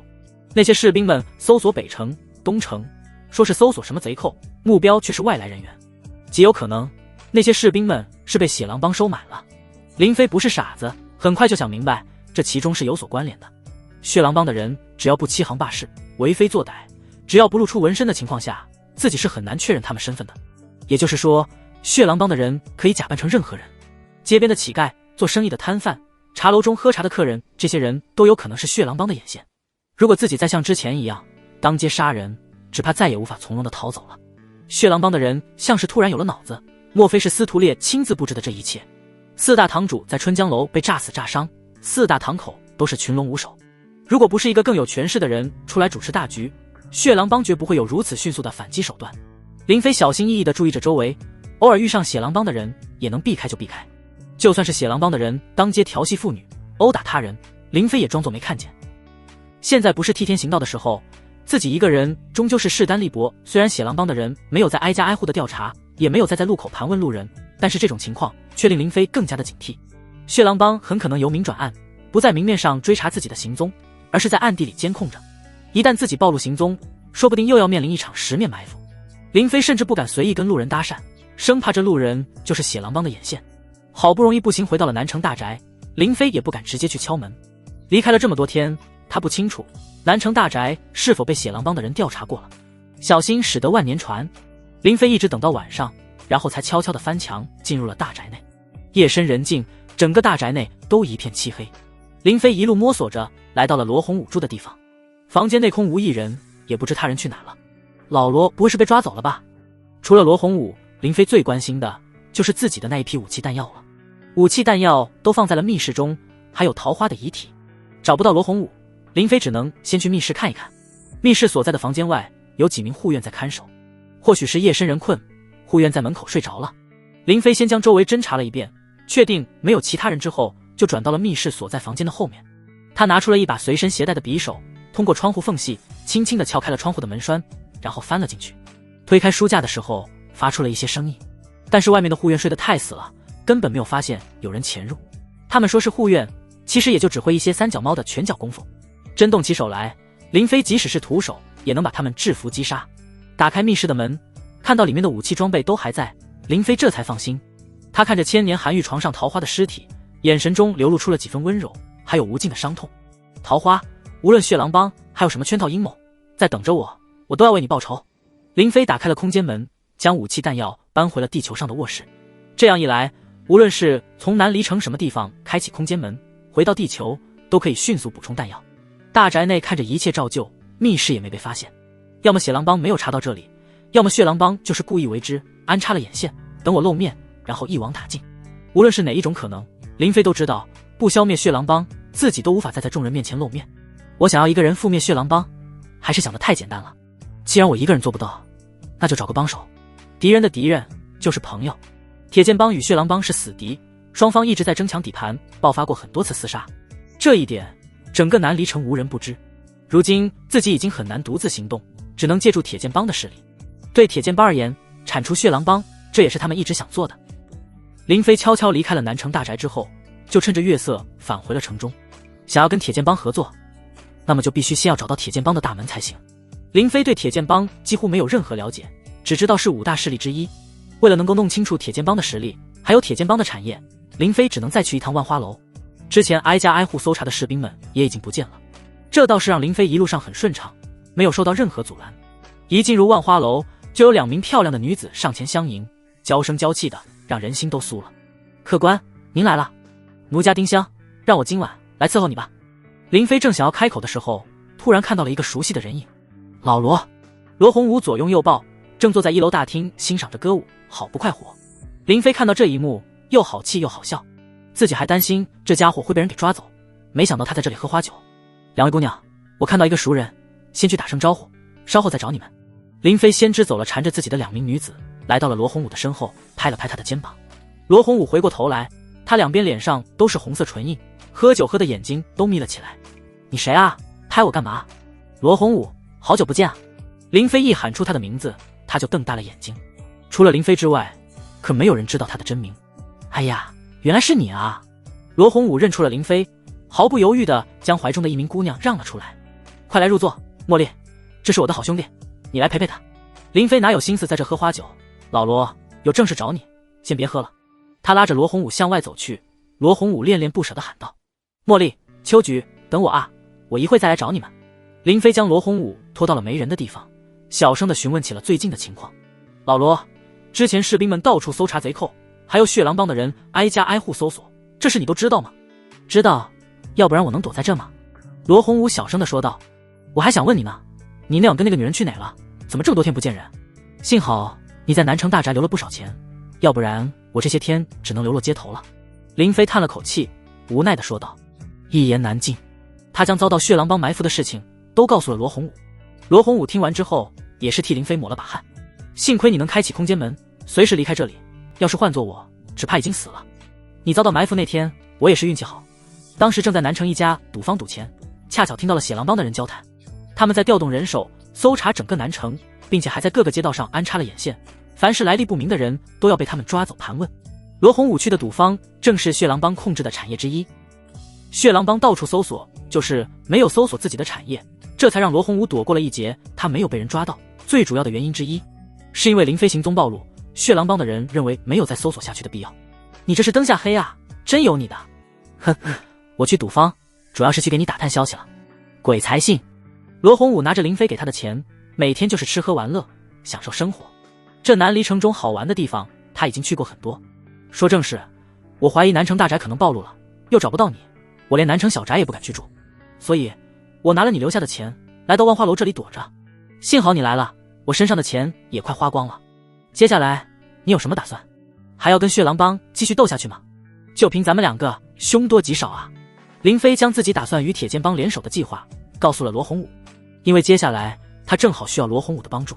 罗洪武听了之后，觉得这2虎相争之计可以尝试一下。随后林飞去见了玉芙蓉。林飞没有打算暴露身份，所以他又花了1万金票当见面礼，以新的身份重新见到了玉芙蓉。与初见之时一样，玉芙蓉依旧是一副淡然出尘、清雅不俗的样子。明明是烟花巷柳之地，却偏偏出了她这么一朵出水芙蓉，出淤泥而不染，濯清涟而不妖。在她的身上丝毫感受不到外面那些青楼女子的风尘之气。这位客官，你我是初见，为何却给我一种似曾相识的感觉？林飞上次来的时候也是带着如意面改变了样貌。一个人的样貌外观容易改变，但是一个人的气质感觉却是很难改变的。哼，那可能是我与花魁有缘。我此次前来是想要购买一份关于铁剑帮的情报，越详细越好，不知需要多少。有缘？玉芙蓉才不相信这种鬼话。她在这万花楼中见过的男人不计其数，能给她这种感觉的男人却还是一个没有。如果自己感觉没错，那么必然自己是见过眼前之人的。易容之术她还是有所了解的。呵呵，客人还真是个直性子。平日里我见的那些客人，见面之后总是对我寒暄吹捧，恨不得多与我相处片刻。像客官如此直性子的倒是有一个。哦，不对，之前曾有一位客人来购买血狼帮的情报，也是如此直爽之人。林飞心里咯噔一下，知道自己身份可能引起了玉芙蓉的怀疑。不过万花楼不是血狼帮，自己来买情报，玉芙蓉就算是认出自己，也不会对自己不利的。万花楼的规矩，那就是在万花楼内保证客人们的安全。哪怕是血狼帮的帮主司徒烈找到这里，想要杀自己，只要自己不走出万花楼，司徒烈也不敢动手。如果司徒烈动手，就是与万花楼为敌。我生平最喜欢直爽之人，不喜欢拐弯抹角。若是有机会遇上花魁说的这位客人，我一定要跟他交个朋友。玉芙蓉嫣然一笑，扭动着娇躯走上前来。可惜我们万花楼有规矩，绝不能泄露客人的身份。在这偌大的南离城，要是你们能够遇上，那才真是有缘。林飞与玉芙蓉交谈了几句之后，玉芙蓉就跟上次一样报出情报的价格，依旧是3000金币，只能在当场看。林飞没有任何犹豫，直接就付了钱。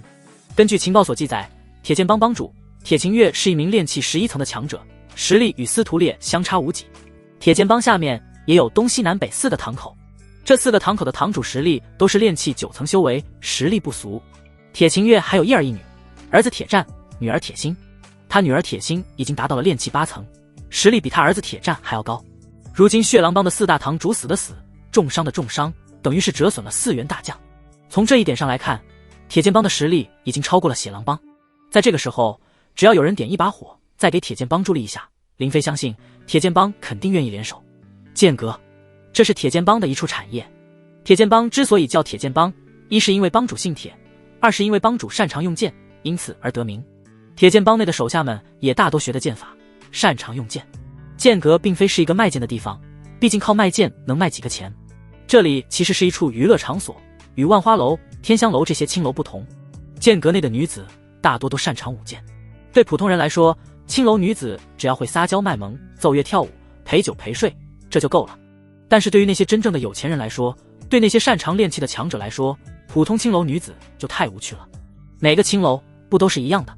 除了万花楼，歌舞更胜一筹，女子的质量也更好一些外，没有什么特别之处。这剑阁内的女子别具一格，根据各种剑法排练出了各种不同的剑舞，别有风味。有的女子舞剑英姿飒爽，有的女子舞剑妖娆妩媚，有的女子舞剑冷若冰霜。不同的剑法，不同的气质，不同的女子，就形成了与众不同的风格。来剑阁的很多客人都不是冲着睡觉来的，他们更多的兴趣是欣赏，然后征服。看着那些舞剑的妙龄女子在自己的身下娇喘求饶，令很多男人都得到了极大的满足。情报上说，剑阁那些女子们的剑法都是铁心传授的。铁心经常会前往剑阁，她是铁剑帮帮主的女儿，只要能够见到她，就有机会见到帮主铁晴月。看完了情报之后，林飞就交还给了玉芙蓉。临走之际，林飞笑着说道：“我突然想起了一首诗，想要送与花魁。”玉芙蓉不由面露好奇之色，来这里寻欢作乐的男人不少，吟诗作对的倒是不多见。请说。林飞双手背在身后，一步一句：天生丽质难自弃，回眸一笑百媚生。云鬓花颜金步摇，芙蓉帐暖度春宵。春宵苦短日高起，从此君王不早朝。天长地久有时尽，此情绵绵无绝期。林飞将《长恨歌》中的几句诗词组装改编了一下，这样才更适合送给玉芙蓉。玉芙蓉听完之后，美眸也是异彩连连，对林飞有些刮目相看。客人真是好文采，即使是在龙渊帝都，也鲜有如此诗词妙句。好一个天生丽质难自弃，回眸一笑百媚生，当真是折杀小女子了。林飞仰头大笑出门去，只留下了一句话：花魁当得起，当得起。离开了万花楼之后，林飞与罗红武去了一家客栈，暂且安置。商议计划之后，他回了一趟地球，亲自前往了剑阁。普通的青楼大都是白天休息，晚上营业，因为有很多客人都是过夜的。剑阁不同，是24小时营业的。在剑阁门口，左右各站着2名持剑女子，头戴斗笠，斗笠上有一层轻纱遮面，既可以遮阳，又平添了几分神秘感。林飞大摇大摆地走了进去，他也来好好欣赏一番。一名身穿红衣的持剑女子迎了上来，双手持剑行了一礼。欢迎客人，您是第一次来吧？林飞点了点头，故意调笑道：听闻你们剑阁的女子个个英姿飒爽，擅长舞剑，就连在床上都能做出一些高难度的动作，不知是否属实？红衣女子微微皱眉，眼神中隐藏着一股厌恶之色，但是表面上依旧恭恭敬敬。1楼是欣赏剑舞的地方，可以喝茶饮酒，还有各色瓜果招待。2楼以上是雅间，消费各有不同。如果客人需要剑臂服饰，也可以自行挑选。林飞打断了红衣女子的话，她今天是来找事的，又不是真来找了乐子的，听这么多介绍干嘛？行了，不必多言，把你们这里所有的剑臂都喊出来吧。记住了，是所有，本大爷有的是钱。红衣女子让林飞先在1楼稍坐，然后就去喊人了。没过多久，一名身穿各色衣衫的妙龄女子们就走出来了。林飞扫了一眼，差不多有30人左右。这些女子的手中都拿着一柄剑，气质各有不同。你们这里就这么点人吗？红衣女子解释道，有的姐妹正在接待客人，有的姐妹还在休息。客人你可以先行挑选，若是不满意的话，我再给你换下一批。这些女子本就是剑阁精心挑选过的，容貌自是不必多说，都是一些年轻貌美的女人，气质也各有不同，有的冷艳，有的傲娇，有的妩媚，各有滋味。林飞摆了摆手说道，就他们吧，全都留下，让他们先跳一支剑舞给我看看。你，对，就是你，过来陪我喝酒。红衣女子脸色一冷，似乎有些不悦客人，我是剑阁负责管事的，并不接客，还请你另选他人。你凭什么不接客啊？林飞语带讥讽地说道，莫非你是青楼的老鸨子？红衣女子再也忍不住了，一只手抓在了剑柄上，有一种拔剑砍了林飞的冲动。请你放尊重一些，我是铁剑帮的人，跟随铁心小姐，除非她让我陪你喝酒，否则你休想。林飞看到对方生气了，自己的目的也就达到了。他今天就是冲着铁心来的。铁心小姐她在吗？如果在的话，让你家小姐来给我陪酒。红衣女子再也忍不住了，你找死！长剑出鞘，她拔剑就朝着林飞冲了过来。林飞从怀中掏出了手枪，一枪打在了红衣女子的肩膀上。红衣女子中枪，手中的长剑掉在了地上。别动，再动要你的命！红衣女子震惊地看着林飞，准确地说是看着林飞手中的枪。她从来没有见过形状如此奇特却又威力可怕的暗器。你敢在剑阁闹事，是想要与铁剑帮为敌吗？林飞警惕地看着周围，这剑阁毕竟是铁剑帮的地盘，不知是否隐藏了高手坐镇，万一有人暗中偷袭自己，那就危险了。你也配代表铁剑帮吗？去把你们铁心小姐请出来。红衣女子咬了咬牙，捂着肩头的伤口转身离去。她知道自己不是林飞的对手，留下也只能自取其辱。过了没多久，红衣女子就回来了，除了她之外，还有一名身穿白衣、相貌英俊的年轻公子。只是这名白衣公子相貌俊美无比，唇红齿白，透着一股阴柔之美。小姐，就是他来闹事，小心他手中的暗器，速度极快，我就是被那暗器所伤。白衣公子使了个眼色，忽然从四周出现了一群持剑的红衣女子。剑阁的大门被关上，所有的剑臂全都退下，只剩下了那群红衣女子，她们对林飞形成了包围之势。白衣公子一步一步地向前走来，阁下是什么人？为什么来我剑阁闹事？这白衣公子一出声，林飞才听出是个女人。你是铁心小姐，正是在下。林飞站起身，那名受伤红衣女子还以为林飞要出手，吓得挡在了铁心面前。小姐，小心！不必紧张，我其实没有恶意，只是为了想要见到铁心小姐，才出手伤了那位姑娘。林飞掏出了一张1万面额的金票，放在了面前的茶几上，这点钱就当是医药费。铁心不禁有些疑惑，看林飞的态度，还有出手的阔绰程度，并非像是来闹事的。你为何要见我，还要以这种方式？伤了我们铁剑帮的人，你以为赔点钱就可以了事吗？这位铁心小姐一身男人打扮，行事作风也是如男子一般强势。今天你如果不能给我一个满意的交代，我让你无法活着走出剑阁。林飞扫了一眼周围，淡定自若。哈哈，铁心小姐，春江楼一事你可曾听说过？春江楼的事情早就闹得满城尽知。铁心当时知道这件事，很是吃惊。血狼帮的4大堂主个个实力高强，都在他之上，但是却一夜之间就死的死，废的废，重伤的重伤。很多人都好奇究竟是什么人做的，可是时至今日却依旧是个谜团。哪怕是血狼帮的帮主司徒烈亲自勘察现场，询问了在场的幸存者，也没有弄清楚。林飞突然提起此事，倒是让铁心变得谨慎了起来。自然听过，难道此事与你有关？林飞从衣服里面掏出了一颗手雷，这是他回地球取来的。实不相瞒，春江楼一事其实是我的主人做的，此物名为轰天雷，一旦触发，威力惊人，爆炸范围3米之内，不死也得重伤。那些红衣女子闻言都脸色大惊，不由自主地后退了几步。铁心同样一脸的吃惊之色，万万没想到林飞竟然与春江楼一事有关。如果这是真的，那么得罪林飞绝非明智之举，尤其是林飞手中还握着一个轰天雷。不等铁心开口，林飞又说道：血狼帮作恶多端，我家主人替天行道，所以那晚在春江楼，我家主人就使用了一件威力更大的宝物。那件宝物叫做遥控炸弹，可以隔空引爆，其威力是这轰天雷的数倍。血狼帮4大堂主被炸死了2个，残废了1个，还有1个重伤昏迷，多半也是废了。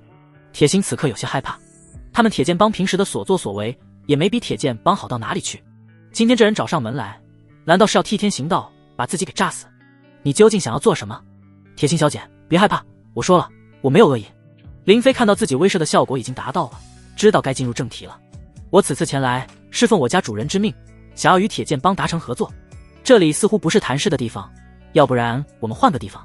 铁心看了一眼周围，这里人多眼杂，他也担心惊扰到其他客人。好，我们换个地方，跟我来吧。林飞将枪收了起来，但是手雷依旧攥在手中。如果有人想要动手，他立刻就引爆手雷。铁心与林飞保持着一定的距离，两人来到了剑阁的后院。后院有一道院门，有专人看守着。铁心带着林飞穿过院门，来到了另一个宅子。这是我们铁剑帮的一处产业，我平时会在这边处理一些事务。这里都是我们的人，有什么话你可以说了。事关重大，还请小姐屏退左右。林飞看着周围那些红衣女子，她们一个个都怕自己对铁心不利，始终守在周围。铁心犹豫了一下，挥了挥手，让他们都退到了远处。阁下说要与我们铁剑帮合作，不知合作什么？林飞微微一笑，回道：我已经说过了，血狼帮作恶多端，我家主人想要替天行道。你们铁剑帮与血狼帮乃是死敌，我家主人愿意助你们一臂之力，彻底铲除血狼帮。铁心有些吃惊，铲除血狼帮，这是他父亲多年的心愿，可是双方拼杀多年，谁也奈何不了谁。你家主人究竟是何方神圣，为何要帮我们？我家主人身份不便透露，至于说帮你们，不如说是借你们之手铲除血狼帮。林飞故意编出一个高深莫测的主人，只是为了让铁剑帮有所顾忌，不敢对自己出手。血狼帮在南离城经营数十年，根深蒂固，只杀死几名炼气高手，无济于事，所以我家主人才打算与你们合作。至于如何合作，需要你父亲亲自谈才可以。铁心并不完全相信林飞的话，试探地问道：铲除血狼帮对你们有什么好处？你们不会是想让我们双方拼个鱼死网破？你们坐收渔利吧。林飞知道合作的关键在于双方要建立信任，只是空口而谈的话是无法取信于对方的。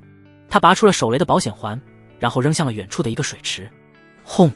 一声轰鸣，宛如惊雷，池水被炸得冲天而起，就连池塘里的鱼都被炸得满天飞。铁心吓了一跳，一道道身影快速地从四面八方赶来。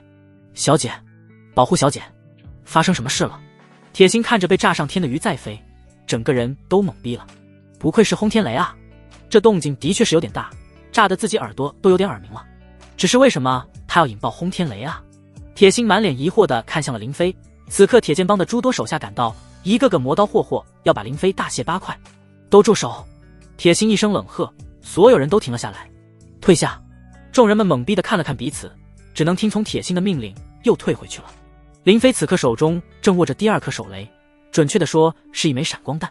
一旦刚刚那些人冲上来，林飞就打算引爆闪光弹。闪光弹会产生强光和巨大噪音，令人在短时间内失去视觉、听觉，但是并不致命。只要争取几秒钟时间，就足够林飞开启空间门逃走了。如果不是做了十足的准备，林飞也不会亲自上门来冒险。幸好铁心制止了那些手下，否则今天就无法继续谈下去了。铁心小姐，刚刚轰天雷的威力你都看到了吧？比轰天雷威力更大的宝物，我家主人也能制造出来。想要杀死炼气高手，易如反掌。只不过我家主人势单力薄，又很难寻找到司徒烈、司徒野父子的行踪，所以才想要与铁剑帮合作。只要铲除血狼帮，血狼帮的产业、地盘都归你们。我家主人只要司徒烈、司徒野父子俩的人头，用来祭奠自己的亲人。祭奠亲人，这是有血仇。铁心此刻才算是有点放心了，原来血狼帮是杀害了人家的亲人，所以人家才要报复。林飞像变戏法一样，从腰后拿出了一个对讲机，他早就已经调好了频率，只需要打开开关就可以接收。此物叫做传讯器，可以彼此实时传讯。请铁心小姐转告你父亲，如果有意合作，明日来剑阁详谈。只需打开这个按钮，到时候就能与我家主人隔空对话。我话已带到，就此告辞。林飞起身就准备离开，但是不知该从哪里离开。铁心拍了拍手，很快就来了一名红衣女子，送这位先生离开。林飞离开之后，一路上十分警惕，担心铁心会安排人跟踪自己。不过他的担心是多余的，轰天雷、对讲器这些东西已经让铁心脑子一片混乱。为了确保万无一失，林飞用对讲器联系了罗洪武，罗洪武就藏在周围，作为林飞的眼线。他们两人的对讲器用的另一个频道。罗洪武确认了没有人跟踪，林飞才与他会合，一起去了客栈。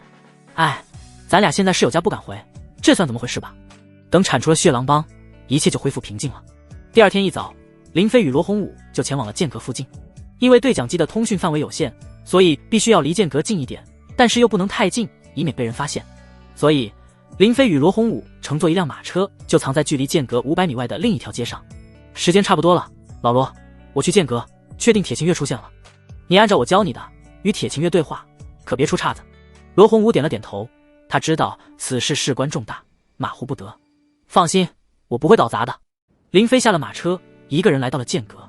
他一进去就发现今天与昨天有些不同。虽然剑阁照常营业，但是一楼大厅内多了几名红衣持剑的女子。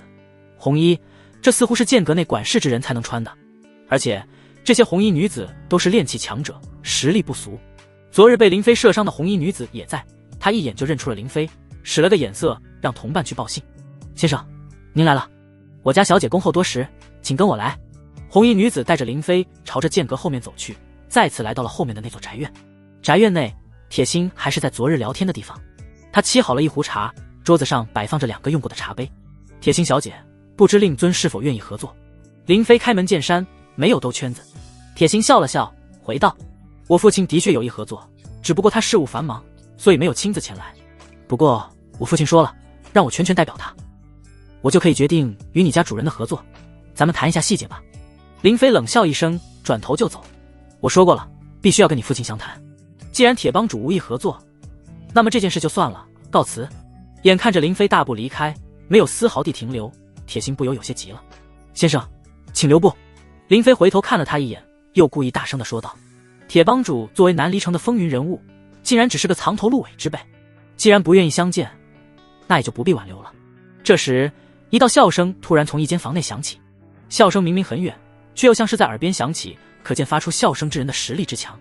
哈哈，你区区一个仆人也敢对我不敬，不怕我杀了你吗？铁琴月大步从屋内走了出来，他目露金光，浑身真气涌动，一股强大的气势朝着林飞压了过来。林飞顿感呼吸困难，浑身仿佛压了一块大石。这就是炼气11层强者的气势吗？他虽然接受过罗洪武的地狱式训练，但终究只是个肉身强横的普通人，很难抵挡炼气顶尖强者的气势压迫。铁帮主要杀就杀，悉听尊便。嘴上这么说，林飞却没打算束手就擒，左手藏在袖子里握紧了手枪，右手随时准备开启空间门，以防不测。铁琴月一步一步走上前来，气势也在不断的增强，但是林飞挺直了身体，抬头与他对视着，丝毫不见惧色。铁琴月忽然大笑一声，收起了气势，仿佛一阵风，瞬间无影无踪。林飞身子一晃，却是有一种如释重负的感觉，呼吸变得通畅。一个仆人竟然能有如此的气魄，你家主人想必更加不凡。你是如何猜到我就在此处的？林飞直言道。能够与铁心小姐对饮之人，必然身份高贵。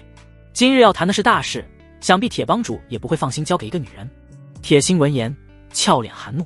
他最讨厌的就是别人说她是个女人，所以他才女扮男装。他要证明自己不比男人差。他努力修炼，修为比他哥哥还要高。他创办剑阁，想要与万花楼一争高下。虽是女子，却有万丈雄心。他的目标就是继承铁剑帮的帮主之位。言者无心，听者有意。林飞哪能想到自己随口一句话，竟会伤到了这位铁剑帮大小姐的自尊。铁琴月看了一眼自己的女儿，她是最懂这个女儿的，从小就要强，也从来没有让自己失望过。我对我的女儿很放心，她是我们铁剑帮下一任帮主的人选。本来是想让她代表我与你家主人谈合作，也算是对她的一番考验。可是既然你家主人执意要与我谈，那么我就亲自出面。你家主人是不是也该亲自出面，才算是有诚意？铁琴月对于林飞身后的那位主人有所忌惮，也很好奇究竟是什么样的人物。林飞淡定地回到昨日我留下了一件传讯器，铁帮主现在打开就可以与我家主人隔空对话。我家主人说了，相见不如不见。等铲除血狼帮之后，我家主人就会离开南离城，从此云游天下，一心求道。铁秦月心头一震，忍不住有些吃惊。一心求道，莫非此人背后的主人是修仙者？可若是修仙者，为何还要与自己合作？若不是修仙者，又如何能够制造出轰天雷这样的宝物？与其猜来猜去，不如与对方直接对话一番。他拿出了对讲机，打开了按钮。很快，对讲机中就传出了沙沙滋滋的声音。对讲机虽然不需要网络信号，但是无线电波信号会受到环境的影响，难免信号会有波动。在下铁剑帮帮主铁秦月，不知阁下该如何称呼？对讲机的另一头，罗洪武也开始了表演。久闻铁帮主大名，你就称呼我罗先生吧。罗先生，不知你想怎么与我们铁剑帮合作？简单，你们铁剑帮找出司徒烈、司徒野父子的踪迹，我们双方共同出手，诛杀这父子俩人。铁秦月眉头微皱，瞥了一眼林飞，总觉得这合作有点细。罗先生，我们双方共同出手，那你打算派出多少人手？实力如何？林飞与罗洪武早就设想过此类问题，两人也商谈好了如何回答。罗洪武笑道：铁帮主，我只派出一人，就是你面前之人。一个人？铁心当即就有些不悦，这不是耍他们玩吗？就他一个普通人。铁心早就看出林飞并非炼气强者，只是一个普通人罢了，要不是仗着暗器厉害，根本无法伤到自己的手下。罗洪武继续说道：铁帮主，别小看我这手下，我会赐予他一件厉害的武器，这件武器可以杀死炼气强者，哪怕是炼气7层修为也难以抵挡，可以做到一击必杀。林飞之前暗杀过司徒野，虽然失败了，但是狙击枪的威力却是见识到了。狙击枪的子弹射程远，速度快，还有破甲功效，炼气武者根本来不及反应，就会被击杀。至于能否杀死炼气11层的司徒烈，这就要等实战的时候才能知晓了。不过在林飞看来，一旦司徒烈被其他炼气武者牵制住，分散了注意力，根本无法闪躲开自己的狙击。铁秦月、铁心父女两人都有些吃惊，一个普通人只是仗着一件武器就可以杀死炼气7层以上的强者，这未免太逆天了。林飞朝着他们父女俩笑了笑，说道：铁帮主若是怀疑我家主人的话，可以安排一位炼气7层以上的强者试一试，又或者铁帮主可以找出一位血狼帮的炼气强者，只要给出对方的明确行踪，我可以代劳除掉他。炼气7层的强者，这已经是帮派中的中坚力量，要是被杀死一个都是很大的损失。铁秦月哪里舍得让自己手下之人去世，但是如果不是一试，他又不放心这一次的合作。我得到消息，血狼帮4大堂口前不久刚刚换了新的堂主，实力都是炼气7层的修为，若是罗先生能够杀死其中一人，我便相信你的话，也同意合作。林飞不等罗洪武开口，就说道：铁帮主，那么就有劳你们去调查清楚这4人的行踪，我一定给你一个满意的交代。铁秦月见林飞如此自信，对于罗洪武的话其实已经信了7、8分。如果我们合作，共同铲除血狼帮，罗先生当真只要他们父子2人的人头，其余的什么都不要。血狼帮的产业众多，是一块大肥肉，一旦铁剑帮吞并了血狼帮的产业，地盘势力将会暴增，从此在南离城也算是一帮独大。林飞就算是有心分一杯羹，自己又没有多少手下，根本守不住这些产业。再者，他想要赚钱的话，有很多办法，并不眼馋血狼帮的产业。铁帮主，血狼帮产业、地盘都归你们所有，这没问题。但前提是，你们必须要帮我抓到司徒烈、司徒野父子，生死不论。林飞想过了，一旦铁剑帮与血狼帮交战，有自己的帮助，血狼帮必败。到时候，万一司徒烈、司徒野父子俩一心想要逃走，如果没有人帮忙阻拦的话，怕是难以留住他们。所以，他必须要借助铁剑帮的人手、势力。除此之外，我还有一个小要求：南城百姓遭受血狼帮欺压多年，生活艰苦。铁剑帮接管血狼帮地盘之后，我希望铁帮主可以约束手下，不得随意欺压百姓。若是为非作歹、欺男霸女，纵然我离开了南离城，但是仍旧会有替天行道的侠义之士。切记，血狼帮前车之鉴，铁剑帮不要步了后尘。林飞以后还是要在南离城混的，铁剑帮以后一帮独大，只怕会变本加厉，做得比血狼帮还要过分。这可不是林飞想要看到的，所以必须要提前给铁剑帮打个预防针。铁剑帮要是不听话，到时候自己还是要替天行道。铁秦月听出了威胁之意，并没有生气，只是有些奇怪。一群贱民的生死，从来就没有人在乎，要不然这么多年，城主府也不会坐视不管，任由血狼帮、铁剑帮横行霸道。铁剑帮、血狼帮每年都会给城主府一份孝敬，这也是城主府不管不问的原因。贱民如草芥蝼蚁，这位神秘的罗先生竟然为一群贱民说话，当真是稀奇。这个小要求我可以答应，罗洪武按照林飞教的，与铁秦月商议完合作的一些具体细节之后，罗洪武就关闭了对讲机。铁帮主，既然你已经与我家主人商议好，那么我就暂且留在剑阁。等你们调查清楚血狼帮新任4大堂主的行踪之后，我就去除掉他们，以示诚意。铁秦月看向了铁心，给他使了个眼色。铁心，安排人服侍好罗先生的这位仆人，我这就去派人打探，一有消息立即派人来通知。铁秦月先行离开了，铁心安排了一名红衣女子带林飞离开。林飞被带到了剑阁，单独安排了一个包厢，还给安排了10几名剑婢服侍，有的负责舞剑，有的负责端茶沏水，有的负责按摩捶腿。如此贴心的服侍，林飞也难得的享受了一番。难怪老罗这家伙总喜欢去万花楼这种地方，当真是男人的天堂。这些剑婢的姿色都很不错，各有千秋。只可惜林飞此刻没有心思寻欢作乐，因此并没有对他们做出什么愉悦之举。一直等到傍晚的时候，铁心出现了。我父亲传来消息，已经确定了血狼帮的土狼堂新任堂主的行踪。哦，人在哪？土狼堂的堂主今天刚杀了一个男人，霸占了对方的老婆，他此刻还在那座民宅，身边只带了几个手下。具体地点？林飞心中顿起杀意，他最恨这种欺男霸女的行为，这会让他想起桃花的死。绿柳巷第37号民宅，我们的人就在周围盯着，需要我带你过去吗？不必了，我认路。那我去绿柳巷等你，带上传讯器，我们随时保持联系。林飞离开了剑阁，通过对讲器与罗洪武联系之后，两人过了2条街之后才汇合在一起。林飞先回了一趟地球，取来了武器装备，然后才前往了绿柳巷。绿柳巷是南城一条平民居住的巷子，四周都是一些普通民宅，没有什么制高点。如果爬到房顶上的话，很容易会被发现。巷子是一条笔直的，东西朝向，不到2米宽，勉强能进去马车。林飞乘坐马车来到绿柳巷的街口，观察了一下，这附近几乎藏不住人，也没有看到血狼帮的人。林飞通过对讲机联系了一下铁心，询问道：土狼堂的新任堂主还在绿柳巷吗？他应该还在，我们盯梢的人没有发现他出来，今晚可能在那户民宅过夜，你打算什么时候动手？放心，一定让他活不过今晚。林飞没有贸然行动，谁知道铁剑帮给的消息准不准确？万一这是个血狼帮设计的圈套，那么自己的处境就危险了。保险起见，我就在这里等。我就不信他今晚真的在这里过夜。老罗，你盯紧了，一有动静就喊我。罗洪武假扮的车夫，头上戴着斗笠，嘴里抽着一个烟袋锅子，时不时的吐出一个圆圈。要我说，咱们直接过去，朝着里面扔上10颗8颗的手雷，就算是里面的人不死，也得重伤。不行，这样会伤及无辜。毕竟里面还有一个女人，她丈夫被杀了，自己又被玷污了，她的命运已经够苦了。要是再误杀了她，林飞自己良心都过不去。得，那咱们就在这等，一直等到下半夜的时候，罗洪武都有点顶不住了。自从他因伤退役之后，精神状态就一直不太好，很少这样熬夜。他给自己一耳光，强迫自己打起精神。吱呀，院门打开，一群人从里面走了出来，其中一人骂骂咧咧的，很是愤怒：臭婊子，竟然想趁老子睡着，用剪刀杀死我！幸好老子够警觉，要不然真被他得逞了。罗洪武赶紧拍了拍马车，提醒里面的林飞：有情况。一直闭目养神的林飞睁开了双眼，他掀开窗帘，用狙击枪瞄准了巷子内的那群人。这一次他配备了夜视仪，即使是在黑夜中也能清晰地看到对方的一举一动。距离200米左右，风速3，风向东南，湿度忽略不计。林飞迅速地做出了判断，然后通过狙击镜观察着那群人的样貌举动。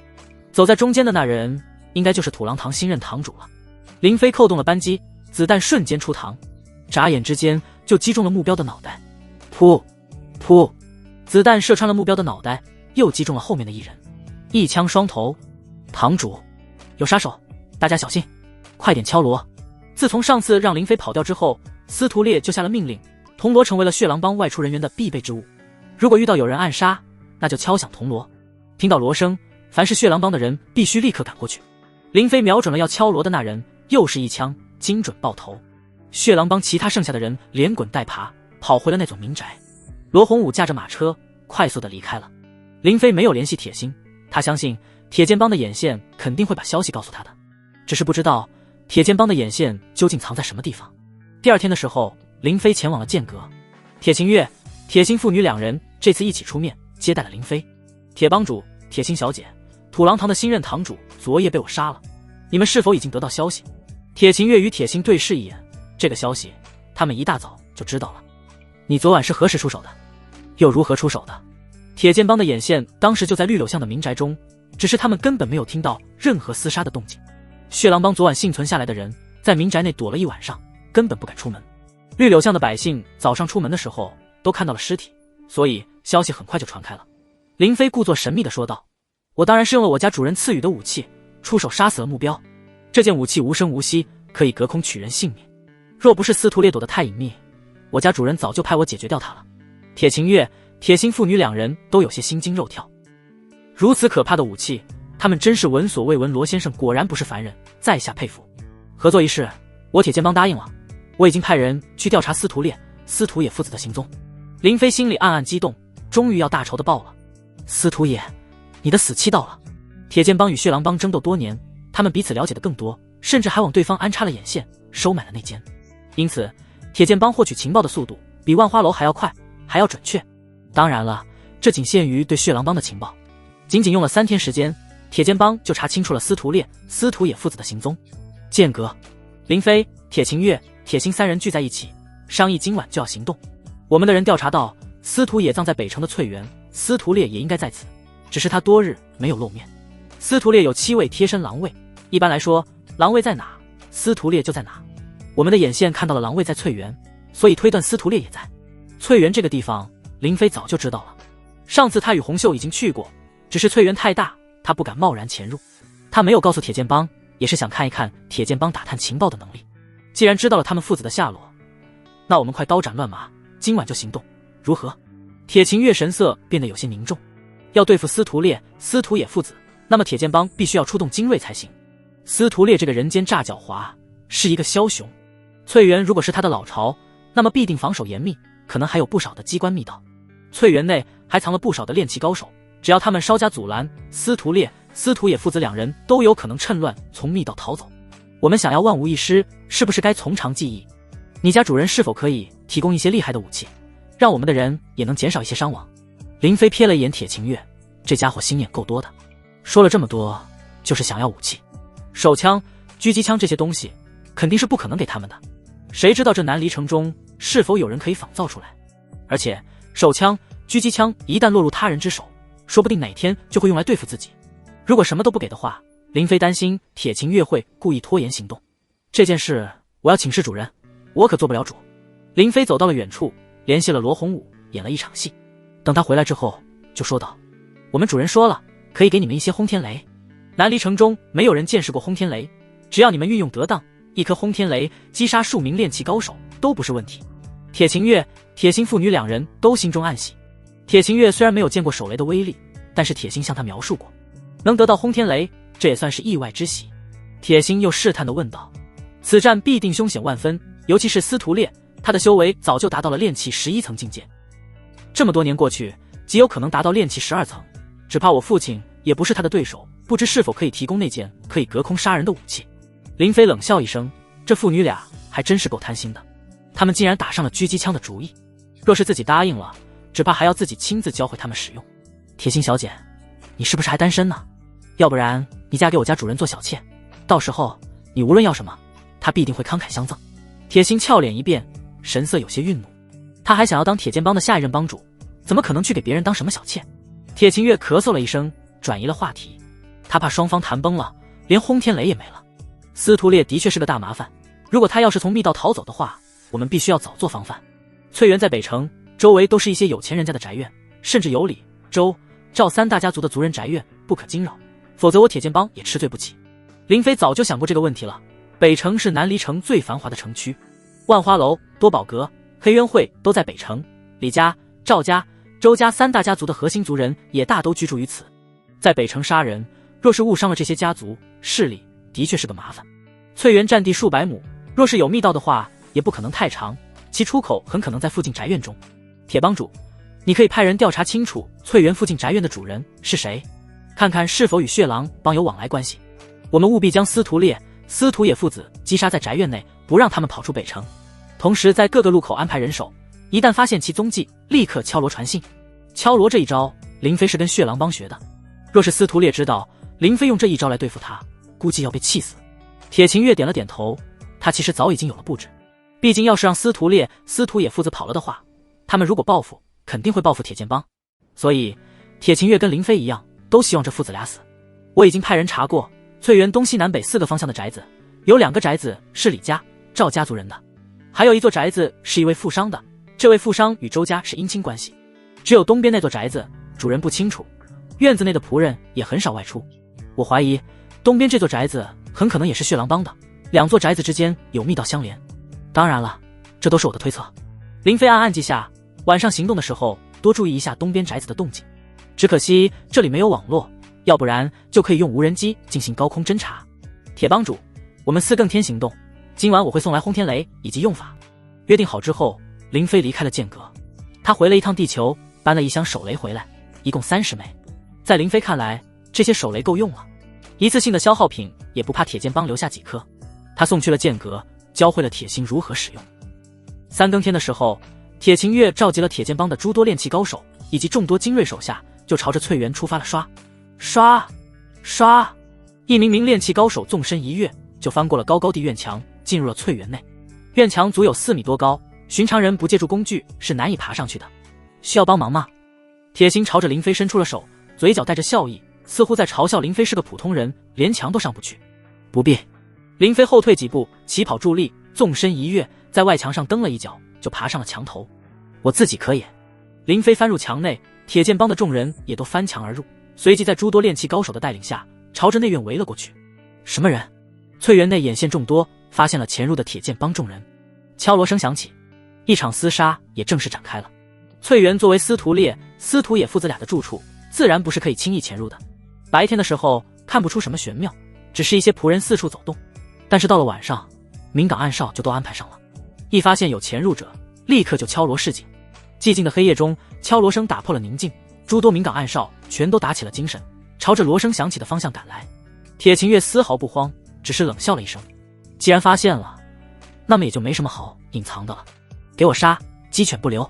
诸多炼器高手纷纷化身黑影，手持利剑，带着一群精锐手下冲了上去。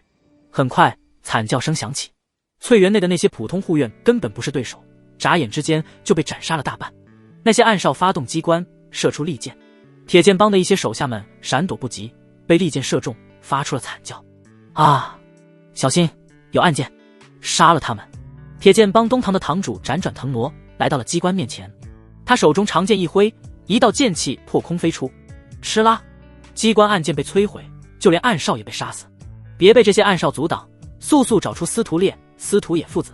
铁秦月早就下了死命令，不惜一切代价斩杀司徒烈、司徒野父子2人。谁若是能够将这父子2人斩杀，就是头功。铁剑帮的4位堂主为了争功，全都带着手下的精锐一路冲杀，所过之处鲜血横飞，尸体遍地，就连翠园内的一些仆人、丫鬟也都没有幸免，惨遭毒手。林飞没有往前冲，而是跟在后面。像这种战斗，他暂时没有发挥的机会。铁剑帮此次精锐进出，单炼器高手就召集了近100人，其中炼器7层以上修为的就有30多人。普通人在炼器强者面前就是待宰牛羊。炼器7层的强者的速度就极快，身形如同鬼魅一般，尤其是在黑夜中辗转腾挪，更是难以捕捉到身影。林飞这才意识到自己之前真的是太低估司徒野了。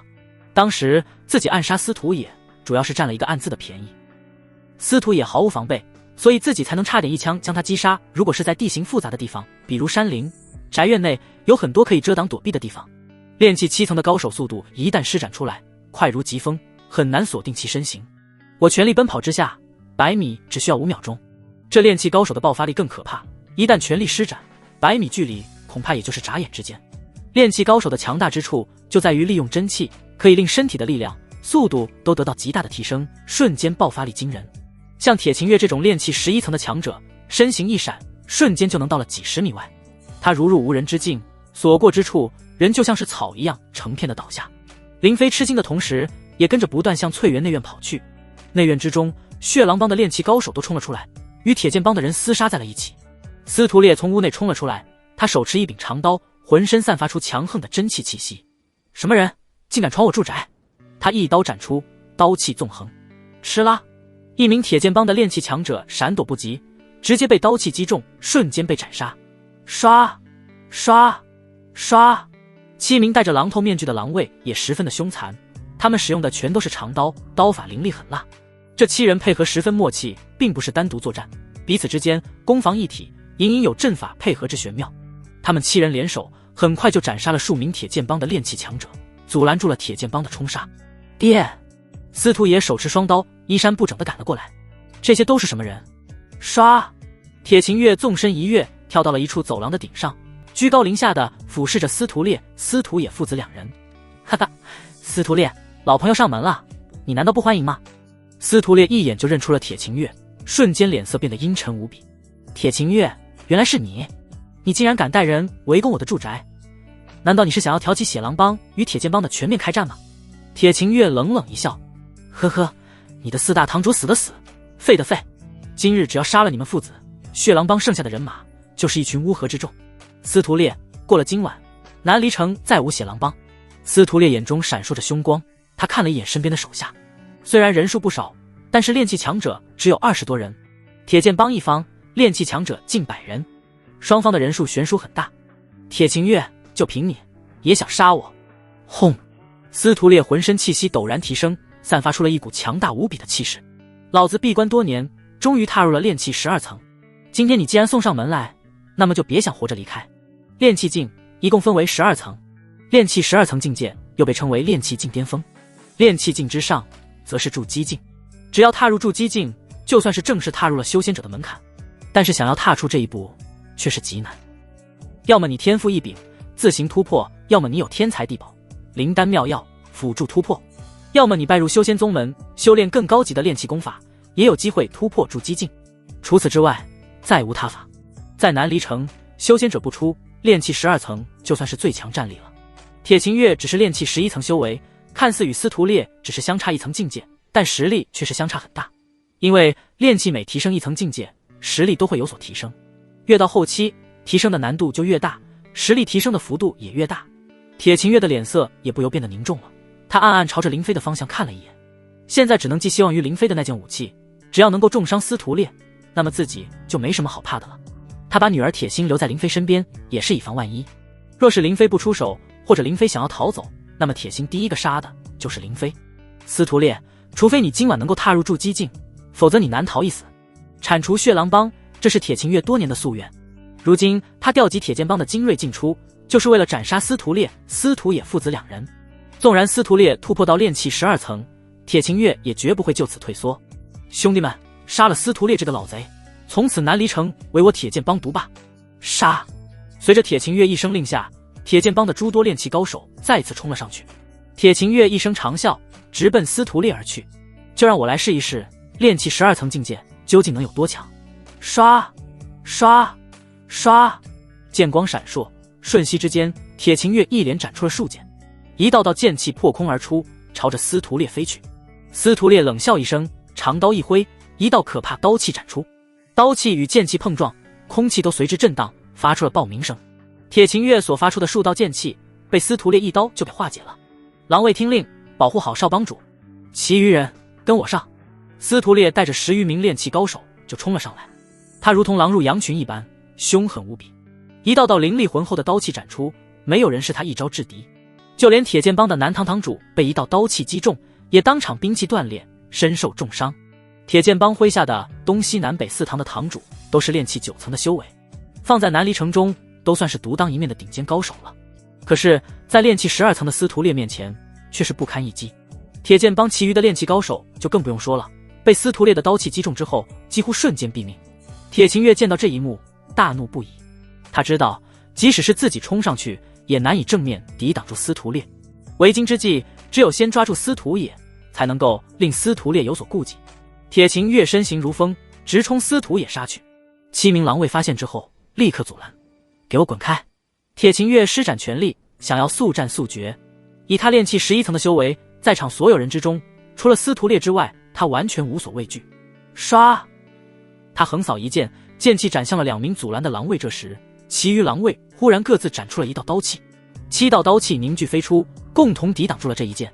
7名狼卫迅速移动，变换位置，一起围攻铁秦月。若是单打独斗，这7名狼卫怕是没有一人能够招架铁秦月。但是他们7人凭借着默契配合，阵法的玄妙，硬是将铁秦月困在其中，将其给牢牢缠住。铁秦月一时之间竟然无法破阵而出。司徒也大笑道：“哈哈，铁秦月，你个老贼，没想到自己会失算吧？这7名狼卫由我爹亲自调教多年，练习合击阵法，吃住睡都在一起，彼此配合默契，天衣无缝。原本这7名狼卫就是为了对付你专门训练的，如今你自投罗网，真是自寻死路。”铁秦月神色凝重，不断地尝试攻击其中1名狼卫，想要破其一点，突围出阵。但是其余6名狼卫或是帮忙防御，或是一起攻击，搞得自己束手束脚，难以全力出手。再反观铁剑帮一方，被司徒烈一人杀得人仰马翻，惨叫不止，已经有溃败之势。铁心着急不已，他忍不住质问起了林飞：“你为何还不出手？”林飞此刻也是眉头紧皱，没想到大好的形势就这样被逆转了。铁心跟在自己身边，自己无法召唤空间门返回地球，这可是自己身上最重要的秘密。铁心，我还想问你呢，你们铁剑帮在搞什么鬼？我家主人给你们的轰天雷呢？此时还不用，留着做什么？铁秦月原本是想，若是只凭铁剑帮的众多炼器强者就可以击杀司徒烈、司徒野父子的话，就不必动用轰天雷了。像轰天雷这种宝物，可以留作镇帮之宝。况且林飞还带了一件可以击杀炼器高手的厉害武器，所以更没必要动用轰天雷。正是因为这些想法，所以才会导致如今的局面。林飞很想掏出手枪给司徒烈一枪，但是手枪的射程太短了，他如今距离交战的地方太远了，超出了手枪的射程。可是如果自己靠得太近，一旦被司徒烈发现，司徒烈只需1秒就能来到自己身前，到时会有性命之忧。铁心急切地催促道：“林飞，现在这种时候双方纠缠在一起，若是使用轰天雷，只怕会误伤自己人。你家主人不是给了你一件击杀炼器高手的武器吗？”铁心看向林飞的眼神中透出了几分不善。若是林飞再拖拖拉拉的不肯出手，他就要对林飞出手了。林飞从怀中掏出了一枚手雷，握在了手中，无需使用那件武器，只需要一颗轰天雷就可以解决。他将手雷递给了铁心，对他说道：“以你的身手，从旁边绕过司徒烈，轻而易举，让这颗轰天雷在那7名狼卫的身边爆炸，你父亲自然就脱困了。”林飞又从怀中掏出了一枚手雷，拔掉了拉环，但是没有松开手柄，赶紧去吧，我会在这边策应你。铁心有些犹豫，因为这不是他今晚的任务。林飞激将道：“你还在等什么？难道是想等司徒烈杀光铁剑帮的人再去杀你爹吗？”铁心瞪了林飞一眼，气呼呼的就拿着手雷离开了。他作为一名炼器8层的高手，速度极快，一路隐藏行迹，飞檐走壁。他从院墙的另一侧绕到了7名狼卫的附近。他按照林飞教的手雷使用方法，拔掉了拉环，然后就朝着没有防备的几名狼卫丢了过去。轰！手雷在几名狼卫的身旁爆炸，直接就将其中2人给炸成了重伤。手雷爆炸的动静极大，将司徒也给吓了一跳。司徒烈也是一惊，回头只看到狼卫受伤了，却没有看到是被什么东西所伤。哈哈，受死吧！2名狼卫受伤，阵法被破。铁秦月大笑一声，就如同冲出了牢笼的猛兽，手中长剑挥舞，剑气纵横。噗噗，2名狼卫来不及闪躲，就被铁秦月的剑气所伤。剩余的3名狼卫拼死阻拦，可又怎么能是铁秦月的对手？拦住他们！司徒也看到这一幕，也是吓坏了。爹，救命！司徒烈见势不妙，也顾不上继续杀铁剑帮的人，以最快的速度，他赶回来救自己的儿子。铁秦月，你敢！司徒烈救子心切，他真气运转，手中长刀掷出，长刀化作一道银光，快如闪电。铁秦月匆忙挥剑抵挡，手中长剑挥舞，剑气宛如莲花绽开。轰！长刀之上的真气爆发，直接将剑气撕碎。铁秦月被刀气所伤，连连倒退了几步，这才稳住身形。不愧是炼气12层，硬碰硬，我不是他的对手。铁秦月看到正在飞奔而来的司徒烈，自知不敌，他从怀中拿出了一颗手雷，迅速地拔掉了拉环。哼，让你尝一尝这轰天雷的厉害。铁秦月将手雷当作暗器，以真气包裹住，猛地就朝着司徒烈扔了过去。司徒烈不知是何物，还以为只是寻常暗器，他一掌打出，浑厚的真气凝聚成了一道掌印，拍向了手雷。轰！掌印与手雷碰撞，2股真气先发生了爆炸，紧接着手雷也随之爆炸。爆炸所产生的空气冲击波，还有手雷碎裂的铁片，一股脑的朝着司徒烈飞去。司徒烈距离手雷爆炸太近，纵然他运转真气抵挡，也没能完全抵挡住。噗！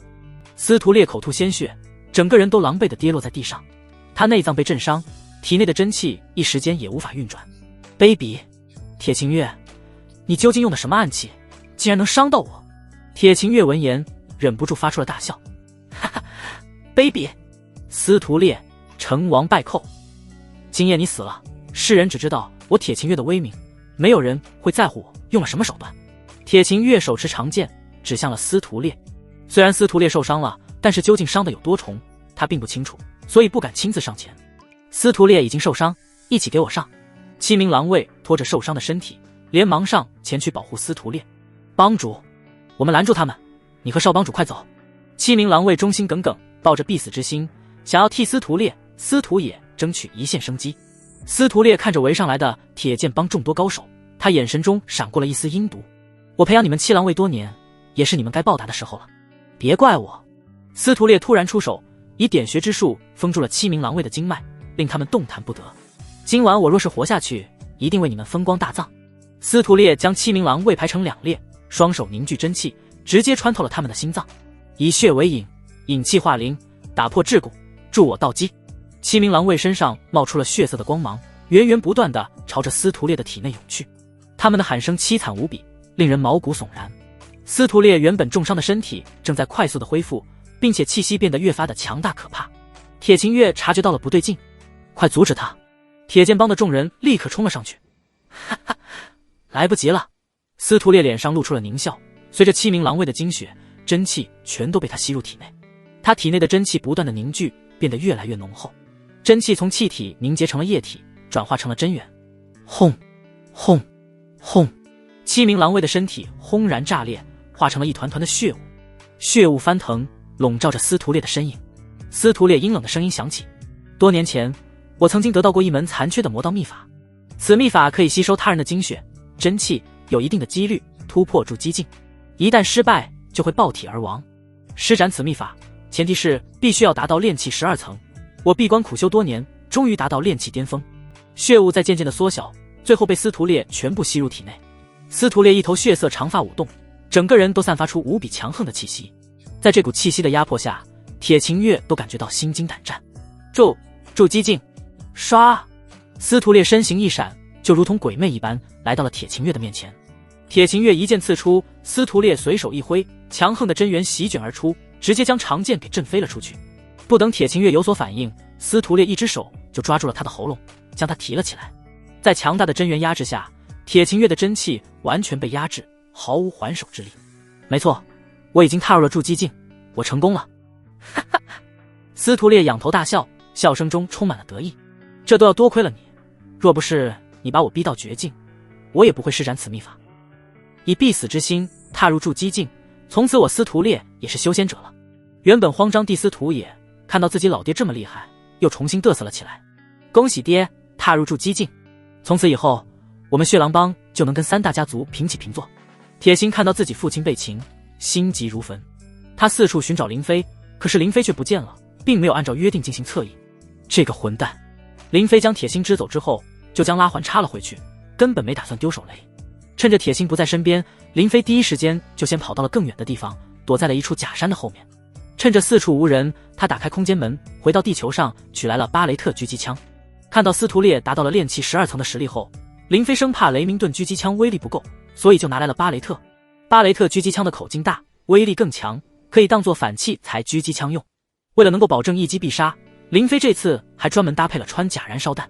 此时他已经爬上了宅院的屋顶上，架好了狙击枪。司徒烈还真是打不死的蟑螂，炸弹没炸死，竟然又突破了，连铁琴月都挡不住他一招。我只有一次出手的机会。林飞很清楚，以司徒烈突破后的实力，自己只有开一枪的机会。一旦杀不死司徒烈，被他发现位置，死的绝对是自己。屋顶距离司徒烈大概有120米左右，距离越近，林飞射击的精度就越高，但是距离越近也代表着越危险。100多米的距离，司徒烈用不了2秒就能出现在自己面前，要等待机会，不能急。林飞用狙击枪瞄准了司徒烈的脑袋，但是又担心出现上次的失误。之前在万花楼门口，司徒野的头一偏躲过了必杀一击。虽然司徒野躲过那一枪是运气，可是生死之事不能靠运气。林飞又将目标锁定了司徒烈的胸口，这样目标更大，更容易击中，必须等他放松警惕。司徒烈突破筑基境，心生狂傲。曾经他与铁琴月是生死仇敌，实力在伯仲之间。如今铁琴月在他手中就是一只随手可以捏死的蚂蚁。李、周赵三大家族能够在南离城中地位超然，无人撼动，就是因为三大家族有修仙者坐镇。踏入筑基境就是脱离凡胎，正式成为修仙者的关键。从此以后，他们司徒家也能成为南离城第4大家族。一想到这，司徒烈就高兴的嘴角都压不住。七郎未死的太值了，铁剑帮的人都给我听好了，只要现在放下武器，跪地臣服，我司徒烈可以既往不咎，饶你们不死。从此以后，你们就是我血狼帮的人，谁若是不从，就跟铁秦月一起死。铁剑帮的众人都不由面面相觑，一时间没了主意。帮主被人掐在手里，如果他们拒绝的话，那么司徒烈杀了铁秦月，他们也只剩下死路一条。在筑基境面前，炼气境修士就是蝼蚁。就在他们犹豫不决之时，一直躲藏在暗处的铁心终于忍不住了。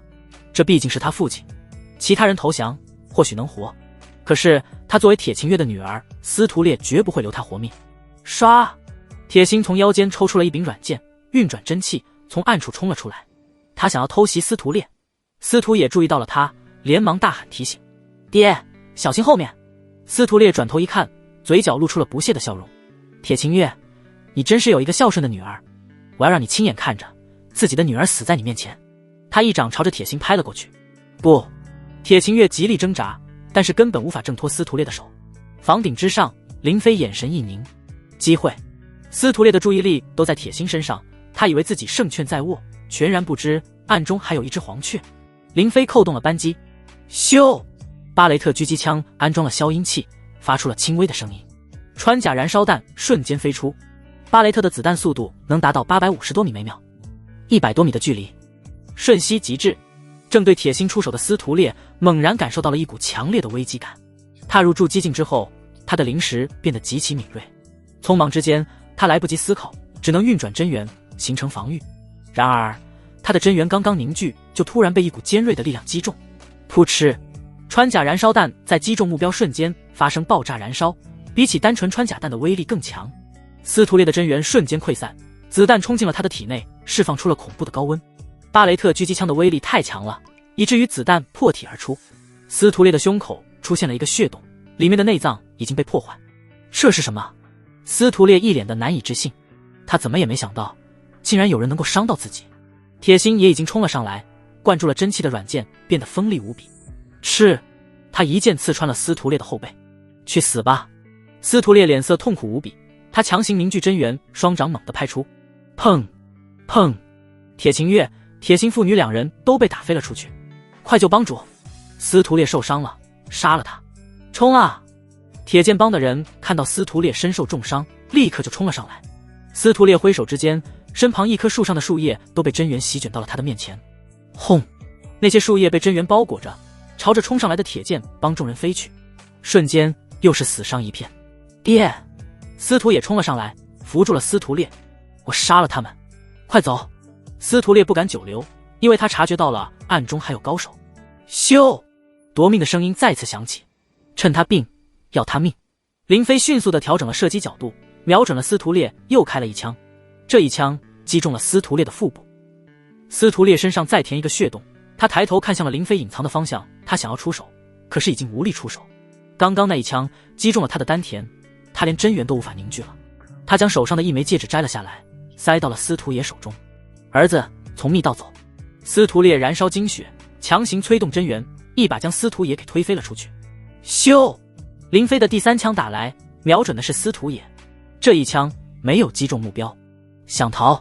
司徒野回头看了一眼他爹，就脸色悲痛的跑了。铁剑帮的人追了上去。司徒烈一跺脚，石板碎裂成几十块碎石。他催动真元，将所有碎石朝着四面八方飞去，想要为他儿子争取逃走的时间。砰砰砰！这些被着那元包裹的碎石威力强横，炼气修士被击中，瞬间身体就破了一个大洞。石头打在了墙上，墙也被打出了一个洞。林飞藏着的屋顶也被碎石攻击，瓦片碎裂无数。他狼狈地从屋顶上滚落下来，重重地摔在地上。好险！刚刚被碎石击碎的瓦片比刀子还要锋利。林飞仅仅是被一片碎瓦擦了一下，胳膊上就划出了一道很深的伤口。要是被碎瓦击中脑袋，后果不堪设想。司徒也要跑。林飞顾不上多想，爬起来就朝着东边跑去。根据之前铁秦月的调查，翠园东边的宅子很可能就是密道出口。必须要在司徒野逃走之前找到他，以绝后患。这就显示出了罗洪武对林飞训练的成果。纵然胳膊受伤，抱着接近30斤的巴雷特依旧可以健步如飞。宅院内的院墙都比较矮，2米左右的高度，林飞纵身一跃，单手一撑就可以轻松翻越。到了4米多高的外墙之时，林飞才召唤出了空间门，先将巴雷特给丢了进去，然后关上了空间门。他起跑助跳，纵身一跃，在墙上借力翻过了外墙。这宅院占地数百亩，也不知密道出口在什么位置。铁琴月曾告诉林飞，他已经派人盯住了东边的宅院，一有动静立刻就会发现。可是铁琴月究竟做了什么布置，林飞也是不得而知。不亲眼看到司徒也死，我如何对得起桃花和未出生的孩子？司徒也逃走的时候，位置是在翠园的后院。如果密道与东边这座宅院相连，那么出口很可能也在后院。林飞做出了推测，立刻就沿着外院墙朝着后院方向飞奔。周周，寂静的夜空中忽然传来了一阵奇怪的声音。林飞抬头看去，隐约看到高空中似乎有一道黑影在盘旋。这道黑影一直盘旋在后院的上空，似乎是发现了什么，一直在不断的发出叫声。紧接着一道黑影扑了下来，林飞这才认出来，竟然是一只猎鹰。难道这就是铁琴月布置的眼线？林飞顾不上多想，翻墙而入，朝着猎鹰的方向追去。嘶嘶嘶，马叫声响起，后院的马厩中爬出了一道人影，正是狼狈逃窜的司徒野。司徒野骑上了一匹马，正准备逃走，就被空中的猎鹰给盯上了。猎鹰从空中扑下来，不断的袭扰他。马受到惊吓，不断的嘶鸣，在原地打转。给我滚开！司徒野挥舞双刀，想要杀了这只猎鹰，但是猎鹰很狡猾，一扑不中就立刻远遁。等到司徒野想要骑马离开的时候，就再次扑下来。猎鹰扑的目标不是司徒野，而是那匹马。鹰爪抓在了马的脸上，疼得那匹马乱蹦乱跳，惊恐不已。啊！司徒野从马背上摔了下去，他本身也是惊弓之鸟，此刻是又惊又怒。眼看着被猎鹰纠缠，无法骑马，他就打算徒步逃跑。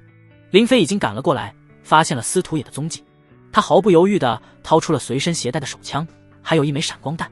司徒野，嗖！闪光弹被林飞用力扔出，以林飞的力量，闪光弹飞出去的距离远远超出了手枪的射程。听到喊声，司徒野下意识地回了头。砰！闪光弹还没落地，就在空中爆炸了。强烈耀眼的光芒以及巨大的轰鸣声，瞬间司徒野就变成了瞎子、聋子，他看不到也听不到，就连那只猎鹰也受到了闪光弹的影响，吓得惨叫着飞走了。林飞快速地冲了过来，用手枪瞄准了司徒野。司徒野就像是受惊的小兔子一样，他慌乱地挥舞着双刀。是谁？别过来，我要杀了你！看着司徒野疯狗似的样子，林飞用不屑的眼光看着他。咻！林飞一枪打在了司徒野的腿上，司徒野单膝跪在了地上。司徒野此刻的视觉、听觉都没有恢复，但是被子弹击中的痛感却是那么的清晰。他慌乱无比，只是一味的喊叫：别过来！杀！我要杀了你们！咻！林飞又开了2枪，分别击中了司徒野的胳膊，他手中的刀都掉在了地上。就这么杀了你，太便宜你了！林飞正想要解决司徒野的时候，忽然一道喊声响起，猎鹰不见了。后院有动静，林飞不知道是什么人来了，不敢被人发现，立刻又开了一枪。这一枪，林飞射中了司徒野的丹田位置。丹田是炼气修士的要害，一旦被击穿，丹田无法运转真气，也就成了废人。林飞跑上前去，挥手打开空间门，将司徒野给拉了进去。在有人赶到之前，又关上了空间门。嗖嗖嗖，一道道身影来到了后院，他们全都身穿黑衣，为首的是一名青年男子。怎么会没人？给我搜！那些身穿黑衣的人立刻四处搜索，很快就回来报告了。铁战少爷，马厩发现一个密道口，马厩附近还发现了血迹，但是没有发现人。猎鹰不知道飞哪里去了。铁战眉头皱起，他没有与铁琴月、铁心一起去攻打翠园，而是被派来盯住翠园东边这座宅院。他们一直在宅院外面守着，怕打草惊蛇，没有提前潜入进来。刚刚猎鹰突然鸣叫示警，铁战才带人冲了进来。一路上他又怕宅院内有血狼帮的人埋伏，所以有些小心翼翼，来得晚了一些。不会是跑了吧？立刻给我找，看看哪里还有血迹。铁战亲自带人四处搜索，但是却再也没有发现血迹，只能作罢。此时地球上，林飞看着眼前的司徒野，他受伤太重，已经昏迷了过去。这枚戒指，林飞看着司徒野手上的戒指，忽然想起在瞄准司徒烈的时候，曾经注意到他有一个小动作。司徒烈当时心知必死，将一枚戒指摘下来，塞到了司徒爷手中。别人或许没有注意到，但是在狙击镜中，林飞却看得一清二楚。人在死之前都会把最重要的东西留给自己的后人，莫非这枚戒指有什么玄机？林飞从司徒爷手中摘了下来，这枚戒指上有一个榔头，狼的眼睛是2颗红宝石，戒指通体是金色的，似乎是黄金。司徒烈临死之前为什么要把这枚戒指给他儿子？就算是纯金的戒指也值不了多少钱吧。狼眼的2颗红宝石芝麻大小也值不了多少钱，难道这枚戒指有什么特殊意义？林飞猜测这枚戒指可能不简单，具体有什么秘密或许只有司徒烈、司徒野父子2人知晓。幸好司徒野还有口气，等他醒了或许可以从他口中问出来，不能让他死在这里。林飞找了一些布条帮司徒野暂时绑住伤口，避免失血过多死了。这里也不适合审讯，等回了南离城再说。等了1个小时左右，林飞估算着铁剑帮的人打扫完战场早就应该离开了。他打开空间门回到了南离城。此时南离城依旧是夜晚，林飞悄悄地离开了这座宅子，然后返回了南城大宅。他来到了密室，再次打开空间门，将司徒野给拖了进来。密室内冰冷的气息很快就刺激司徒野醒了过来。我这是在哪？密室内，林飞点燃了多盏油灯，只为了能够让司徒野看清楚自己。你是谁？司徒野刚要站起来，手臂、腿上、腹部就传来钻心的疼，瞬间就没了力气。是你袭击了我？林飞冷冷地看着他，反问道。这枚戒指有什么用？司徒野看到那枚榔头戒指，眼神一变，但是考虑到自己的处境，他选择讨价还价。这枚戒指关系重大，你如果能放我一条活路，我可以告诉你。谈条件。林飞嗤笑一声，无所谓地说道。你不想说那就算了，但是总要让你死个明白，知道你为什么会落到今天这个下场。林飞将司徒野从地上拽了起来，让他看向了千年寒玉床上的桃花遗体，还记得他吗？司徒野看着桃花的尸体，一脸的嫌弃厌恶。当初林飞找到桃花尸体的时候，尸体已经开始腐烂了，桃花的样貌已经毁了。千年寒玉床虽然阻止了他的尸体继续腐烂，但是却无法恢复已经腐烂的血肉。尸体都烂成这样了，我怎么认识？不认识没关系。林飞瞪着司徒野，恨不得将这个畜生碎尸万段。我来告诉你，她叫桃花，是我的女人。当初她曾经去过兴隆赌坊，后来被你派人抓走了。她的腹中已经有了9个月的身孕，身边还跟着一个叫杏花的女人。司徒野突然大笑了起来，哈哈，我想起来了，原来是她。她当时向我求饶的样子，我现在都记得清清楚楚。司徒野嘴角露出了狞笑，他知道自己活不了了，所以临死之前，他想要让林飞也感受到痛苦。我玩弄他的时候，甚至能够感受到他腹中胎儿在动，那滋味。砰！林飞再也忍受不了，一拳狠狠地打在了司徒野的嘴上。畜生！司徒野满嘴是血，张嘴一吐，几颗牙齿混合着血液都吐了出来。哼，你还想听吗？我都告诉你，怀孕的女人就是别有滋味。砰！林飞又一拳打在了司徒野的嘴上。你给我闭嘴！原本林飞是想让司徒野忏悔自己的罪过，可是没想到这个该死的家伙一味的刺激自己。一想到桃花被凌辱致死的场景，林飞就痛不欲生。你想死，我成全你！林飞掏出了手枪，塞进了司徒野的口中。听好了，之前在翠园就是我袭击的你父亲司徒烈，他是死在我的手里。林飞没打算让司徒野痛快的死去，既然他要留给自己痛苦，那么自己也让他带着痛苦死去。你们血狼帮的4大堂主也是被我杀的，当初在万花楼门口你差点被杀死，也是我做的。司徒野想要开口说话，但是他的嘴被枪堵住，一个字也说不出来，只能发出呜呜的声音。林飞冷冷地说道，没错，就是你作孽太多，害死了你爹，血狼帮也彻底完了，你就去地下陪你爹吧。砰！林飞扣动了扳机，子弹射穿了司徒野的脑袋，彻底结束了这条恶贯满盈的畜生。桃花，还有我未出生的孩子，我给你们报仇了。林飞将司徒野的尸体丢在了一旁，没有丝毫报仇的快感，心中只有悲凉。报了仇又如何？桃花再也活不过来了，自己可怜的孩子甚至都没机会来到这个世界。林飞亲自驾着马车，将司徒野的尸体丢到了乱葬岗，任由他腐烂发臭，被野狗啃食。林飞与罗洪武交代了一声，告诉他血狼帮已经被灭了，从此之后罗洪武可以放心去勾栏厅去青楼喝酒，而林飞自己则是回了地球。他有点累了，心累。自从桃花死了，林飞就没有睡过一个好觉，无数次从噩梦中惊醒过来。如今司徒野这个凶手已经伏诛，桃花母子在天之灵应该可以安息了。林飞躺在床上沉沉地睡了过去，他这一觉睡得格外的沉。他做了一个长长的梦，梦到了桃花，还梦到了一个小孩子。在梦中，他们一家三口在一处桃花盛开的园林中嬉笑打闹，咚咚咚。恩公，你在里面吗？红袖一边敲门一边在门口喊。天早就亮了，可是林飞所在的卧室始终都没有动静，他有点不放心，所以才敲门询问。林飞惊醒了过来，他起身去打开了房门。别敲了，我在。恩公，你没事吧？怎么流泪了？红袖关心地看着林飞。林飞一摸自己的脸，才发现早已经被泪水打湿了。没事，只是梦到了自己想见的人。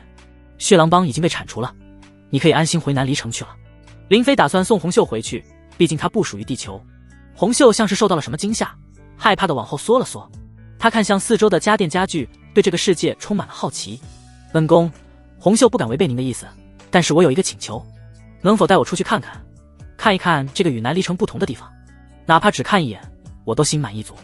红袖的眼神中充满了渴望，这是他此刻唯一的心愿。等他回了南离城，或许再也没有第二次机会来到这里。只看一眼，这就是他最大的奢望。林飞与红袖对视着，看着他那可怜楚楚的样子，终究还是心软了，就当他是替桃花看一眼这个世界。好，我带你去。红袖惊喜不已，连忙跪在地上磕头。谢谢恩公。林飞把他扶了起来，再次嘱咐他不要叫恩公，今天我还有不少事情要做，走吧。林飞换了身衣服，就带着红袖出门了。红袖穿的自己的衣服，现在大夏国很流行穿古装 cos 成古代的小姐模样。红袖第一次见到车原来可以不用牛马来拉，就可以自己跑，而且跑得飞快。他第一次见到原来楼可以盖那么高，他第一次见到原来衣服有那么多不同的款式。地球上的一切对他来说都是一种心灵冲击。林飞将他带去了龙华商城，陪他逛逛街，吃饭。最主要的是，之前答应给李如雪的冷饮雪碧也该实现了。林飞联系了超市的刘涛经理，让他帮忙联系了提供冷饮的厂家。有吴雨晴这层关系在，刘涛根本不敢拒绝。更何况林飞购买是通过龙华商城，可以让超市从中赚一笔不小的利润。这一次林飞直接要了100万的货，足够千金阁用3年都用不完，这也算是还了李如雪的人情。哇，好漂亮啊，这小姐姐好有气质。小姐姐，你是主播吗？一群逛街的女生看到红袖的打扮，立刻都围了上来。红袖有些慌乱，从来没有被一群女人这样追捧过。林飞，我该怎么办？林飞也没想到红袖竟然这么受欢迎。别害怕，他们只是喜欢你。红袖是天香楼的舞女，姿色出众，身材妖娆。她穿着一身古装，举手投足之间都散发着一股妩媚之姿，简直就像是古代的小姐穿越而来。商城内的那些路人们看到她，无论男女，都忍不住停下脚步看上一看。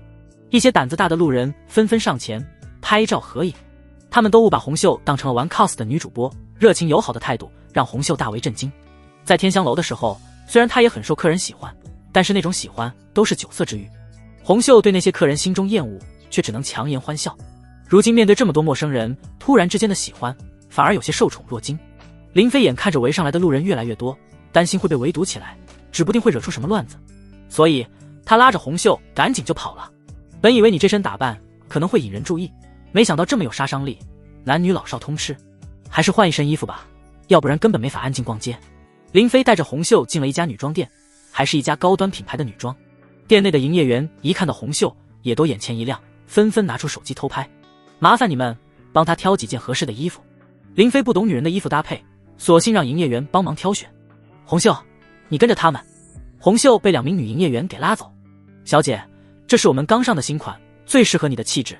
这身也不错，是我们店内的经典款。这边是试衣间，你可以换上试试。在南离城的时候，红袖她的衣服都是由天香楼找来的裁缝定做，根本没体会过这种服务的购物。这时林飞的手机铃声响了起来，红袖见状也就没有打扰他，转身进了试衣间。他走到了一旁接听电话，电话是杜恒打来的。林老板，药材我已经都运到了你的仓库，周老五也请过来了，你什么时候过来？仓库那边林飞已经安排了徐有乐、郑倩2个人接待，但毕竟是第一次交易，还涉及到了签订合同的事情，所以必须要林飞亲自过去一趟。杜老板，不好意思，我现在在外面，一会我就过去。你可以让周叔叔先检查药材，我对他是绝对信得过的。周望道的人品林飞还是信得过的。况且就算自己赶过去，对于中药也是一窍不知。林飞电话刚刚挂断，又有几名客人走进了店内。林飞，一道有些不悦的声音响起：怎么的都能遇上你？你一个大男人跑到女装店里来干嘛？林飞抬头一看，就看到马薇薇他们一家人走了进来。马薇薇上次在临江仙别墅，因为林飞被张总给打了一巴掌，还羞辱了一顿，他现在想起来都气得牙痒痒，真是冤家路窄。林飞不屑一笑，根本懒得搭理这一家人。上次在金店，因为林飞有吴雨晴撑腰，所以马一鸣吃了瘪，心里一直不痛快。如今看到林飞对自己家里人爱搭不理的，他立刻就不高兴了。林飞，你聋了吗？没听到我姐跟你说话吗？不要以为你现在有几个臭钱就可以不把人放在眼里。刘玉香也嘲讽道：瞧你这副小人得志的样子，不就是卖了几个祖传的金币，手里有点小钱，真拿自己当暴发户了。我告诉你，你跟真正的有钱人相比差远了。刘玉香转身看向了身后的一名男子，一脸的得意洋洋。看到没，这是我们家微微新交的男朋友，人家可是海归精英，在世界500强的公司上班，人家的工资都是按年薪的，一年能有上百万。你就算是把你家祖坟卖了，也赚不到这么多钱。这名男子穿着一身名牌休闲装，打扮得油头粉面的，看起来有30多岁了。他握住了马薇薇的手，大步走上前来，像是宣告主权一样。原来你就是薇薇的那个前男友，连30万彩礼都拿不出来，真是够废物的。听说你家是农村的，原生家庭不好，可以理解，但是你可以自己努力打拼呀，像我一样，靠自己也可以成功。对了，我叫蔡旭阳，像薇薇这么漂亮的女孩子，从今以后由我来守护。林飞忍不住扑哧一笑，这家伙怎么有点中二啊？像马薇薇这种拜金虚荣还伏地魔的女人，竟然还有人上赶着守护，真的是小刀割屁股开了眼了。薇薇，不对啊。什么不对啊？马薇薇愣了一下。林飞故作疑惑地问道：前2天在临江仙别墅，不是有个张总要娶你吗？我当时还随了200块的份子钱呢，你这么快就又换新男朋友了？马薇薇脸色顿时变得难看，她知道林飞这是在故意揭她短，给她难堪。在临江仙别墅的事情，她觉得太丢人了，所以从来没有告诉过自己家里人。什么张总？蔡旭阳瞪向了马薇薇，难道自己是备胎？这种送绿帽子的便宜自己可不能占。马薇薇急忙解释道：旭阳，你别听他胡说，张总只是我的一个客户。张总虽然很有钱，想要追求我，但是我拒绝了。张总的年纪都赶得上我爸了，我不是那种物质的女人，我追求的是爱情。听到马薇薇这番解释，林飞都忍不住鼓掌，当着自己的面竟然还能说出如此冠冕堂皇的话。马薇薇的脸皮也是够厚的。对，薇薇根本不是物质的女人，她跟我分手不是因为我拿不出30万彩礼，而是因为我们不爱了。马一鸣哪能让林飞坏了自己姐姐的好事？好不容易有个海归精英，年薪100万的姐夫，他必须要把握住。林飞，你给我闭嘴！竟然敢胡说八道，诬陷我姐的清白，我今天必须要给你点颜色瞧瞧。上次在金店，因为吴雨晴在场，所以马一鸣吃了瘪，心里一直憋着口气。今天正好借此机会出这口气，他冲上前来，一拳打向了林飞。林飞左手一挡，拨开了马一鸣的拳头，然后右手一拳反打在了他的肚子上。马一鸣顿时疼得脸都变了色，站都站不稳，直接跪在了地上。林飞扶住了他的肩膀，没有让他趴下。这还没过年呢，怎么行这么大礼？我可没给你准备红包。马一鸣疼得说不出话，连站也站不起来了。他怎么也想不到，几天不见，林飞身手就突然变得这么厉害了。这还是那个被自己和老爸赶出家门，摔了一头血的废物吗？刘玉香看到自己宝贝儿子被打了，顿时就急了。一鸣，你怎么了？马保国，你还愣着干嘛？没看到你儿子被打了吗？马保国握起了拳头，满脸怒气地冲了上来。你敢打我儿子，我跟你拼了！以林飞如今的身手，别说是马保国，就算是他们一家人一起上，也不是对手。马保国挥拳打向了林飞的脸，林飞伸出一只手接住了对方的拳头，稍一用力，就疼得马保国一个劲地叫唤起来。哎呦，哎呦，疼！快放开我，疼疼疼！刘玉香眼见自己儿子和老头子都被打了，也是撒起了泼。快来看呀，打人了！还有没有王法了？有人要打死人了，有没有人管啊？女装店内的店长、营业员都走上前来。这位先生，还请你先放手吧。你们如果有什么矛盾，可以去外面解决。这样闹的话，会影响我们店里的生意。林飞不想给人家添麻烦，就放开了马保国、马一鸣父子俩。马保国的手被捏得像鸡爪一样，疼得他都流泪了。马一鸣就更不用说了，他要不是被刘玉香、马薇薇两人扶着，自己都站不起来。林飞，你太过分了，你怎么可以打我爸和我弟弟？马薇薇气呼呼地瞪着林飞，好像受了天大委屈似的。刘玉香更是不甘心，一心想要给自己儿子和老头报仇。旭阳，你不是说你是什么跆拳道黑带吗？你和薇薇现在正在交往，他爸爸和弟弟被打了，你作为他的男朋友，难道不该为他撑腰吗？马薇薇眼里含泪，可怜兮兮地看向了蔡旭阳。蔡旭阳不禁有些心疼，保护欲一下子就膨胀了，自己表现的机会这不就来了吗？林飞那两下子也就欺负一下马一鸣、马保国这种普通人，在自己这个跆拳道黑带面前必定会跪下唱征服。林飞，你连老人都下得去手，真是毫无人性。你现在立刻跪下道歉，求得薇薇一家人的原谅，要不然……林飞饶有兴趣地看着蔡旭阳，打第一眼看到蔡旭阳，他就觉得这个男人有点装。蔡旭阳始终端着一种海归精英的饭，仿佛高人一等。要不然你能怎么样？蔡旭阳抖动双肩，握起了双拳，摆出了跆拳道的格斗姿态。要不然我就把你打得满地找牙，让你知道什么叫做尊敬老人。女装店的店长眼看着又要打起来，连忙劝阻：别打了，你们再打的话我就报警了。蔡旭阳装了起来，他掏出了一张银行卡。报什么警？一会打坏了什么东西，我双倍赔偿。等我教训完这家伙，就给我女朋友和她妈妈买几件衣服。刘玉香也嘚瑟了起来，我未来女婿年薪100万，在世界500强的公司上班，就你们这小破店把衣服全买下来，也只是一句话的事。店长见状也不好再多说什么，就算他报警，一时半会警察也赶不过来。林飞无奈地摇了摇头，本来他都不想再计较了，偏偏有人上赶着找打。他正准备动手的时候，试衣间的门打开，换好了衣服的红袖走了出来。林飞，这身衣服好看吗？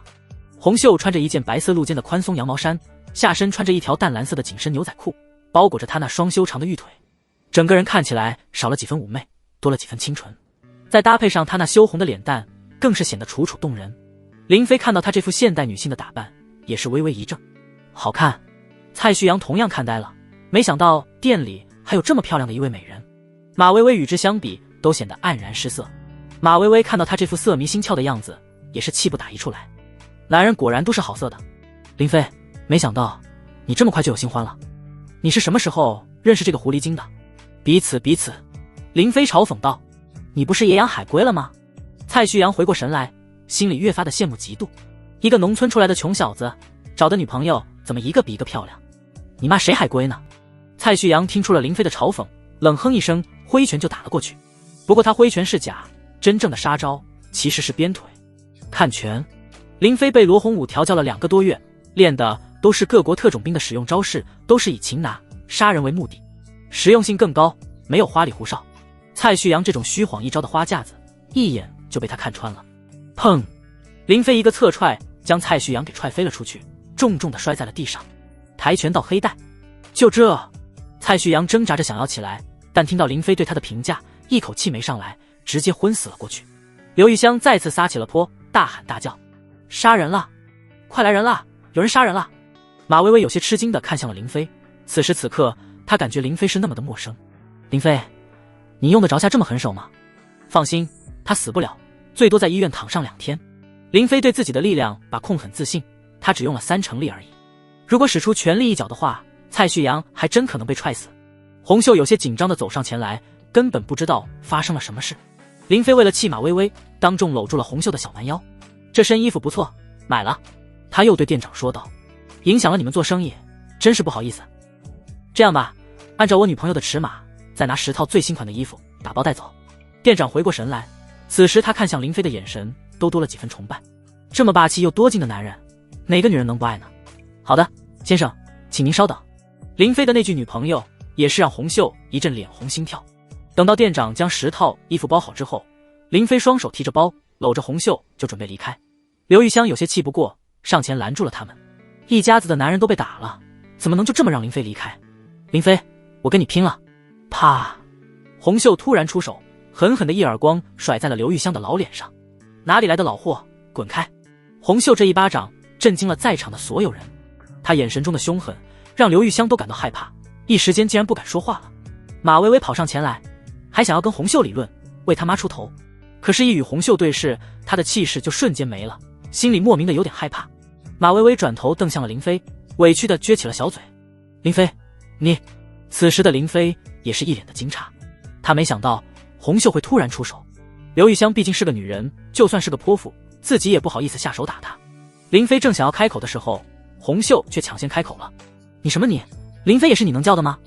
林飞不好意思打女人，但是我可以，你也要试一试吗？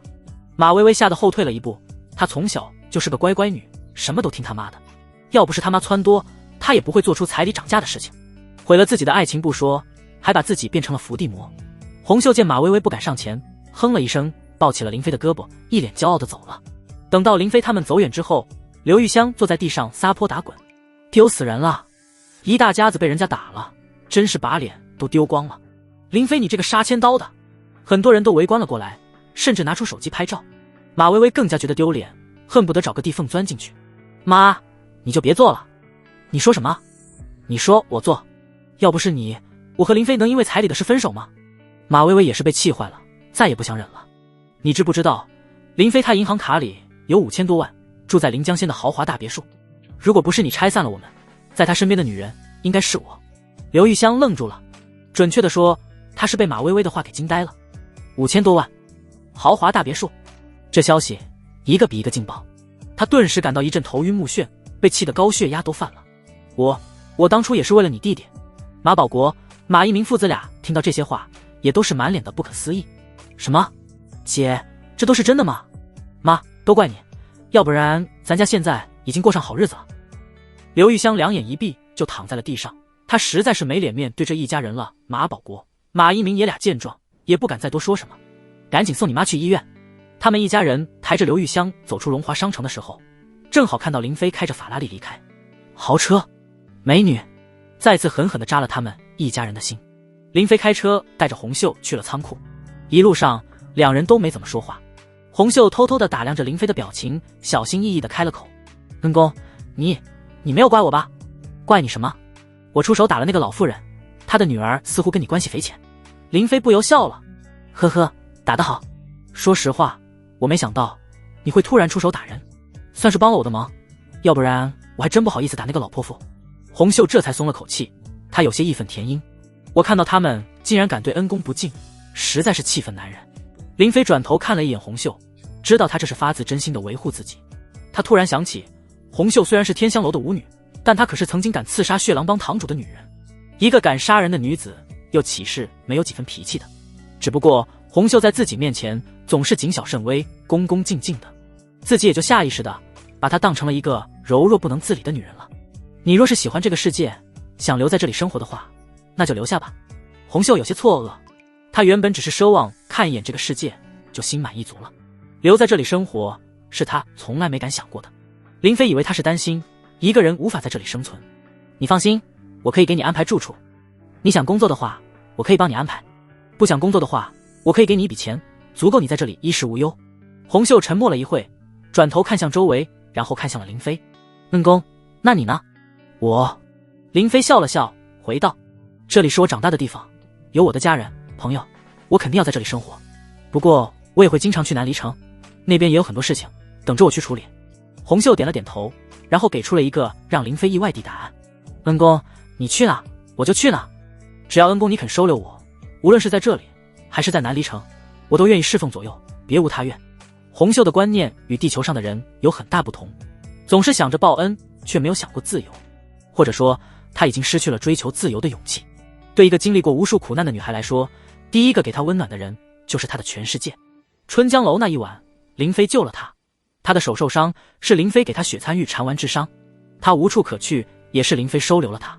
她总是一口一个恩公，并非是观念守旧，而是如果不喊恩公，就仿佛她不欠林飞什么了，两人之间也再无瓜葛了，自己就没有理由留在她身边。林飞没有多想，只是以为洪秀想跟罗红武一样，留在自己身边，可以随时往返地球与南离城。行，你愿意跟着我，那就跟着吧。洪秀的俏脸上不由露出了心满意足的笑容。这一瞬间，他心里踏实了，就像是浮萍有了根。很快，林飞他们抵达了仓库，运送药材的货车正在卸货，徐有乐、郑倩两人正在指挥工人们搬运。杜总，周叔叔。林飞下车打了声招呼，洪秀也跟了过来。杜恒看到洪秀的美貌，眼神一亮：啧，林老板有美女相伴，难怪会来晚了。周望道笑呵呵地说道：林飞，你小子拿我当使换丫头呢？我在这里辛辛苦苦的检验药材的品质，你去泡妞是吗？林飞知道他们误会了自己与红袖的关系，倒是也没有解释。毕竟红袖来历特殊，一旦解释起来，反而说不定会有漏洞。周叔叔，辛苦你了，这批药材没问题吧？周望道点了点头，没问题，我都检查过了，杜恒办事还是很靠谱的。杜恒也忙说道，林老板，咱们是第一次做生意，但我希望不是最后一次，所以你大可放心，我给你的药材都是按照你的要求，全都是名贵药材，并且根系都保留着，只要尽快种下去就能活。用了2个小时的时间，药材终于都存放进了仓库内。徐有乐、郑倩两人都忙完了，过来跟林飞打招呼。咦，林飞，这位美女是谁啊？徐有乐盯着红袖上下打量，他还以为是林飞新找的女朋友。林飞心想，以后红袖可能会留在云州生活，把她介绍给徐有乐、郑倩认识，他们之间可以互相照应。这是红袖，红袖，这是徐有乐、郑倩，他们曾经是我的同事，也是我的朋友。郑倩笑着说道。红袖你好，你叫我郑倩就可以了。我和徐有乐现在都是给林飞打工，他是我们2个的老板。杜恒、周望道两人都走了过来。林老板，现在货物都点清入库了，不知你的尾款什么时候到账？现在就可以，给我个账号，我转给你。林飞当场用手机给杜恒转了账，一次性结清了尾款。杜恒高兴的眼角都堆满了褶子，这可是上千万的买卖，像林飞这种大客户，他必须要牢牢把握住。哈哈，林老板果然爽快。为了庆祝咱们达成交易，今天中午我请客，咱们喝几杯，如何？周望道为了这件事跟着忙了大半天，于情于理都该好好感谢一番。借着这顿饭，正好可以增进一下感情。杜总太客气了，还是我来请吧。不行不行，林老板，你可不能跟我抢。老徐、郑倩，你们跟着一起去。对，都去都去。林飞的法拉利只能坐2个人，所以他载着红袖走了。杜恒用他的车将周望道、徐有乐、郑倩3人都给带走了。吃饭的地方是杜恒挑选的，蓝海大酒店，这是云州一家很有名气的5星级酒店。杜恒出手很大气，点了满满一桌的丰盛菜肴，并且还拿出了2瓶他自带的药酒招待。林老板，这药酒是用茅台泡的，我在里面放了人参、灵芝、鹿茸这些珍贵药材。这药酒已经泡了3年了，要不是为了招待你，我可舍不得拿出来。来，我给你满上一杯，保证你喝完生龙活虎。杜恒给林飞倒酒，林飞端起了酒杯。这时杜恒注意到了林飞手上戴的戒指。咦，林老板，你这戒指挺别致的呀。林飞戴的戒指是司徒烈临死前交给司徒野的那枚狼头金戒，他一直觉得这枚戒指肯定很重要，只是自己还没弄清楚这枚戒指有什么秘密，所以他暂时戴在了手上。哦，一个小玩意。杜恒放下了酒瓶，饶有兴趣地问道。看样式不像是现代的工艺，倒像是一个老物件。我这个人平时也喜欢研究一下古董文玩，林老板，你要是有兴趣的话，咱们以后可以多交流。林飞心中一动，正好自己猜不出这个戒指的秘密，现在有这么多人在场，或许可以集思广益，说不定能有什么奇思妙想，帮自己打开思路。杜总，我这戒指还真有点讲究，你帮忙看看。林飞把戒指摘下来递给了杜恒，杜恒接过去就像模像样的打量了起来。这戒指是黄金材质，但是金色不纯，所以有点暗淡。一双狼眼镶嵌着红宝石，倒是威风凛凛。不过杜恒掂量了几下，似乎是察觉出了什么，却又不好意思开口。他发现这戒指的重量有点不对，似乎不是纯金的，但林飞是他的大客户，怕是说穿了会让林飞很没面子。林飞立刻说道，杜总，有话直说，这戒指其实是别人送我的。送我的人说，这枚戒指是以前一位江湖帮派的帮主临死之前送给他儿子的遗物，好像隐藏了什么大秘密。徐有乐一脸的好奇，凑上前来观看。江湖帮派的帮主留下的遗物，是不是他们帮派传承的身份象征啊？郑倩也笑着说道，隐藏了什么大秘密？难不成是有什么宝藏吗？江湖帮派的帮主肯定搜刮了不少的宝物，可能就藏在什么地方，这戒指有可能是开启宝藏的钥匙，又或者是地图。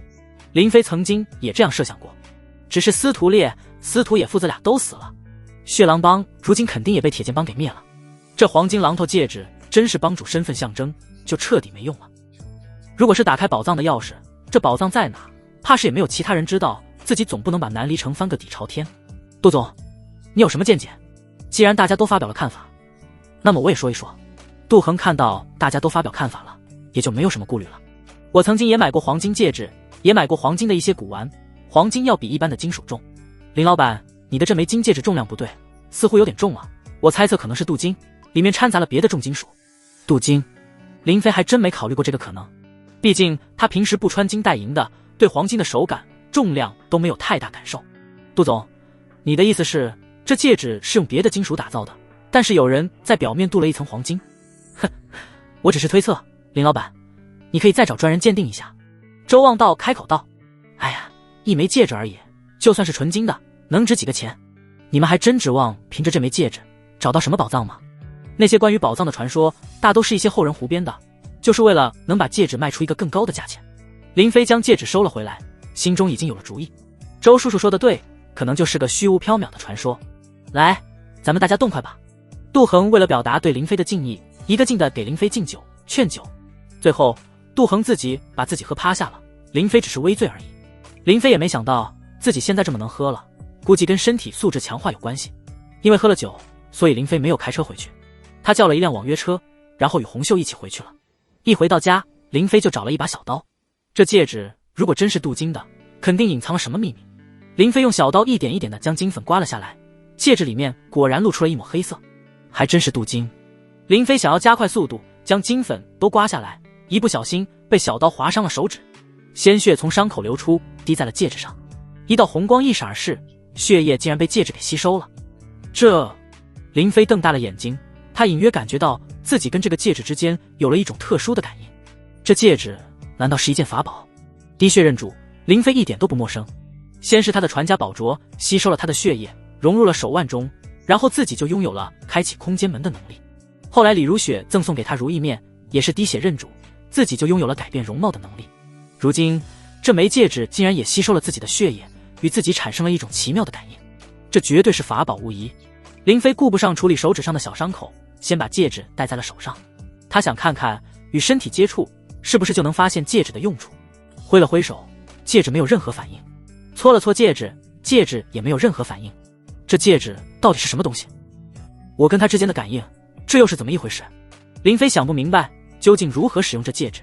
或许李如雪知道，李如雪作为李家之人，见多识广，说不定他就知道这戒指如何使用。正好准备的冷饮、雪糕都已经到了，送去千金阁的时候可以问问他。林飞跟洪秀说了一声，表示自己有事要回南离城，让他先留在家里。关上了卧室的门，林飞挥手打开空间门，就返回到了南离城。让他意外的是，罗洪武没有去喝花酒，而是留在南城大宅里。跟罗洪武聊了聊，他才知道原来铁剑帮正在四处清扫血狼帮的人，城里现在乱哄哄的，就连青楼也不清静。血狼帮的产业地盘都被铁剑帮给吞并了。罗洪武怕自己一个人出门会遇上麻烦，所以留在大宅内享清福。反正他现在整天没事干，有丫鬟伺候着，衣来伸手，饭来张口的。林飞看着他这副无所事事的样子，也是有点恨铁不成钢。不过他也明白，若非是断了腿，罗洪武也不会自暴自弃。若是能够治好他的腿，或许以后他能成为自己的左膀右臂。林飞一个人乘车前往了千金阁，这一路上的确是遇到了不少铁剑帮的人。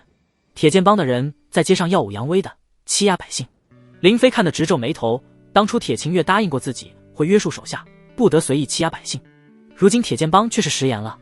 铁秦月那晚被司徒烈打伤，生死不知，或许铁剑帮内部现在也乱了。那天晚上林飞去抓司徒野，根本没有注意铁秦月、铁心父女两人的情况。到了千金阁，林飞见到了李如雪。如雪小姐，我这次前来是想告诉你，答应给你的冷饮、雪糕已经准备好了，今晚我就会安排人送来，请你做好接收。李如雪点了点头，始终一副宠辱不惊、不悲不喜的样子，就好像世上没有什么事能影响到她心情的。寻梅，晚上就由你来安排接收之事。是，小姐。林飞犹豫了一下，又说道：如雪小姐，我还有一件事情想要跟你请教。说吧。我有一个朋友，他之前受了很严重的伤，断了一条腿，我想问是否有什么丹药能令他断肢重生。李如雪瞥了一眼林飞，似笑非笑。当然有这种丹药，只不过此种丹药非常珍贵，不是金银可以买到的，只有修仙者才能炼制出这种丹药，并且需要一些珍贵罕见的药材，除非你能拿出灵石、法宝或者天才地宝才能够换取。林飞顿时就大失所望，本来他还想帮罗洪武恢复断肢，可是这么珍贵的丹药他根本换不起。不过他问出这个问题也只是为了下一个问题做铺垫。唉，看来我是没办法帮这个朋友了。如雪小姐，你们李家就有修仙者，你对那些法宝肯定很了解吧？李如雪摇了摇头，神色变得有些黯然。我只是略知一二，毕竟我不是修士，很多修仙者的隐秘是没有权利了解到的。呵呵，我对修仙者十分的崇拜。林飞装作一副很单纯的样子，试探地问道：修仙者用的法宝肯定都很厉害吧？不知他们平时都有什么随身法宝，比如飞剑、戒指之类的。寻梅心思比林飞还要单纯，根本没有发现林飞是在套话。修仙者的法宝千奇百怪，不过你说的飞剑、戒指倒是最常见的。修仙者的飞剑不仅可以用来攻击，还可以用来御剑飞行。像戒指这种法宝，一般是储物戒，用来存储东西的。难道自己得到的这枚戒指也是储物戒？林飞心里暗暗激动。如果真是如此，戒指内肯定藏了不少宝贝吧？储物戒，我第一次听说，这东西怎么用啊？寻梅眉头一皱，没好气地说道：你一个凡人，问这种问题干嘛？我哪知道怎么用，我又没有。李如雪轻轻一笑，开口道：我倒是听族中长辈说起过，这储物戒滴血认主之后，与主人之间有精神感应，意念一动就可以从里面取出东西，也可以将东西装进去，非常的方便。原来这么简单吗？林飞强忍住想要试一试的冲动，起身就告辞了。多谢如雪小姐帮我解惑。离开了千金阁，林飞在马车上就忍不住试了一试。打开，他集中念头盯着那枚戒指，忽然之间他感觉自己像是进入了一个特殊的空间。这个空间内没有光，也没有墙壁，但是里面堆积着许多的东西。这难道就是储物戒指内部？林飞的念头一动，尝试着取出一件物品。唰，他的手中出现了一把刀，这正是储物戒内存放的一件武器。呵呵，有意思。林飞又念头一动，长刀就消失了，重新收回了储物戒。这储物戒真是奇妙，里面存放的这些东西应该是司徒烈多年来的积累收藏。难怪司徒烈临死之前将戒指交给了司徒爷。若是司徒爷有了这些东西，东山再起也有可能。只可惜他现在用不上了。唰，林飞念头一动，一个卷轴出现在了他手中。血狼诀。他打开一看，这卷轴记载的竟然是一门炼气功法。这好像是司徒烈修炼的功法，我在万花楼给的情报中看到过记载。林飞不禁暗喜，若是自己可以修炼，说不定也能成为炼气修士。回去我就试一试，看看能否修炼。南城大宅，林飞一回来就去了地下密室中。他意念一动，储物戒内存储的诸多东西就都被他给取了出来。这些都是金银珠宝，司徒烈还真是够有钱的。那些金银珠宝全都是一箱一箱的，比起林飞之前在密室中发现的金银珠宝要多出100倍不止。密室中之前遗留的金银珠宝只是当初富商存放的一部分财产，而储物戒内却是司徒烈许多年来的积累。血狼帮作为南离城的5大势力之一，平日里没少搜刮民脂民膏，而且血狼帮有诸多的产业，比如赌场、青楼、酒楼、绸缎庄等等。司徒烈每年都能从中收取大量的金银，这些年来积累颇丰，远非寻常的富商可以相比的。如今这些金银珠宝全都落入了林飞手中。林飞看到这么多的金银珠宝，也是高兴的说不出话来。这司徒烈也不知从哪得到的储物戒指，竟然藏了这么多的财物。铁剑帮吞并了血狼帮的地盘，产业恐怕也不如我的收获多。除了金银珠宝之外，还有司徒烈收藏的一些宝物。这些宝物对于普通人来说也算是价值不菲，但是对于修仙者来说都是一些无用之物。比如林飞发现了不少的丹药瓶，这是小培元丹，这是强迫丹，这是什么丹药？这些丹药大都是一些凡品丹药，用金银就可以买得到。修仙者根本瞧不上这种丹药，因为对修炼毫无帮助。只有人品灵丹以上级别的丹药才能引起修仙者的注意。不过林飞现在只是一个凡人，看到这些价值不菲的丹药，还是感觉大赚了一笔。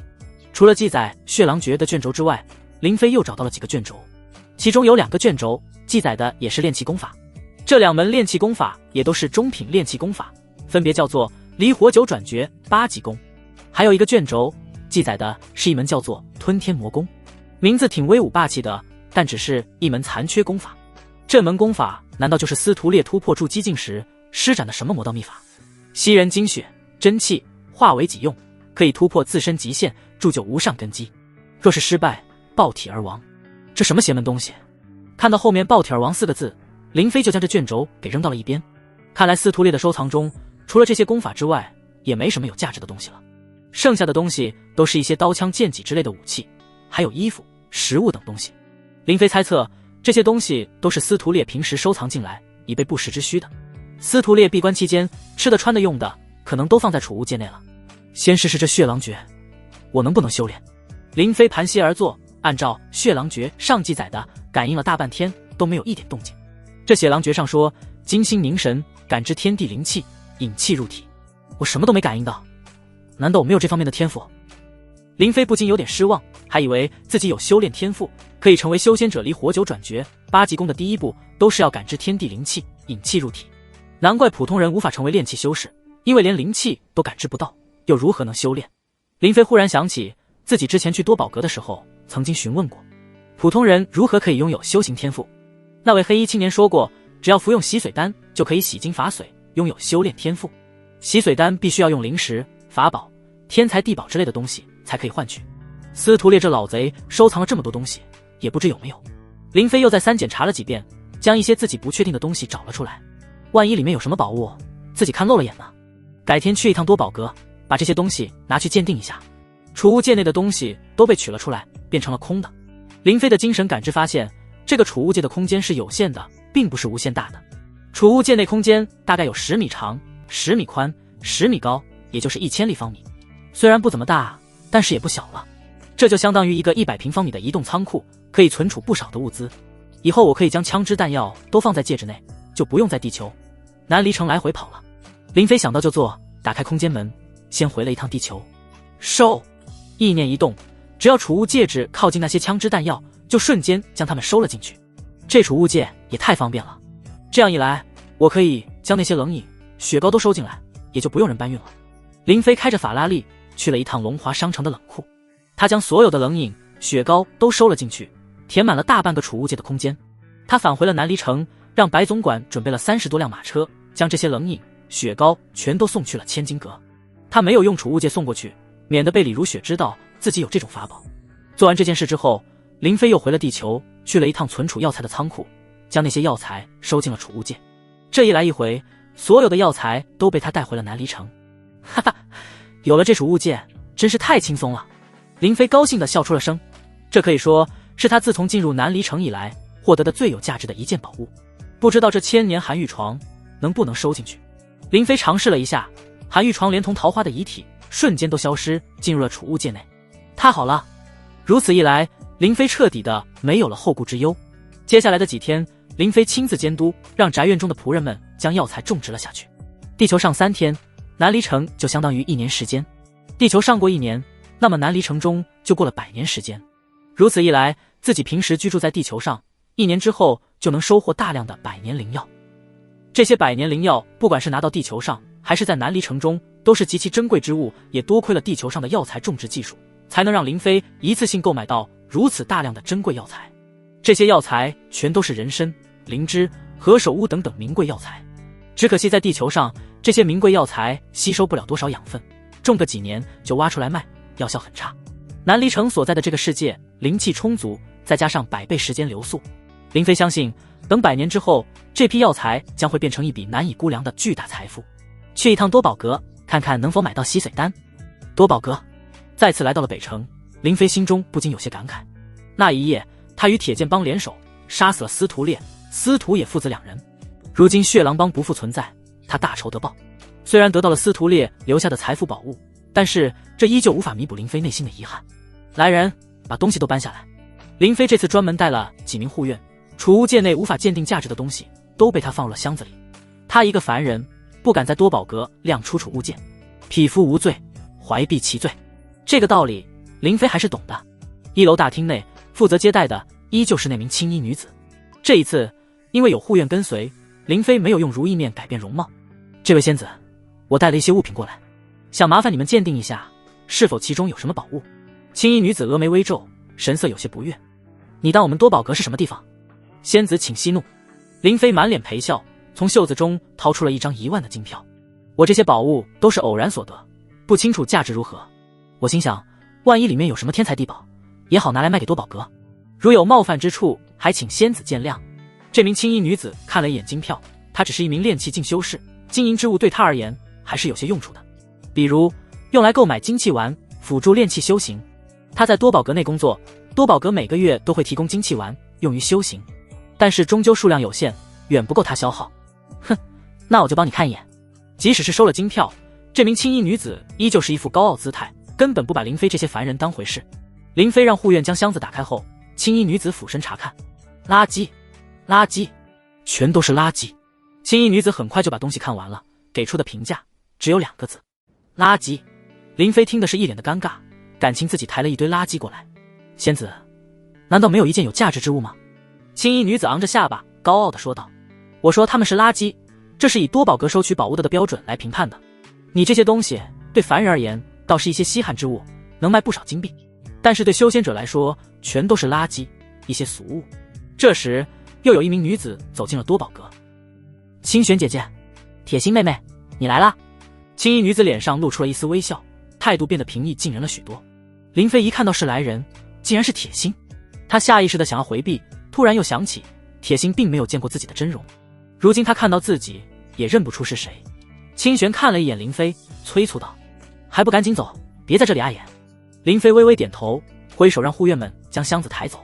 铁心只是打量了一眼林飞，也就没有再关注。清玄姐姐，我这次过来是想购买一些丹药，尤其是精气丸。呵呵，没问题。清玄亲自陪着铁心朝着后面走去。你们铁剑帮最近吞并了血狼帮，势力大增，真是可喜可贺啊。清玄姐姐玩笑了，我们铁剑帮势力再大，也远比不上多宝阁。与血狼帮一战，我们死伤了不少的炼气高手。他们两人边走边聊，很快身影就不见了。一名黑衣青年走了出来，暂时接替了青衣女子的接待工作。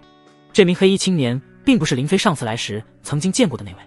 走出了多宝阁之后，林飞让护院们去远处等候，并没有马上离开。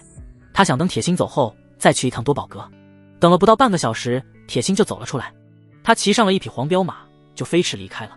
林飞从怀中的储物戒内偷偷取出了2枚手雷，要不是看到贴心，他差点都忘了自己还有枪支、手雷这些武器装备。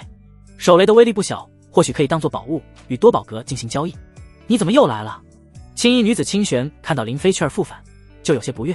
要不是看在那1万金票的份上，他都懒得跟林飞多说一句话。哼，仙子，我还有一件宝物，忘了给你鉴定。林飞拿出1枚手雷，递到了清玄的面前。这是什么东西？清玄的眼神中充满了嫌弃，还以为是什么黑铁疙瘩。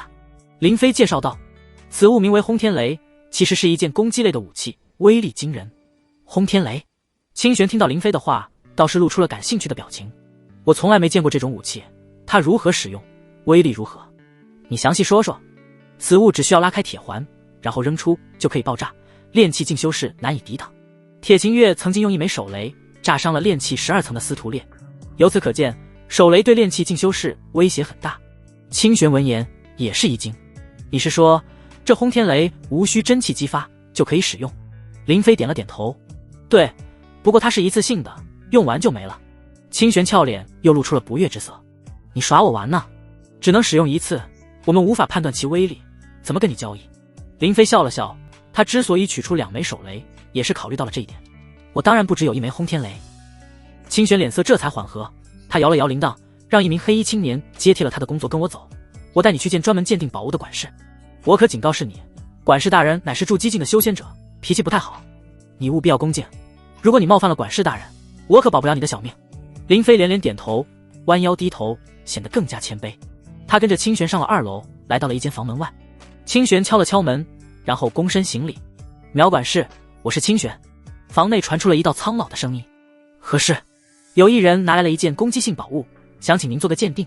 吱呀，房门打开，里面走出来了一个白发老头。这老头还留着山羊胡，胡子也都白了。宝物在哪？清玄给林飞使了个眼色，林飞走上前去，双手捧着手雷。上仙，这就是我要交易的宝物，名为轰天雷。苗管事不屑一笑，似乎有些瞧不上，因为他从手雷上没有感受到丝毫的法宝气息。轰天雷，这名字倒是挺唬人的。苗人凤作为筑基期修士，见识过不少的法宝，越是厉害的法宝，灵气越足，威能更强。即使是没有人催动，法宝依旧能展露出些许威能。他看到林飞手中所谓的轰天雷暗淡无光，没有丝毫气息外泄，更无威能蕴含，因此就起了轻视之心。清玄担心苗人凤会迁怒于自己，连忙说道：苗管事，此人说这轰天雷无需真气激发，威力惊人，炼气进修士难以抵挡，所以我才把他带上来。如果他有所欺瞒，我一定饶不了他。林飞也赶紧说道：我所言句句属实，还请上仙鉴定。苗人凤本来不感兴趣，但是听到无需真气激发就能够爆发威力，倒是有了几分兴致。那我倒要见识一下，跟我来吧。苗人凤带着林飞、清玄两人来到了另一个房间。一进入这个房间，林飞就感受到了一股特殊的气息，像是有什么东西压制住了自己，浑身都有些不舒服。苗人凤解释道，这个房间布下了多重阵法，是专门用来鉴定法宝威力的，在这里可以安心展示法宝威力，无需担心损坏物品。苗人凤瞥了一眼林飞，他走到了房间的中央。你将轰天雷朝我扔过来，我亲自试一下它的威力。林飞脸色一愣，他还是第一次见到有人提这种要求。这筑基境修士究竟有多强，他并不清楚。万一手雷把这位苗管事给炸伤了，可能会迁怒于自己。上仙，我知道您法力高强，但是我实在是有点担心。担心什么？苗人凤嗤笑一声，很是自信地说道，担心我会受伤吗？一件没有任何灵气波动的法宝，威力能大到哪里去？你尽管施展，若是伤了我，我反而会高看你一眼。林飞无奈叹了口气，也不敢再多说，免得对方认为自己小看他，那我就冒犯了。林飞退后了2步，整个房间是封闭的，一旦爆炸的话，就算是躲得远远地，只怕也会受到空气冲击波的影响。他拔出了拉环，朝着苗人凤就扔了过去。苗人凤虽然嘴上说的傲气十足，但是施展出来的防御却是不敢大意。他运转体内真元，形成了防御罩，将自己完全包裹了起来。轰！手雷撞在了他的真元防御罩上，发生了爆炸。林飞在第一时间就捂住耳朵，张开了大嘴，还躲在了清玄的身后。在封闭的空间内，爆炸的声音格外的大。清玄感觉自己耳朵都被震得嗡嗡响，出现了耳鸣。虽然他站得挺远，但是爆炸的冲击波依旧吹得他脸皮抖动。至于处于爆炸中心的苗人凤，此刻也是一脸的吃惊之色。手雷并没有炸开他的真元防御罩，但是却将他的真元防御罩给炸得连连震动。若是威力再大一些，说不定还真能破开他的防御。苗人凤收起了真元护罩，双手背负在身后，摆出了一副修仙高人的风范。这轰天雷的威力很普通吗？林飞从清玄身后走出来，拍手称赞，不愧是筑基境的上仙，真是令人佩服。清玄揉了揉自己的耳朵，一时间有些听不清林飞与苗人凤的谈话。苗人凤走了过来，咳嗽了一声，虽然威力一般，但是却也有可取之处，那就是此物无需真气激发，威力足以杀死一些弱小的炼气境修士。一颗手雷的威力是小点，但是如果10颗手雷一起引爆，威力可是10倍增加。这一点苗人凤心里显然也是清楚的。你这轰天雷是如何炼制的？我偶然得到的，数量不多。那你有多少？林飞略一思索，先问道。敢问上仙，这轰天雷价值如何？是否可以用来换取宝物？苗人凤很不屑地说道，威力也就那么回事，与最低级的下品五雷符差不多。你想用来换取什么宝物？林飞试探地说道。我一直很仰慕修仙者，所以做梦都想成为一名炼气修士，奈何我资质太差，无法炼气。我听说洗髓丹可以洗精伐髓，让普通人也可以炼气，不知是否属实？苗人凤扫了一眼林飞，嘴角微微翘起，暗含讥讽。区区一介凡人，还想要修仙？就算是服用了洗髓丹，也只是勉强有资质修炼罢了。洗髓丹乃是人品灵丹，必须要以灵石、丹药、法宝、天材地宝等东西来交换。你这轰天雷威力勉强可以算作法宝，但是想要兑换洗髓丹，一颗轰天雷可远远不够。林飞一听手雷能兑换洗髓丹，不禁面露喜色。手雷这东西他可是有10几箱呢，那需要多少颗轰天雷才可以兑换一枚洗髓丹？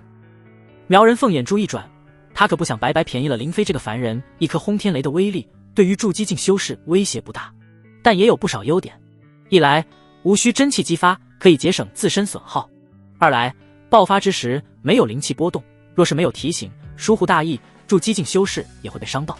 还有第3点，那就是数量多的话，威力也会成倍增加，至少10颗轰天雷才能兑换一枚洗髓丹。林飞知道对方可能故意抬高了价格，但是自己没必要讨价还价，因为对方掌握了主动权。况且自己有不少的手雷，完全不心疼。不过为了迷惑苗人凤，林飞做出了一副很舍不得的表情。我一共就获得了10几颗轰天雷，10颗就10颗吧，多谢上仙成全。苗人凤暗暗一笑，然后说道，好，你拿10颗轰天雷过来，找清玄换取洗髓丹即可。苗人凤转身离开了。清玄此时已经恢复了正常，他带着林飞下了楼。林飞假装去马车上取手雷，不一会就带着10颗手雷回来了。清玄见识了轰天雷的威力，也没有再轻视林飞，他取来了一颗洗髓丹，交给了林飞。多谢仙子，洗髓丹终于到手了。南离城中能够炼制出洗髓丹的，就只有3大家族与多宝阁，而多宝阁炼制的丹药品质会更好一些。因为多宝阁的背后有修仙宗门撑腰。按照清玄所说，服用洗髓丹之后可以洗精伐髓，但是这个过程会有一些痛苦，所以一回到南城大宅，林飞就进了密室内，以防被人打扰。服下洗髓丹后，很快药效就发作了。洗髓丹作为人品灵丹，其药效远超出小培元丹、强迫丹这些凡品丹药。林飞只感觉一股药力化作热流，在体内不断的游走冲击，身体变得滚烫，浑身说不出的难受，像是有无数的蚂蚁在爬，又像是有虫子在啃食自己。他强忍住痛苦，神色坚定。之前罗洪武对他的训练，他经受过各种人体极限的考验、折磨，这点痛苦对他而言算不得什么。他的意志力就像是一块千锤百炼地钢铁，肉身的痛苦无法令他屈服。大约过了1个小时左右，洗髓丹的药效渐渐消失，所带来的痛苦也随之消失。这些都是什么？林飞感觉浑身黏黏糊糊的，除了汗液之外，还有一些黑乎乎的东西。这难道是排出来的杂质？怎么臭烘烘的？林飞先冲洗了一遍身体，换了干净的衣服，然后才重新回到了密室。我现在应该能够修炼血狼诀了，再试一试。凝神静气，感知天地灵气，引气入体。林飞盘坐在地上，五心朝天。很快他就感受到了一股奇异的力量散布在身体周围，就像是空气一样无处不在。这股力量受到了他身体的牵引，源源不断地进入了他的体内。这就是天地灵气吗？林飞心中惊喜，但是很快就冷静下来。引气入体只是第一步，接下来炼化天地灵气，转化成为真气才是最关键的一步。想要炼化天地灵气，就要以自身为炉鼎，以经脉、穴位为桥梁，沟通天地灵气与自身结合。在这个过程中，天地灵气与自身精气结合，就会转化成为真气。林飞按照血狼诀的记载，引导天地灵气在体内的经脉、穴位上游走，不敢有丝毫的大意，因为一旦走错了的话，轻则伤到经脉，重则走火入魔。当天地灵气在体内经脉中运转了36个周天后，就如同万流归海一般，存储进入了丹田内。林飞睁开了眼睛，眼神都比以前明亮了几分。我初步炼气，真气还很微弱，感觉就像是一缕头发丝。不过真气游走身体各处之时，我能明显的感应到身体受到了滋润。难怪炼气修士要比普通强大，就是因为他们的力量不只是来自肉身，主要是靠真气的爆发。林飞闭上了眼睛，又继续吸收天地灵气，凝练壮大自身的真气。修炼了不知多久后，林飞停了下来，因为他有些疲乏了。这种疲乏不仅仅是身体上的疲乏，还有精神上的疲乏。就算是成了炼气修士，也只是比普通人强大一些，仍旧需要吃饭、喝水、睡觉的。只有突破住机境，再次脱胎换骨，才能够长期辟谷不食。按照这个修炼速度，我要多久才能修炼到第12层？炼气境一开始修炼速度快，越往后修炼就越慢，因为需要吸收的天地灵气更多。司徒烈、铁琴月他们都快50岁了，才达到炼气12层、炼气11层的修为。而且像他们这种有天赋的，都是自很小的时候就开始练气了。也就是说，他们修炼了至少30-40年的时间。若是要我修炼30-40年才能达到司徒烈那样，那我岂不是把青春都浪费在这里了？30-40年后再回到地球，自己爸妈他们都老死了。必须要想办法加快修炼速度。林飞想起了精气丸，这种丹药是炼气修士辅助修炼用的，而且精气丸是花金币就可以买到的。林飞再次来到了多宝阁，清玄再一次看到林飞，态度要比之前好多了。你又来了。林飞笑了笑，虽然自己已经开始练气，但是修为太弱，还不够资格让对方真正的尊敬自己。仙子，行了，别再喊我仙子了，我名叫清玄，你可以称呼我的名字，也可以称呼一声师姐。林飞有点惊讶，没想到这高傲清冷的女子竟然也有这么好说话的时候。那我就恭敬不如从命了，清玄师姐，我此次前来是想购买一些精气丸，用来辅助修炼。清玄嘴角微翘，似乎猜到了林飞的来意。你刚刚才开始练气，就这么着急加快修炼，欲速则不达的道理，难道你不懂吗？修行一道，最忌讳急功近利。林飞做出一副虚心受教的样子。多谢师姐提点，我这般年纪了才开始修炼，若是不借助点外力，不知要多少年才能有所成就。清玄微微点头，你说的也对，按照普通炼气修士的修行速度来说，至少要几十年时间才能达到炼气10层以上。不过影响修炼速度的因素有很多，并不是只有丹药一个助力。林飞闻言心想，对方这是有意要提点自己，请师姐多多指教。清玄走上前来说道，炼气修士想要修行速度快，一是自身天赋，二是借助外力。你服用洗髓丹才能炼气，资质只能算一般，外力因素那就尤为重要了。除了丹药之外，最重要的就是功法。炼气功法分为下品、中品、上品、极品，品级越高的炼气功法，吸收炼化天地灵气的速度就越快，真气也更加凝实。林飞从储物界中发现的炼气功法都是中品功法，没有更高品级的。师姐，这炼气功法也需要灵石、法宝之类的东西才能交易吧？清玄点了点头。下品、中品炼气功法可以用金币购买，但是上品、极品的炼气功法只能用灵石、丹药、法宝等物品交易。我在多宝阁做事多年，凭借自身的贡献点才换了一门上品炼气功法。清玄见四下无人，然后用真气包裹着声音施展出了传音入密。你是否还有轰天雷？若是你肯以3颗轰天雷交易，我可以将上品炼气功法传授给你。林飞这才明白清玄为何会对自己态度有所转变，原来他是想要轰天雷。他只是一个炼气修士，轰天雷对他的用处更大。就算是他不自己用，也可以跟别人交易，换取对他修行更有帮助的宝物。3颗手雷换一门上品炼气功法，林飞觉得自己也不算亏。若是与多宝阁交易的话，只怕要更多手雷才可以。清玄私下与自己交易，瞒着多宝阁也是想给自己捞点好处。林飞正在思考的时候，清玄的声音再次响起：你不必回话，若是你愿意就眨3下眼睛，若是你不愿意，那就当我没提过此事。林飞朝着他眨了3下眼睛，算是默认了与他的交易。清玄的俏脸上露出了笑意：既然你愿意，那么你把轰天雷带来之后，我们在多宝阁外面交易。林飞再次眨了3次眼，清玄都忍不住被逗笑了。走吧，我带你去拿金器丸。清玄亲自接待林飞，这次没有安排黑衣青年。你要购买多少？如果你修炼的是极品炼气功法，1天1颗金器丸就足够了。若是上品炼气功法，3天服用1颗。切记一次不可多吃，若是吃多了，无法快速炼化吸收，轻则经脉尽断，重则爆体而亡。林飞得到了司徒烈大半辈子的收藏，现在可以说富得流油。他随手掏出了1叠金票，每一张都是1万金额的，这是100万金票。清玄微微一愣，他没想到林飞竟然这么有钱。金器丸1颗卖5000金币，你这100万金票就是200颗金器丸，要是换做别的地方，怕是你想买都买不到。清玄让林飞稍等一下，他转身离开。过了没多久，他抱着一个金丝楠木的木匣回来了，这里面一共有20瓶金器丸，每瓶10颗，正好200颗。你清点一下吗？林飞将金票递了过去，接过了木匣。不用清点，我信得过师姐你，更信得过多宝阁。我先告辞了，明日再来。林飞带着木匣离开后，就将木匣收进了储物界内。他此刻忽然有点理解司徒烈了。司徒烈用镀金的方法将储物界给隐藏起来，或许就是怕被人给认出来。回去之后，我找人重新镀金一遍。一回到南城大宅，林飞就尝试了一下金器丸的修炼效果。服下之后，林飞明显的感觉到自身精气与天地灵气融合炼化的速度加快了。1天修炼结束，速度比之前要快了1倍。我修炼的血狼诀只是中品功法，短时间内无法完全吸收金器丸的药效。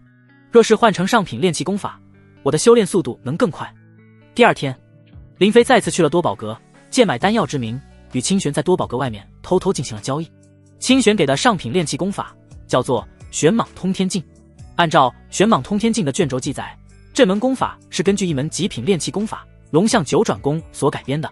龙象九转功是一个修仙宗门中的极品功法，想要修炼这门功法，除非拥有特殊体质，或者需要以妖兽之血强化肉身，才有可能修炼成功。一旦修炼到圆满，真气雄厚无比，是其他功法的数倍。所以若是体质太差的，根本承受不住龙象九转功的真气爆发。玄蟒通天镜虽然是弱化了许多，但是却没有了体质方面的要求，修炼起来更加容易。这门功法说是上品炼气功法，其实比一些差点的极品炼气功法也不弱多少。林飞回去一修炼，就发现自己吸收炼化天地灵气的速度大增，比起血狼诀的修炼速度至少快了2倍。我如今修炼玄蟒通天镜，又有金器丸辅助修炼，速度相当于快了3倍。之前多宝阁的人说过，只需要拳头大的一块千年寒玉就可以加快炼化天地灵气，还可以保持清醒冷静，避免走火入魔。唰，林飞一挥手，从储物界内取出了千年寒玉床。桃花的遗体留在了储物界内，林飞发现储物界虽然无法存放活物，但是尸体可以，而且存放进去的物品，比如蔬菜、肉食都不会腐烂变质，似乎储物界自成一片特殊空间，不受时间的影响。所以林飞将桃花遗体留在戒指内，也不怕会腐烂。他盘膝坐在了千年寒玉床上，然后修炼起了玄蟒通天镜。这一尝试，林飞发现果然效果极佳。这千年寒玉床果真可以加速天地灵气炼化，效果比我服用精气丸还要好。有这件宝物相助，我修炼的速度就更快了。服用精气丸，修炼上品炼气功法，再加上千年寒玉床的辅助，3重 buff 叠加在一起，林飞的修炼速度至少是寻常炼气修士的5倍。如果说林飞原本需要30-40年时间，可能才能达到炼气12层，那么现在他只需要6-7年的时间。回到地球上，我肯定无法进行修炼，就暂且留在这里，先修炼1年时间。林飞开始了闭关修炼，平时让白岩松亲自送来吃的喝的，还有换洗的衣物。罗洪武来找过林飞几次，得知林飞在修炼，后来就没再来打扰。1年的时间，林飞偶尔会出来透透气，或者去南离城到处逛逛，大部分的时间都用在了修炼上。林飞，你这1年多了，修炼的怎么样了？罗洪武很是好奇。林飞整天深居简出，实力究竟会有多大的提升？林飞笑了笑，他正好也想检验一下自己的实力。我刚刚突破炼气6层，在这南离城还算不上是什么高手，不过与1年前相比，我现在绝对强得可怕。林飞运转丹田内的真气，真气流转到了双腿上，唰，他脚下发力，瞬间整个人就化成了一道黑影，消失在了罗洪武面前。罗洪武回头一看，林飞已经到了100米之外，他顿时惊得目瞪口呆。你的速度还没完呢。林飞又举起了一个800多斤的石狮子，单手举起，轻而易举。他用力朝着天上一抛，石狮子凌空飞起。紧接着，林飞纵身一跃，来到了空中，真气凝聚在拳头上，一拳打出。轰！石狮子上出现了一道深深的拳印，还出现了一道道的裂痕。石狮子落地之后，砰的一声就裂开了。罗洪武的眼神就像是见鬼了。你还是人吗？炼气修士在修仙者眼中虽然还是凡人，但其实已经突破了凡人的极限，无论是力量、速度都已经不是凡人可比的。林飞现在的100米速度只需要1秒，他之前100米速度是3秒，别看只提升了2秒，这绝对是质的飞跃。仅凭速度，林飞就能打败之前的10个自己。100米速度不仅仅是跑得快，而是他身体爆发力的体现。他现在的出拳速度、身体反应速度也都大幅度提升，力量更是夸张。炼气6层的真气爆发增幅，林飞估计自己的力量至少翻了3倍，否则他也不可能单手抓起石狮子还抛飞到了空中。老罗，你别看我现在好像挺厉害，南离城中比我厉害的大有人在。之前林飞从万花楼购买的情报，血狼帮、铁剑帮的堂主们基本上都是炼气9层以上的修为。李、周、赵3大家族中不仅有修仙者坐镇，而且也有不少的炼气修士。自己这炼气6层的修为，连铁心都比不上。铁心年纪轻轻就达到了炼气8层的修为，由此可见他的天赋是很不错的。不过林飞有信心，只要给自己时间，自己迟早会超过铁心。就算是炼气12层的司徒烈，也扛不住巴雷特射出的穿甲燃烧弹。所以说，无论我现在是什么实力，都还需要低调。罗洪武一脸羡慕的表情，他看了一眼自己的断腿，神色有些黯然。如此精彩的一个世界，可惜他一介废人，无法驰骋纵横。林飞走上前来，拍了拍他的肩膀。老罗，我听说这个世界有能够令断肢重生的宝物，你等我变得再强一些，只要有机会，我一定搞到手，帮你重塑断腿。罗洪武笑了笑，他知道林飞是在安慰自己。能令断肢重生的宝物何其珍贵，一旦出世的话，恐怕会有很多修仙者都要抢夺。行，我有生之年，你小子可一定要做到。你接下来有什么打算？还要继续闭关修炼吗？林飞摇了摇头，他都修炼1年了，该回地球去看看了。我回一趟地球，你一起吗？我就不回去了，云州又没有熟人，怪无聊的。而且地球上也没过几天，南离城1年时间，地球上最多也就3天时间。林飞是想看看自己不在这段时间有没有人联系过自己，而且红袖住在他家里，3天时间，家里吃的估计快没了。唰，林飞从空间门走了出来，回到了卧室。客厅内传来了阵阵笑声。什么情况？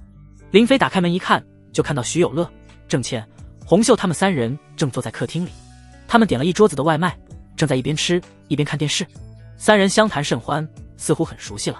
林飞，你不是不在家吗？徐有乐、郑倩都满脸疑惑的表情。红袖连忙站了起来，原来你在家呀，我以为你又出门了呢。徐有乐走上前来，给了林飞胸口一拳。你小子躲在卧室干嘛了？我们来了这么久，你才出来迎客。林飞反问道。你们怎么过来了？徐有乐哼了一声，瞥了一眼红袖，然后凑到了林飞耳边。3天了，你小子电话都打不通，我还以为你出事了呢。原来你小子金屋藏娇，跟人家姑娘都同居了。林飞摸了摸鼻子，电话打不通这件事，他还真不好编理由。别胡说，我跟红秀是清白的，不是你们想的那样。清白的？徐有乐眉头一挑，脸上露出了坏笑。这你怎么解释？他拿出了手机，打开了一个短视频。短视频中正是林飞与红秀在龙华商城逛街的时候，也不知道是什么人拍了下来。你知不知道，红秀现在火了，网上好多人都称她为古装第一美，好多人正在到处找她呢。林飞看了一下，发现这条短视频点赞超过了100多万，评论就有几万条。这小姐姐是哪个主播？速推我！爱了爱了，没想到我们大云州也有这么美的古装主播。她旁边那个男的是谁啊？来个大神帮我 P 掉，我想拿来当手机壁纸。这一条条评论全都是讨论红秀的，只有少数是讨论林飞的，很多人都猜测他是什么富二代。林飞没想到自己跟红秀去逛逛街，路人随手拍下的视频竟然就意外走红了。徐有乐激动地说道：林飞，这破天的流量我们可要接住啊！我建议咱们干脆开个账号，专门给红秀拍古装照片，等粉丝多了咱们就直播带货，绝对财源滚滚。徐有乐这脑子转的倒是挺快，林飞还真没往这方面想过。你小子一厢情愿，你问过人家红秀愿意当网红主播吗？其实在林飞回来之前，徐有乐、郑倩他们就已经跟红秀提过这个想法了。红秀对什么网红主播、直播带货都不懂，所以只是推脱让林飞来做主。林飞，我都听你的。徐有乐忍不住露出了羡慕的眼神。林飞，你是怎么把红秀调教的这么听话？郑倩咳嗽了一声，插话道：徐有乐，你别添乱了，要是当了网红主播，人家林飞和红秀还有亲近日子吗？徐有乐挠了挠头，尴尬一笑：也对哈，反正林飞你现在也不缺钱。郑倩又说道：林飞，我们俩过来除了看看你有没有事之外，其实还有话想跟你说。你给我们俩开的工资挺多，但是我们俩平时无所事事的，总感觉对不起这份工资。徐有乐也说道：主要是我们俩都年轻，正是拼搏的时候，你懂吧？林飞听出了他们的话外之音，他们是想跟自己辞职，觉得这份工作不太稳定。其实我觉得老徐的建议挺好的，咱们也别开什么账号了，直接开一家公司吧。徐有乐、郑倩都不由一愣，还以为林飞是在开玩笑。啊，开什么公司？林飞笑着回道：就开一家直播带货的公司，我来出资，你们俩负责运营，红秀当主播。你们没人反对的话，就这么愉快的决定了。开直播带货公司这件事，林飞虽是一时兴起，但是越想越觉得有必要。他如今的财富主要是司徒烈留下的那些金银珠宝，这些金银珠宝要是兑换成现金的话，足够林飞一辈子都花不完的。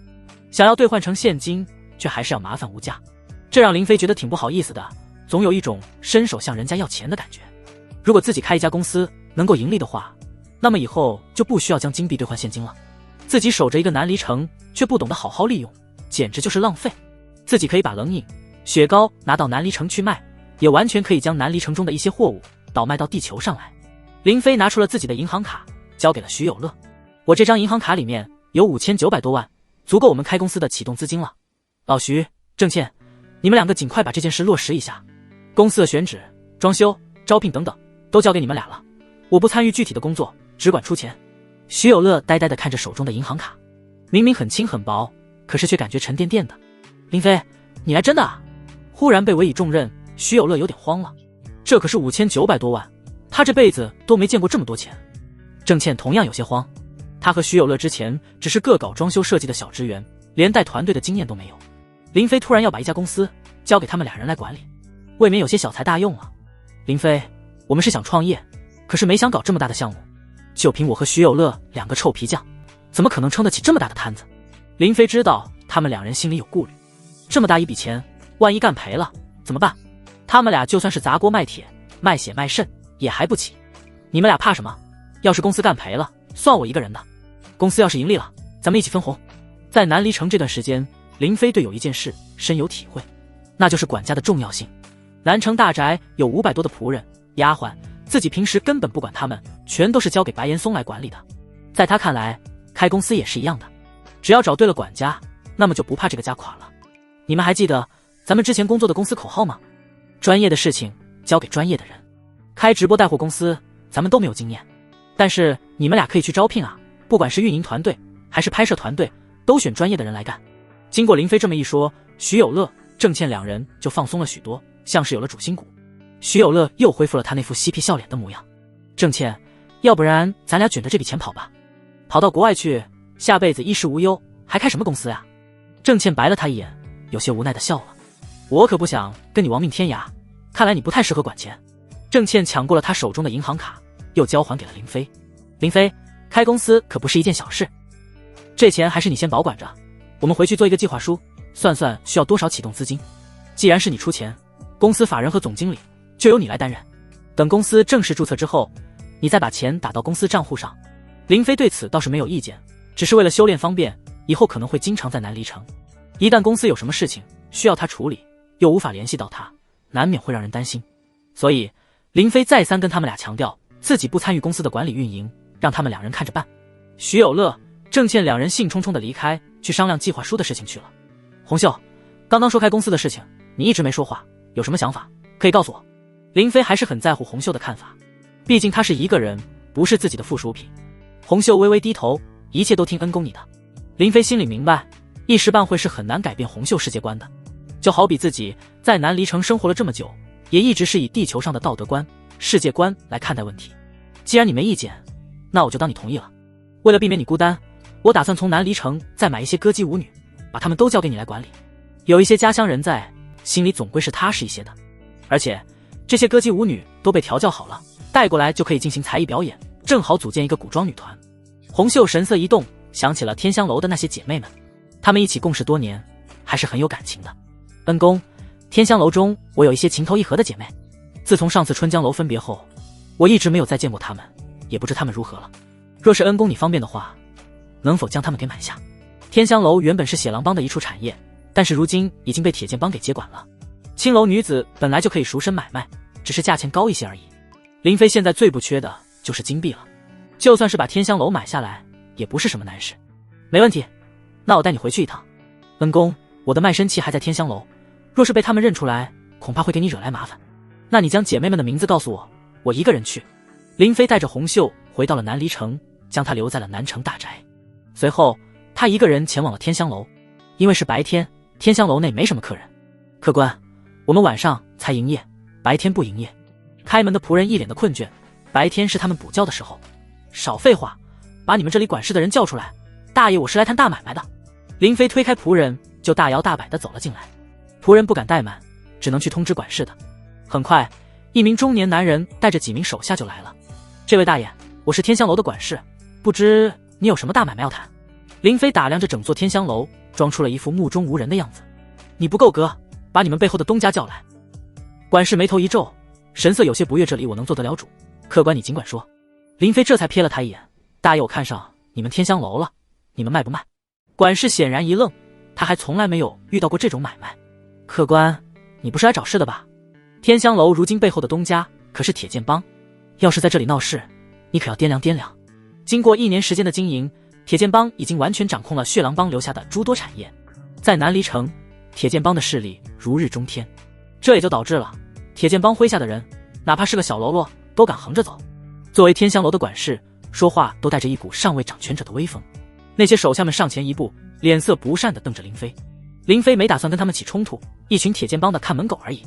哼，天香楼不卖，天香楼的姑娘不会也不卖吧？管事的脸色这才缓和一些。原来大爷你是冲着姑娘们来的，只要你出得起价钱，姑娘们随便你挑。青楼这种地方，姑娘就是商品，把她们培养成能歌善舞的歌姬舞女，就是为了赚钱。可是姑娘们的青春有限，一旦老了，价值就会大跌，甚至最后成为赔钱货。许多青楼女子老了之后，大多都被贱卖成了女奴，一些得了病的、卖不出去的，直接就赶出去，任由她们自生自灭。所以那些能够被买走赎身的，反而算是命好的。开青楼的人最希望的就是在他们年轻漂亮的时候卖出最高的价钱。林飞拿出了一叠金票，在对方面前晃了晃，管事的眼睛都直了。他看向林飞的眼神就像是在看财神爷，满脸陪笑。大爷您稍坐，我这就让人喊醒姑娘们。管事亲自招待林飞，过了一会更是安排了2个相貌妖娆的女子作陪。等了大约半个小时，天香楼的那些姑娘们才梳妆打扮出来见客了。客官，姑娘们都在这了，您看看有没有能入眼的。能歌善舞的留下，其余的先站到一边去。林飞此次前来就是要挑选一批资质好的去当才艺主播，没有才艺，只靠脸蛋是很难走红的。毕竟地球上的美颜瘦脸功能一开，网络上遍地都是美女。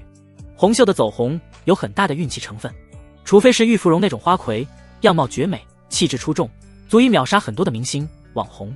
但是放眼整个南离城，能与玉芙蓉相媲美的，着实是少见。你们挨个报一下名字。既然答应了红袖，那么自然要把她的姐妹们买回去。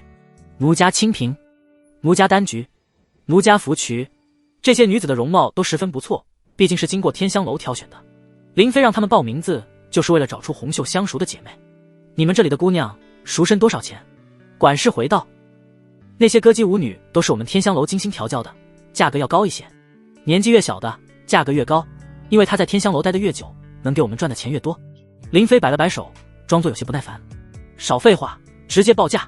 是，18岁以下的价值1000金，18岁以上20岁以下价值900金。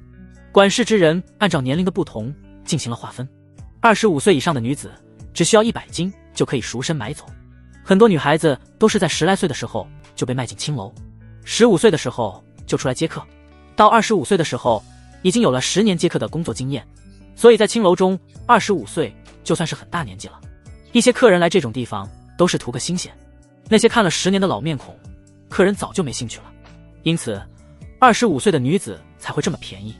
林飞把她们买回去又不是要自己玩，所以那些价钱高年纪小的姑娘他没打算买。毕竟18岁以下的年纪在地球上还属于未成年，与红袖交好的姐妹年纪大都已经20以上了，赎身的价钱都在500金左右。白露、芦花、秋红，林飞一口气选了20多个歌姬舞女，年龄在20岁以上25岁以下，并且这些歌姬舞女的容貌都算是出众的。就她们吧，算算一共多少钱。账房拿着算盘噼里啪啦的算了一阵，管事的笑着说道：大爷，算好了，这些姑娘们加起来一共价值10300金。林飞拿出了1张1万的金票，又拿出了3张100的金票，当场结清。大爷，其他的姑娘你不再看看吗？你看那个小姑娘还是个雏呢。管事一脸色眯眯的表情，她指向了一个小姑娘，看起来瘦瘦弱弱的，不过豆蔻年华，一看就是个未成年的小萝莉。林飞心中暗叫罪过，自己不是菩萨，救不了所有的失足女孩。我不喜欢年纪小的，下次再说吧。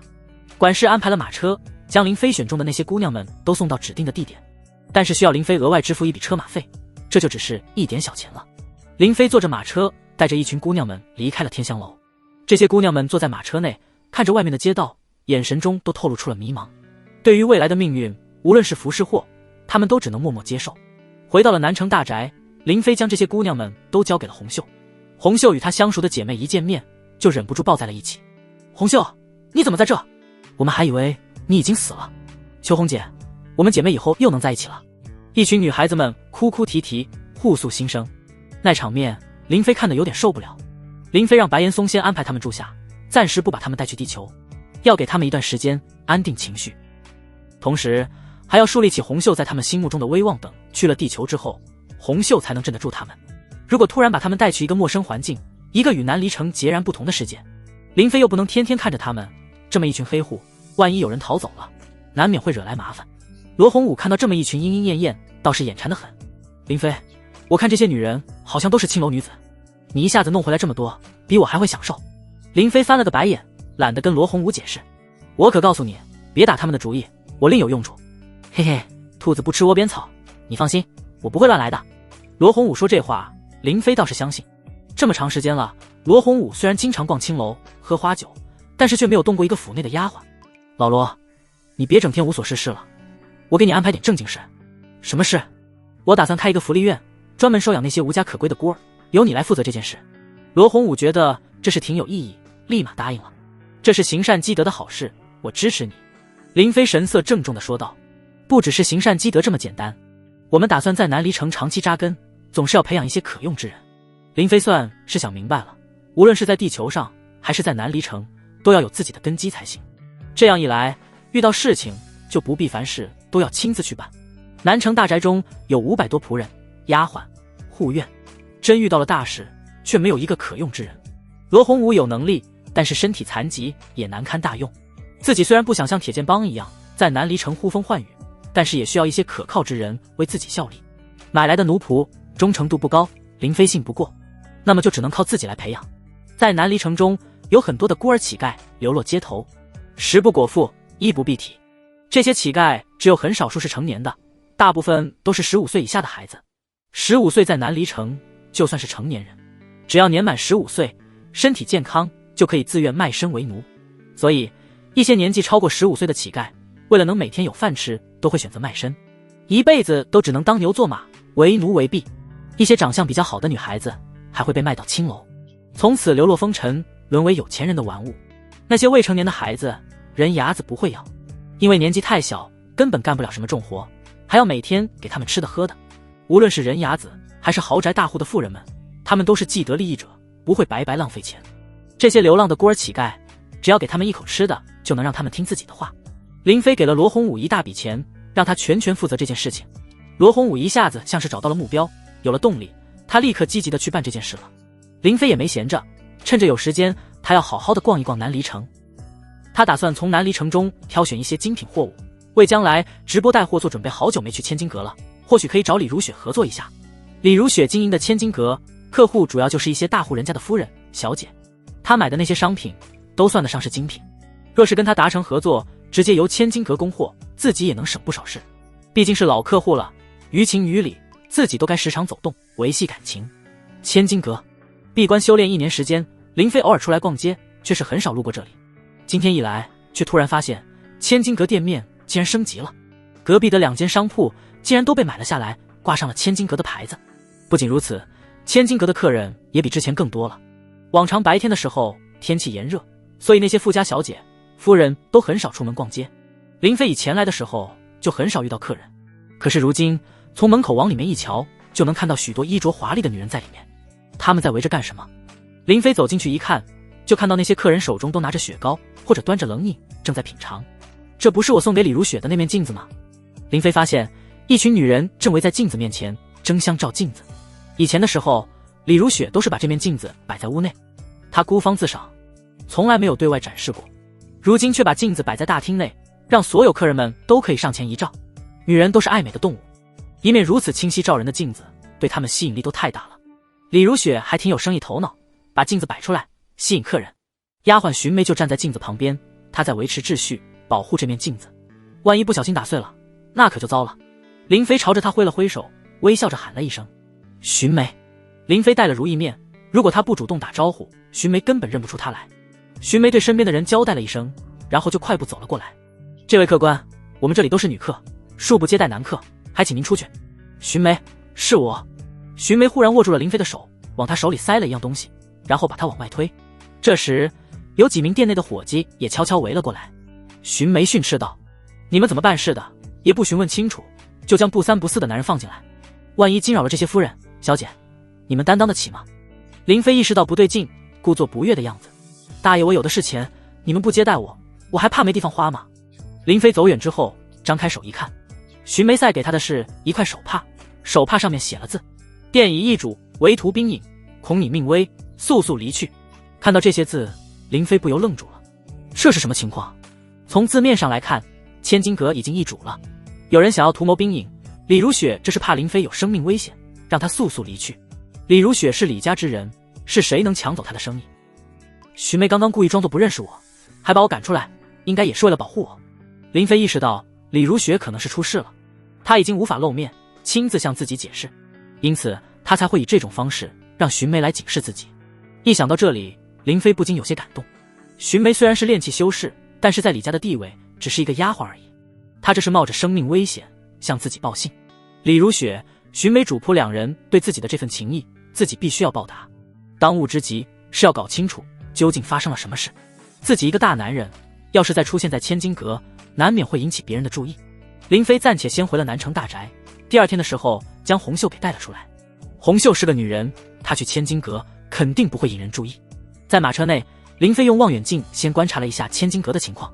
红袖，那个站在镜子旁边的小丫鬟就是寻梅，你进去之后想办法将这封信给她，千万别让其他人发现。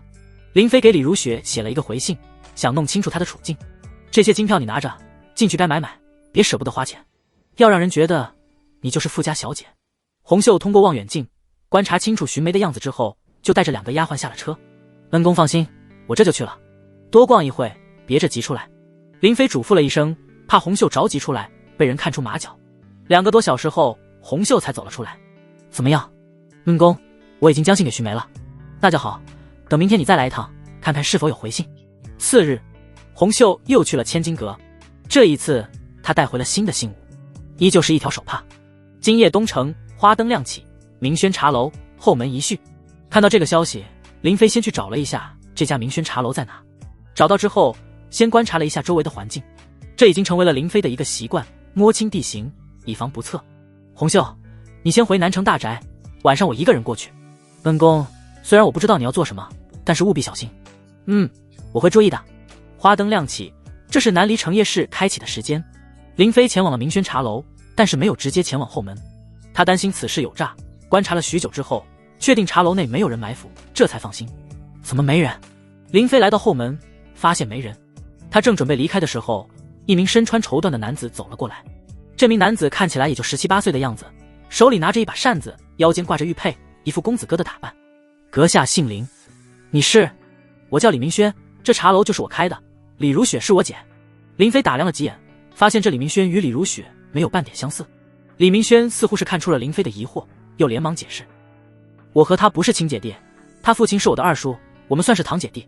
如雪姐她现在被软禁了，无法外出，所以让我专门来见你。软禁？林飞不由皱眉，好端端地为何要软禁李如雪？究竟发生了什么事？这2年，如雪姐打理的千金阁收益巨大，利润翻了好几倍，引起了某些人的嫉妒。李明轩咬牙切齿，似乎挺生气的。我们这一脉并非李家嫡系，也没有出修炼天才，所以在家族中地位并不高。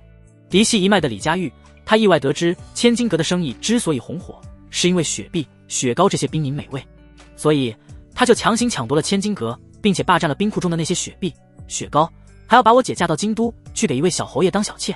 林飞闻言顿时就有些生气，做人怎么可以这么无耻？抢了别人生意，还要把别人送去当小妾，简直欺人太甚！难道就没人为李如雪说话吗？李明轩叹了口气，神色无奈。唉，我们人微言轻，求情了也不管用。像我们这种拥有修仙者的家族，只有那些拥有修炼天赋的人才会受到重视。家主一句话就可以决定我们的生死。李家玉是嫡系一脉，他父亲修为达到了炼气12层，很受重用。除非……李明轩欲言又止，把林飞看得有点着急。除非什么？除非如雪姐能够将冷饮、雪糕的配方交出来，或者把卖给他冷饮、雪糕的人交出来，李家玉才会放过他。林飞眉头一挑，瞥了一眼李明轩，这家伙难道不清楚自己就是卖给李如雪冷饮、雪糕的人？李明轩又说道：我姐说了，你们俩今生无缘，她很快就要被送去京都，望你珍重，千万不要去李家找她。今生无缘。林飞听得一愣，李如雪到底怎么介绍的自己？听这话的意思，李明轩是把自己当成了李如雪的心仪之人。我问你，李如雪何时被送往京都？她为什么不逃走呢？李明轩摇头苦笑，她现在被软禁，怎么可能逃得掉？况且李家玉以他的父母作为要挟，若是我姐逃走或者自杀，李家玉都会迁怒于他父母。这个李家玉的无耻程度，当真是令林飞气得咬牙切齿。你姐身边有个丫鬟叫寻梅，她为什么没有被软禁？寻梅出现在千金阁，这说明她是可以自由出入的，否则也不可能给自己带信。李明轩回道：寻梅已经跟了李家玉，她就是李家的一个奴才，让她跟谁，她就得跟谁。我听说李家玉留着寻梅，好像是因为寻梅见过那个卖冷饮、雪糕的人。此刻林飞全都明白了，寻梅虽然跟了李家玉，但是在内心还是忠于李如雪的，所以寻梅才会暗中帮忙传信。李如雪宁愿被送去京都当小妾，也没有出卖林飞。林飞猜测可能有3种原因。第一，李如雪是个有情有义的女人，她不想害了林飞，所以不肯合作。若是李如雪肯配合，在千金阁设下埋伏，抓住林飞并非难事。第二，李如雪很清楚自己的处境，就算是抓住了林飞，李家玉也不会放过她。第三，李如雪其实是想以此为筹码，与李家玉谈条件，只要林飞不被李家玉抓住，一切就都有的谈。当初林飞供给千金阁的冷饮只够维持3年的，他闭关修炼了1年，那么冷饮最多还够2年的。前天林飞去千金阁的时候，看到很多富人家的夫人、小姐都在畅喝冷饮、吃雪糕，如果天天这样消耗的话，怕是连半年都维持不了。你可以见到李如雪，是吗？这是当然。麻烦你帮我转告他，我与他相识一场，不忍心他落得如此下场。只要他开口，我有办法救他。林飞与李如雪之间谈不上什么情深意重，但是也交情不浅。当初第一次摆摊是李如雪买下了所有的冷饮、雪糕，第3次摆摊的时候自己被血狼帮的小喽啰给打了，也是李如雪出言相助救了自己。自己受伤之后，李如雪以雪参玉缠丸相赠，帮自己治好了伤。后来李如雪还送了如意面给自己，自己才能安心在南离城行走，不怕被人追踪。当初桃花死了，自己上门来求助，李如雪让寻梅出手，帮自己抓了丁铁锤。回首往事种种，林飞又怎么忍心看李如雪掉进火坑，却不伸出援手呢？李明轩有些惊诧地看着林飞，不太相信他能够帮到李如雪。你真的能救我姐？林飞点了点头。冲进李家去救人，他或许做不到，但是在去京都的路上把李如雪劫走，这应该不难。如果他认命去京都侯府当小妾，我会祝福他；如果他不想认命，我可以带他亡命天涯。李明轩答应了林飞，会把话带给李如雪。他们2人约定明天这个时候再见一面。林飞离开了明轩茶楼，前往了东城小宅暂住。桃花死了，林飞又经常长期不回来，这座宅子中的仆人们留在此处也没什么用处，他们的日子倒是过得挺清闲自在。林飞跟管家婆说了一声，让他们都收拾一下自己的东西，过几天搬去南城。南城的那些孤儿乞丐们数量众多，若是把他们都收留了，肯定需要很多的人手来照顾，罗洪武一个人肯定是忙不过来的。南城大宅中的药材都已经种好了，日常浇水施肥用不了很多人，所以林飞早有打算抽调一部分人给罗洪武，物尽其用，人也一样，不能让这些仆人们整天闲着，否则就会养出一群奸懒馋滑之人。翌日晚上，林飞再次来到了茶楼。李如雪怎么说？李明轩上下打量了林飞几眼，他对林飞的能力依旧充满了怀疑。我姐说他不想认命，除非有办法能保全他的父母，他才愿意跟你亡命天涯。这一点林飞早就考虑到了，只要制造一场强盗劫杀的戏，让人以为李如雪被杀了，如此一来，李家的家主就算是冷血无情之人，也不会因此迁怒李如雪的父母，这是自然，绝不会牵连他父母。李明轩忍不住问道：你真能救我姐？林飞知道对方的担忧，这恐怕也是李如雪担忧的。我不敢说10成把握，但是9成把握还是有的，不过我需要你的配合。李明轩疑惑：我怎么配合你？你要帮我弄清楚李如雪被送去京都的具体时间，还有人员情况，必须提前1天告诉我。你是要在路上动手？李明轩不是蠢蛋，很快就明白了林飞的计划，只是这个计划有点太大胆，也太危险了。此去京都路程遥远，我们李家肯定会安排炼器高手跟随护送，你能请动多少炼器高手？若是人数太少，我劝你还是放弃。林飞自信一笑，有了之前对付血狼帮的经验，就算是李家派出炼器12层的高手，他也不惧。一杆巴雷特在手，1000米之内取其首级，易如反掌。这你无需过问，我不会拿自己和李如雪的命开玩笑的。李明轩又问道：你是每天都来茶馆，还是给我留个地址？如果我打听清楚了，也方便联系你。林飞不太信任李明轩，所以不会把住宅的位置告诉他。同福酒楼，你知道吧？我这几天都会住在那里，你可以随时来找我。以前林飞就在同福酒楼住过，对这家酒楼也还算熟悉。离开了明轩茶楼，他就去同福酒楼订了个客房，暂且住下。没人打扰的时候，他就服用精气丸修炼。每日练气，这已经是他的必修课。一连过了好几天，李明轩都没有过来找林飞。到了第5天的时候，李明轩才找了过来。我打听清楚了，2天后我姐就会前往京都。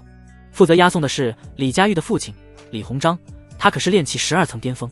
除了他之外，还有10名炼气10层以上修为的高手，以及众多随从。林飞有些诧异，押送李如雪一个小女子，用得着这么多高手吗？李明轩解释道：他们不光押送我姐，还押送了一批金银财宝。听闻陛下寿诞在即，各大家族都准备送贺礼前往京都。我们李家有人在京都做官，自然是要送礼的。给皇帝准备的贺礼绝对价值连城。林飞不由暗暗皱眉，原本他以为只是押送李如雪的话，李家不会派出多少人。一个炼气12层巅峰的高手，再加上10名炼气10层的高手，这阵容都足以碾压铁剑帮了。铁琴月不过才炼气11层，麾下4大堂主仅仅是炼气9层，整个铁剑帮的炼气高手加起来一共也不到100人。经过翠园一战，铁剑帮又折损了大批炼气高手，李家随随便便派出的一支护送小队，实力就如此强悍。林飞不得不佩服，李家不愧是修仙家族。我知道了。李明轩急道：你别光说知道了，你究竟有什么计划？我姐知道护送的人员情况后，已经不抱任何希望了，让你别去送死。林飞没有打退堂鼓，虽然情况有点出乎意料，但是还在掌控之中。告诉李如雪，我林飞言出必行，一定会救他。到时候如果护送车队发生意外，让他想办法表明他在车队的位置，以防误伤他。李明轩满脸怀疑，根本不相信林飞能做到。等他离开之后，林飞也紧跟着离开了。李家派出这么多高手，他也得找帮手才行。林飞找到了罗洪武，将情况告诉了他。老罗，这次我需要你帮忙。林飞，你真是个情种，总是为了女人去杀人。瞎说什么，我跟李如雪不是那种关系。不用解释，我帮你就是了。罗洪武用了1天时间制作出了10个遥控炸弹，这次炸弹的威力比之前炸春江楼的还要大。如果不是怕误伤到李如雪，林飞会让罗洪武把炸弹威力做得更大。随后林飞与罗洪武2人就出城了。林飞研究过前往京都的地图，有一个地方是必经之路，松骨峰。这是一座只有几百米高的小山，山上植被很少，藏不住很多人。这座山所在的位置正好是一个3岔路口，前往京都必定经过松骨峰下。林飞与罗洪武提前挖坑，将遥控炸弹给埋在路上。等了1天时间，终于看到了车队出现。林飞，来了一支车队，人数不少。林飞通过望远镜观察，整个车队一共有10几辆车，护送的人超过100人。这个时间点，这么大阵仗，应该是李家的车队。老罗，一会就看你的了。罗洪武大笑一声，就用黑布蒙脸，大摇大摆地走到了路中间。等到李家车队靠近，罗洪武大喝一声：带！此山是我开，此树是我栽，要打此路过，留下娘们和钱财。李家的车队停了下来，前面带队之人骑着高头大马，腰挎宝刀。他看到罗洪武只有1人，不由面露嗤笑。其他的人也都笑出了声。哪里来的疯子？哈哈，我看不是疯子，而是傻子，敢拦我们李家的车队，真是找死。罗洪武用手指向了带头的人。笑什么笑？信不信我用手指谁，谁就会死。李家的那些人自然不信，他们都把罗洪武当成了疯子。去一个人把他解决了。我去。一名骑在马上的人拔出了刀，就准备冲上前去扑。此人的脑袋上出现了一个血洞，从马上直挺挺地栽了下去。死！罗洪武装腔作势，用手指着那人，就好像人是他杀死的一样。这一幕顿时惊到了李家的人。什么情况？人是怎么死的？肯定是有人用了暗器。他们惊慌地看向四周，想要找出使用暗器的人。噗！毫无征兆，又一名骑在马上的人脑袋开花，瞬间毙命。李家的人更加慌乱了。不对劲！所有人警戒，杀了那个人。又有人想要出手，林飞再次扣动了扳机。噗！带头之人的脑袋中枪，临死之前他都不知道发生了什么事。他怎么也想不到杀他的人在500米之外。带头之人一死，其他人就更不敢轻举妄动了。罗洪武得意地大笑了起来。哈哈，现在相信我的话了吧？留下娘们和钱财，我就饶你们不死。一名炼器高手使了个眼色，让人去通知后面的李鸿章。可是那个人骑着马刚刚走了没多远，就从马上掉了下来。究竟是什么人出手？我们可是炼器10层的修为，竟然察觉不到出手之人在哪。都别乱动，对方很可能是筑基境的修仙者。这些炼器10层的强者们都感受到了恐惧，能够无声无息瞬间杀死他们的人，除了筑基境的修仙者，他们想不出还能有谁。车队有10几辆车，足足有60、70米长。整个车队停了这么久，后面的人也察觉到了异常。有人跑到前面来打探情况，林飞没有阻止，他观察着每一辆马车的动静，寻找李如雪的踪迹。中间的一辆马车掀开了窗帘，露出了一块红色的手帕。过了一会，车上还有一个丫鬟伸出了头，打探发生了什么事。林飞猜测李如雪很可能就坐在这辆马车中。那名探查情况回去报信的人则是去了后面一辆马车，其他那些没有动静的马车上很可能装的都是金银财宝。老罗，目标可能在第5辆马车上。通过对讲机，林飞与罗洪武进行了联系。罗洪武从口袋中掏出了一个遥控器，拉长了天线。黑布下，他的嘴角微微上翘。爆！他按下了遥控器上的6键，顿时一股惊天动地的爆炸声响起。车队最后面的2辆马车轰然炸裂，无数物品都随着爆炸的冲击波飞出。噗！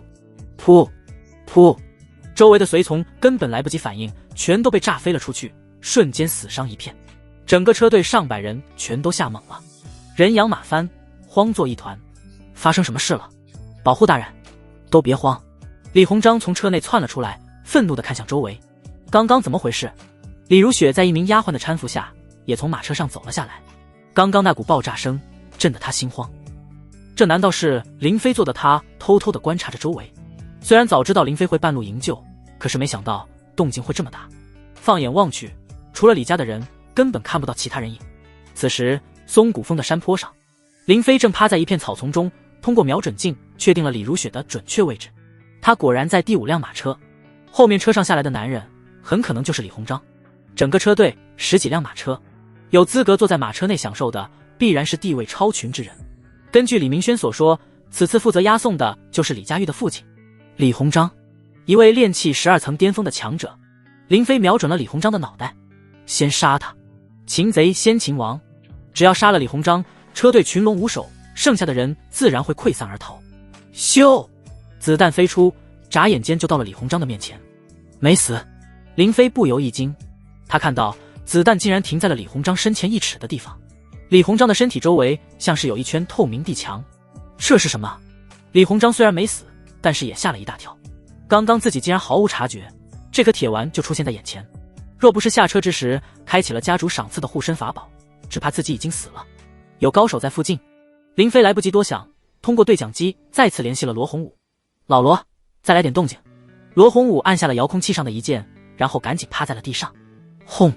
又是一声惊天动地的巨响，最前面的马车被炸得4分5裂，周围的人也都被炸飞。马受到了惊吓，将马背上的人给甩了下来，亡命一般狂奔逃窜。车队里的人再次慌作一团，根本无法听从命令。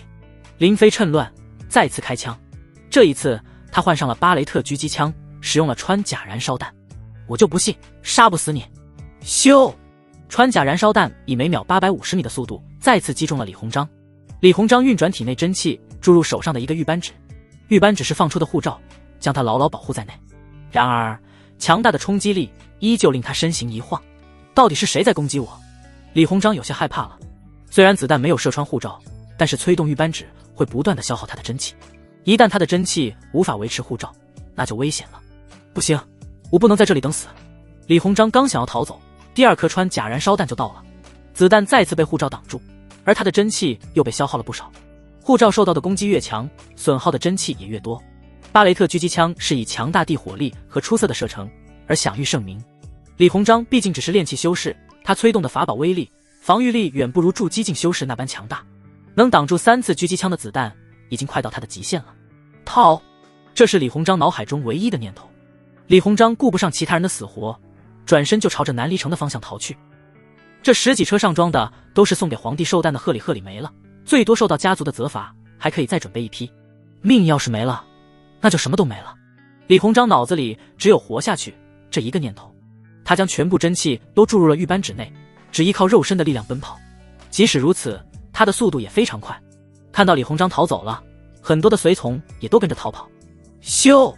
林飞又开了一枪，然而这一枪直接射偏了，根本没有击中李鸿章。这就是枪的弊端，一旦目标移动过快，很容易就会被躲过去。李鸿章若是运转真气全力逃跑的话，自己根本没有开第4枪的机会。等到林飞重新瞄准，李鸿章已经跑出了200米外，距离700米。再来一枪。巴雷特狙击枪是半自动的，可以连续射击，不用换弹。咻！子弹飞出，这一次子弹击中了李鸿章，但是依旧被法宝的防御护罩给挡住了。这家伙要跑出我的射击范围了。林飞之前训练了那么久，他的狙击枪最精准的射击范围就是500米内，一旦超过500米，他的射击精准度就会下降。像这种活人的移动靶，命中率会更低，只有最后一枪的机会了。林飞屏住呼吸，调整状态，眼神牢牢地锁定了李鸿章的背影，轻轻地扣下了扳机。咻！子弹飞快射出，追上了正在逃跑的李鸿章。这一次护罩被击穿了，子弹射中了李鸿章的后背，他重重地摔在了地上。林飞也顾不上李鸿章是死是活，立刻重新调转枪口，寻找李如雪的身影。李如雪没有逃跑，她双手抱头蹲在了地上。小姐，快走！有随从想要带走李如雪，林飞当机立断，果断给了他一枪。砰！在巴雷特狙击枪的强大火力下，这名随从的脑袋开花，溅了一地。老罗，吓唬吓唬他们。罗洪武趁乱滚到了路边的草丛中，隐藏了起来。听到林飞的话，他立刻又连续按下了7、8两个键。轰！轰！道路旁边的草丛发生爆炸，马车全都吓跑了。那些随从们见状，纷纷朝着南离城方向逃跑。林飞趁着他们惊魂未定，再次开枪，杀死了几人。能跑的人都已经跑光了，留在原地的除了尸体就是受伤严重的人，除此之外就只有李如雪了。自始至终，李如雪都没有想过逃走。惊天动地的爆炸声令她的心脏也跟着剧烈的跳动。一开始她是有些害怕的，现在她觉得这很刺激。当周围一切安静下来之后，她才睁开眼睛。修罗场一样的血腥画面，她有些心惊肉跳。这是她人生中第一次见到如此多的尸体。罗洪武从草丛中爬了出来，他掏出了一把手枪，慢慢的向前走去。看到有没死透的李家之人，他就随手补了一枪。少点痛苦，早登极乐。他来到了李如雪的面前，上下打量了几眼，啧啧，这小娘们长得真水灵，不想死的话跟大爷走。李如雪没有动，因为这不是他想听到的声音。你是什么人？罗洪武见状，将对讲机递到了他的面前。别怕，是我来救你了。听到对讲机中传出林飞的声音，李如雪安定了不少，长舒了一口气，心里没那么怕了。你今天吓到我了，呵呵，那我只能说一声对不起。罗洪武关掉了对讲机，一脸的无语表情。臭不要脸，当着老子的面秀恩爱。林飞从松骨峰上走了下来，与罗洪武、李如雪会合。李如雪看向林飞的眼神充满了好奇，你究竟是怎么做到的？这个说来话长，以后有机会再说。林飞哪有空跟他解释这些，当务之急是要伪造现场。你们俩先等我一会。那些马车逃走的时候，有的车翻了，洒落了满地的金银珠宝。林飞用储物戒将那些金银珠宝给收了进去。之所以要把金银珠宝收走，不是因为贪财，这么做是为了让李家以为真的遇上了劫财劫色的强盗。如果只是李如雪失踪了，那么就太刻意了。对了，那个李鸿章身上应该有宝物。林飞催动体内真气，快速地跑到了李鸿章面前。那些人逃跑的时候，看到李鸿章死了，就没有带走他的尸体。唰，林飞直接将尸体收进了储物间，等有时间再搜身。老罗，可以了。林飞回来之后，给罗洪武使了个眼色。罗洪武心领神会，再次拿出了遥控器。轰，轰，轰，剩下的遥控炸弹全都被引爆了，现场被炸得尘土漫天，尸体也都被炸得残缺不堪，难以辨认。林飞他们来时的马车就藏在三岔路口不远处的树林中。如雪小姐，马车上我给你准备了吃的喝的，还有10万金票。林飞面带微笑与李如雪对视着，虽然受到了不小的惊吓，但是此刻李如雪依旧强装出一副镇定自若的模样。你是打算让我一个人走？要不然呢？你不是说要带我亡命天涯吗？那只是一句玩笑话，可是我当真了。罗洪武大口大口地啃着一颗梨，目不转睛地看着他们两人。咔嚓咔嚓，林飞转头瞥了他一眼，无奈解释，我跟他真不是那种关系。罗洪武嘴角翘起，就是笑笑，不说话。林飞揉了揉鼻子，不等他开口，李如雪又说话了，既然你不想带我走，那帮我最后一个忙。什么忙？睡了我啊。林飞以为自己听错了，罗洪武也是两眼一瞪，一脸震惊。可嗨，他默默地转过身去，想要离开。老罗，站住，我去方便一下。憋着。林飞怕罗洪武一走，自己就解释不清楚了，这李如雪是不是被炸晕了，脑子不太清醒。你知道自己刚刚在说什么吗？睡了我，这当真是虎狼之词。林飞都有点搞不清楚，究竟是自己太保守，还是李如雪太开放了。如果是说为了感激自己的救命之恩，想要以身相许，完全可以委婉点表达，用不着如此直接。好歹李如雪也是个千金大小姐，读过书，识过字，理应是个知书达理、温婉含蓄的女人，怎么比红袖这个天香楼出来的姑娘还要生猛？林飞觉得这里面肯定是有什么误会。李如雪双眸明亮，神色淡定，没有半点不清醒的样子。我当然知道，我说了什么，你还不乐意了？吃亏的不是我吗？林飞嘴角抽搐了一下，这是乐不乐意的问题吗？这是谁吃亏的问题吗？虽说男人本色，李如雪也是秀色可餐，但人之所以是人，而不是配种的牲口，就是因为人并不只有性，还有道德底线。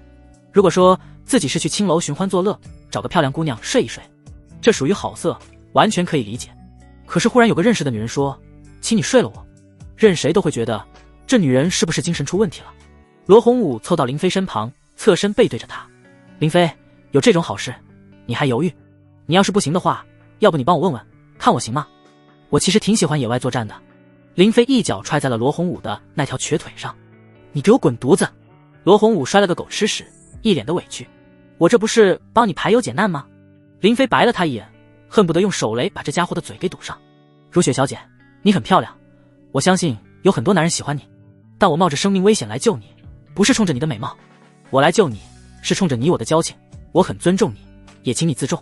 李如雪俏脸含笑，这个林飞还真是一个值得托付的男人，自己果然没有看错人。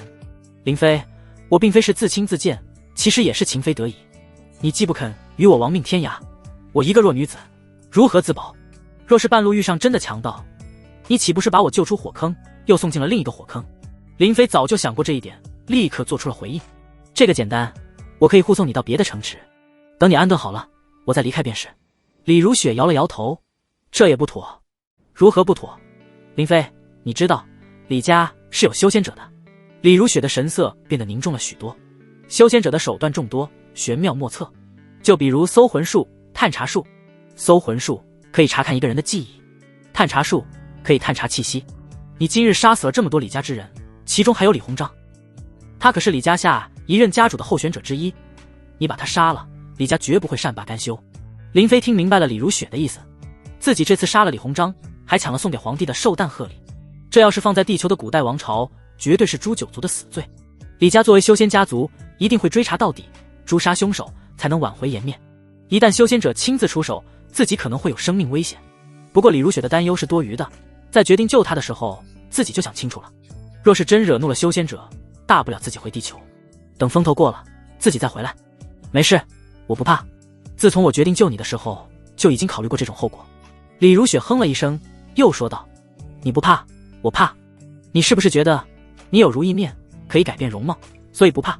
我实话告诉你，李家养了一种灵兽，叫紫灵雕。这紫灵雕嗅觉敏锐，只要他闻过的气息，哪怕你逃到百里之外，他都能凭借气息找到你。林飞脸色一变，这才意识到了问题的严重性。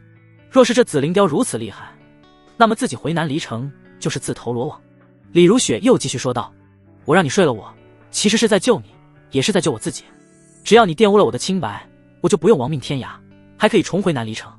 一个残花败柳，李家断然不会再送我去京都侯府，我的父母亲人也不会受到牵连，此乃两全之法。罗洪武忍不住插了句嘴：那我们俩怎么办？李如雪回道：你们俩有多远就逃多远，最好逃出龙渊王朝统治的疆域。李家再有权势，也只是在龙渊王朝。紫灵雕鼻子再灵，也是有距离限制的。等你们逃得够远，气息消散，紫灵雕自然就无法找到你们了。林飞很快就意识到了一个问题，李如雪想用这种自毁清白的方式重回南离城，并不绝对安全。你刚刚说修仙者可以施展搜魂术，若是对你施展搜魂术，知道了你有意欺瞒，还知道你我的关系，那你怎么办？李如雪轻轻一笑，她心思缜密，又如何不知此事的危险性？赌一赌，若是赌输了，那是天要绝我；若是赌赢了，我就能平安无事。幸好你放走了很多李家的人，如果搜魂也不会针对我。罗洪武从地上爬了起来，他不禁有点佩服李如雪，刚刚经历了这么一番惊天动地的事情，还能冷静思考，想出自救之法，这绝非寻常小女子可以做到的。林飞，按照他说的，咱们俩岂不是不能回南离城了？林飞倒是不担心自己和罗洪武的安全，反正只要回了地球，他们两人就是安全的。修仙者能耐再大，也不可能直接踏破虚空追踪到地球上来。现在最麻烦的就是如何妥善的安置李如雪。如雪小姐，没想到我救了你，反而害你处境更加危险。我有一个办法，可以保证我们都安然无恙，你也不用牺牲自己的清白。但是李如雪不禁有些惊讶，你有什么办法？但说无妨。林飞的办法很简单，就是将李如雪带去地球。反正已经决定将红袖还有天香楼的姑娘们都接去地球，那么也不差李若雪一个。我可以把你带去一个绝对安全的地方，谁也找不到。但是你从此再也见不到你的父母亲人，只能孤身一人流落他乡，绝对安全。这林飞哪来这么大的自信？李如雪有些怀疑林飞的话，转念一想，林飞能杀死那么多李家高手，救出了自己，或许他真的能做到。好，我跟你走。几乎没有任何犹豫，李如雪就果断地答应了下来。自从他被软禁在李府中，就已经觉得余生无望了。可是林飞传来消息，说能够救他，只要他不想认命，我可以带他亡命天涯。李如雪当时被这句话给打动了，这是他这辈子第一次对一个男人心动。那一刻，他心里住进了一个小人。可是面对李家那强大的护送阵容，他再次感到绝望。他告诉李明轩，转告林飞，让他别去送死。可是他没想到林飞真的来了，还真的救出了他。如此重信守诺的一个男人，自己有什么理由不信他？毕竟他已经做过与林飞一起亡命天涯的准备，所以去哪又何妨？李如雪看向林飞的眼神前所未有的坚定。现在就出发吧。林飞笑了笑，挥手之间召唤出了空间门。李如雪的双眼睁大，整个人都呆住了。这是什么？哈哈，小妞别害怕，我先进去。罗红武笑了笑，先一步走了进去。林飞伸出了一只手，做出了邀请的手势。李如雪略一犹豫，深吸一口气，将雪白的小手放在了林飞的大手中。林飞拉着他走进了空间门。松谷峰下，唰，一名白发老者御剑而来，在他的身后还站着一名中年男子。三长老，就是这里了。他们两人落在了地上，看着满地的残壁断肢，还有爆炸之后留下的焦黑大坑。此刻白发老者的脸色阴沉无比，眼角不停地抖动。可恶至极，何人如此胆大，杀我如此多族人，还敢劫掠送给陛下的寿诞贺礼？等我抓到你们，一定要把你们抽筋扒皮，挫骨扬灰。白发老者一拍腰间的百宝囊，一只浑身紫色毛发的小雕钻了出来。去！紫灵雕落在地上，鼻子不停地抽动。阿嚏！遥控炸弹爆炸所留下的浓浓火药味，还有浓重的血腥味，令这只紫灵雕的嗅觉受到了很大的影响。啾啾！他用两只小爪子揉了揉鼻子，就一蹦一跳的朝着前面跑去。他停下来之后，四处张望。过了一会，他又朝着前面跑去。最后，他停留在了林飞、李如雪、罗红武三人交谈的位置，然后就在原地打转。三长老，这紫灵雕是不是发现了什么？那名中年男人小心翼翼地问道。白发老者见状，却是皱起了眉头。这紫灵雕是他养的，通过紫灵雕的动作，能够判断出一些他的意思。他是追踪气息到了这里。中年男人看了看周围，一脸的疑惑。可这周围是荒郊野地，什么都没有啊！难道在地底下有什么东西？三长老闻言，立刻双手掐诀，催动了他的灵剑。噗嗤，灵剑刺入了土地中，将泥土不断的给挖出来。可是挖了数丈深，什么都没发现。白发老头顿时就怒了，他一挥手，一股真元之力将紫灵雕席卷到了他手中。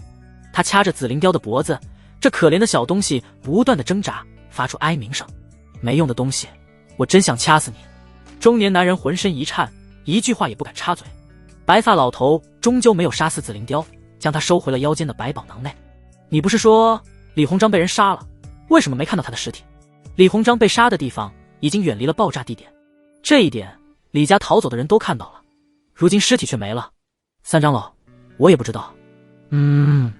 三长老猛地看向了他，眼神冷厉。中年男人浑身一抖，赶紧又说道，会不会李鸿章没有死，他自己离开了，又或者他是被劫杀我们的人给带走了？白发老者双手背在身后，用力地攥成了拳头，恨不得掐死眼前这个没用的废物。李鸿章身上有我赐予的法宝，炼气境绝对没人能杀死他，出手之人很可能是筑基境以上修为，带我去他死的位置。中年男人在前面带路，来到了一滩血迹面前。幸好当时李鸿章跑得比较远，附近只有他一具尸体，若是在遥控炸弹的爆炸范围，到处都是残肢断臂留下的血迹，还真无法辨别出是谁的。白发老者催动真元，施展法术，地上的已经干涸的血迹凝聚成了一颗血珠，以血为媒，探查八方。嗖，血珠不断的震动，最后爆成了一团血雾。白发老者的脸色变了，探查不到任何踪迹，人凭空消失了。莫非是被收进了储物法宝中？紫灵雕追踪不到气息，很可能对方有隐匿气息的法宝，或者施展了隐匿气息的法术。他怎么也想不到，不是紫灵雕追踪不到气息，而是对方真的凭空消失了。他断定这一场劫杀很可能真的是修仙者所为。一个修仙者为什么要劫杀他们李家的车队？他想不通。嗖，他召唤出飞剑，朝着南离城方向飞去。那名中年男人愣住了，这是把自己给忘了吗？他也不敢喊白发老者等等，只能一个人默默地朝着南离城跑去。此时地球上，李如雪就如红袖一般，像是刘姥姥进了大观园，看什么都稀奇。她正在到处打量着房间内的摆设、家电、家具。林飞让罗红武先陪着他，一个人关在了卧室内。唰，他从储物戒内取出了李鸿章的尸体。我一共开了6枪，只有1枪打偏了，他中了5枪，最后才被打死，身上一定有宝物。林飞将李鸿章身上翻了一遍，找出了不少的东西，一枚玉扳指，一块玉佩，一个金锁，还有一个卷轴。他先打开了卷轴，还以为是什么功法，结果只是一封书信。不过书信中的内容倒是有点意思，这李家还真在打我的主意。这封书信提到了冰镇雪碧，雪糕在南离城非常受欢迎。若是李家在京都的商铺也能有冷饮、雪糕供应，那么将会令李家的财富暴增，还可以借此拉拢更多的豪门权贵，为李家造势。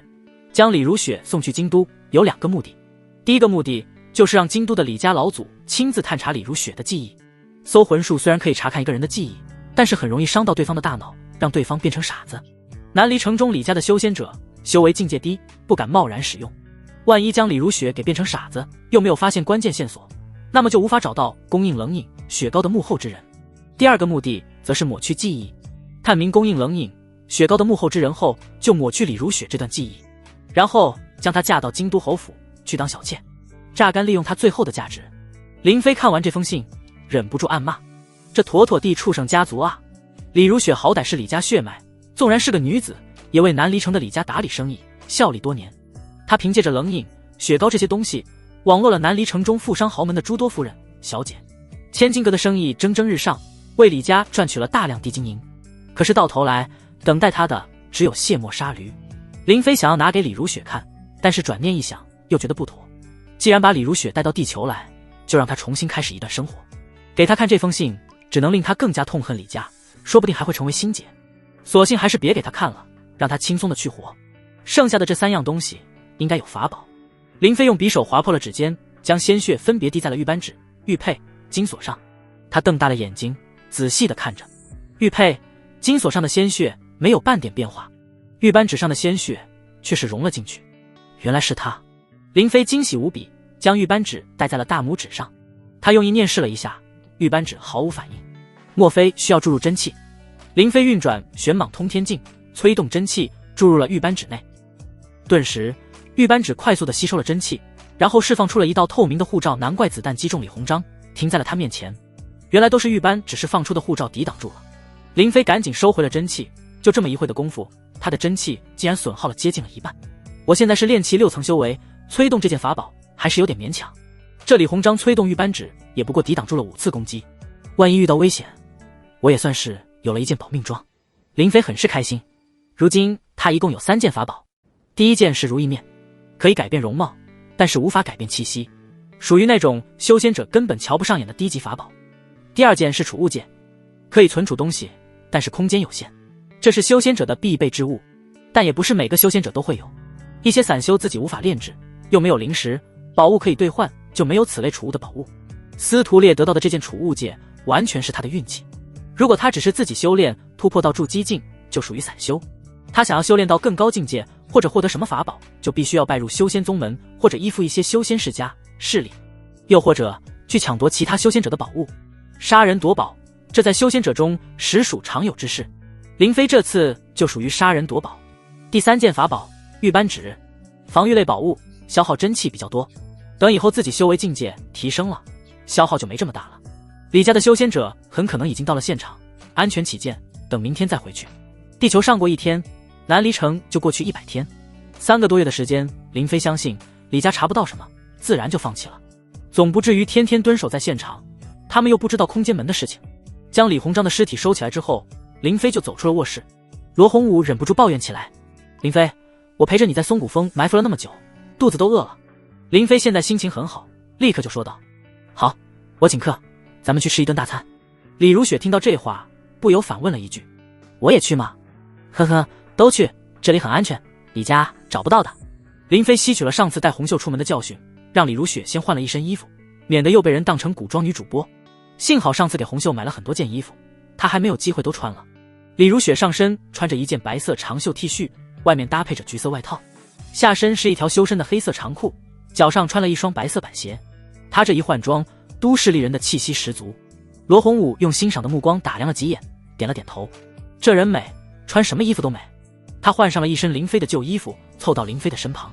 这么漂亮的妞，你不睡，后悔了没？你是不是又欠踹？林飞瞪了他一眼，假装要踹他。罗洪武吓得赶紧收了收那条瘸腿。踹瘸子的瘸腿，你有没有同情心？刚见面的时候，我怎么没发现你嘴这么贫呢？林飞搂着罗洪武的脖子，就朝着门外走去。当初在阿美丽卡的农场，刚见面的时候，罗洪武沉默寡言的，一副半死不活的样子。但是在南离城生活这段时间，这家伙仿佛又重新焕发了第2条生命，人变得话多了，嘴也贫了。林飞叫了一辆网约车，三人一起乘车出门。李如雪一路上没说话，但是眼睛一直没闲着，到处在观察。她比红袖要淡定许多，但是林飞相信，此刻李如雪的内心也是波涛汹涌的。咱们去吃什么啊？海底捞吧。什么是海底捞？李如雪忍不住好奇地问道。她从小生活在南离城，别说海底捞了，连海都没见过。罗红武常年生活在阿美丽卡，也不知道海底捞是什么。海底捞，这还不懂吗？肯定是从海底捞上来的海鲜做成的大餐。司机听到这话都忍不住笑了，以为他们俩是从农村来的土包子，没见过世面。林飞也是摇头一笑，等到了你们就知道了。海底捞火锅店。罗红武看着眼前的火锅，脸色就有点绷不住了。林飞，你不是说吃大餐吗？这不就是火锅吗？林飞笑道。火锅怎么了？我可是点了20多道涮菜，这还不够大餐的标准吗？李如雪一脸的好奇，她从来没有吃过火锅，在南离城那种常年天气炎热的地方，见不到火锅这种高温现煮的吃法。这要怎么吃？服务员正在上菜，听到李如雪的话，立刻微笑着解释了起来。小姐，你们点的这是4种口味的拼锅，这个红色有辣椒的，是麻辣口味的；这个白色有菌丝的，是菌汤锅；另外这个红色的是番茄锅，还有一个清汤锅。李如雪点了点头，转头看向了隔壁桌的客人。她很擅长学习，自己拿起了筷子就开始将菜放入了火锅里面。罗红武也是真饿了，拿起筷子涮起了牛肉。林飞，这顿我就忍了，下一顿必须吃海鲜大餐。林飞一边涮菜一边小声地给李如雪讲解，这里叫云州，跟南离城市完全不同的2个地方。在这里，小姐只是一种客气的称呼，不代表身份多么高贵。海底捞是这家店的品牌名字，跟海没有任何关系。李如雪尝了几口之后，问出了心中的疑惑。我以为每个人选一种口味，但是我看他们都在一个锅里加来加去，是不是不太干净？李如雪瞥了一眼罗红武，因为罗红武刚刚把他下在番茄锅的菜给吃了。与一个陌生男人共用一个锅涮菜，筷子上都是对方的口水，他有点接受不了。罗红武哼了一声，翻了一个白眼。小丫头，你还嫌弃上了？我告诉你，吃火锅都这样，大家都是在一个锅里涮菜，你要是嫌不干净，就让林飞再给你单开一桌。林飞很理解李如雪，他需要一个适应的过程，这不仅仅是饮食习惯上的差别，更是2个世界的不同观念的冲突。李如雪作为千金阁的阁主，见识过很多的贵重之物，也品尝过很多珍馐美味。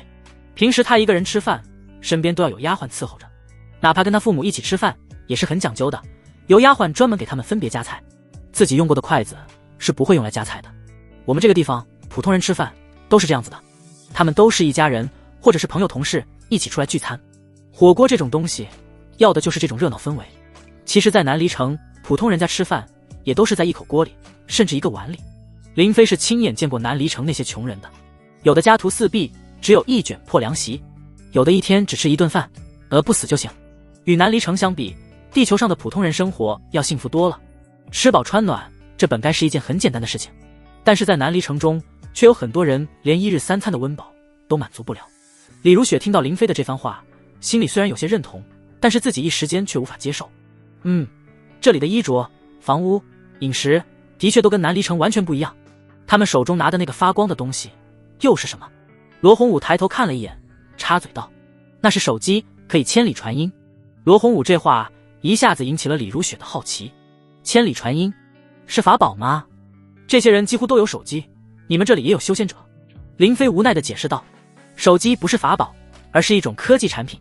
我们这里没有修仙者，我家那些电视、冰箱、洗衣机跟手机一样，都是普通人生产制造出来的。咱们还是先吃饭吧，有很多东西不是1-2句话能说清楚的，你可以慢慢了解。林飞将那个清汤锅和菌汤锅留给了李如雪，然后自己跟罗红武吃的麻辣锅与番茄锅。吃完之后，林飞用手机扫码支付。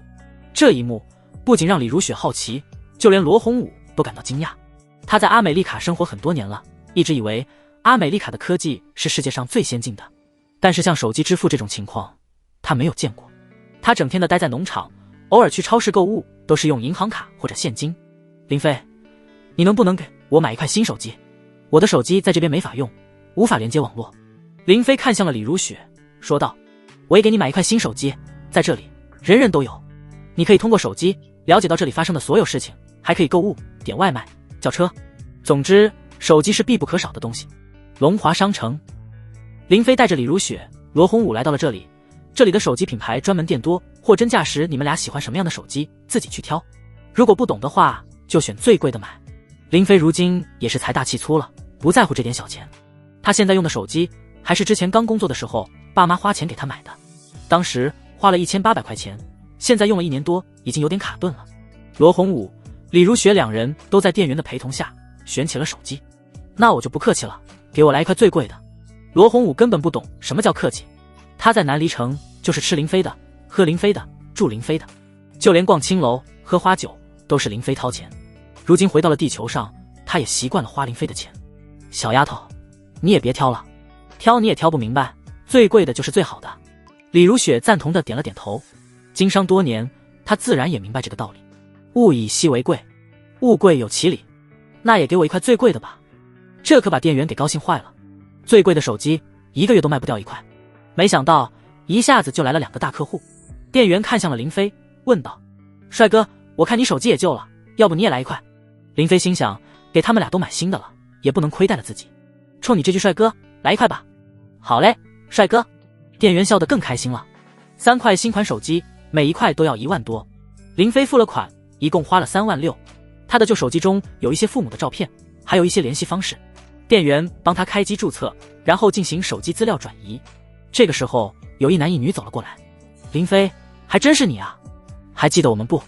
林飞看着这2人，不由一愣。这2人都是他的高3同学，自从上大学后就没有再见过。没想到今天会在这里见面。刘芳、张凯，这要巧，你们俩这是？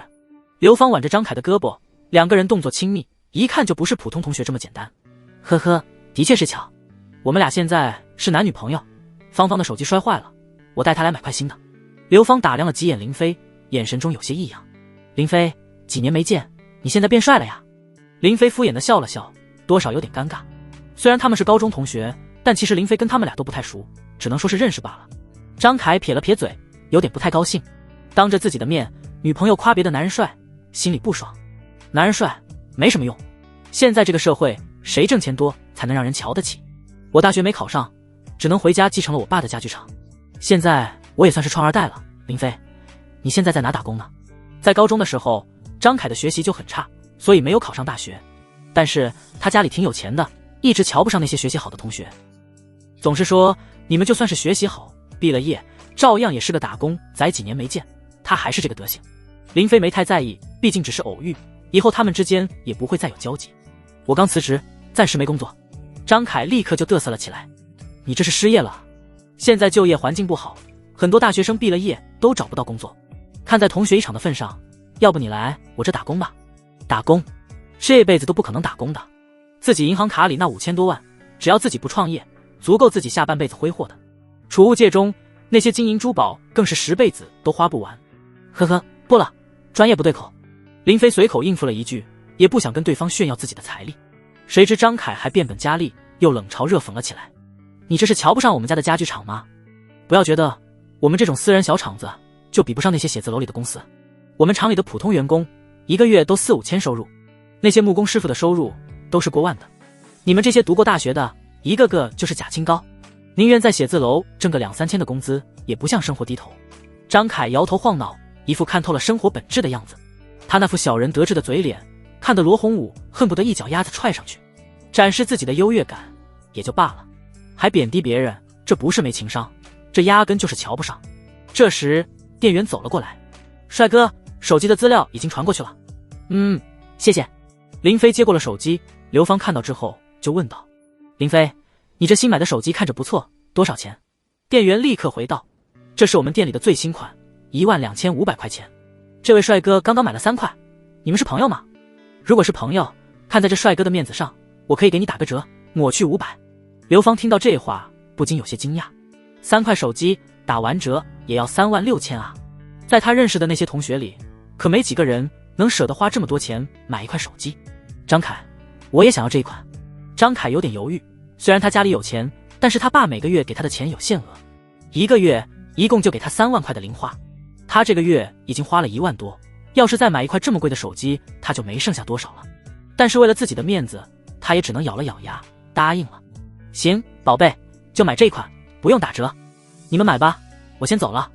林飞正打算离开，张凯却喊住了他：“别走啊！忘了告诉你，今天是咱们高三同学聚会，一起去玩玩。”这种高中聚会在林飞看来毫无意义，都是一些好多年不联系的同学，见了面有的连名字都叫不上来了。所谓的聚会无非就是喝酒、聊天、吹牛皮，我就不去了，还有2个朋友在，不太方便。张凯这才注意到李如雪、罗红武的脸被炸伤过，有着灼伤留下的伤疤，看起来有点狰狞。张凯看了一眼，眼神有些嫌弃，但是看到李如雪的美貌，却忍不住多看了几眼。这位美女是你女朋友？不是，只是朋友。哼，既然都是朋友，那么一起带过去吧，没关系的。张凯突然变得很热情，也不知道有什么心思。刘芳也说道：“对嘛，一起去玩玩，就在这附近。咱们班的班花徐思荣，她也去。当初你不是还给她写过情书吗？”徐思荣这个名字一下子将林飞给拽回到了那个青葱少年的岁月，这还真是他高中时候暗恋过的女孩。当时快毕业了，林飞给徐思荣写了一封表白书，就是想告诉他有个男生暗恋他，希望他能记住而已，算是对自己青春的一种告别。高考结束后，班里组织了一场同学聚会，只是林飞没想到有一个男生把这封表白书给拿了出来，还当众给读了。林飞当时急眼了，觉得太丢脸了，他上去抢夺，还跟这名男生打了起来。就因为这件事，林飞后来再也没参加过高中聚会。刘芳笑道：“都这么多年过去了，你不会还没放下吧？”张凯搂住了林飞的肩膀，挤眉弄眼地：“徐思荣现在还单着呢，之前我们组织的同学聚会，他可是问起过你好几次呢。”林飞用怀疑的目光看着张凯，觉得他可能不怀好意。罗红武走了过来，一把推开了张凯的手：“我们刚吃了饭，就不去参加你们那聚会了。”张凯又说道：“我们也刚吃了，约着一起去 KTV 唱歌。林飞，你要是不去的话，我现在就给徐思荣打电话，让他亲自邀请你。”李如雪像个好奇宝宝一样，小声地问道：“KTV 是什么？我能去吗？”林飞忍不住给逗笑了：“行，带你去见识见识。”张凯生怕林飞反悔，买完手机之后，非要带着林飞他们一起过去。“林飞，你们怎么来的？”“打车。”一听这话，张凯的优越感就又膨胀了。“你都毕业1年多了吧？怎么没买辆车呀？”“买了。”“那怎么没开出来呢？”张凯以为林飞是死要面子，根本就没买车。“不会是车坏了吧？还是送去保养了？”林飞淡淡一笑：“都不是，车座太少，坐不开。”“哈哈，你还挺幽默，你买的是雅迪电动车吧？”张凯捧腹大笑。刘芳也误以为林飞买的电动车，电动车挺好的，环保还不堵车。对对对，不堵车，闯红灯还不罚款呢。张凯笑得更开心了，他怕自己再嘲笑下去，林飞就不去参加同学聚会了，这才收敛了起来。“行了，你们都坐我的车吧，我刚买的奥迪 Q7，宽敞舒适，你们算是沾光了。”张凯转身去开车了。刘芳走到林飞身旁说道：“林飞，你别介意啊，张凯这人没坏心眼，就是那张嘴不饶人。”林飞笑了笑：“没关系，都是同学。”很快张凯就开车过来了。刘芳坐在了副驾驶的位置，林飞、李如雪、罗红武3人只能挤在后座上。10几分钟后，车停在了一家夜总会的门口。“皇冠夜总会。”林飞有些意外，问道：“不是说去 KTV 吗？”张凯笑道：“刚刚我去开车的时候，他们跟我说换地方了，这里环境服务更好。下车吧，他们都已经在等着了。”林飞没有多想，就跟着一起进了夜总会。张凯带着林飞他们来到了一间包厢，推开门就大喊了一声：“亲爱的同学们，看看谁来了！”林飞扫了一眼里面的人，目光落在了一个长发女孩的身上。这个女孩正是徐思荣。几年不见，她比之前更加漂亮了。如果说高中的时候她像一朵纯洁的雪莲花，清纯可人，那么现在的她就像是一朵娇艳欲滴的红玫瑰，艳丽夺目。她坐在最中间的位置，俏脸上挂着淡淡的笑容。张凯将林飞推到了他的面前，所有人都安静了下来。“徐大班花，还记得这是谁吗？”徐思荣站起身，仔细地打量起了林飞。“你是？”他好像已经忘记自己是谁了。这一刻，林飞内心是有点失望的，毕竟哪个男人不希望自己被曾经暗恋过的女孩记住呢？这时其他的人开口了：“这是谁啊？凯哥，你是不是随便找了一个人逗我们玩呢？看着有点眼熟，想不起来叫啥了。”张凯脸上露出了坏笑，大声地说道：“那我给你们提个醒，当初高3毕业聚会上，有人给徐大班花写了一封情书。”这些人立刻都笑出了声。“哈哈，我想起来了，林飞，还真是他，好多年没见，都认不出来了。这家伙怎么突然来了？”林飞听到这些人的话，并没有太在意，张凯把自己喊来，就是想要让自己当众出糗。自己要是像当初高中聚会一样，红着脸跑了，那才真是丢人。他伸出了右手，洒脱一笑：“徐思荣，我是林飞，好久不见。”徐思荣微微一笑，他正准备伸手的时候，在他身旁的一名男子站了起来。这人戴着金丝眼镜，皮肤很白，长得也挺帅。他握住了林飞的手，自我介绍了起来：“你好，我叫宫本真剑，是思荣的男朋友。”林飞不由眉头一皱，听出了对方的口音不太对。绞盘人，张凯笑着说道：“林飞，不好意思，我怕你不来，所以骗了你。”徐思荣已经名花有主了，她的男朋友宫本真剑是角盆国来的国际友人。宫本家族在角盆国很有名，是开武馆的，人家从小就学习剑道和武士道，目前在云州刚开了分馆，他自己是馆长。这时林飞感受到手上传来了一股力道，宫本真剑面带微笑，一副很友好的样子，但是却暗中发力，想要给林飞点厉害尝尝。林飞不动声色，也只是淡淡一笑，他手上的力道也逐渐加大，即使不运转真气，他都能轻易举起500斤的石狮子。宫本真剑想要跟他比力气，那是自讨苦吃。宫本真剑很快就察觉到了，林飞并非是普通人，寻常人的力量根本不足以与他抗衡。别看他年轻，他的实力早就达到了明镜巅峰。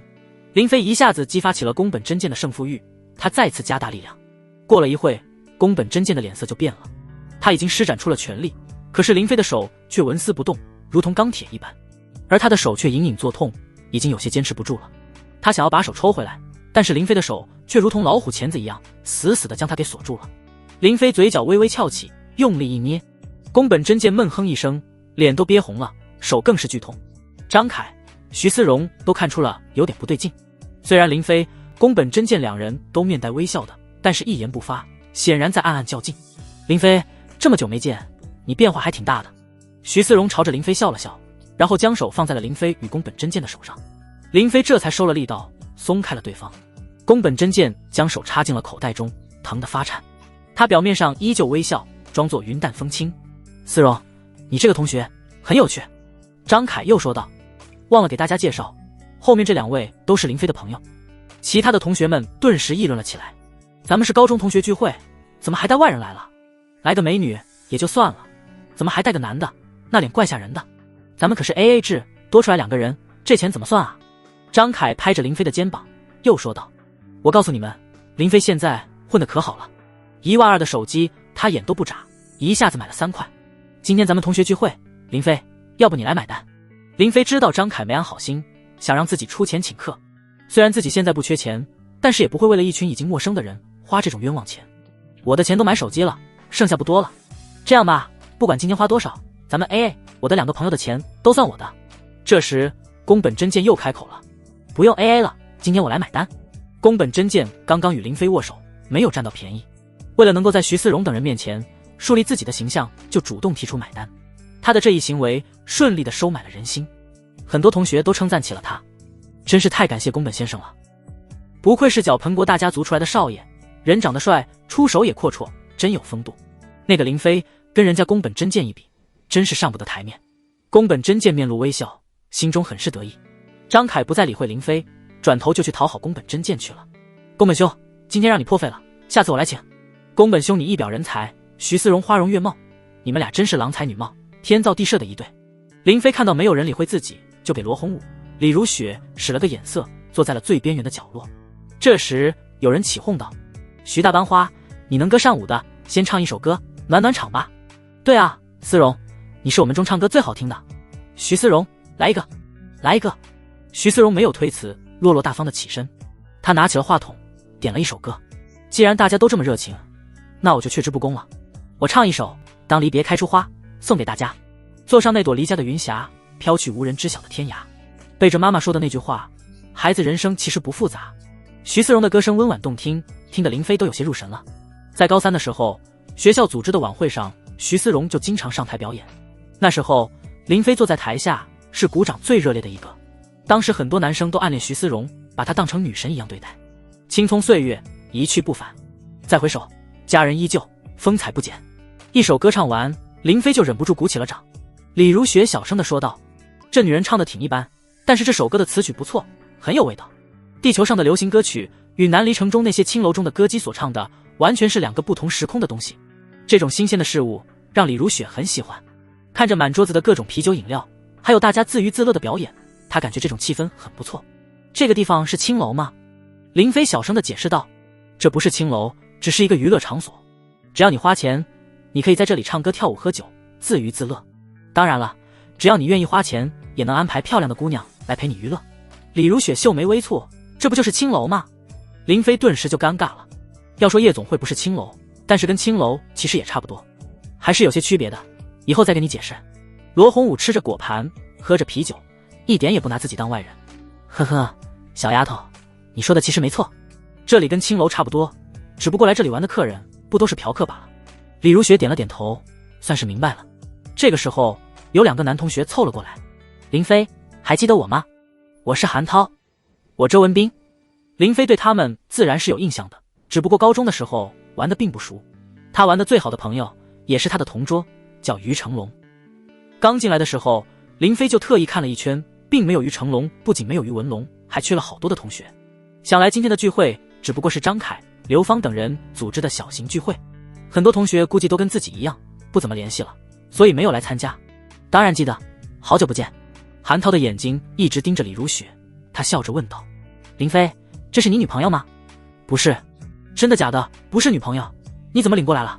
林飞看出了韩涛、周文斌2人的心思都是想过来认识美女的。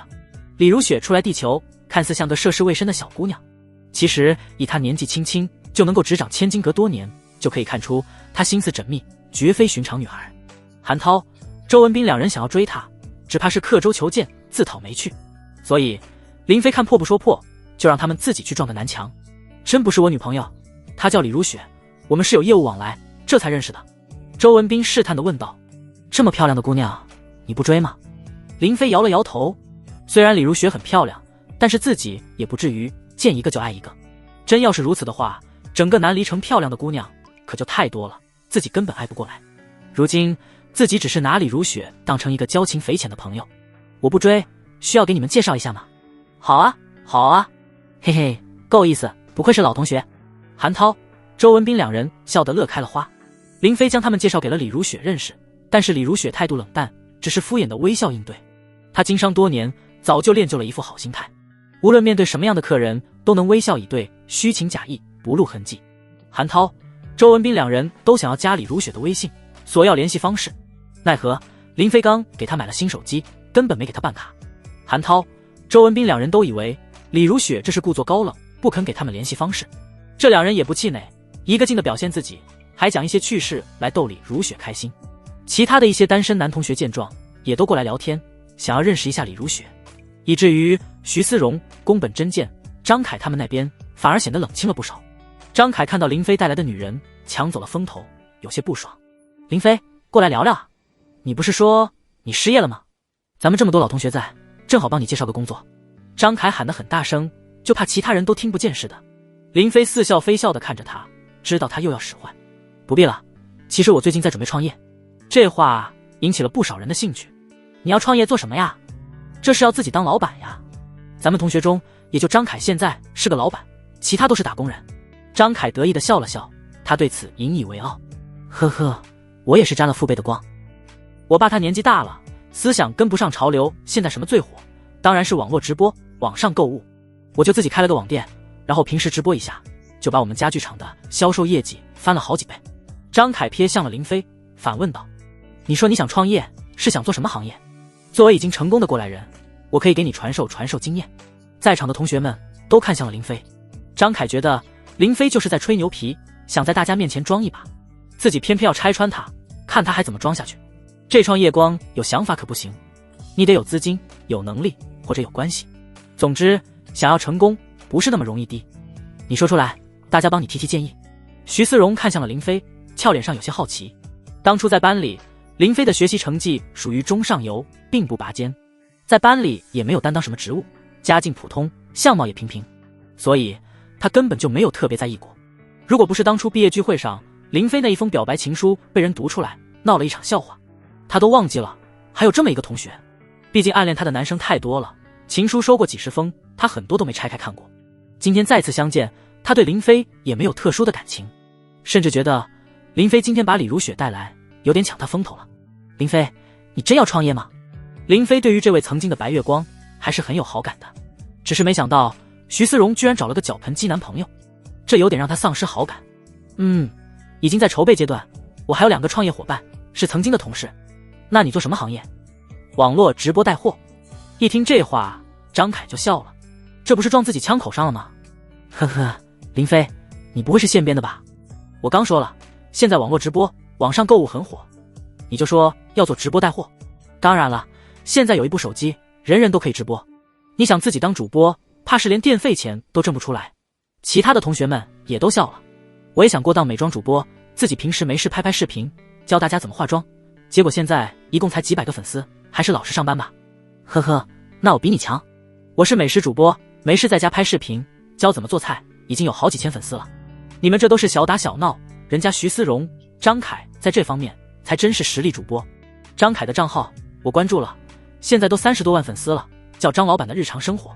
徐大班花的账号100多万粉丝，他拍的那些美食探店、旅游生活视频，真是把我羡慕死了。林飞不禁一愣，他还真没想到自己这些高中同学都搞上直播了。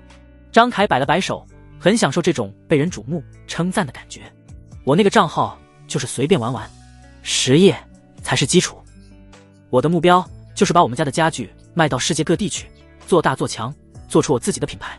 人家徐思荣直播带货才是专业的，他前2天直播卖衣服，2个小时就卖出去了几千件，那可是几10万的货。那些同学们都流露出了羡慕的眼神。徐思荣轻挽头发，露出了含蓄的微笑。张凯，我就是赚点小钱，跟你这大老板可没法比。而且我赚的钱除了日常生活开支，都捐给了山区的孩子们。徐思荣的这番话一下子就把他抬到了另一个高度。人美心善，长得漂亮，能赚钱，还有爱心，活该人家能火。很多人在羡慕的同时，也多了几分敬意。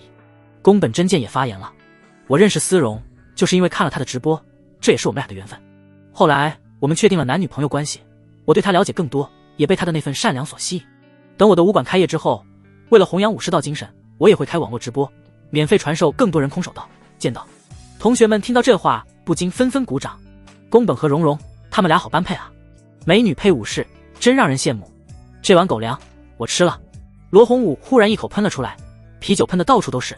嗨嗨，不好意思，我没忍住。开直播吸粉，还说得这么大义凛然，大爱无边的，不愧是脚盆机。众人都白了他一眼，对他印象都很差劲。